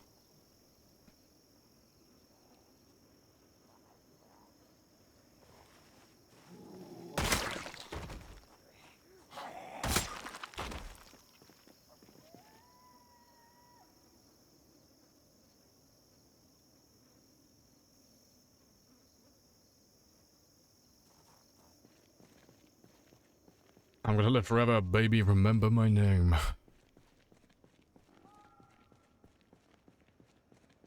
What are you most looking forward to for 42? Of everything? Probably the crafting. It's probably the most enticing thing for me, really. With the crafting comes more long-term gameplay. Because they're expanding the base building, the crafting, they're bringing blacksmithing into things as well. It's kind of like a... I don't know if they're calling it an overhaul or if they're completely... Like, if they're reworking it or just expanding upon what already exists, but what they've shown with the crafting looks fucking awesome. Like, they're adding animals and such, which is, like, a really big thing as well, but I could, like, honestly, I could take or leave that. I need things that keep me interested in the long term, like multiple years, and being able to, like, build bigger and bigger and more self-sufficient bases, that tickles the pickle. Like, that really does interest me.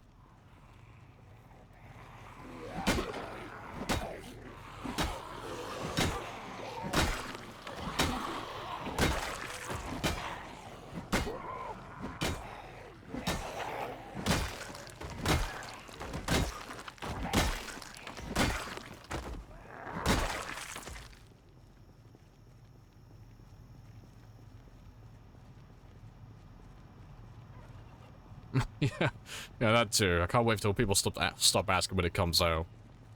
Now, to be fair, I haven't had anyone ask that for quite a long time now.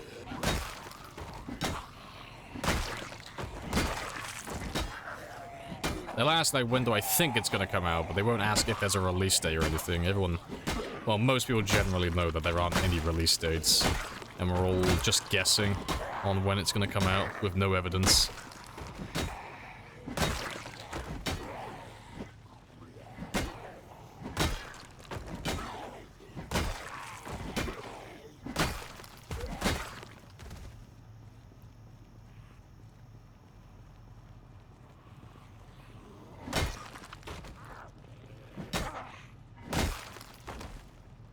When does Build 42 come out? Sometime between now and 2040. That's the official answer.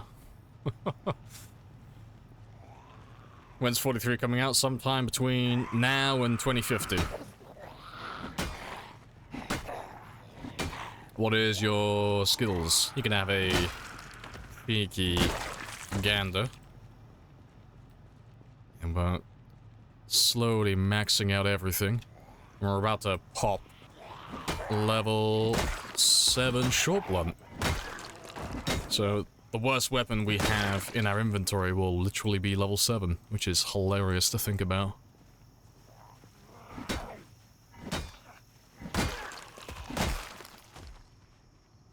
Right. Yeah, less than 100 experience now, and then we get to go back to the spears. Thank Christ. Let me, have a quick rest before we go any further north, though.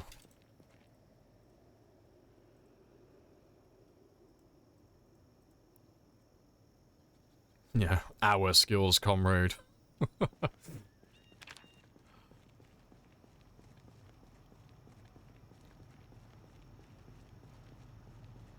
How long is survival now?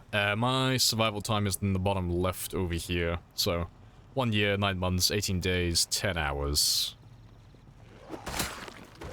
And then my kill count is down here as well. They are updated in real time, every 10 minutes in game time.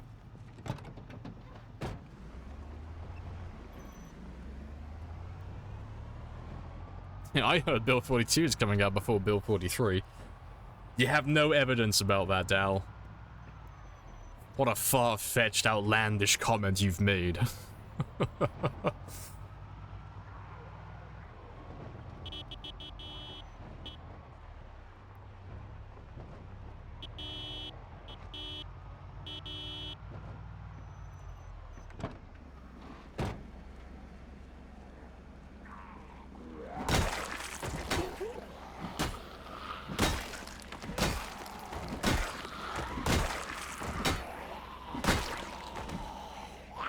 Swing and a miss.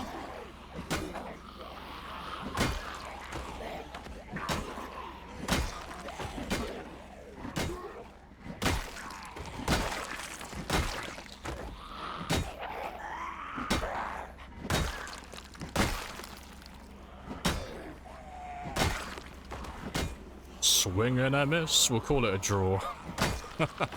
You missed me, I missed them. We'll call it a tie.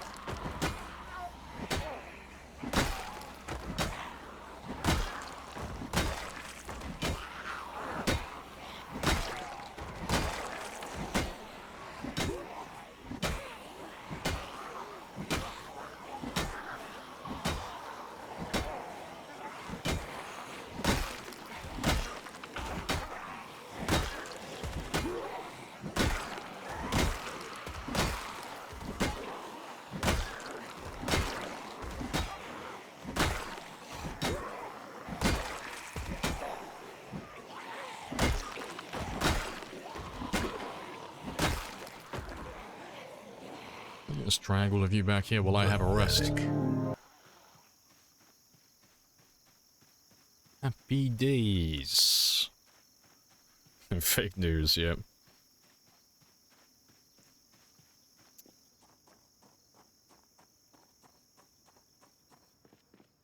Implement a chainsaw or a 50 cal. Why a 50 cal? What trucks and vehicles do you think these zombies are going to be driving? It's like, nah, it's not enough that I shoot them dead. I have to cut them in fucking half. I will not be satisfied with anything less.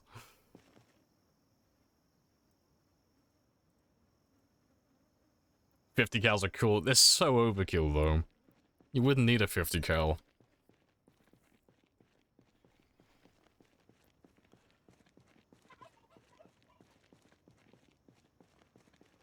A double barrel 10 gauge.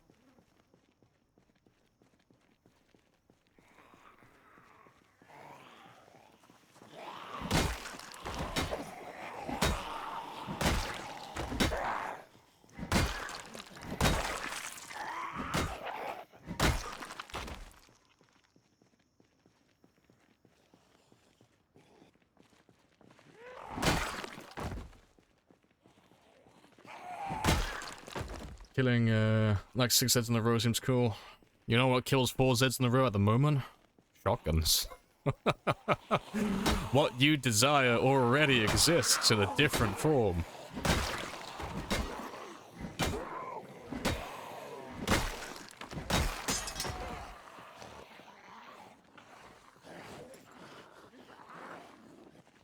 Yeah, shotguns hit 4 at a time, yeah. You can hit 2 with a rifle if you're using a 308.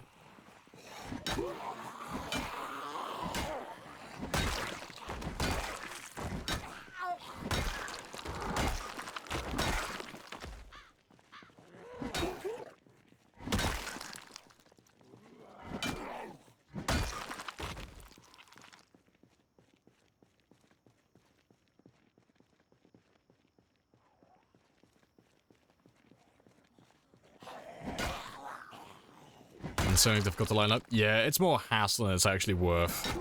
It's not worth actually trying to do, but it is fun when you do it by mistake.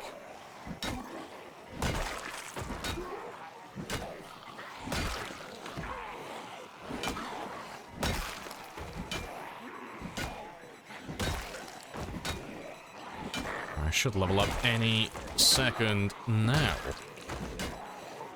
It's been a little while. Oh yeah, if I just kept on fighting. Literally, what, 3 hits? 4? I was 4 hits away. God damn, my internal clock for my experience is fucking amazing.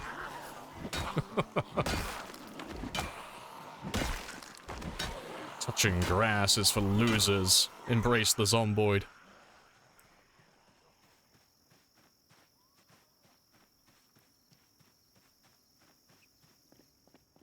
Yeah, 50 kills would be cool.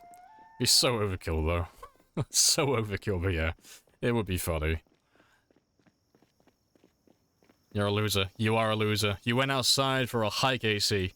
Imagine going outside, getting vitamin D from the sun, getting a tan, socializing, making memories to last a lifetime. Huh, pathetic. No, you should stay inside where it's cold and it's damp. Get pasty. Start having a lack of vitamins. That's the optimal lifestyle. That's min-maxing, AC. You gotta min-max your body in real life. Outside is dangerous. Inside, you increase the odds of survival tremendously.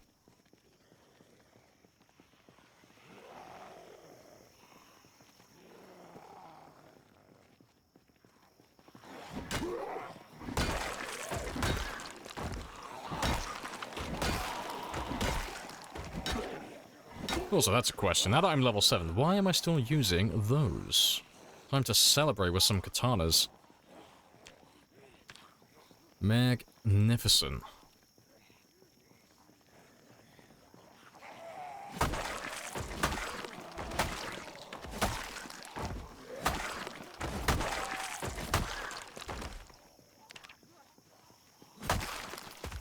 What city are you at? We are in Louisville, on the south side. North of the hospital.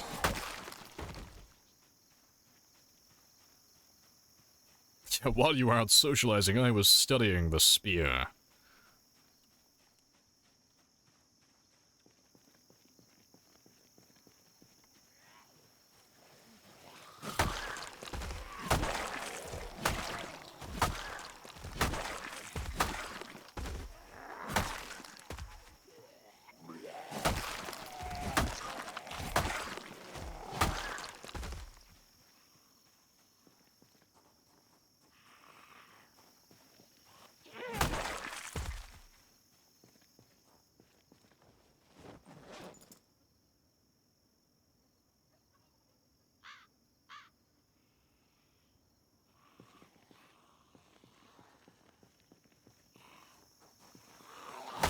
Let's go back to the truck, because there should be a ton of them back there.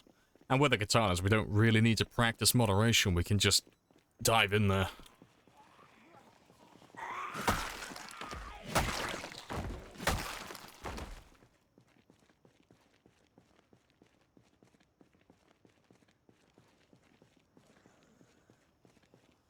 Wonder if they'll add mining and smelting to the game. I mean, maybe.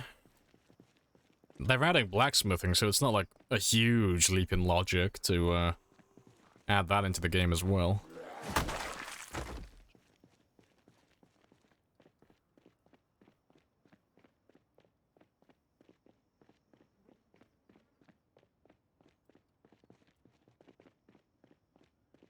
Alright, my van shouldn't be that far. There he is.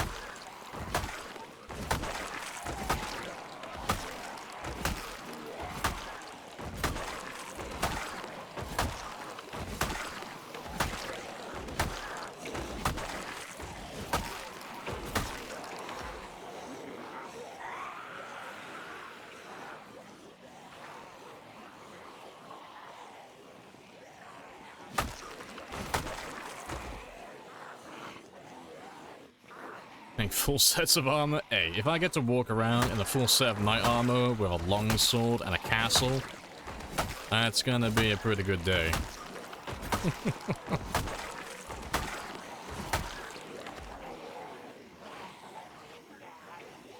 Not sure hardcore realism is the goal. No, it's not. I want the game to be realistic. Cool. Removes all of your zombies. Wait. I misspoke.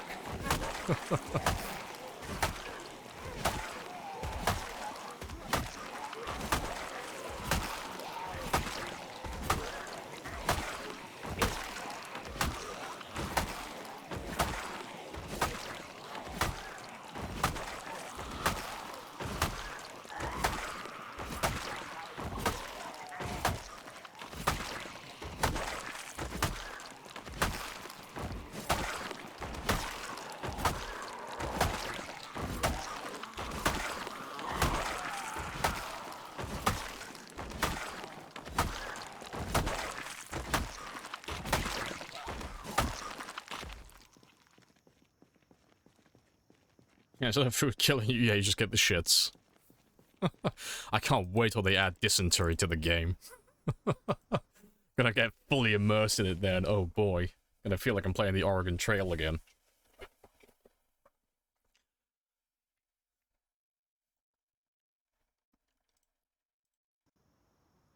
A toilet human waste mod really offer realism.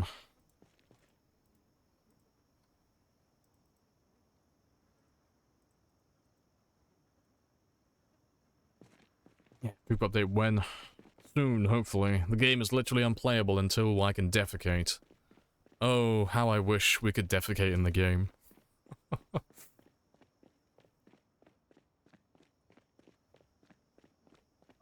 How many spears do I carry with me? It varies.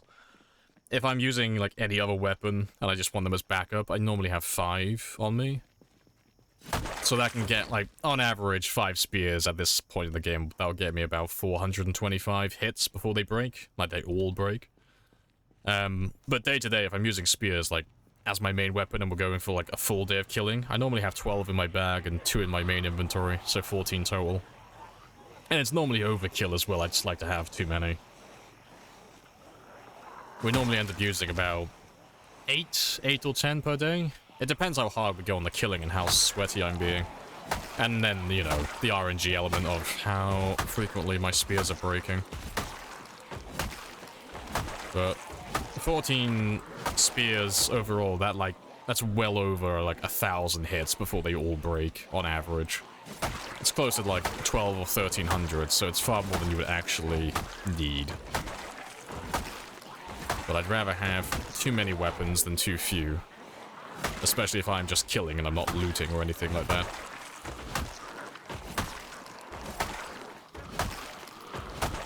How? With a can-do attitude and a really fucking big bag.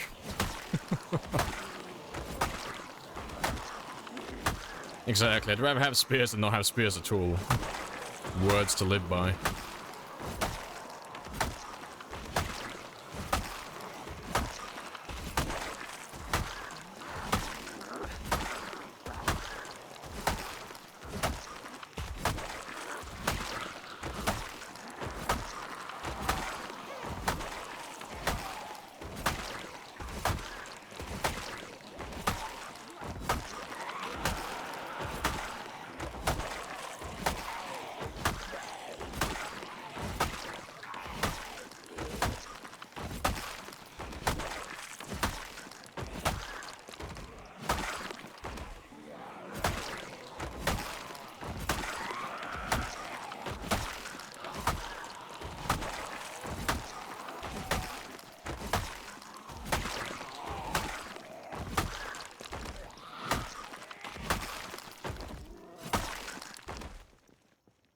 Oh, good stuff.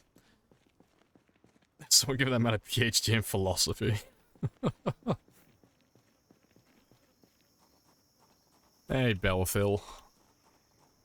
Appreciate the follow as well, Jonah. Happy days.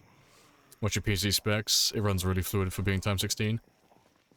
I am running a RTX 2060. 32 gigs of RAM? That's really the only things that are relevant. I think my CPU is an Intel i5-10400. But yeah. The only reason the game's running well, this is the same as playing, like, default Apocalypse. It's relative to how many zombies are, like, close to you. Like, if you have all the zombies across the entire map moving, yeah, it's gonna chug your game, but most of the, well, the lack of frames, if you're, like, struggling, it's because you have too many zombies too close to you. But because we're only, like, slowly chipping away at Louisville, and I'm not just going straight into the center of town, my frames aren't dropping too much, because there's not that much to render in. You know? So we're just doing, like, little chunks at a time. Do you craft a katana? No, we find them on zombies. Yeah, you can only find them in vanilla, correct.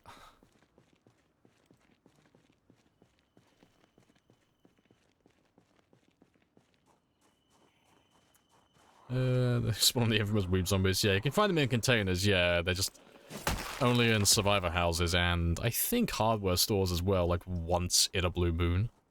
But, yeah, you don't really ever find them in containers, unless you're running, like, higher loot settings. Like, every katana I've had in this game has come from a zombie. I haven't found a single one in a building yet. That I can remember, anyway. There might have been one, but I doubt it. I would have remembered that, most likely.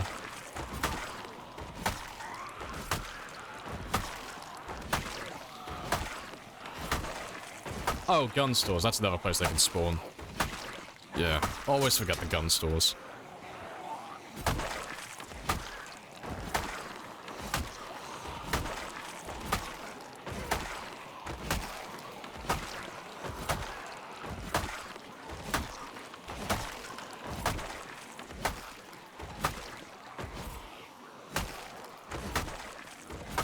Yeah, katanas are right by the yeah, they're over by the lumber. They're over by the studs.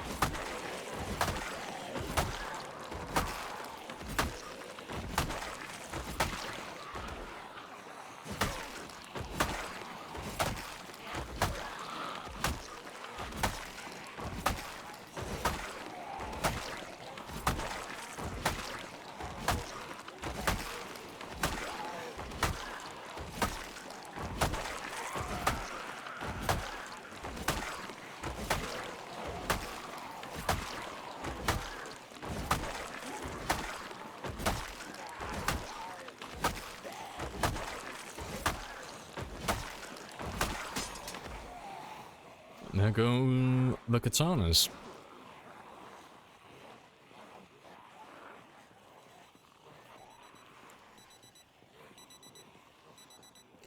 They can't keep up with you.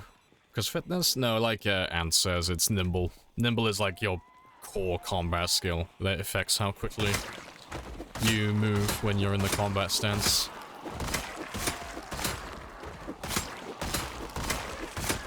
And after a few levels, you can move faster than them. After a few more, depending on your weapon type that you're using, you can stay ahead of them almost indefinitely and just swing forever.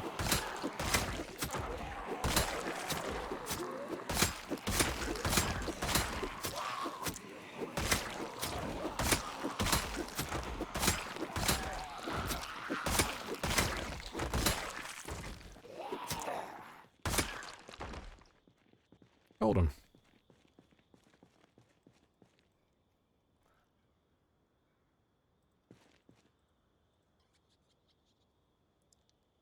Is it hard to control? Oh, wait, which part? Well, like moving? No. No, it's like just walking normally. All your movement keys stay exactly the same. You know, move around as you normally would. Little dance. They'll never see me coming. My footwork is too thorough.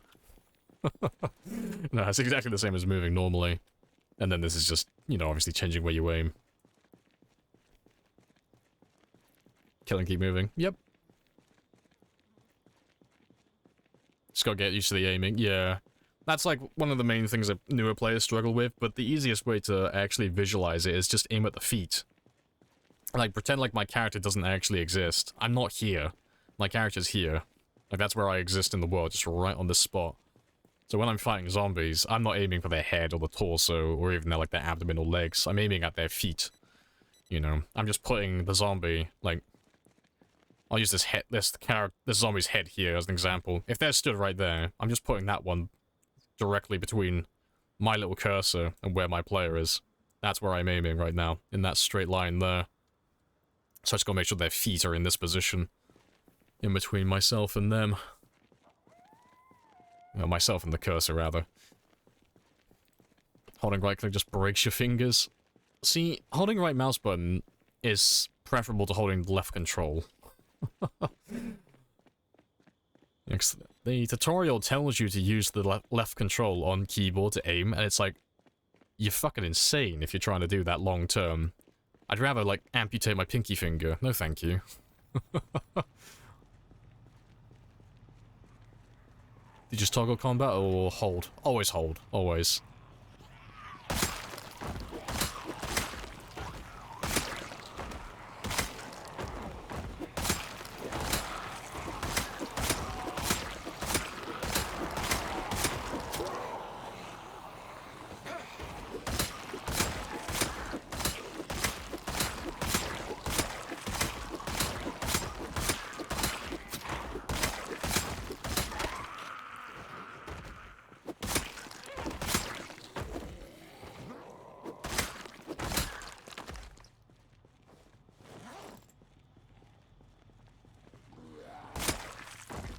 Alright, let's kill these last few and then head on home.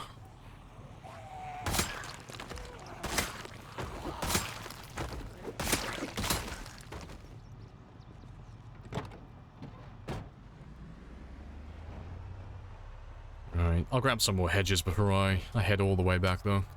Add a little bit more to my base. You toggle a bit of fucks with manual ground targeting. Oh, fair enough. Because all makes you sprint out of the combat stance. It might be worth just rebinding it then. I mean, I rebound my sprint key. I never use it. It's completely useless on shamblers. And I never really use it on sprinters either.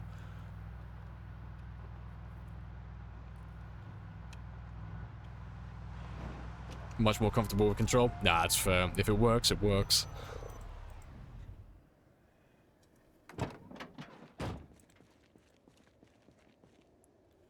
There's a very loud helicopter flying overhead. In real life, that is not in game. Right, let's get rid of them as well, just for a minute. Oh, misclick.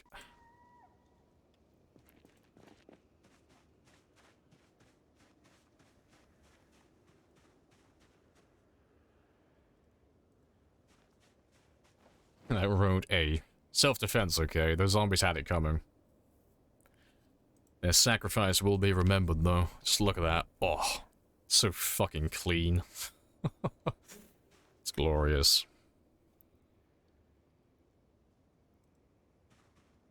Stealing more hedges? Always. Always need more hedges.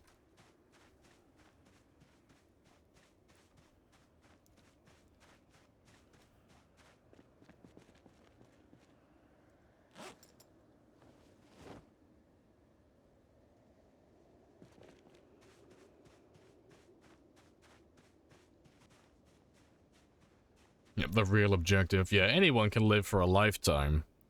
It takes a true survivor to actually thrive, not just survive.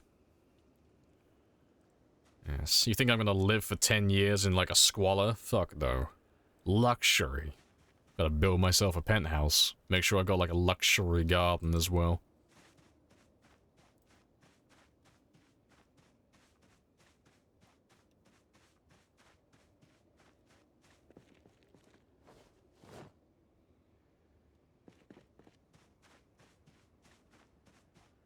Golly, I gotta have a little pond as well.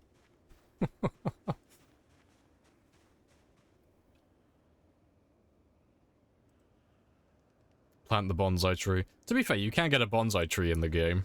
You can't plant it, but you can get a bonsai tree.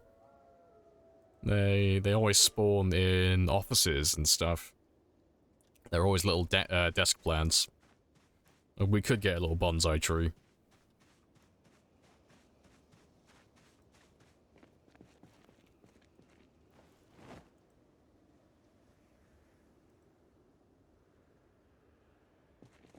Right, let me grab 2 more. Well, to be fair, I can grab like 3 or so more. Yeah, the secret ending. Yeah, this is the true ending. Once you max all the skills in the game, you collect all the cars, and you wipe out all the zombies. It's the secret ending.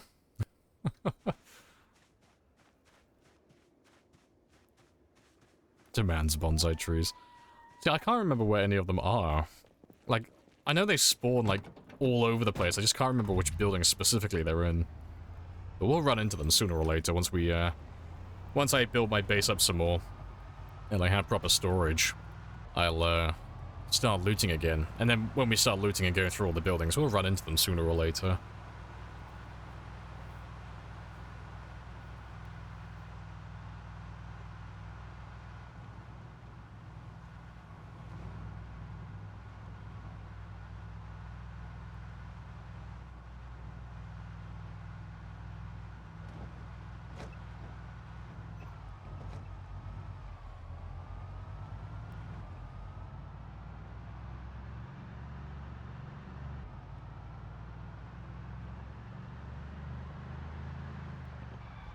God damn it, you made me break.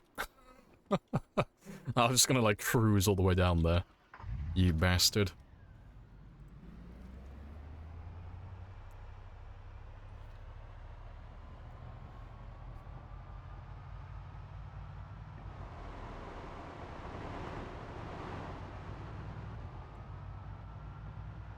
Self-reflection, yeah, maybe I'll atone for all my sins, all the damage and lives I've taken. And what is my purpose when all the zombies are gone? It's gonna be like that scene from, Marvel's What If, where Ultron kills the entire universe. It's like, oh, without any life, Ultron was just a machine. An algorithm without a purpose. I'm like, oh shit. I have nothing left to do. My purpose is fulfilled. My existence now is meaningless. My character is gonna start having an existential crisis.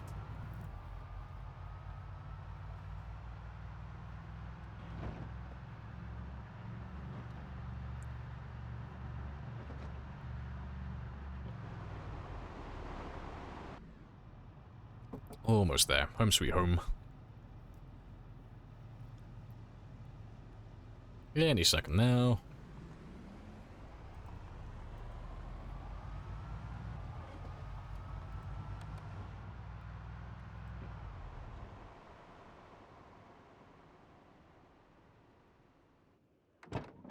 Alright, I'm gonna be a little bit late getting into bed, but that's fine. Let me just quickly throw down these hedges.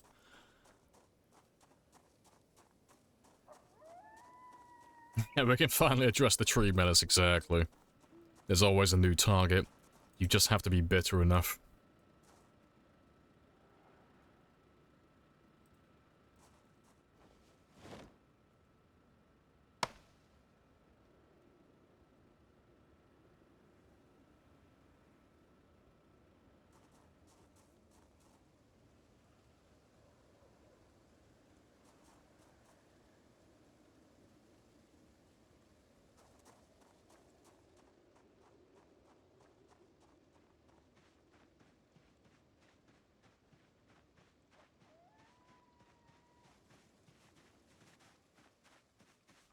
I'm not that late anyway, only 10 minutes.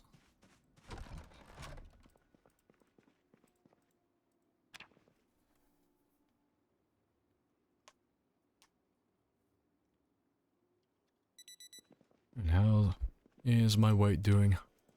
83 still, good stuff.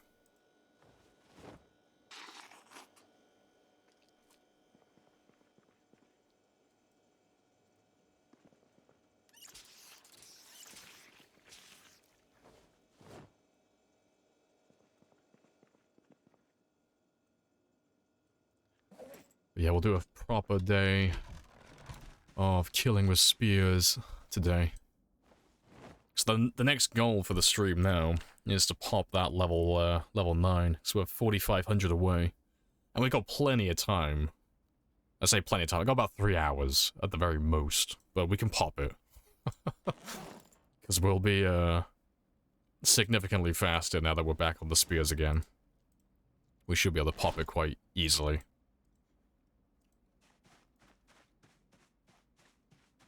But let me go throw down those hedges, and hopefully this doesn't turn into a storm again. I didn't even see it was raining.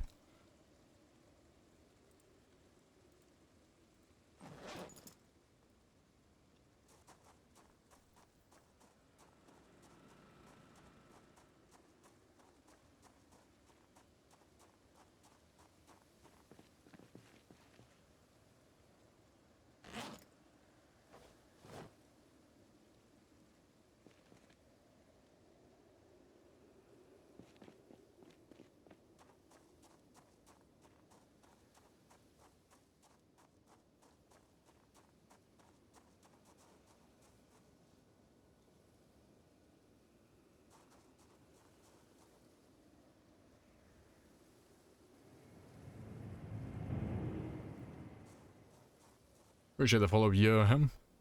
You're more scared than the zombies now. It's because I look like I work for the Homeowner Association. Like, this is the final boss. Do you have planning permission for those hedges? Only until he sneezes again. It's my only weakness. I am my greatest enemy. You think the zombies have a chance of killing me? No. It was my body. My body betrayed me.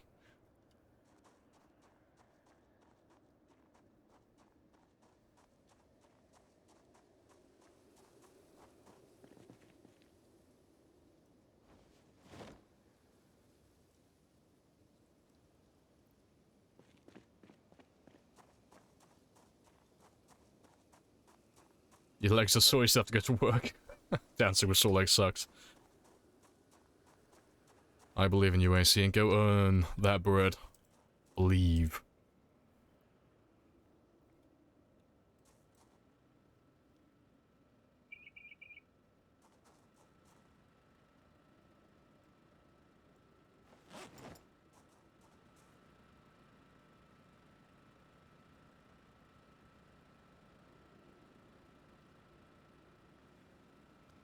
Hey, fantastic. Yeah, we have stolen so many fucking hedges from that cemetery. Fantastic. Alright, we'll grab some more hedges later.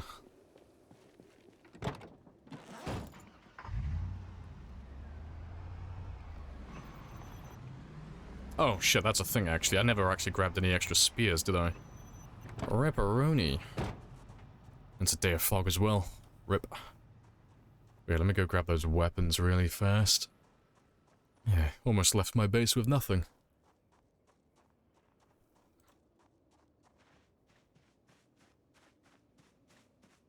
2.5 miles. Very nice.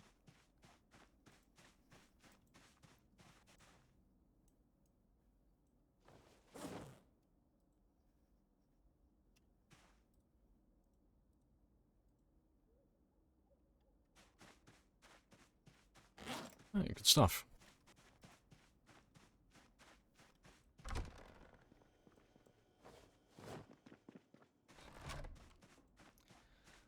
And seeing as it's not raining anymore, and it's, to be fair, it's only like 0 degrees outside, I'll leave my clothing on.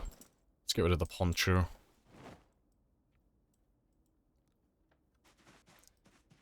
I just noticed the hair as well. Rip.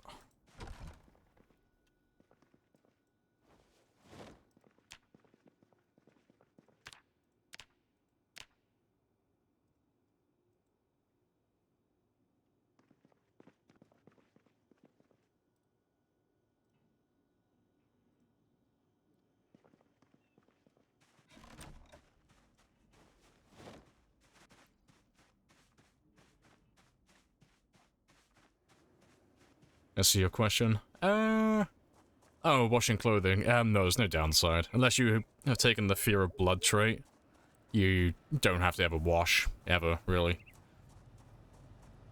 There's no incentive to do it. Oh, he's over there.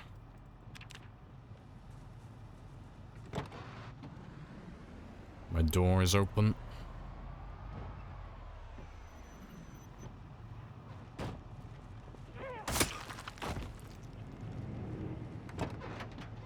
Appreciate the follow, Dominus. Happy days.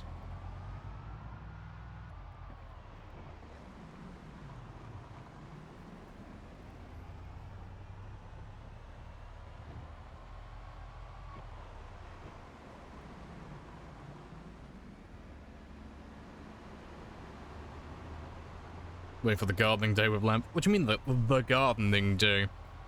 Spend half my fucking time moving hedges. Every day's a gardening day.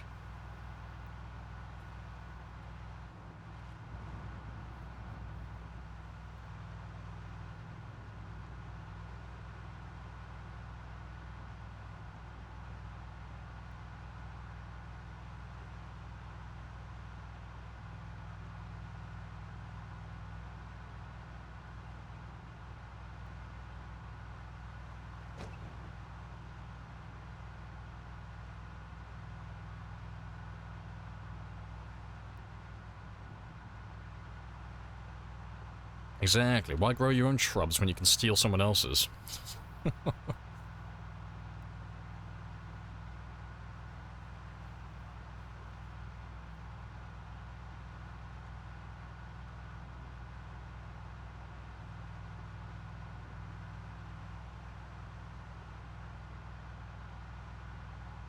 And almost there.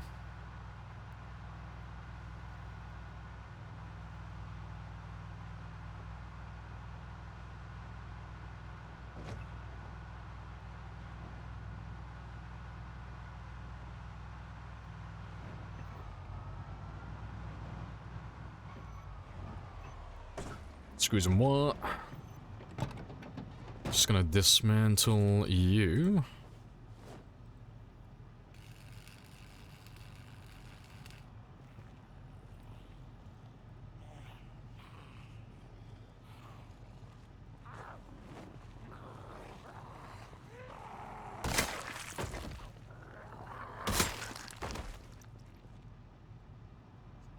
Yeah, since last week I watched your stream on the job. Oh, good stuff. There's a surprising number of you who watch the stream and lurk while you're actually, like, working. It's great. It's like, hey, I watch you while I'm working. The entire day. Just have you in the background. Nice bassy voice and the rhythmic sound of zombies dying constantly. It's great.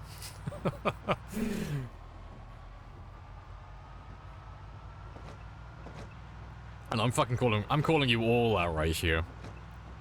Yeah, don't ever get on my bad side, guys. I got all your fucking supervisors on speed dial. I will rat you out.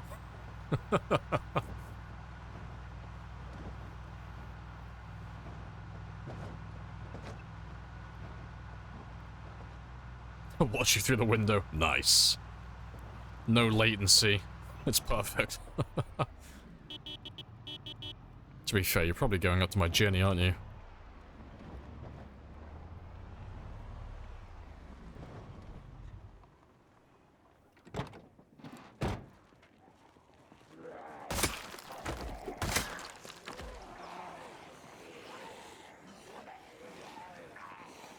Worker lurkers. All of you. You're all worker lurkers.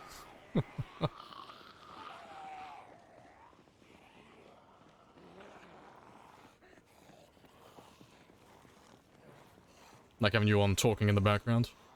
Oh. Game? I thought everything froze for a second. I was like, no. Game, don't crash here. I've got too many zombies on my ass. Don't crash. Bad times. Well, I appreciate the raid twist. Welcome on in. How was the run? I saw that you were doing weapon grinding today as well. So I've just finished getting my short blunts to level 7, which is very spicy. So we're back on the spears again for the foreseeable future until I hit that, well, until I hit that level 8 long blade.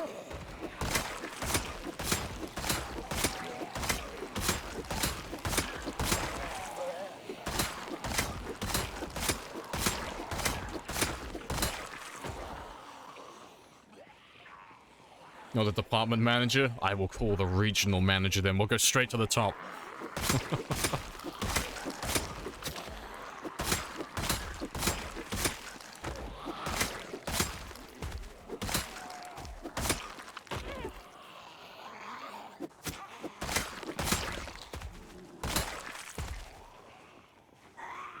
What's the weapon of choice for leveling? Short blades. Hunting knives. Yeah. You can use meat cleavers as well, but I prefer the hunting knives, personally.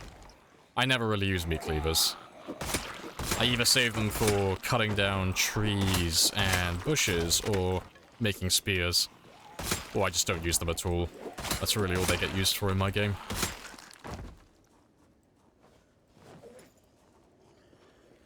Reach level 8 long blade.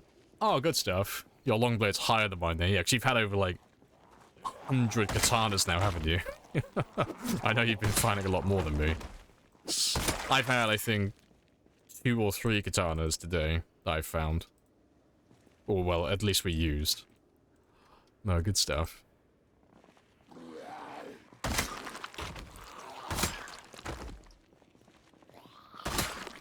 The spears break less often the higher the spear level? Yes. It's relative to your spear and your maintenance level. So if you once you get to level 10 spear, you'll have +5 to your durability overall, and well, not overall, but from that. And once you get maintenance 10, you have +10. And then base is 2, so overall you'll have a 1 in 17 chance for your spear to take damage upon hitting something. And it has 5 hit points, which gives you an average of 85 per spear. Just keep using other weapons until everything else is level 7 for now. Oh, good stuff. I might overtake you then, actually, if you're going to be doing that. Yeah, if you're going to catch up with all the other weapons, I might actually catch up and overtake your kill counter. That's funny.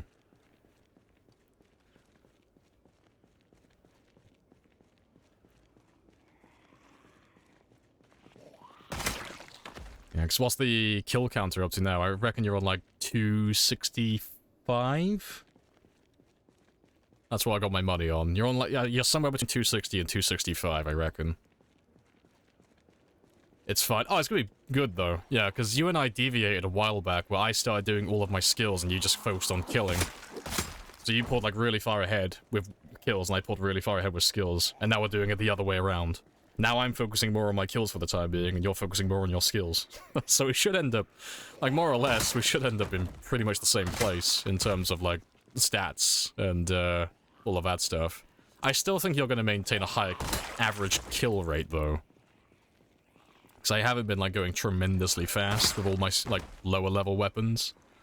So I think your average kill rate per day is going to be higher than mine once we are, like, neck and neck in terms of kills. Yeah, it's all good fun, though. It's gonna be fun. Reach 270. Oh, you're fucking miles ahead of what I thought, then. Oh, good stuff. Yeah, I'll have to do some catching up, then, while you're leveling all the other weapons. Where are you? Oh, there you are.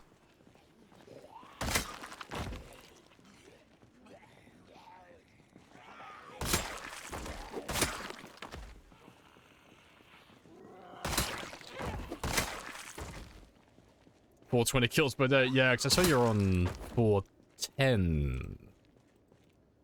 Yesterday? I don't know. You were on 410 like a day or so ago. Yeah, because mine has gone down to like 360.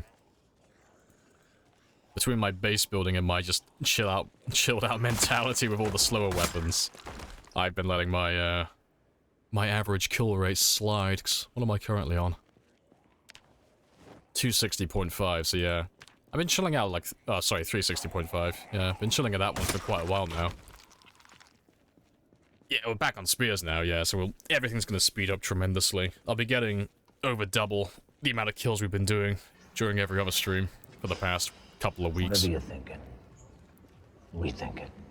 Speedy times? No, I refuse to rethink. Only speed now. Only murder. Only kills.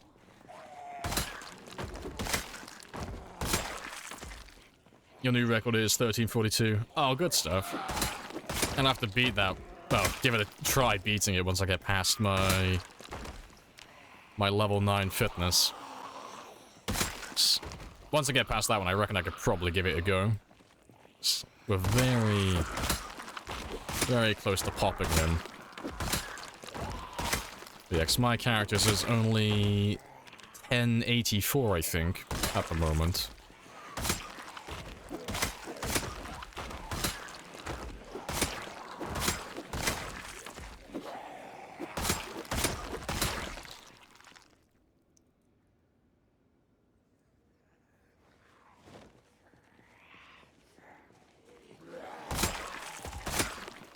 Reach naming 8 as well? Yeah, I'm not even going to try and race you on that one. You're running a police officer, aren't you? Or you're either police officer, veteran, or hunter. It's one of those three things. I won't be able to catch up with you with that. I don't have an experience boost. I was going to do mine the long way. So I'm on level 5, but I'm not going to level that very quickly. That's going to level up incredibly slow. Aiming and reloading are going to be my two longest leveled skills. They're not going to pop for years.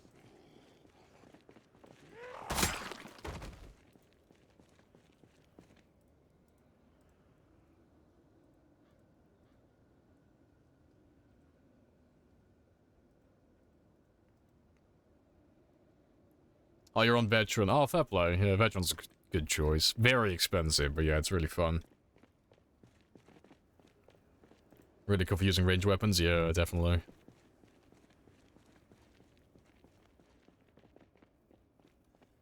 Alright, let's grab a little chunk so I can get a few hundred kills extra.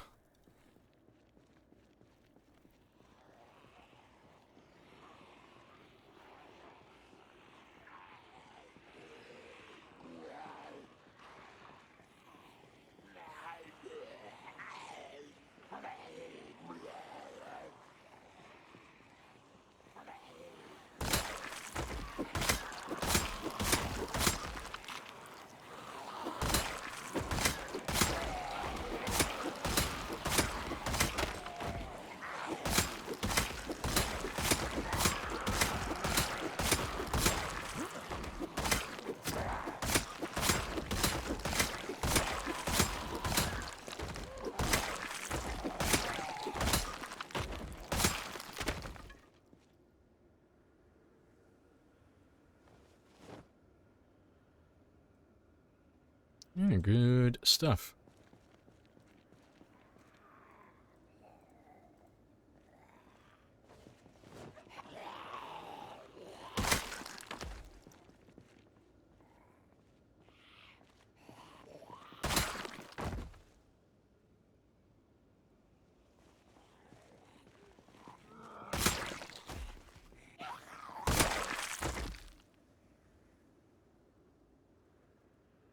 And how close are we now?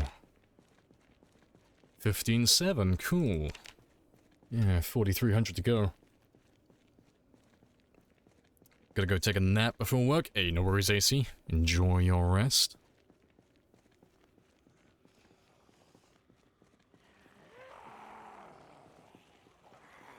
That's a lot of you facing the wrong way. I need a few more than that. Yeah, that'll do.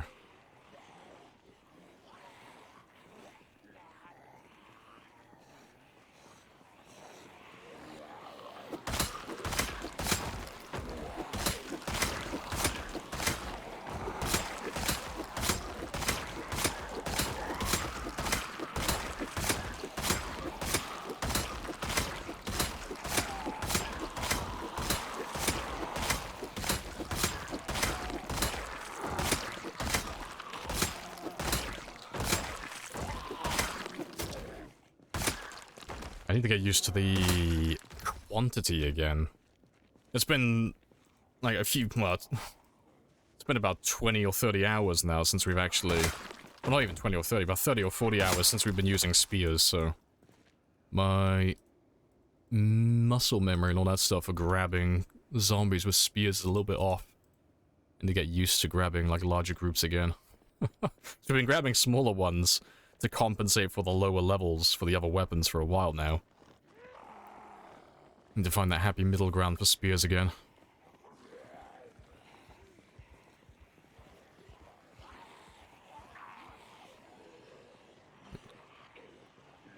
To be fair, I could probably do all of you.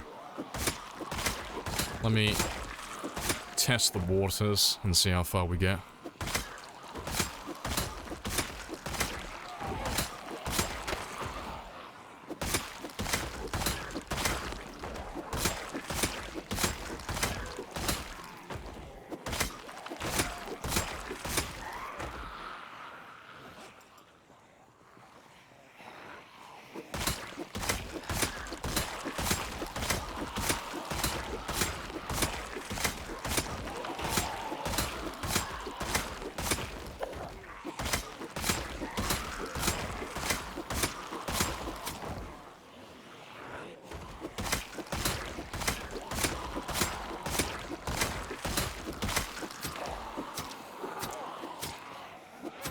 It was only a little bit off.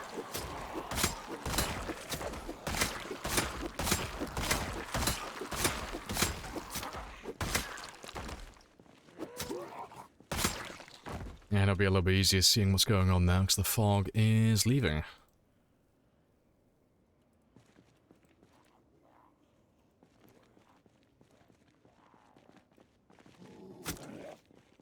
Strategy is to pick up little sections of the horde at a time. Yeah, that's the tactic. So, it can scale to any level, with any settings, with any type of zombies, but the idea behind the tactic is to... You're ideally trying to peel enough of the zombies from the main group, so it's just enough to get you to moderate exertion, but no more than that. That's the ideal number that you're looking for. So the number always changes relative to how much damage can you deal, how consistently can you one-shot, you know, what's your current fitness level, all that stuff. But, yeah, the dream is to grab the exact number so that the second I kill the last zombie, I hit moderate exertion and I need to have a rest. Yeah, so we can kill all of these guys.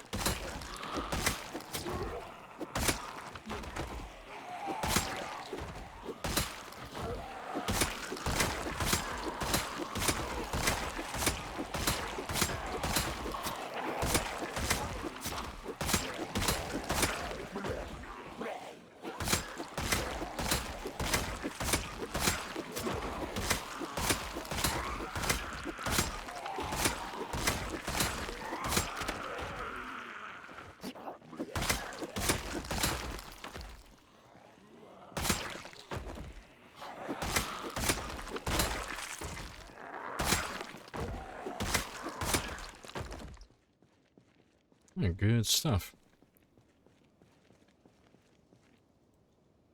It's good to see you back on your favorite weapon. Oh, it's fucking great. I'm like a fish in water again. Just watch how I go. Any suggestions for early game hoarding? I mean, early game, like, this tech is just... Picture it on, like, the smallest possible scale. You know, it depends, like, what you start out as, you know, what levels that you have initially on day one and what weapons you have, but you're ideally just looking for a group of zombies, isolating the zombie that's closest to you facing your direction, so the one that's going to see you first, basically, and walking close enough so that one zombie sees you, and then immediately walking backwards the second he spots you. And then as you level up, you start grabbing more and more, until eventually you get to this stage where you're just grabbing like a giant clump at once. Because it's, you're not able to get like precise numbers at that stage. Like, see if I can do it with these guys over here. You know, like these guys here. Where's one zombie? Like, I'll pretend like with this one here. If you just pretend like there's a bunch of zombies, like behind that guy over there. If I wanted to like grab a, if I was like level 0, and I had no combat skill or anything like that, I would ideally be aiming for this guy and be ignoring all the other zombies behind him. So I just want to walk just close enough where he can see me. And the second he starts moving forward, I immediately start moving backwards. and yeah, pretend like you don't exist. But then you would just have that one zombie on his own, and if you didn't have a weapon, that's when you would just push him to the ground and then just stomp his brains out. And then you would go back and do the exact same thing over again. And eventually you'd have the entire group killed without any, like, severe risk to your own character.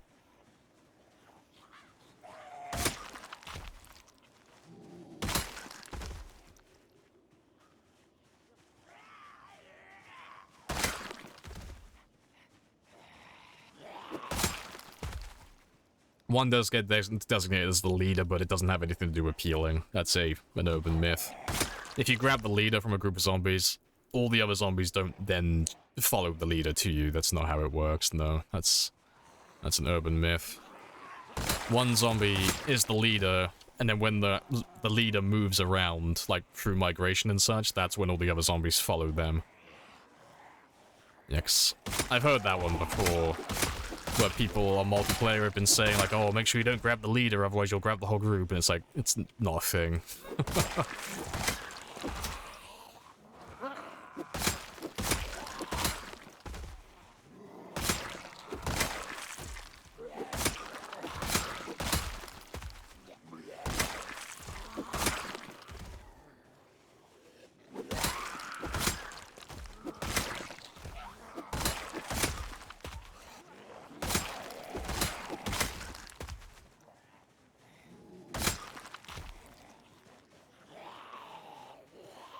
Small isolated site. Oh, fights for now. Good stuff.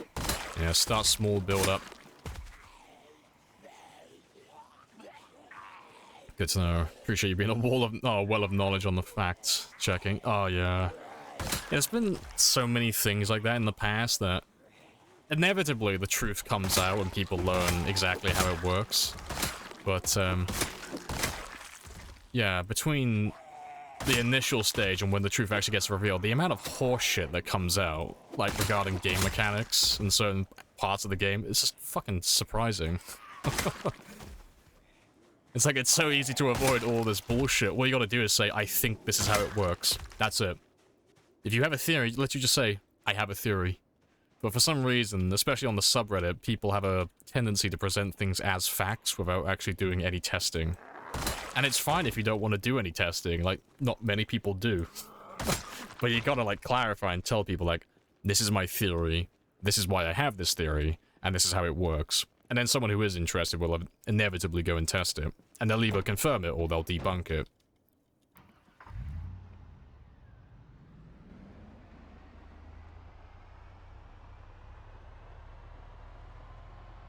When this man gets bit, the world will end.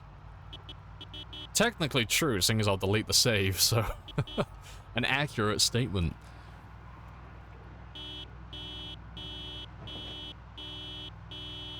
What a fucking stud. Fuck's sake. What a stud mean. Think of it, it's like the OG Chad. It's that one guy that gets laid no matter what. Good looking, charismatic, everything a Project Zomboid character isn't. Oh, well, we made it to the next intersection anyway, that's a pleasant surprise.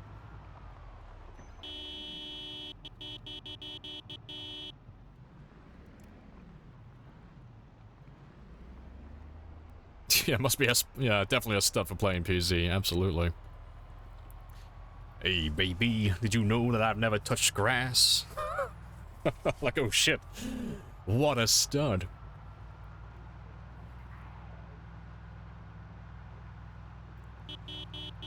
Yeah, zombies that red go faster than other zombies. I mean, that one is true. Just ask any of the orcs from 40k, it has proven that things that are red go faster.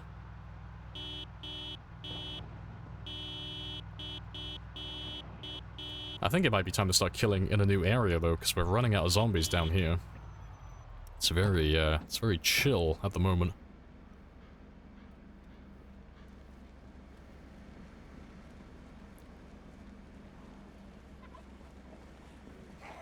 There's nothing wrong with holding the L. Exactly, yeah. I've said stuff in the past that's just wrong. Yeah, when you guys, like, tell me something, I'm like, I thought it worked like this. We'll do a little quick debug test. It turns out I'm wrong and you're right. I'm like, oh shit, fucking stamp that L on my forehead. I'll wear that for a little while. So I'm a fucking idiot.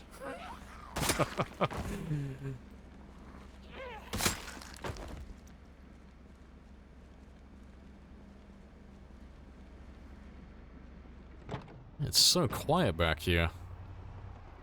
Actually, I didn't want to push too far north because I don't want to lose my van. Don't really feel like running home tonight.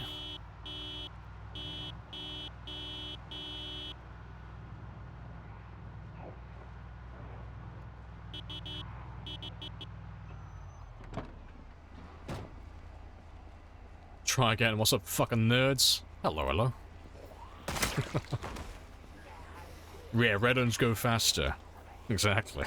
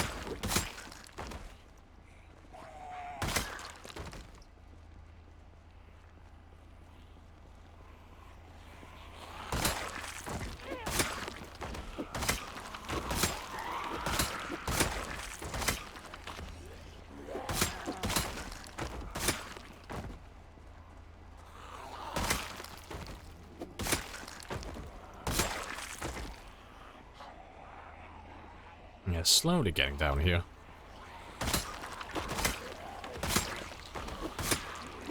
Right. While you chill out by my van, then, I'm gonna go have a quick rest.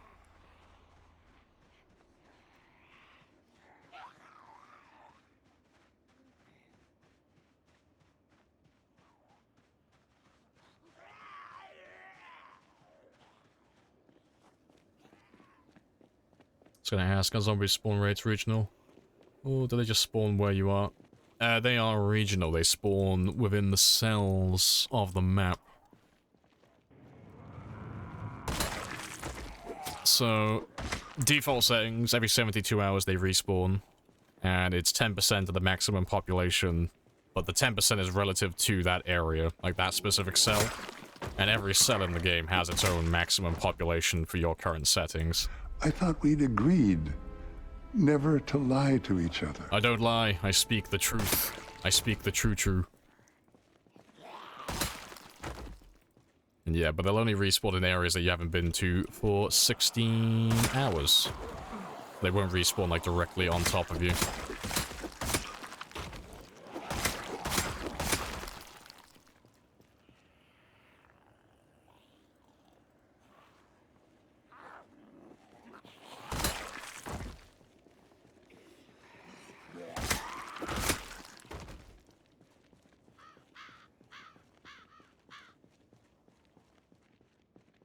Let's go and see how many zombies we have by the van.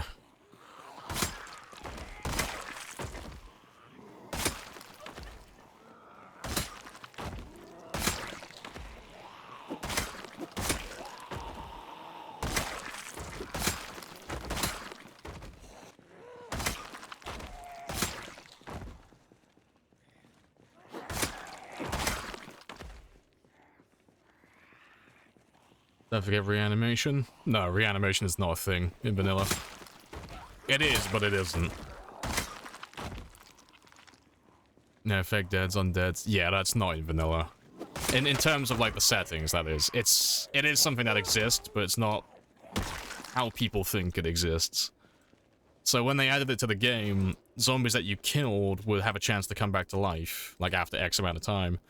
But then they changed it slightly down the line, so now instead of every zombie having a chance to come back to life, the default setting is only zombies that you haven't killed have a chance to come back to life. So every time you go to a brand new area and you see a random dead body on the ground, but you know that you've never killed that zombie because you've never been here before, those are the only zombies that have a chance to come back to life on the default settings. You can change it so that every zombie has a chance, so the zombies that you kill as well. But that one is off by default. Yeah. Why they made that the norm, I'm not 100% sure. I'm assuming they just did it so it's not as fucking as much of a difficulty spike for newer players, because it is pretty spicy having zombies come back to life up your ass when you least expect it. But yeah, you can't toggle that one on in the sandbox options. Let's grab a big old chunk from you. Yeah, because that one started off as a mod as well.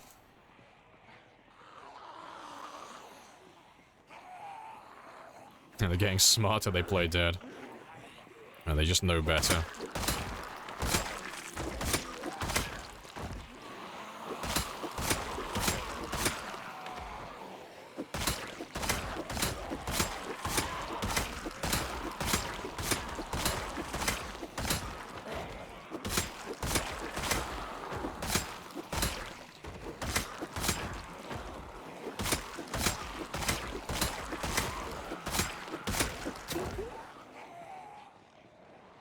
It's not too many of you, but I need to have a rest.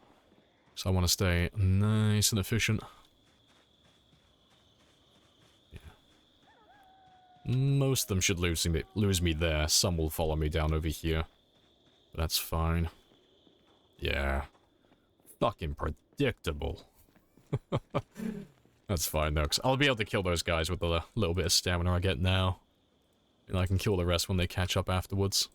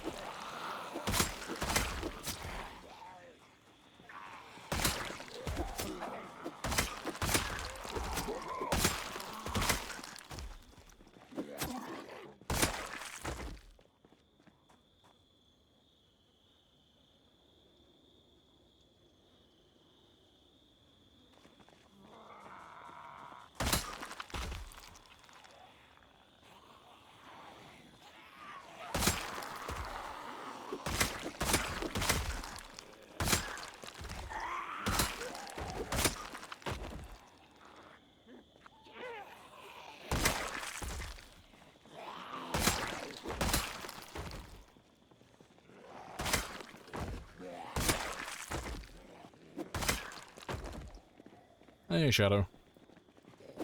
Howdy ho, neighboroni.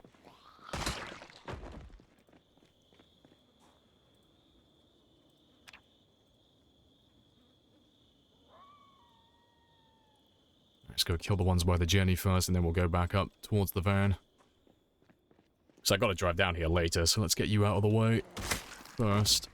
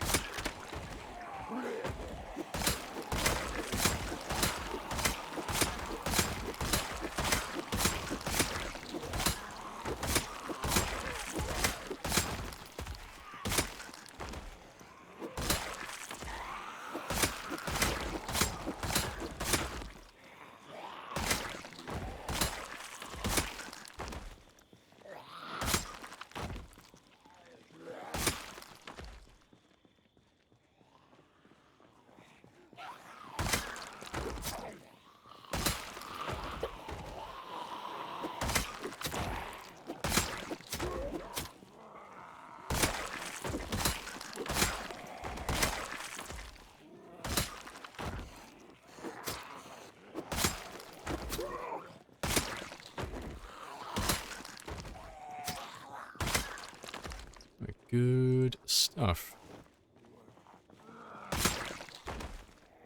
Alright, let's go have a look at the van after I have a rest.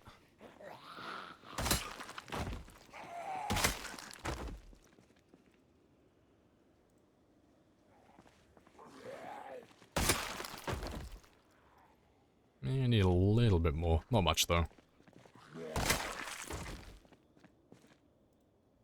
So there'll be too many around my van to kill, most likely, but we'll go for as many as we possibly can. I still want to keep my sleep schedule intact. So we're getting to the point now where we gotta make an outpost in the future. I'm not gonna do one today, 'cause it's not super time consuming, but it takes a little bit of time. But I need to make an outpost around there somewhere. I'm pretty sure my music is broken again. Let me fix you. Pathetic. I know, right? It's trying its best, but it's still failing me. There we go, though. Too many to kill. Okay? Too many to kill today. I am a slow and insidious beast. I will slowly chip away at them, demoralize them, and kill everyone. And to be fair, they've all gone on a little adventure.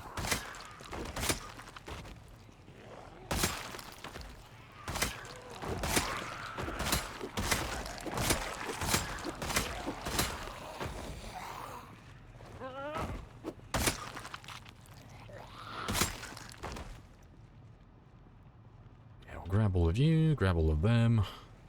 So we're just gonna fight now until I get exhausted, and then we'll head home.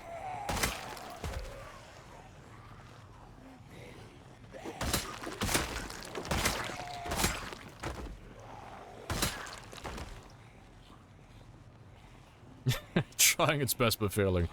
Yes, the finest autobiography.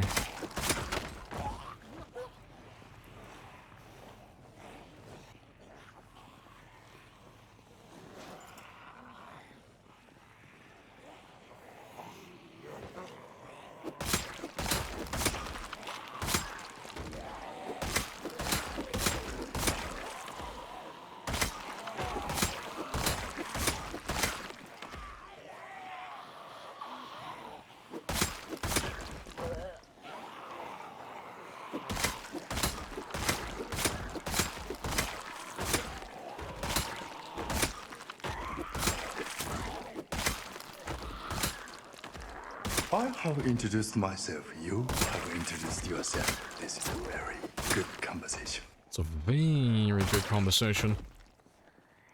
Alright, let's get rid of you.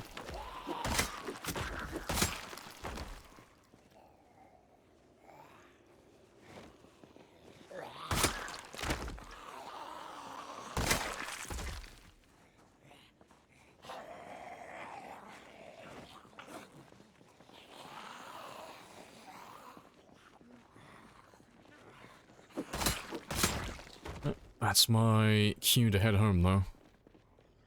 So let's grab all of you, get you off my van. Appreciate you polishing the glass. Let's give them a second to catch up to me.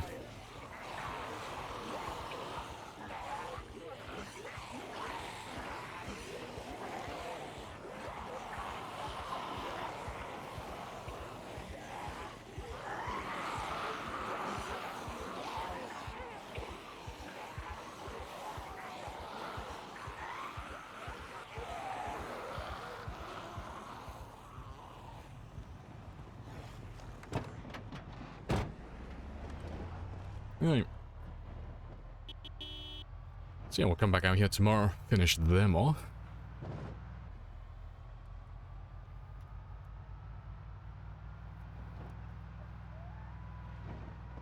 Yeah.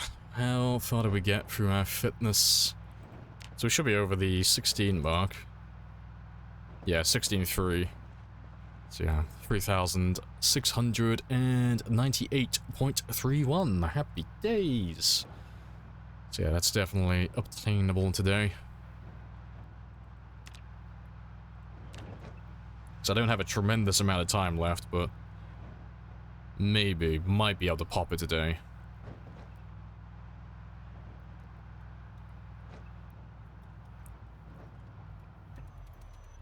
And wiggle for success.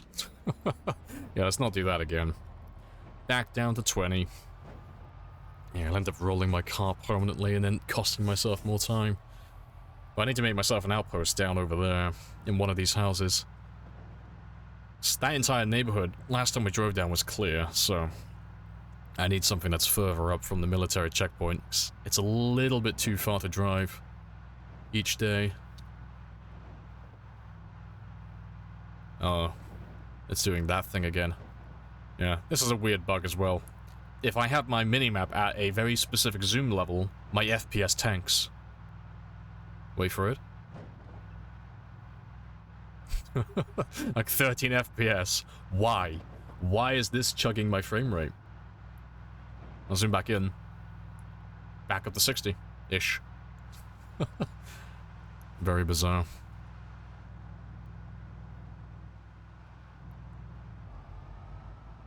Would have been very uncool. It would have. -10 to style points if I roll my van over and don't roll it back.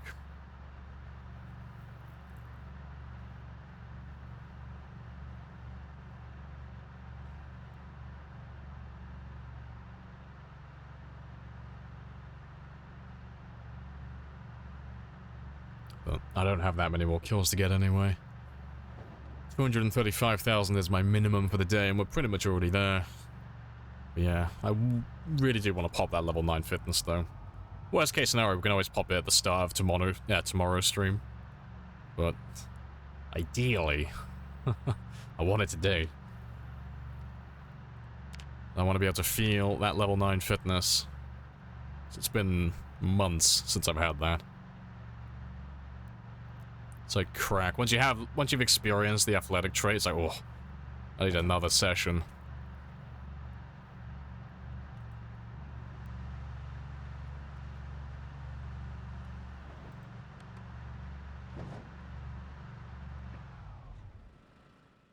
$702. That's not horrible.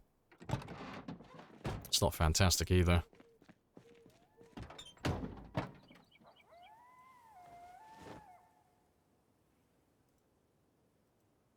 Like 7 times, yeah.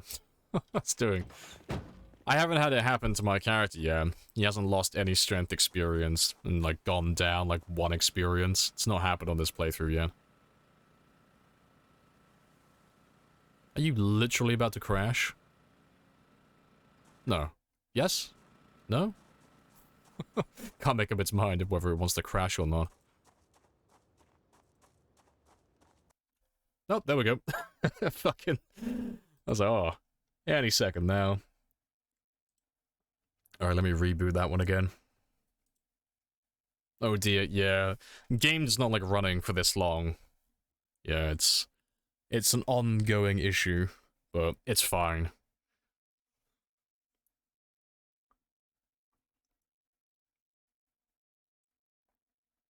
Yeah, 9 is forever away. Yeah, it's like 120,000 experience.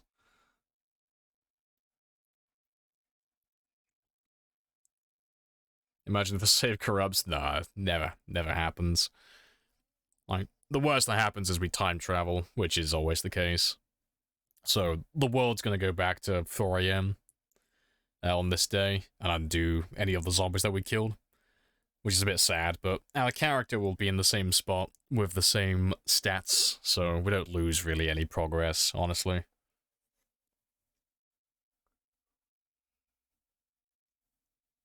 Time travel. Yeah, we are a time traveler. My character is about 3 days older than the world. He's time traveled multiple times now. We gotta go back, Marty. Back to the past. It's your kids, Marty. Something's gotta be done about your kids.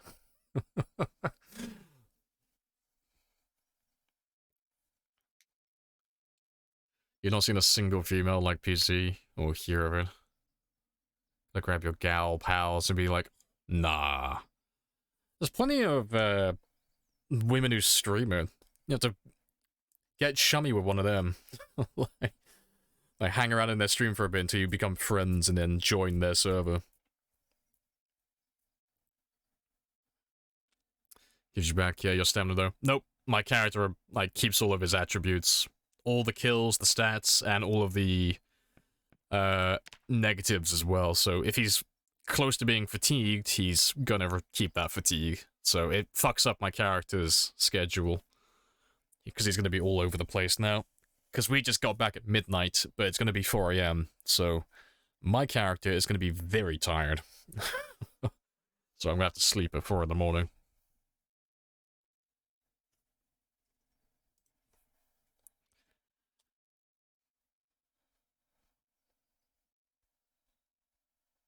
Yes, there are plenty. There are plenty of gamer grills.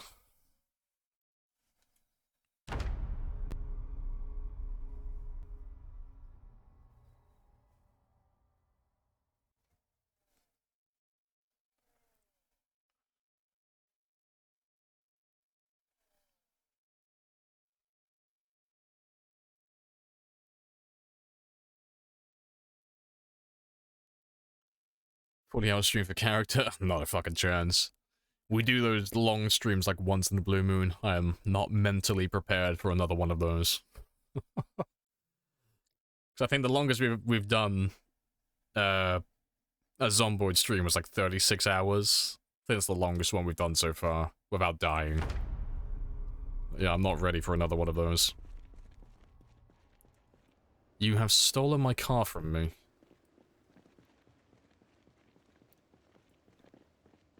Yeah, there we go. Back to 4 AM. But I'm drowsy, so... I love it when the game crashes. It's great. Where's the car? I don't actually know. Because my car's not there. And it's not here. Fuck. I'm hoping it's down the highway. Because if not, that sucks. Because I've not had my car disappear on me before. But we will see.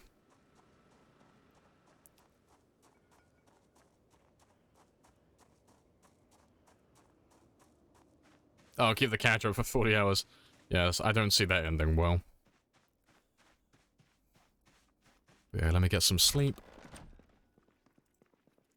He's not going to get that many kills on this day, because he's going to be waking up at like 9 in the morning. So I'm going to waste a lot of time because of that game crash, but it's fine. Because we've technically gone back in time, so it's like, it's fine.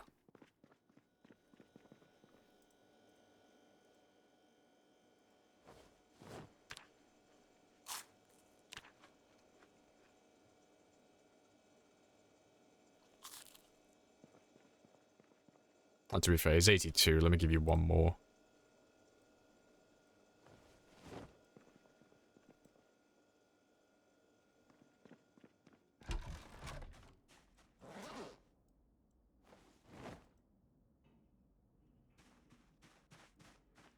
Yeah, but yeah. Let's go try and find my truck. I'll take the spare one and see if he's up on the highway.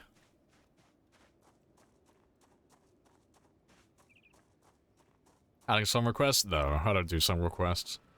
Never have, never will. I have a suggestion tab on Discord, but I will not take requests when I'm live.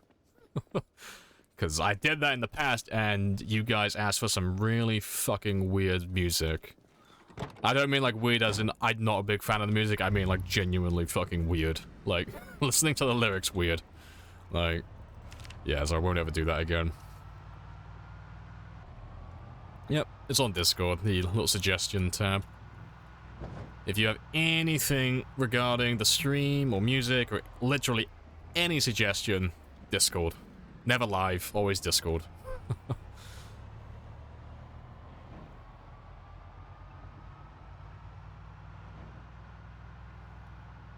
Yeah, haven't taken the spare van out for a lifetime.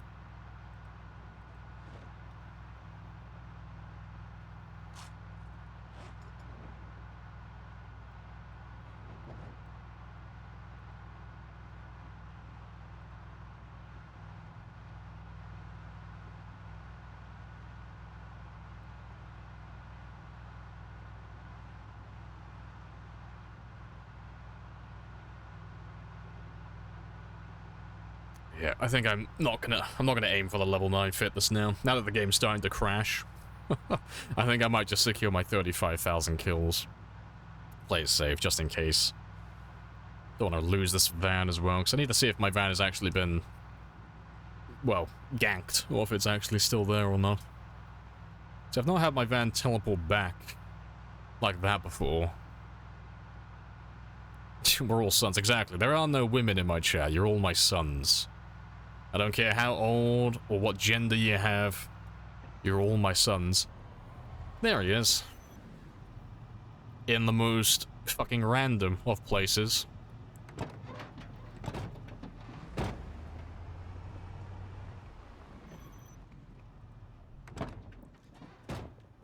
leave him there. I'll take this one. So we'll go get those kills, and then we'll, I'll tow that one back later on.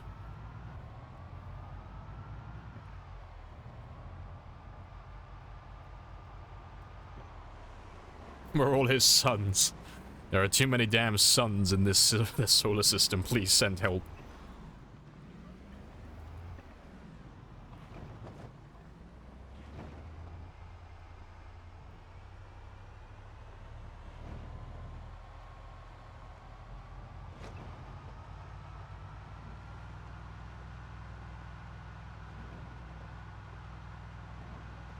You coming back from the store. The milk's clearly gone bad by now. I will come back soon, I promise. I have something to do first. You know. Buy milk and buy cigarettes are on my to-do list right underneath kill 4.5 million zombies. Max all stats. Collect all items. Then I will go buying milk, I promise. I will return. It will be a few years, but I will come back eventually.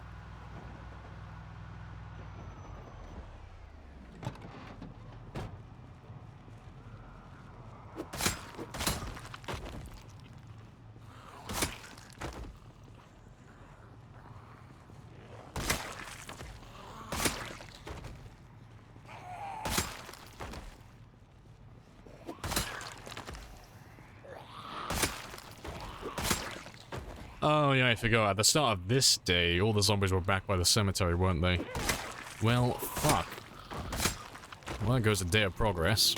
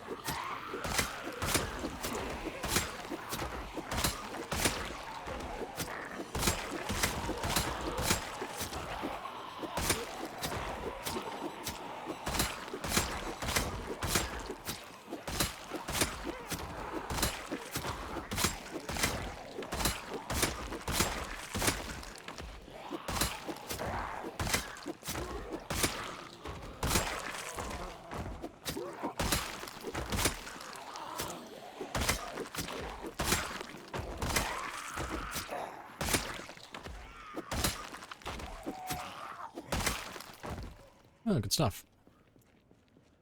Happy days. I wonder where I chose there of all places. Probably just the last time I got saved. On the drive back. Why I got saved at a different time to my character, I do not know. So I thought they got those vehicles and players, I thought they got saved at the same time, but apparently that's not the case. But it's not where it was at 4 AM, so it doesn't get saved at the same time as the world either. So, that's interesting.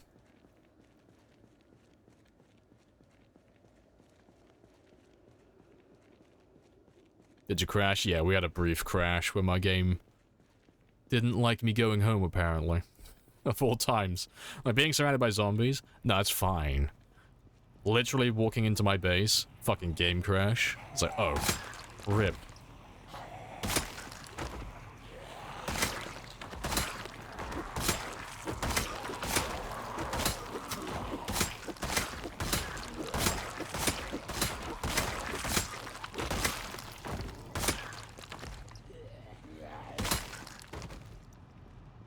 And just a little hiccup. Yeah, it's fine though.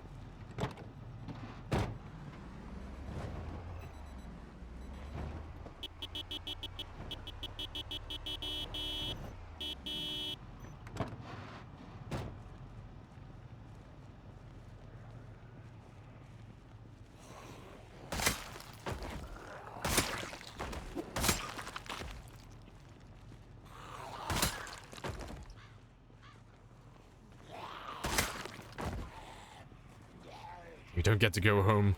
You get back out there and you kill those zombies. You're not allowed back in the house until you get at least 300,000.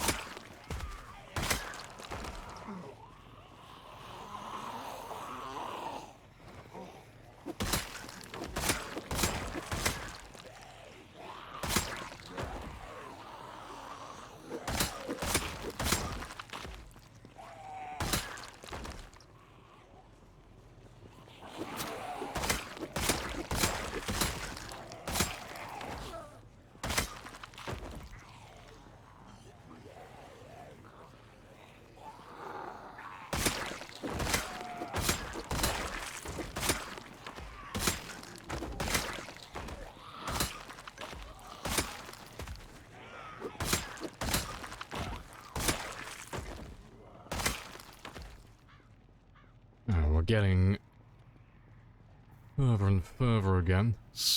I remember when we cleared this area out, we weren't stuck here too long. It's great. Because the game crashed and we went back in time to 4 AM, I feel like I'm playing Groundhog Day. Trying to remember where all the zombies were on this day. So I know we weren't stuck here very long. Yep. The fog is gone now as well, that's fantastic.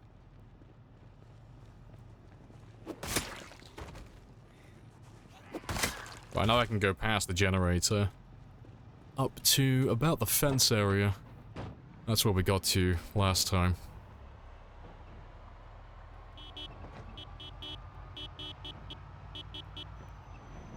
Maybe not.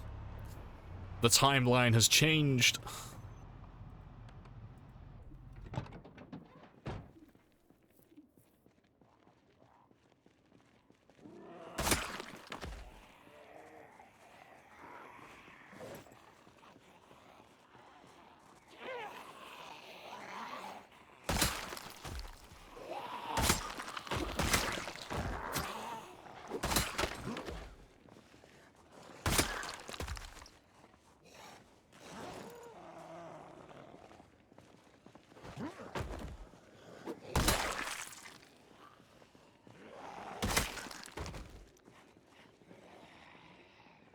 You can all follow me, but I want a chunk.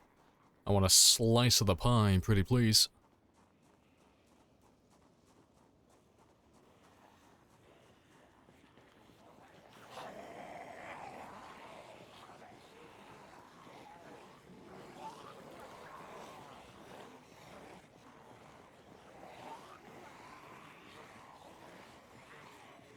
Stepped in a puddle, but ignore him.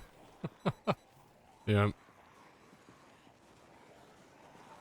Well, I can't wait to experience all those deaths as well.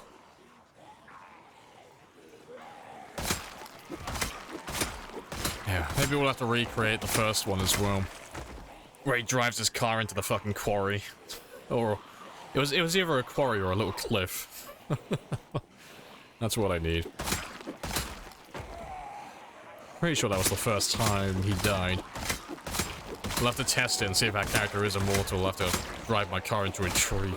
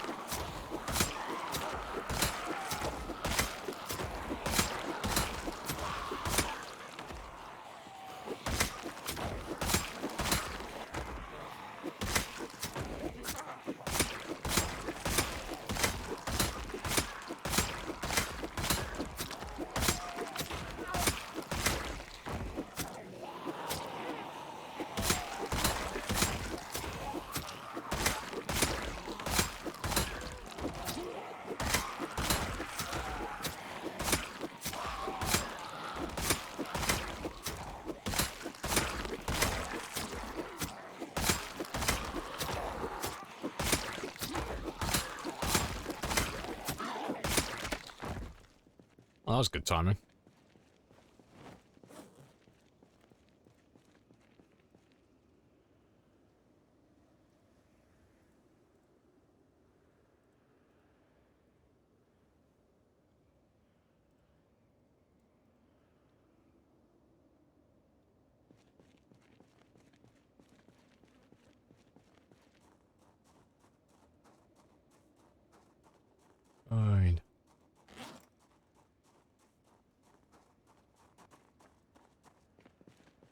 Every time I hear this song on your stream, you think puppy with big iron on his hip.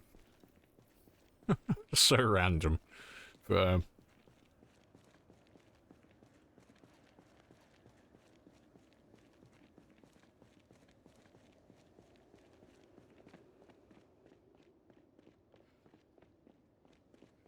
oh, the previous song. I was gonna say, like, this song sounds nothing like it, but fair play. The inner machinations of your mind are an enigma.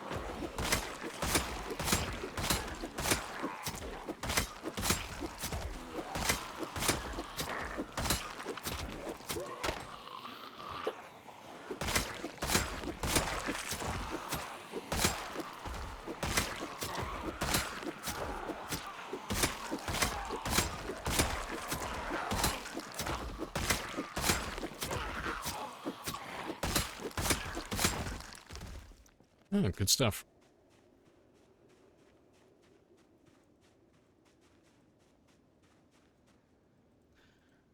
Alright, so yeah, we've already done 500 kills on this game day. Good stuff. Let's try and make it 700 or 800. So I've got my kill quota now, so we can wrap up at any time.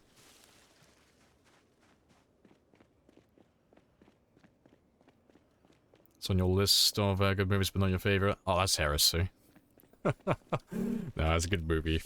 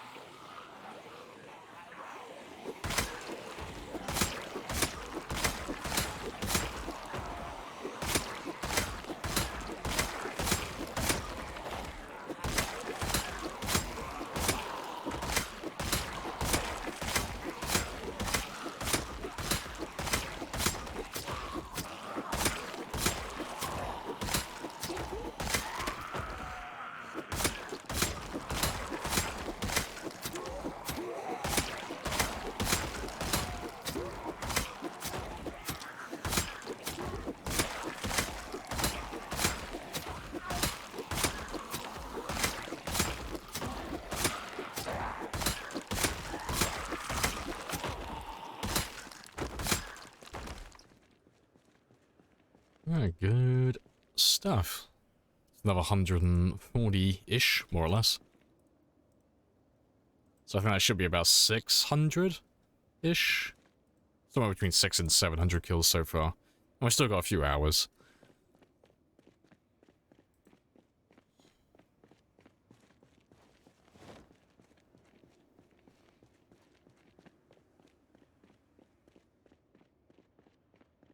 Yeah, we'll just kill the last of the ones around the generator, I think. Yeah. I'll just grab all of them now. And we'll... If I get tired halfway through, that's fine. Worst case scenario, we'll run off and have a rest behind the trees.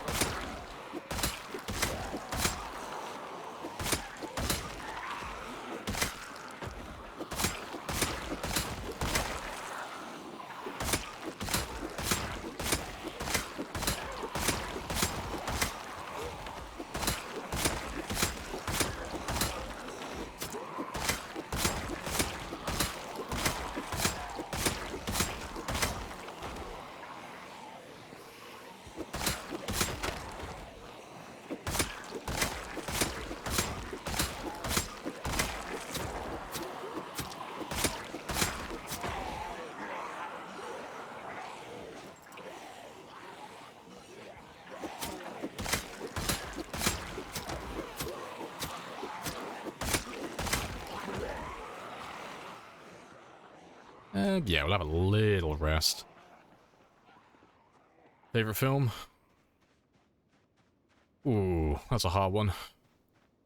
What's my favorite film? That is a fucking question. I don't know. I don't really watch a lot of movies recently.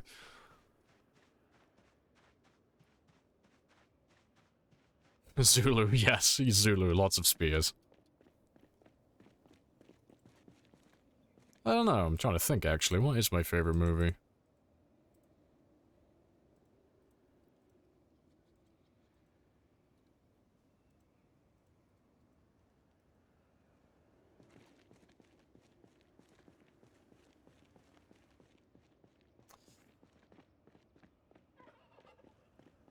I don't actually know. There's one that I'm kind of thinking of. I'm just trying to remember what the fuck it was called. It's like, it's one of those, like, hazy thoughts. It's like, I know what my favorite movie is. I just can't remember I don't know what it's called. I don't know who's in it. I don't know what it's about, but I remember. I remember that movie. I know no details. Fuck, it's gonna be on my mind now. I'll remember it, like, 2 in the morning, later on. It'll come to me.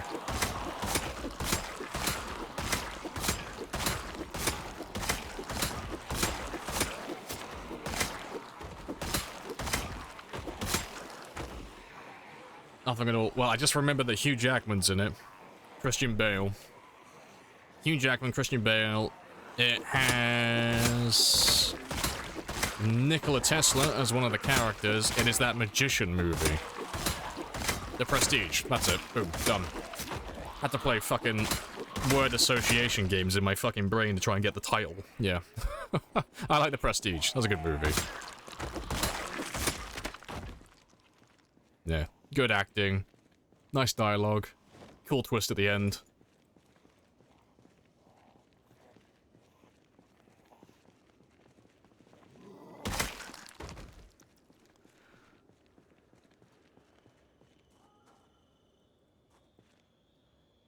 Good stuff.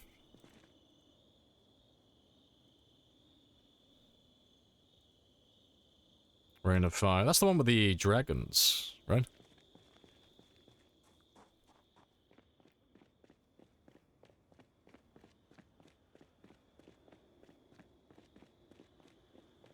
Alien 2, Groundhog Day, Day After Tomorrow. Maybe June. All the parts are available. See, I haven't seen June yet. I've heard the book, like, as always, the book is better than the movie. But I heard the movie was pretty good, though. But I have not seen it myself, because they confirmed the second movie now, haven't they? Like, that one's, going through. The Good, the Bad, and the Ugly. We've headed down that hill fighting. Oh, you'll love the gold inside of our trailer then. It's called the Ecstasy of Gold. An Easter egg after your favorite movie. Alright, I think that'll do though, 'cause it's almost 8 o'clock. I'll grab some hedges with my spare few hours. Throw some more hedges down in my base. So I think we killed what? I think we did about 700 kills today, more or less, which is acceptable. That's fine. Anything over 600 is, like, fine. That's my minimum with spears. Would have preferred something over 800, though, but... The thing is, we came out at, like, 9 in the morning, or 10. And we had, like, we missed a good chunk of our day because of that time travel event. Not too bad. And not many know the ecstasy of gold.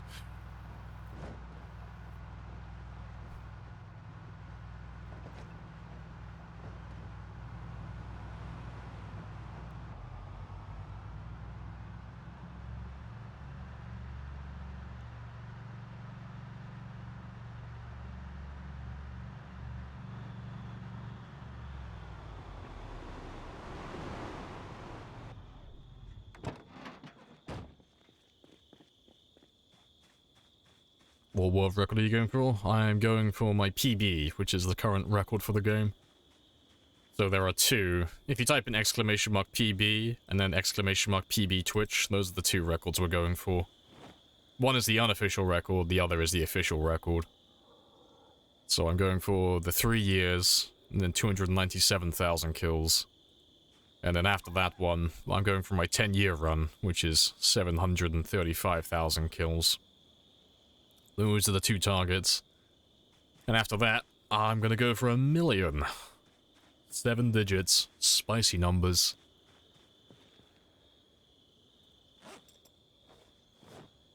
Yeah, after that, yeah, 1 million, yeah.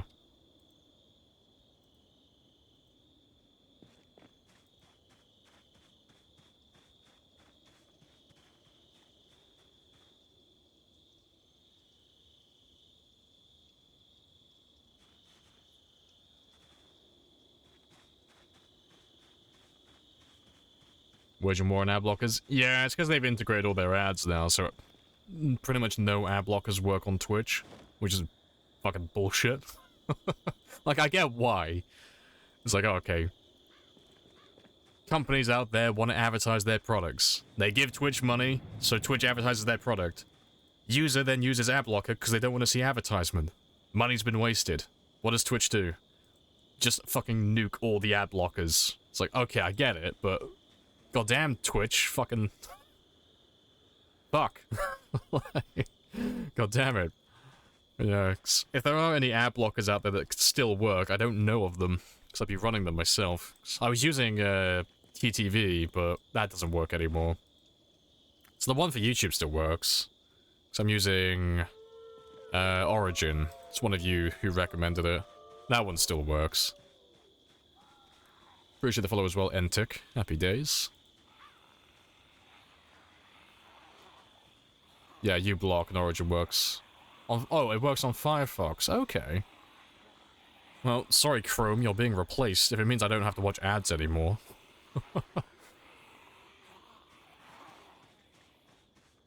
Yeah, they increased the price of Turbo as well. Yeah, because they increased it by about 50%, didn't they?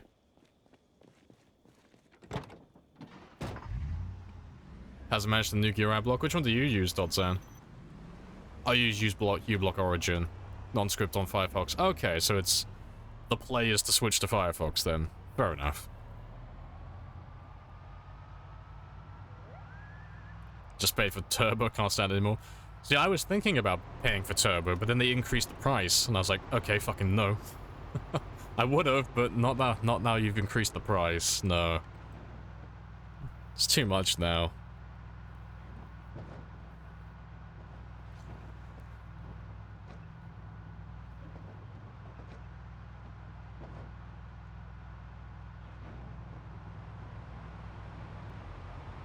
You have more privacy settings. Fair. Yeah, 7 a month, it's like, yeah, it's fine. I can justify that, kind of. 12's a little bit too much, though. You know. For something that's literally just gonna get rid of ads and that's it. That's all it does. It's like, oh. It's a bit of a waste of money. The thing is, I stream too often, so I don't get to watch that many streams myself, so I'd be paying like $12 a month for something that I don't really need. I'd rather waste that money on food and other things.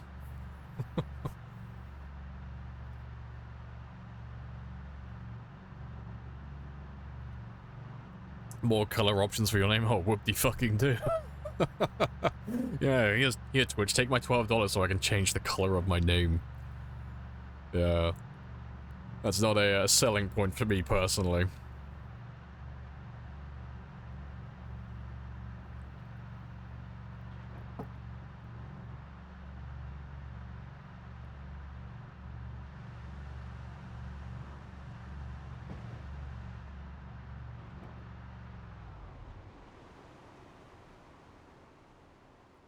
Alright, now game, don't crash.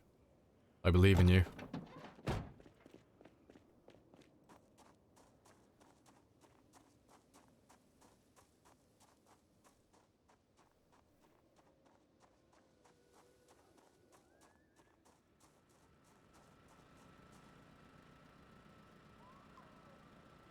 What difference does name color make anyway? I mean, it's literally just the color of your name that pops up in chat.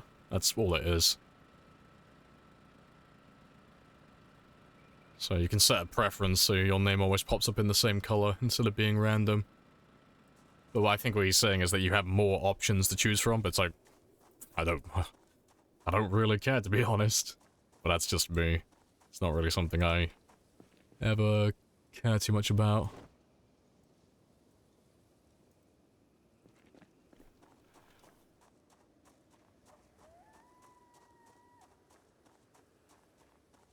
It's useless, yeah.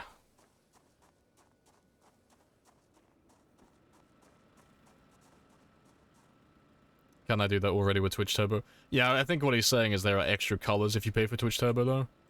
Which is, like, cool. I don't really care. Yeah, it's a bit weird. Like, if that's, like, the bar for the selling point, it's like, oh, you've kind of missed the mark a bit, if that's what you're advertising it with.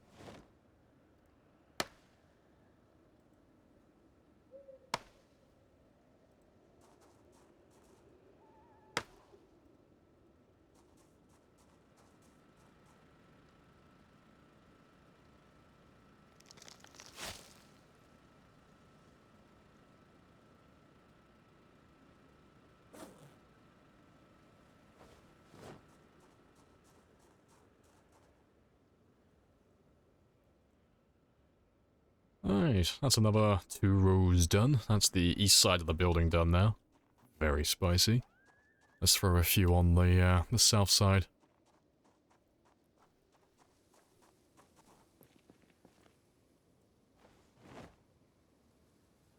How does Twitch Turbo affect the streamer? Then you get pennies per view? No, if you pay for Twitch Turbo, I get paid for the advertisements played during the stream. I get paid just the same. So it makes no difference whether you have Turbo or not. When an advertisement plays, if you're in the stream, it's exactly the same for me. It's just, if you have Turbo, you just don't have to sit through it and watch it. But personally, I'd rather run fewer ads, because I'm not a big fan of running as many as I have currently. It's too many.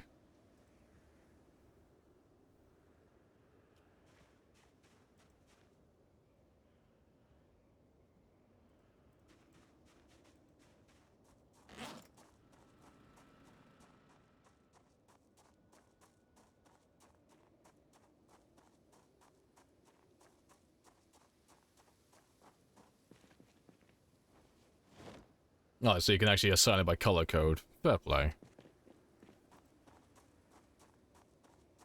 Special colors like vomit green. Well, to be fair, if they called it vomit green, I might actually buy Turbo just for that, but sadly, it's just done on the codes, apparently. I don't know, vomit green has a special ring to it.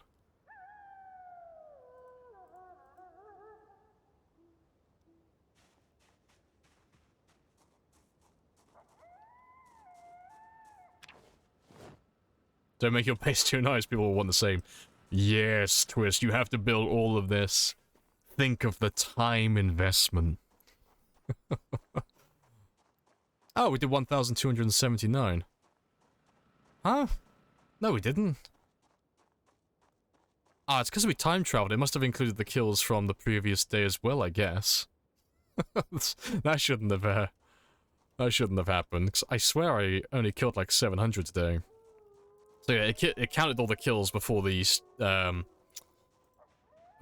game crashed, I think. Yeah. So I know I didn't kill 1200, nowhere near. I would have known if I killed that many. Bloody game crashing.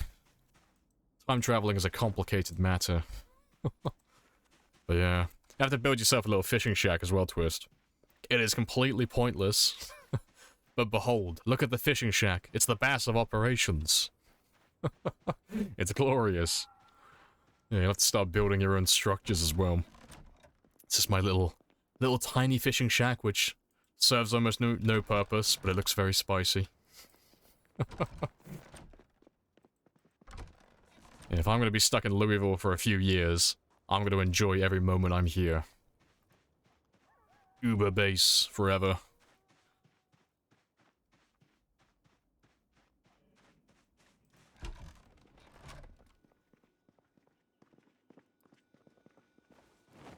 But yeah, I got everything I wanted done, apart from my level 9 fitness, but seeing as my game is starting to crash, I don't want to risk it any more than we already have. But yeah, we're only 3,000 experience away, so I'll pop that one tomorrow, I think, in real time. There's so many hours of not killing, and yet, look at all the stats though, Twist. Nah. I never go in my games doing just purely killing. It get too boring for me. I do everything. Collectibles, skills, killing, everything. Gotta do the base building as well. Keeps everything interesting then.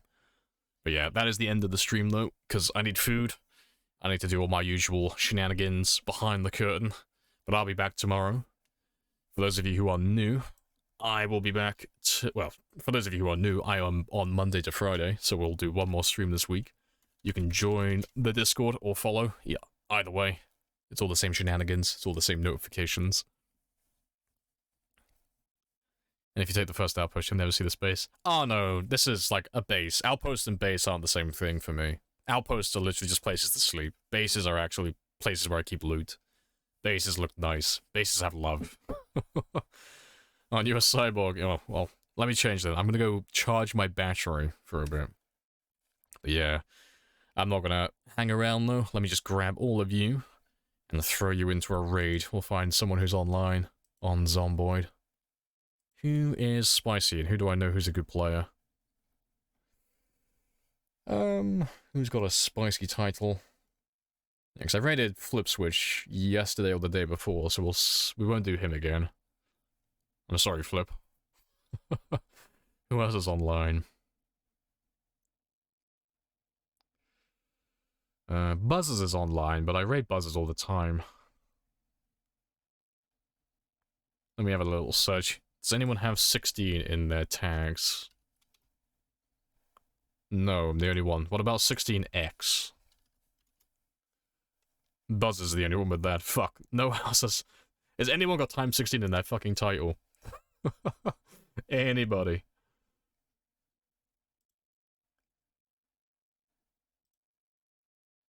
No, I don't see anybody with time 16 in their title. Shit.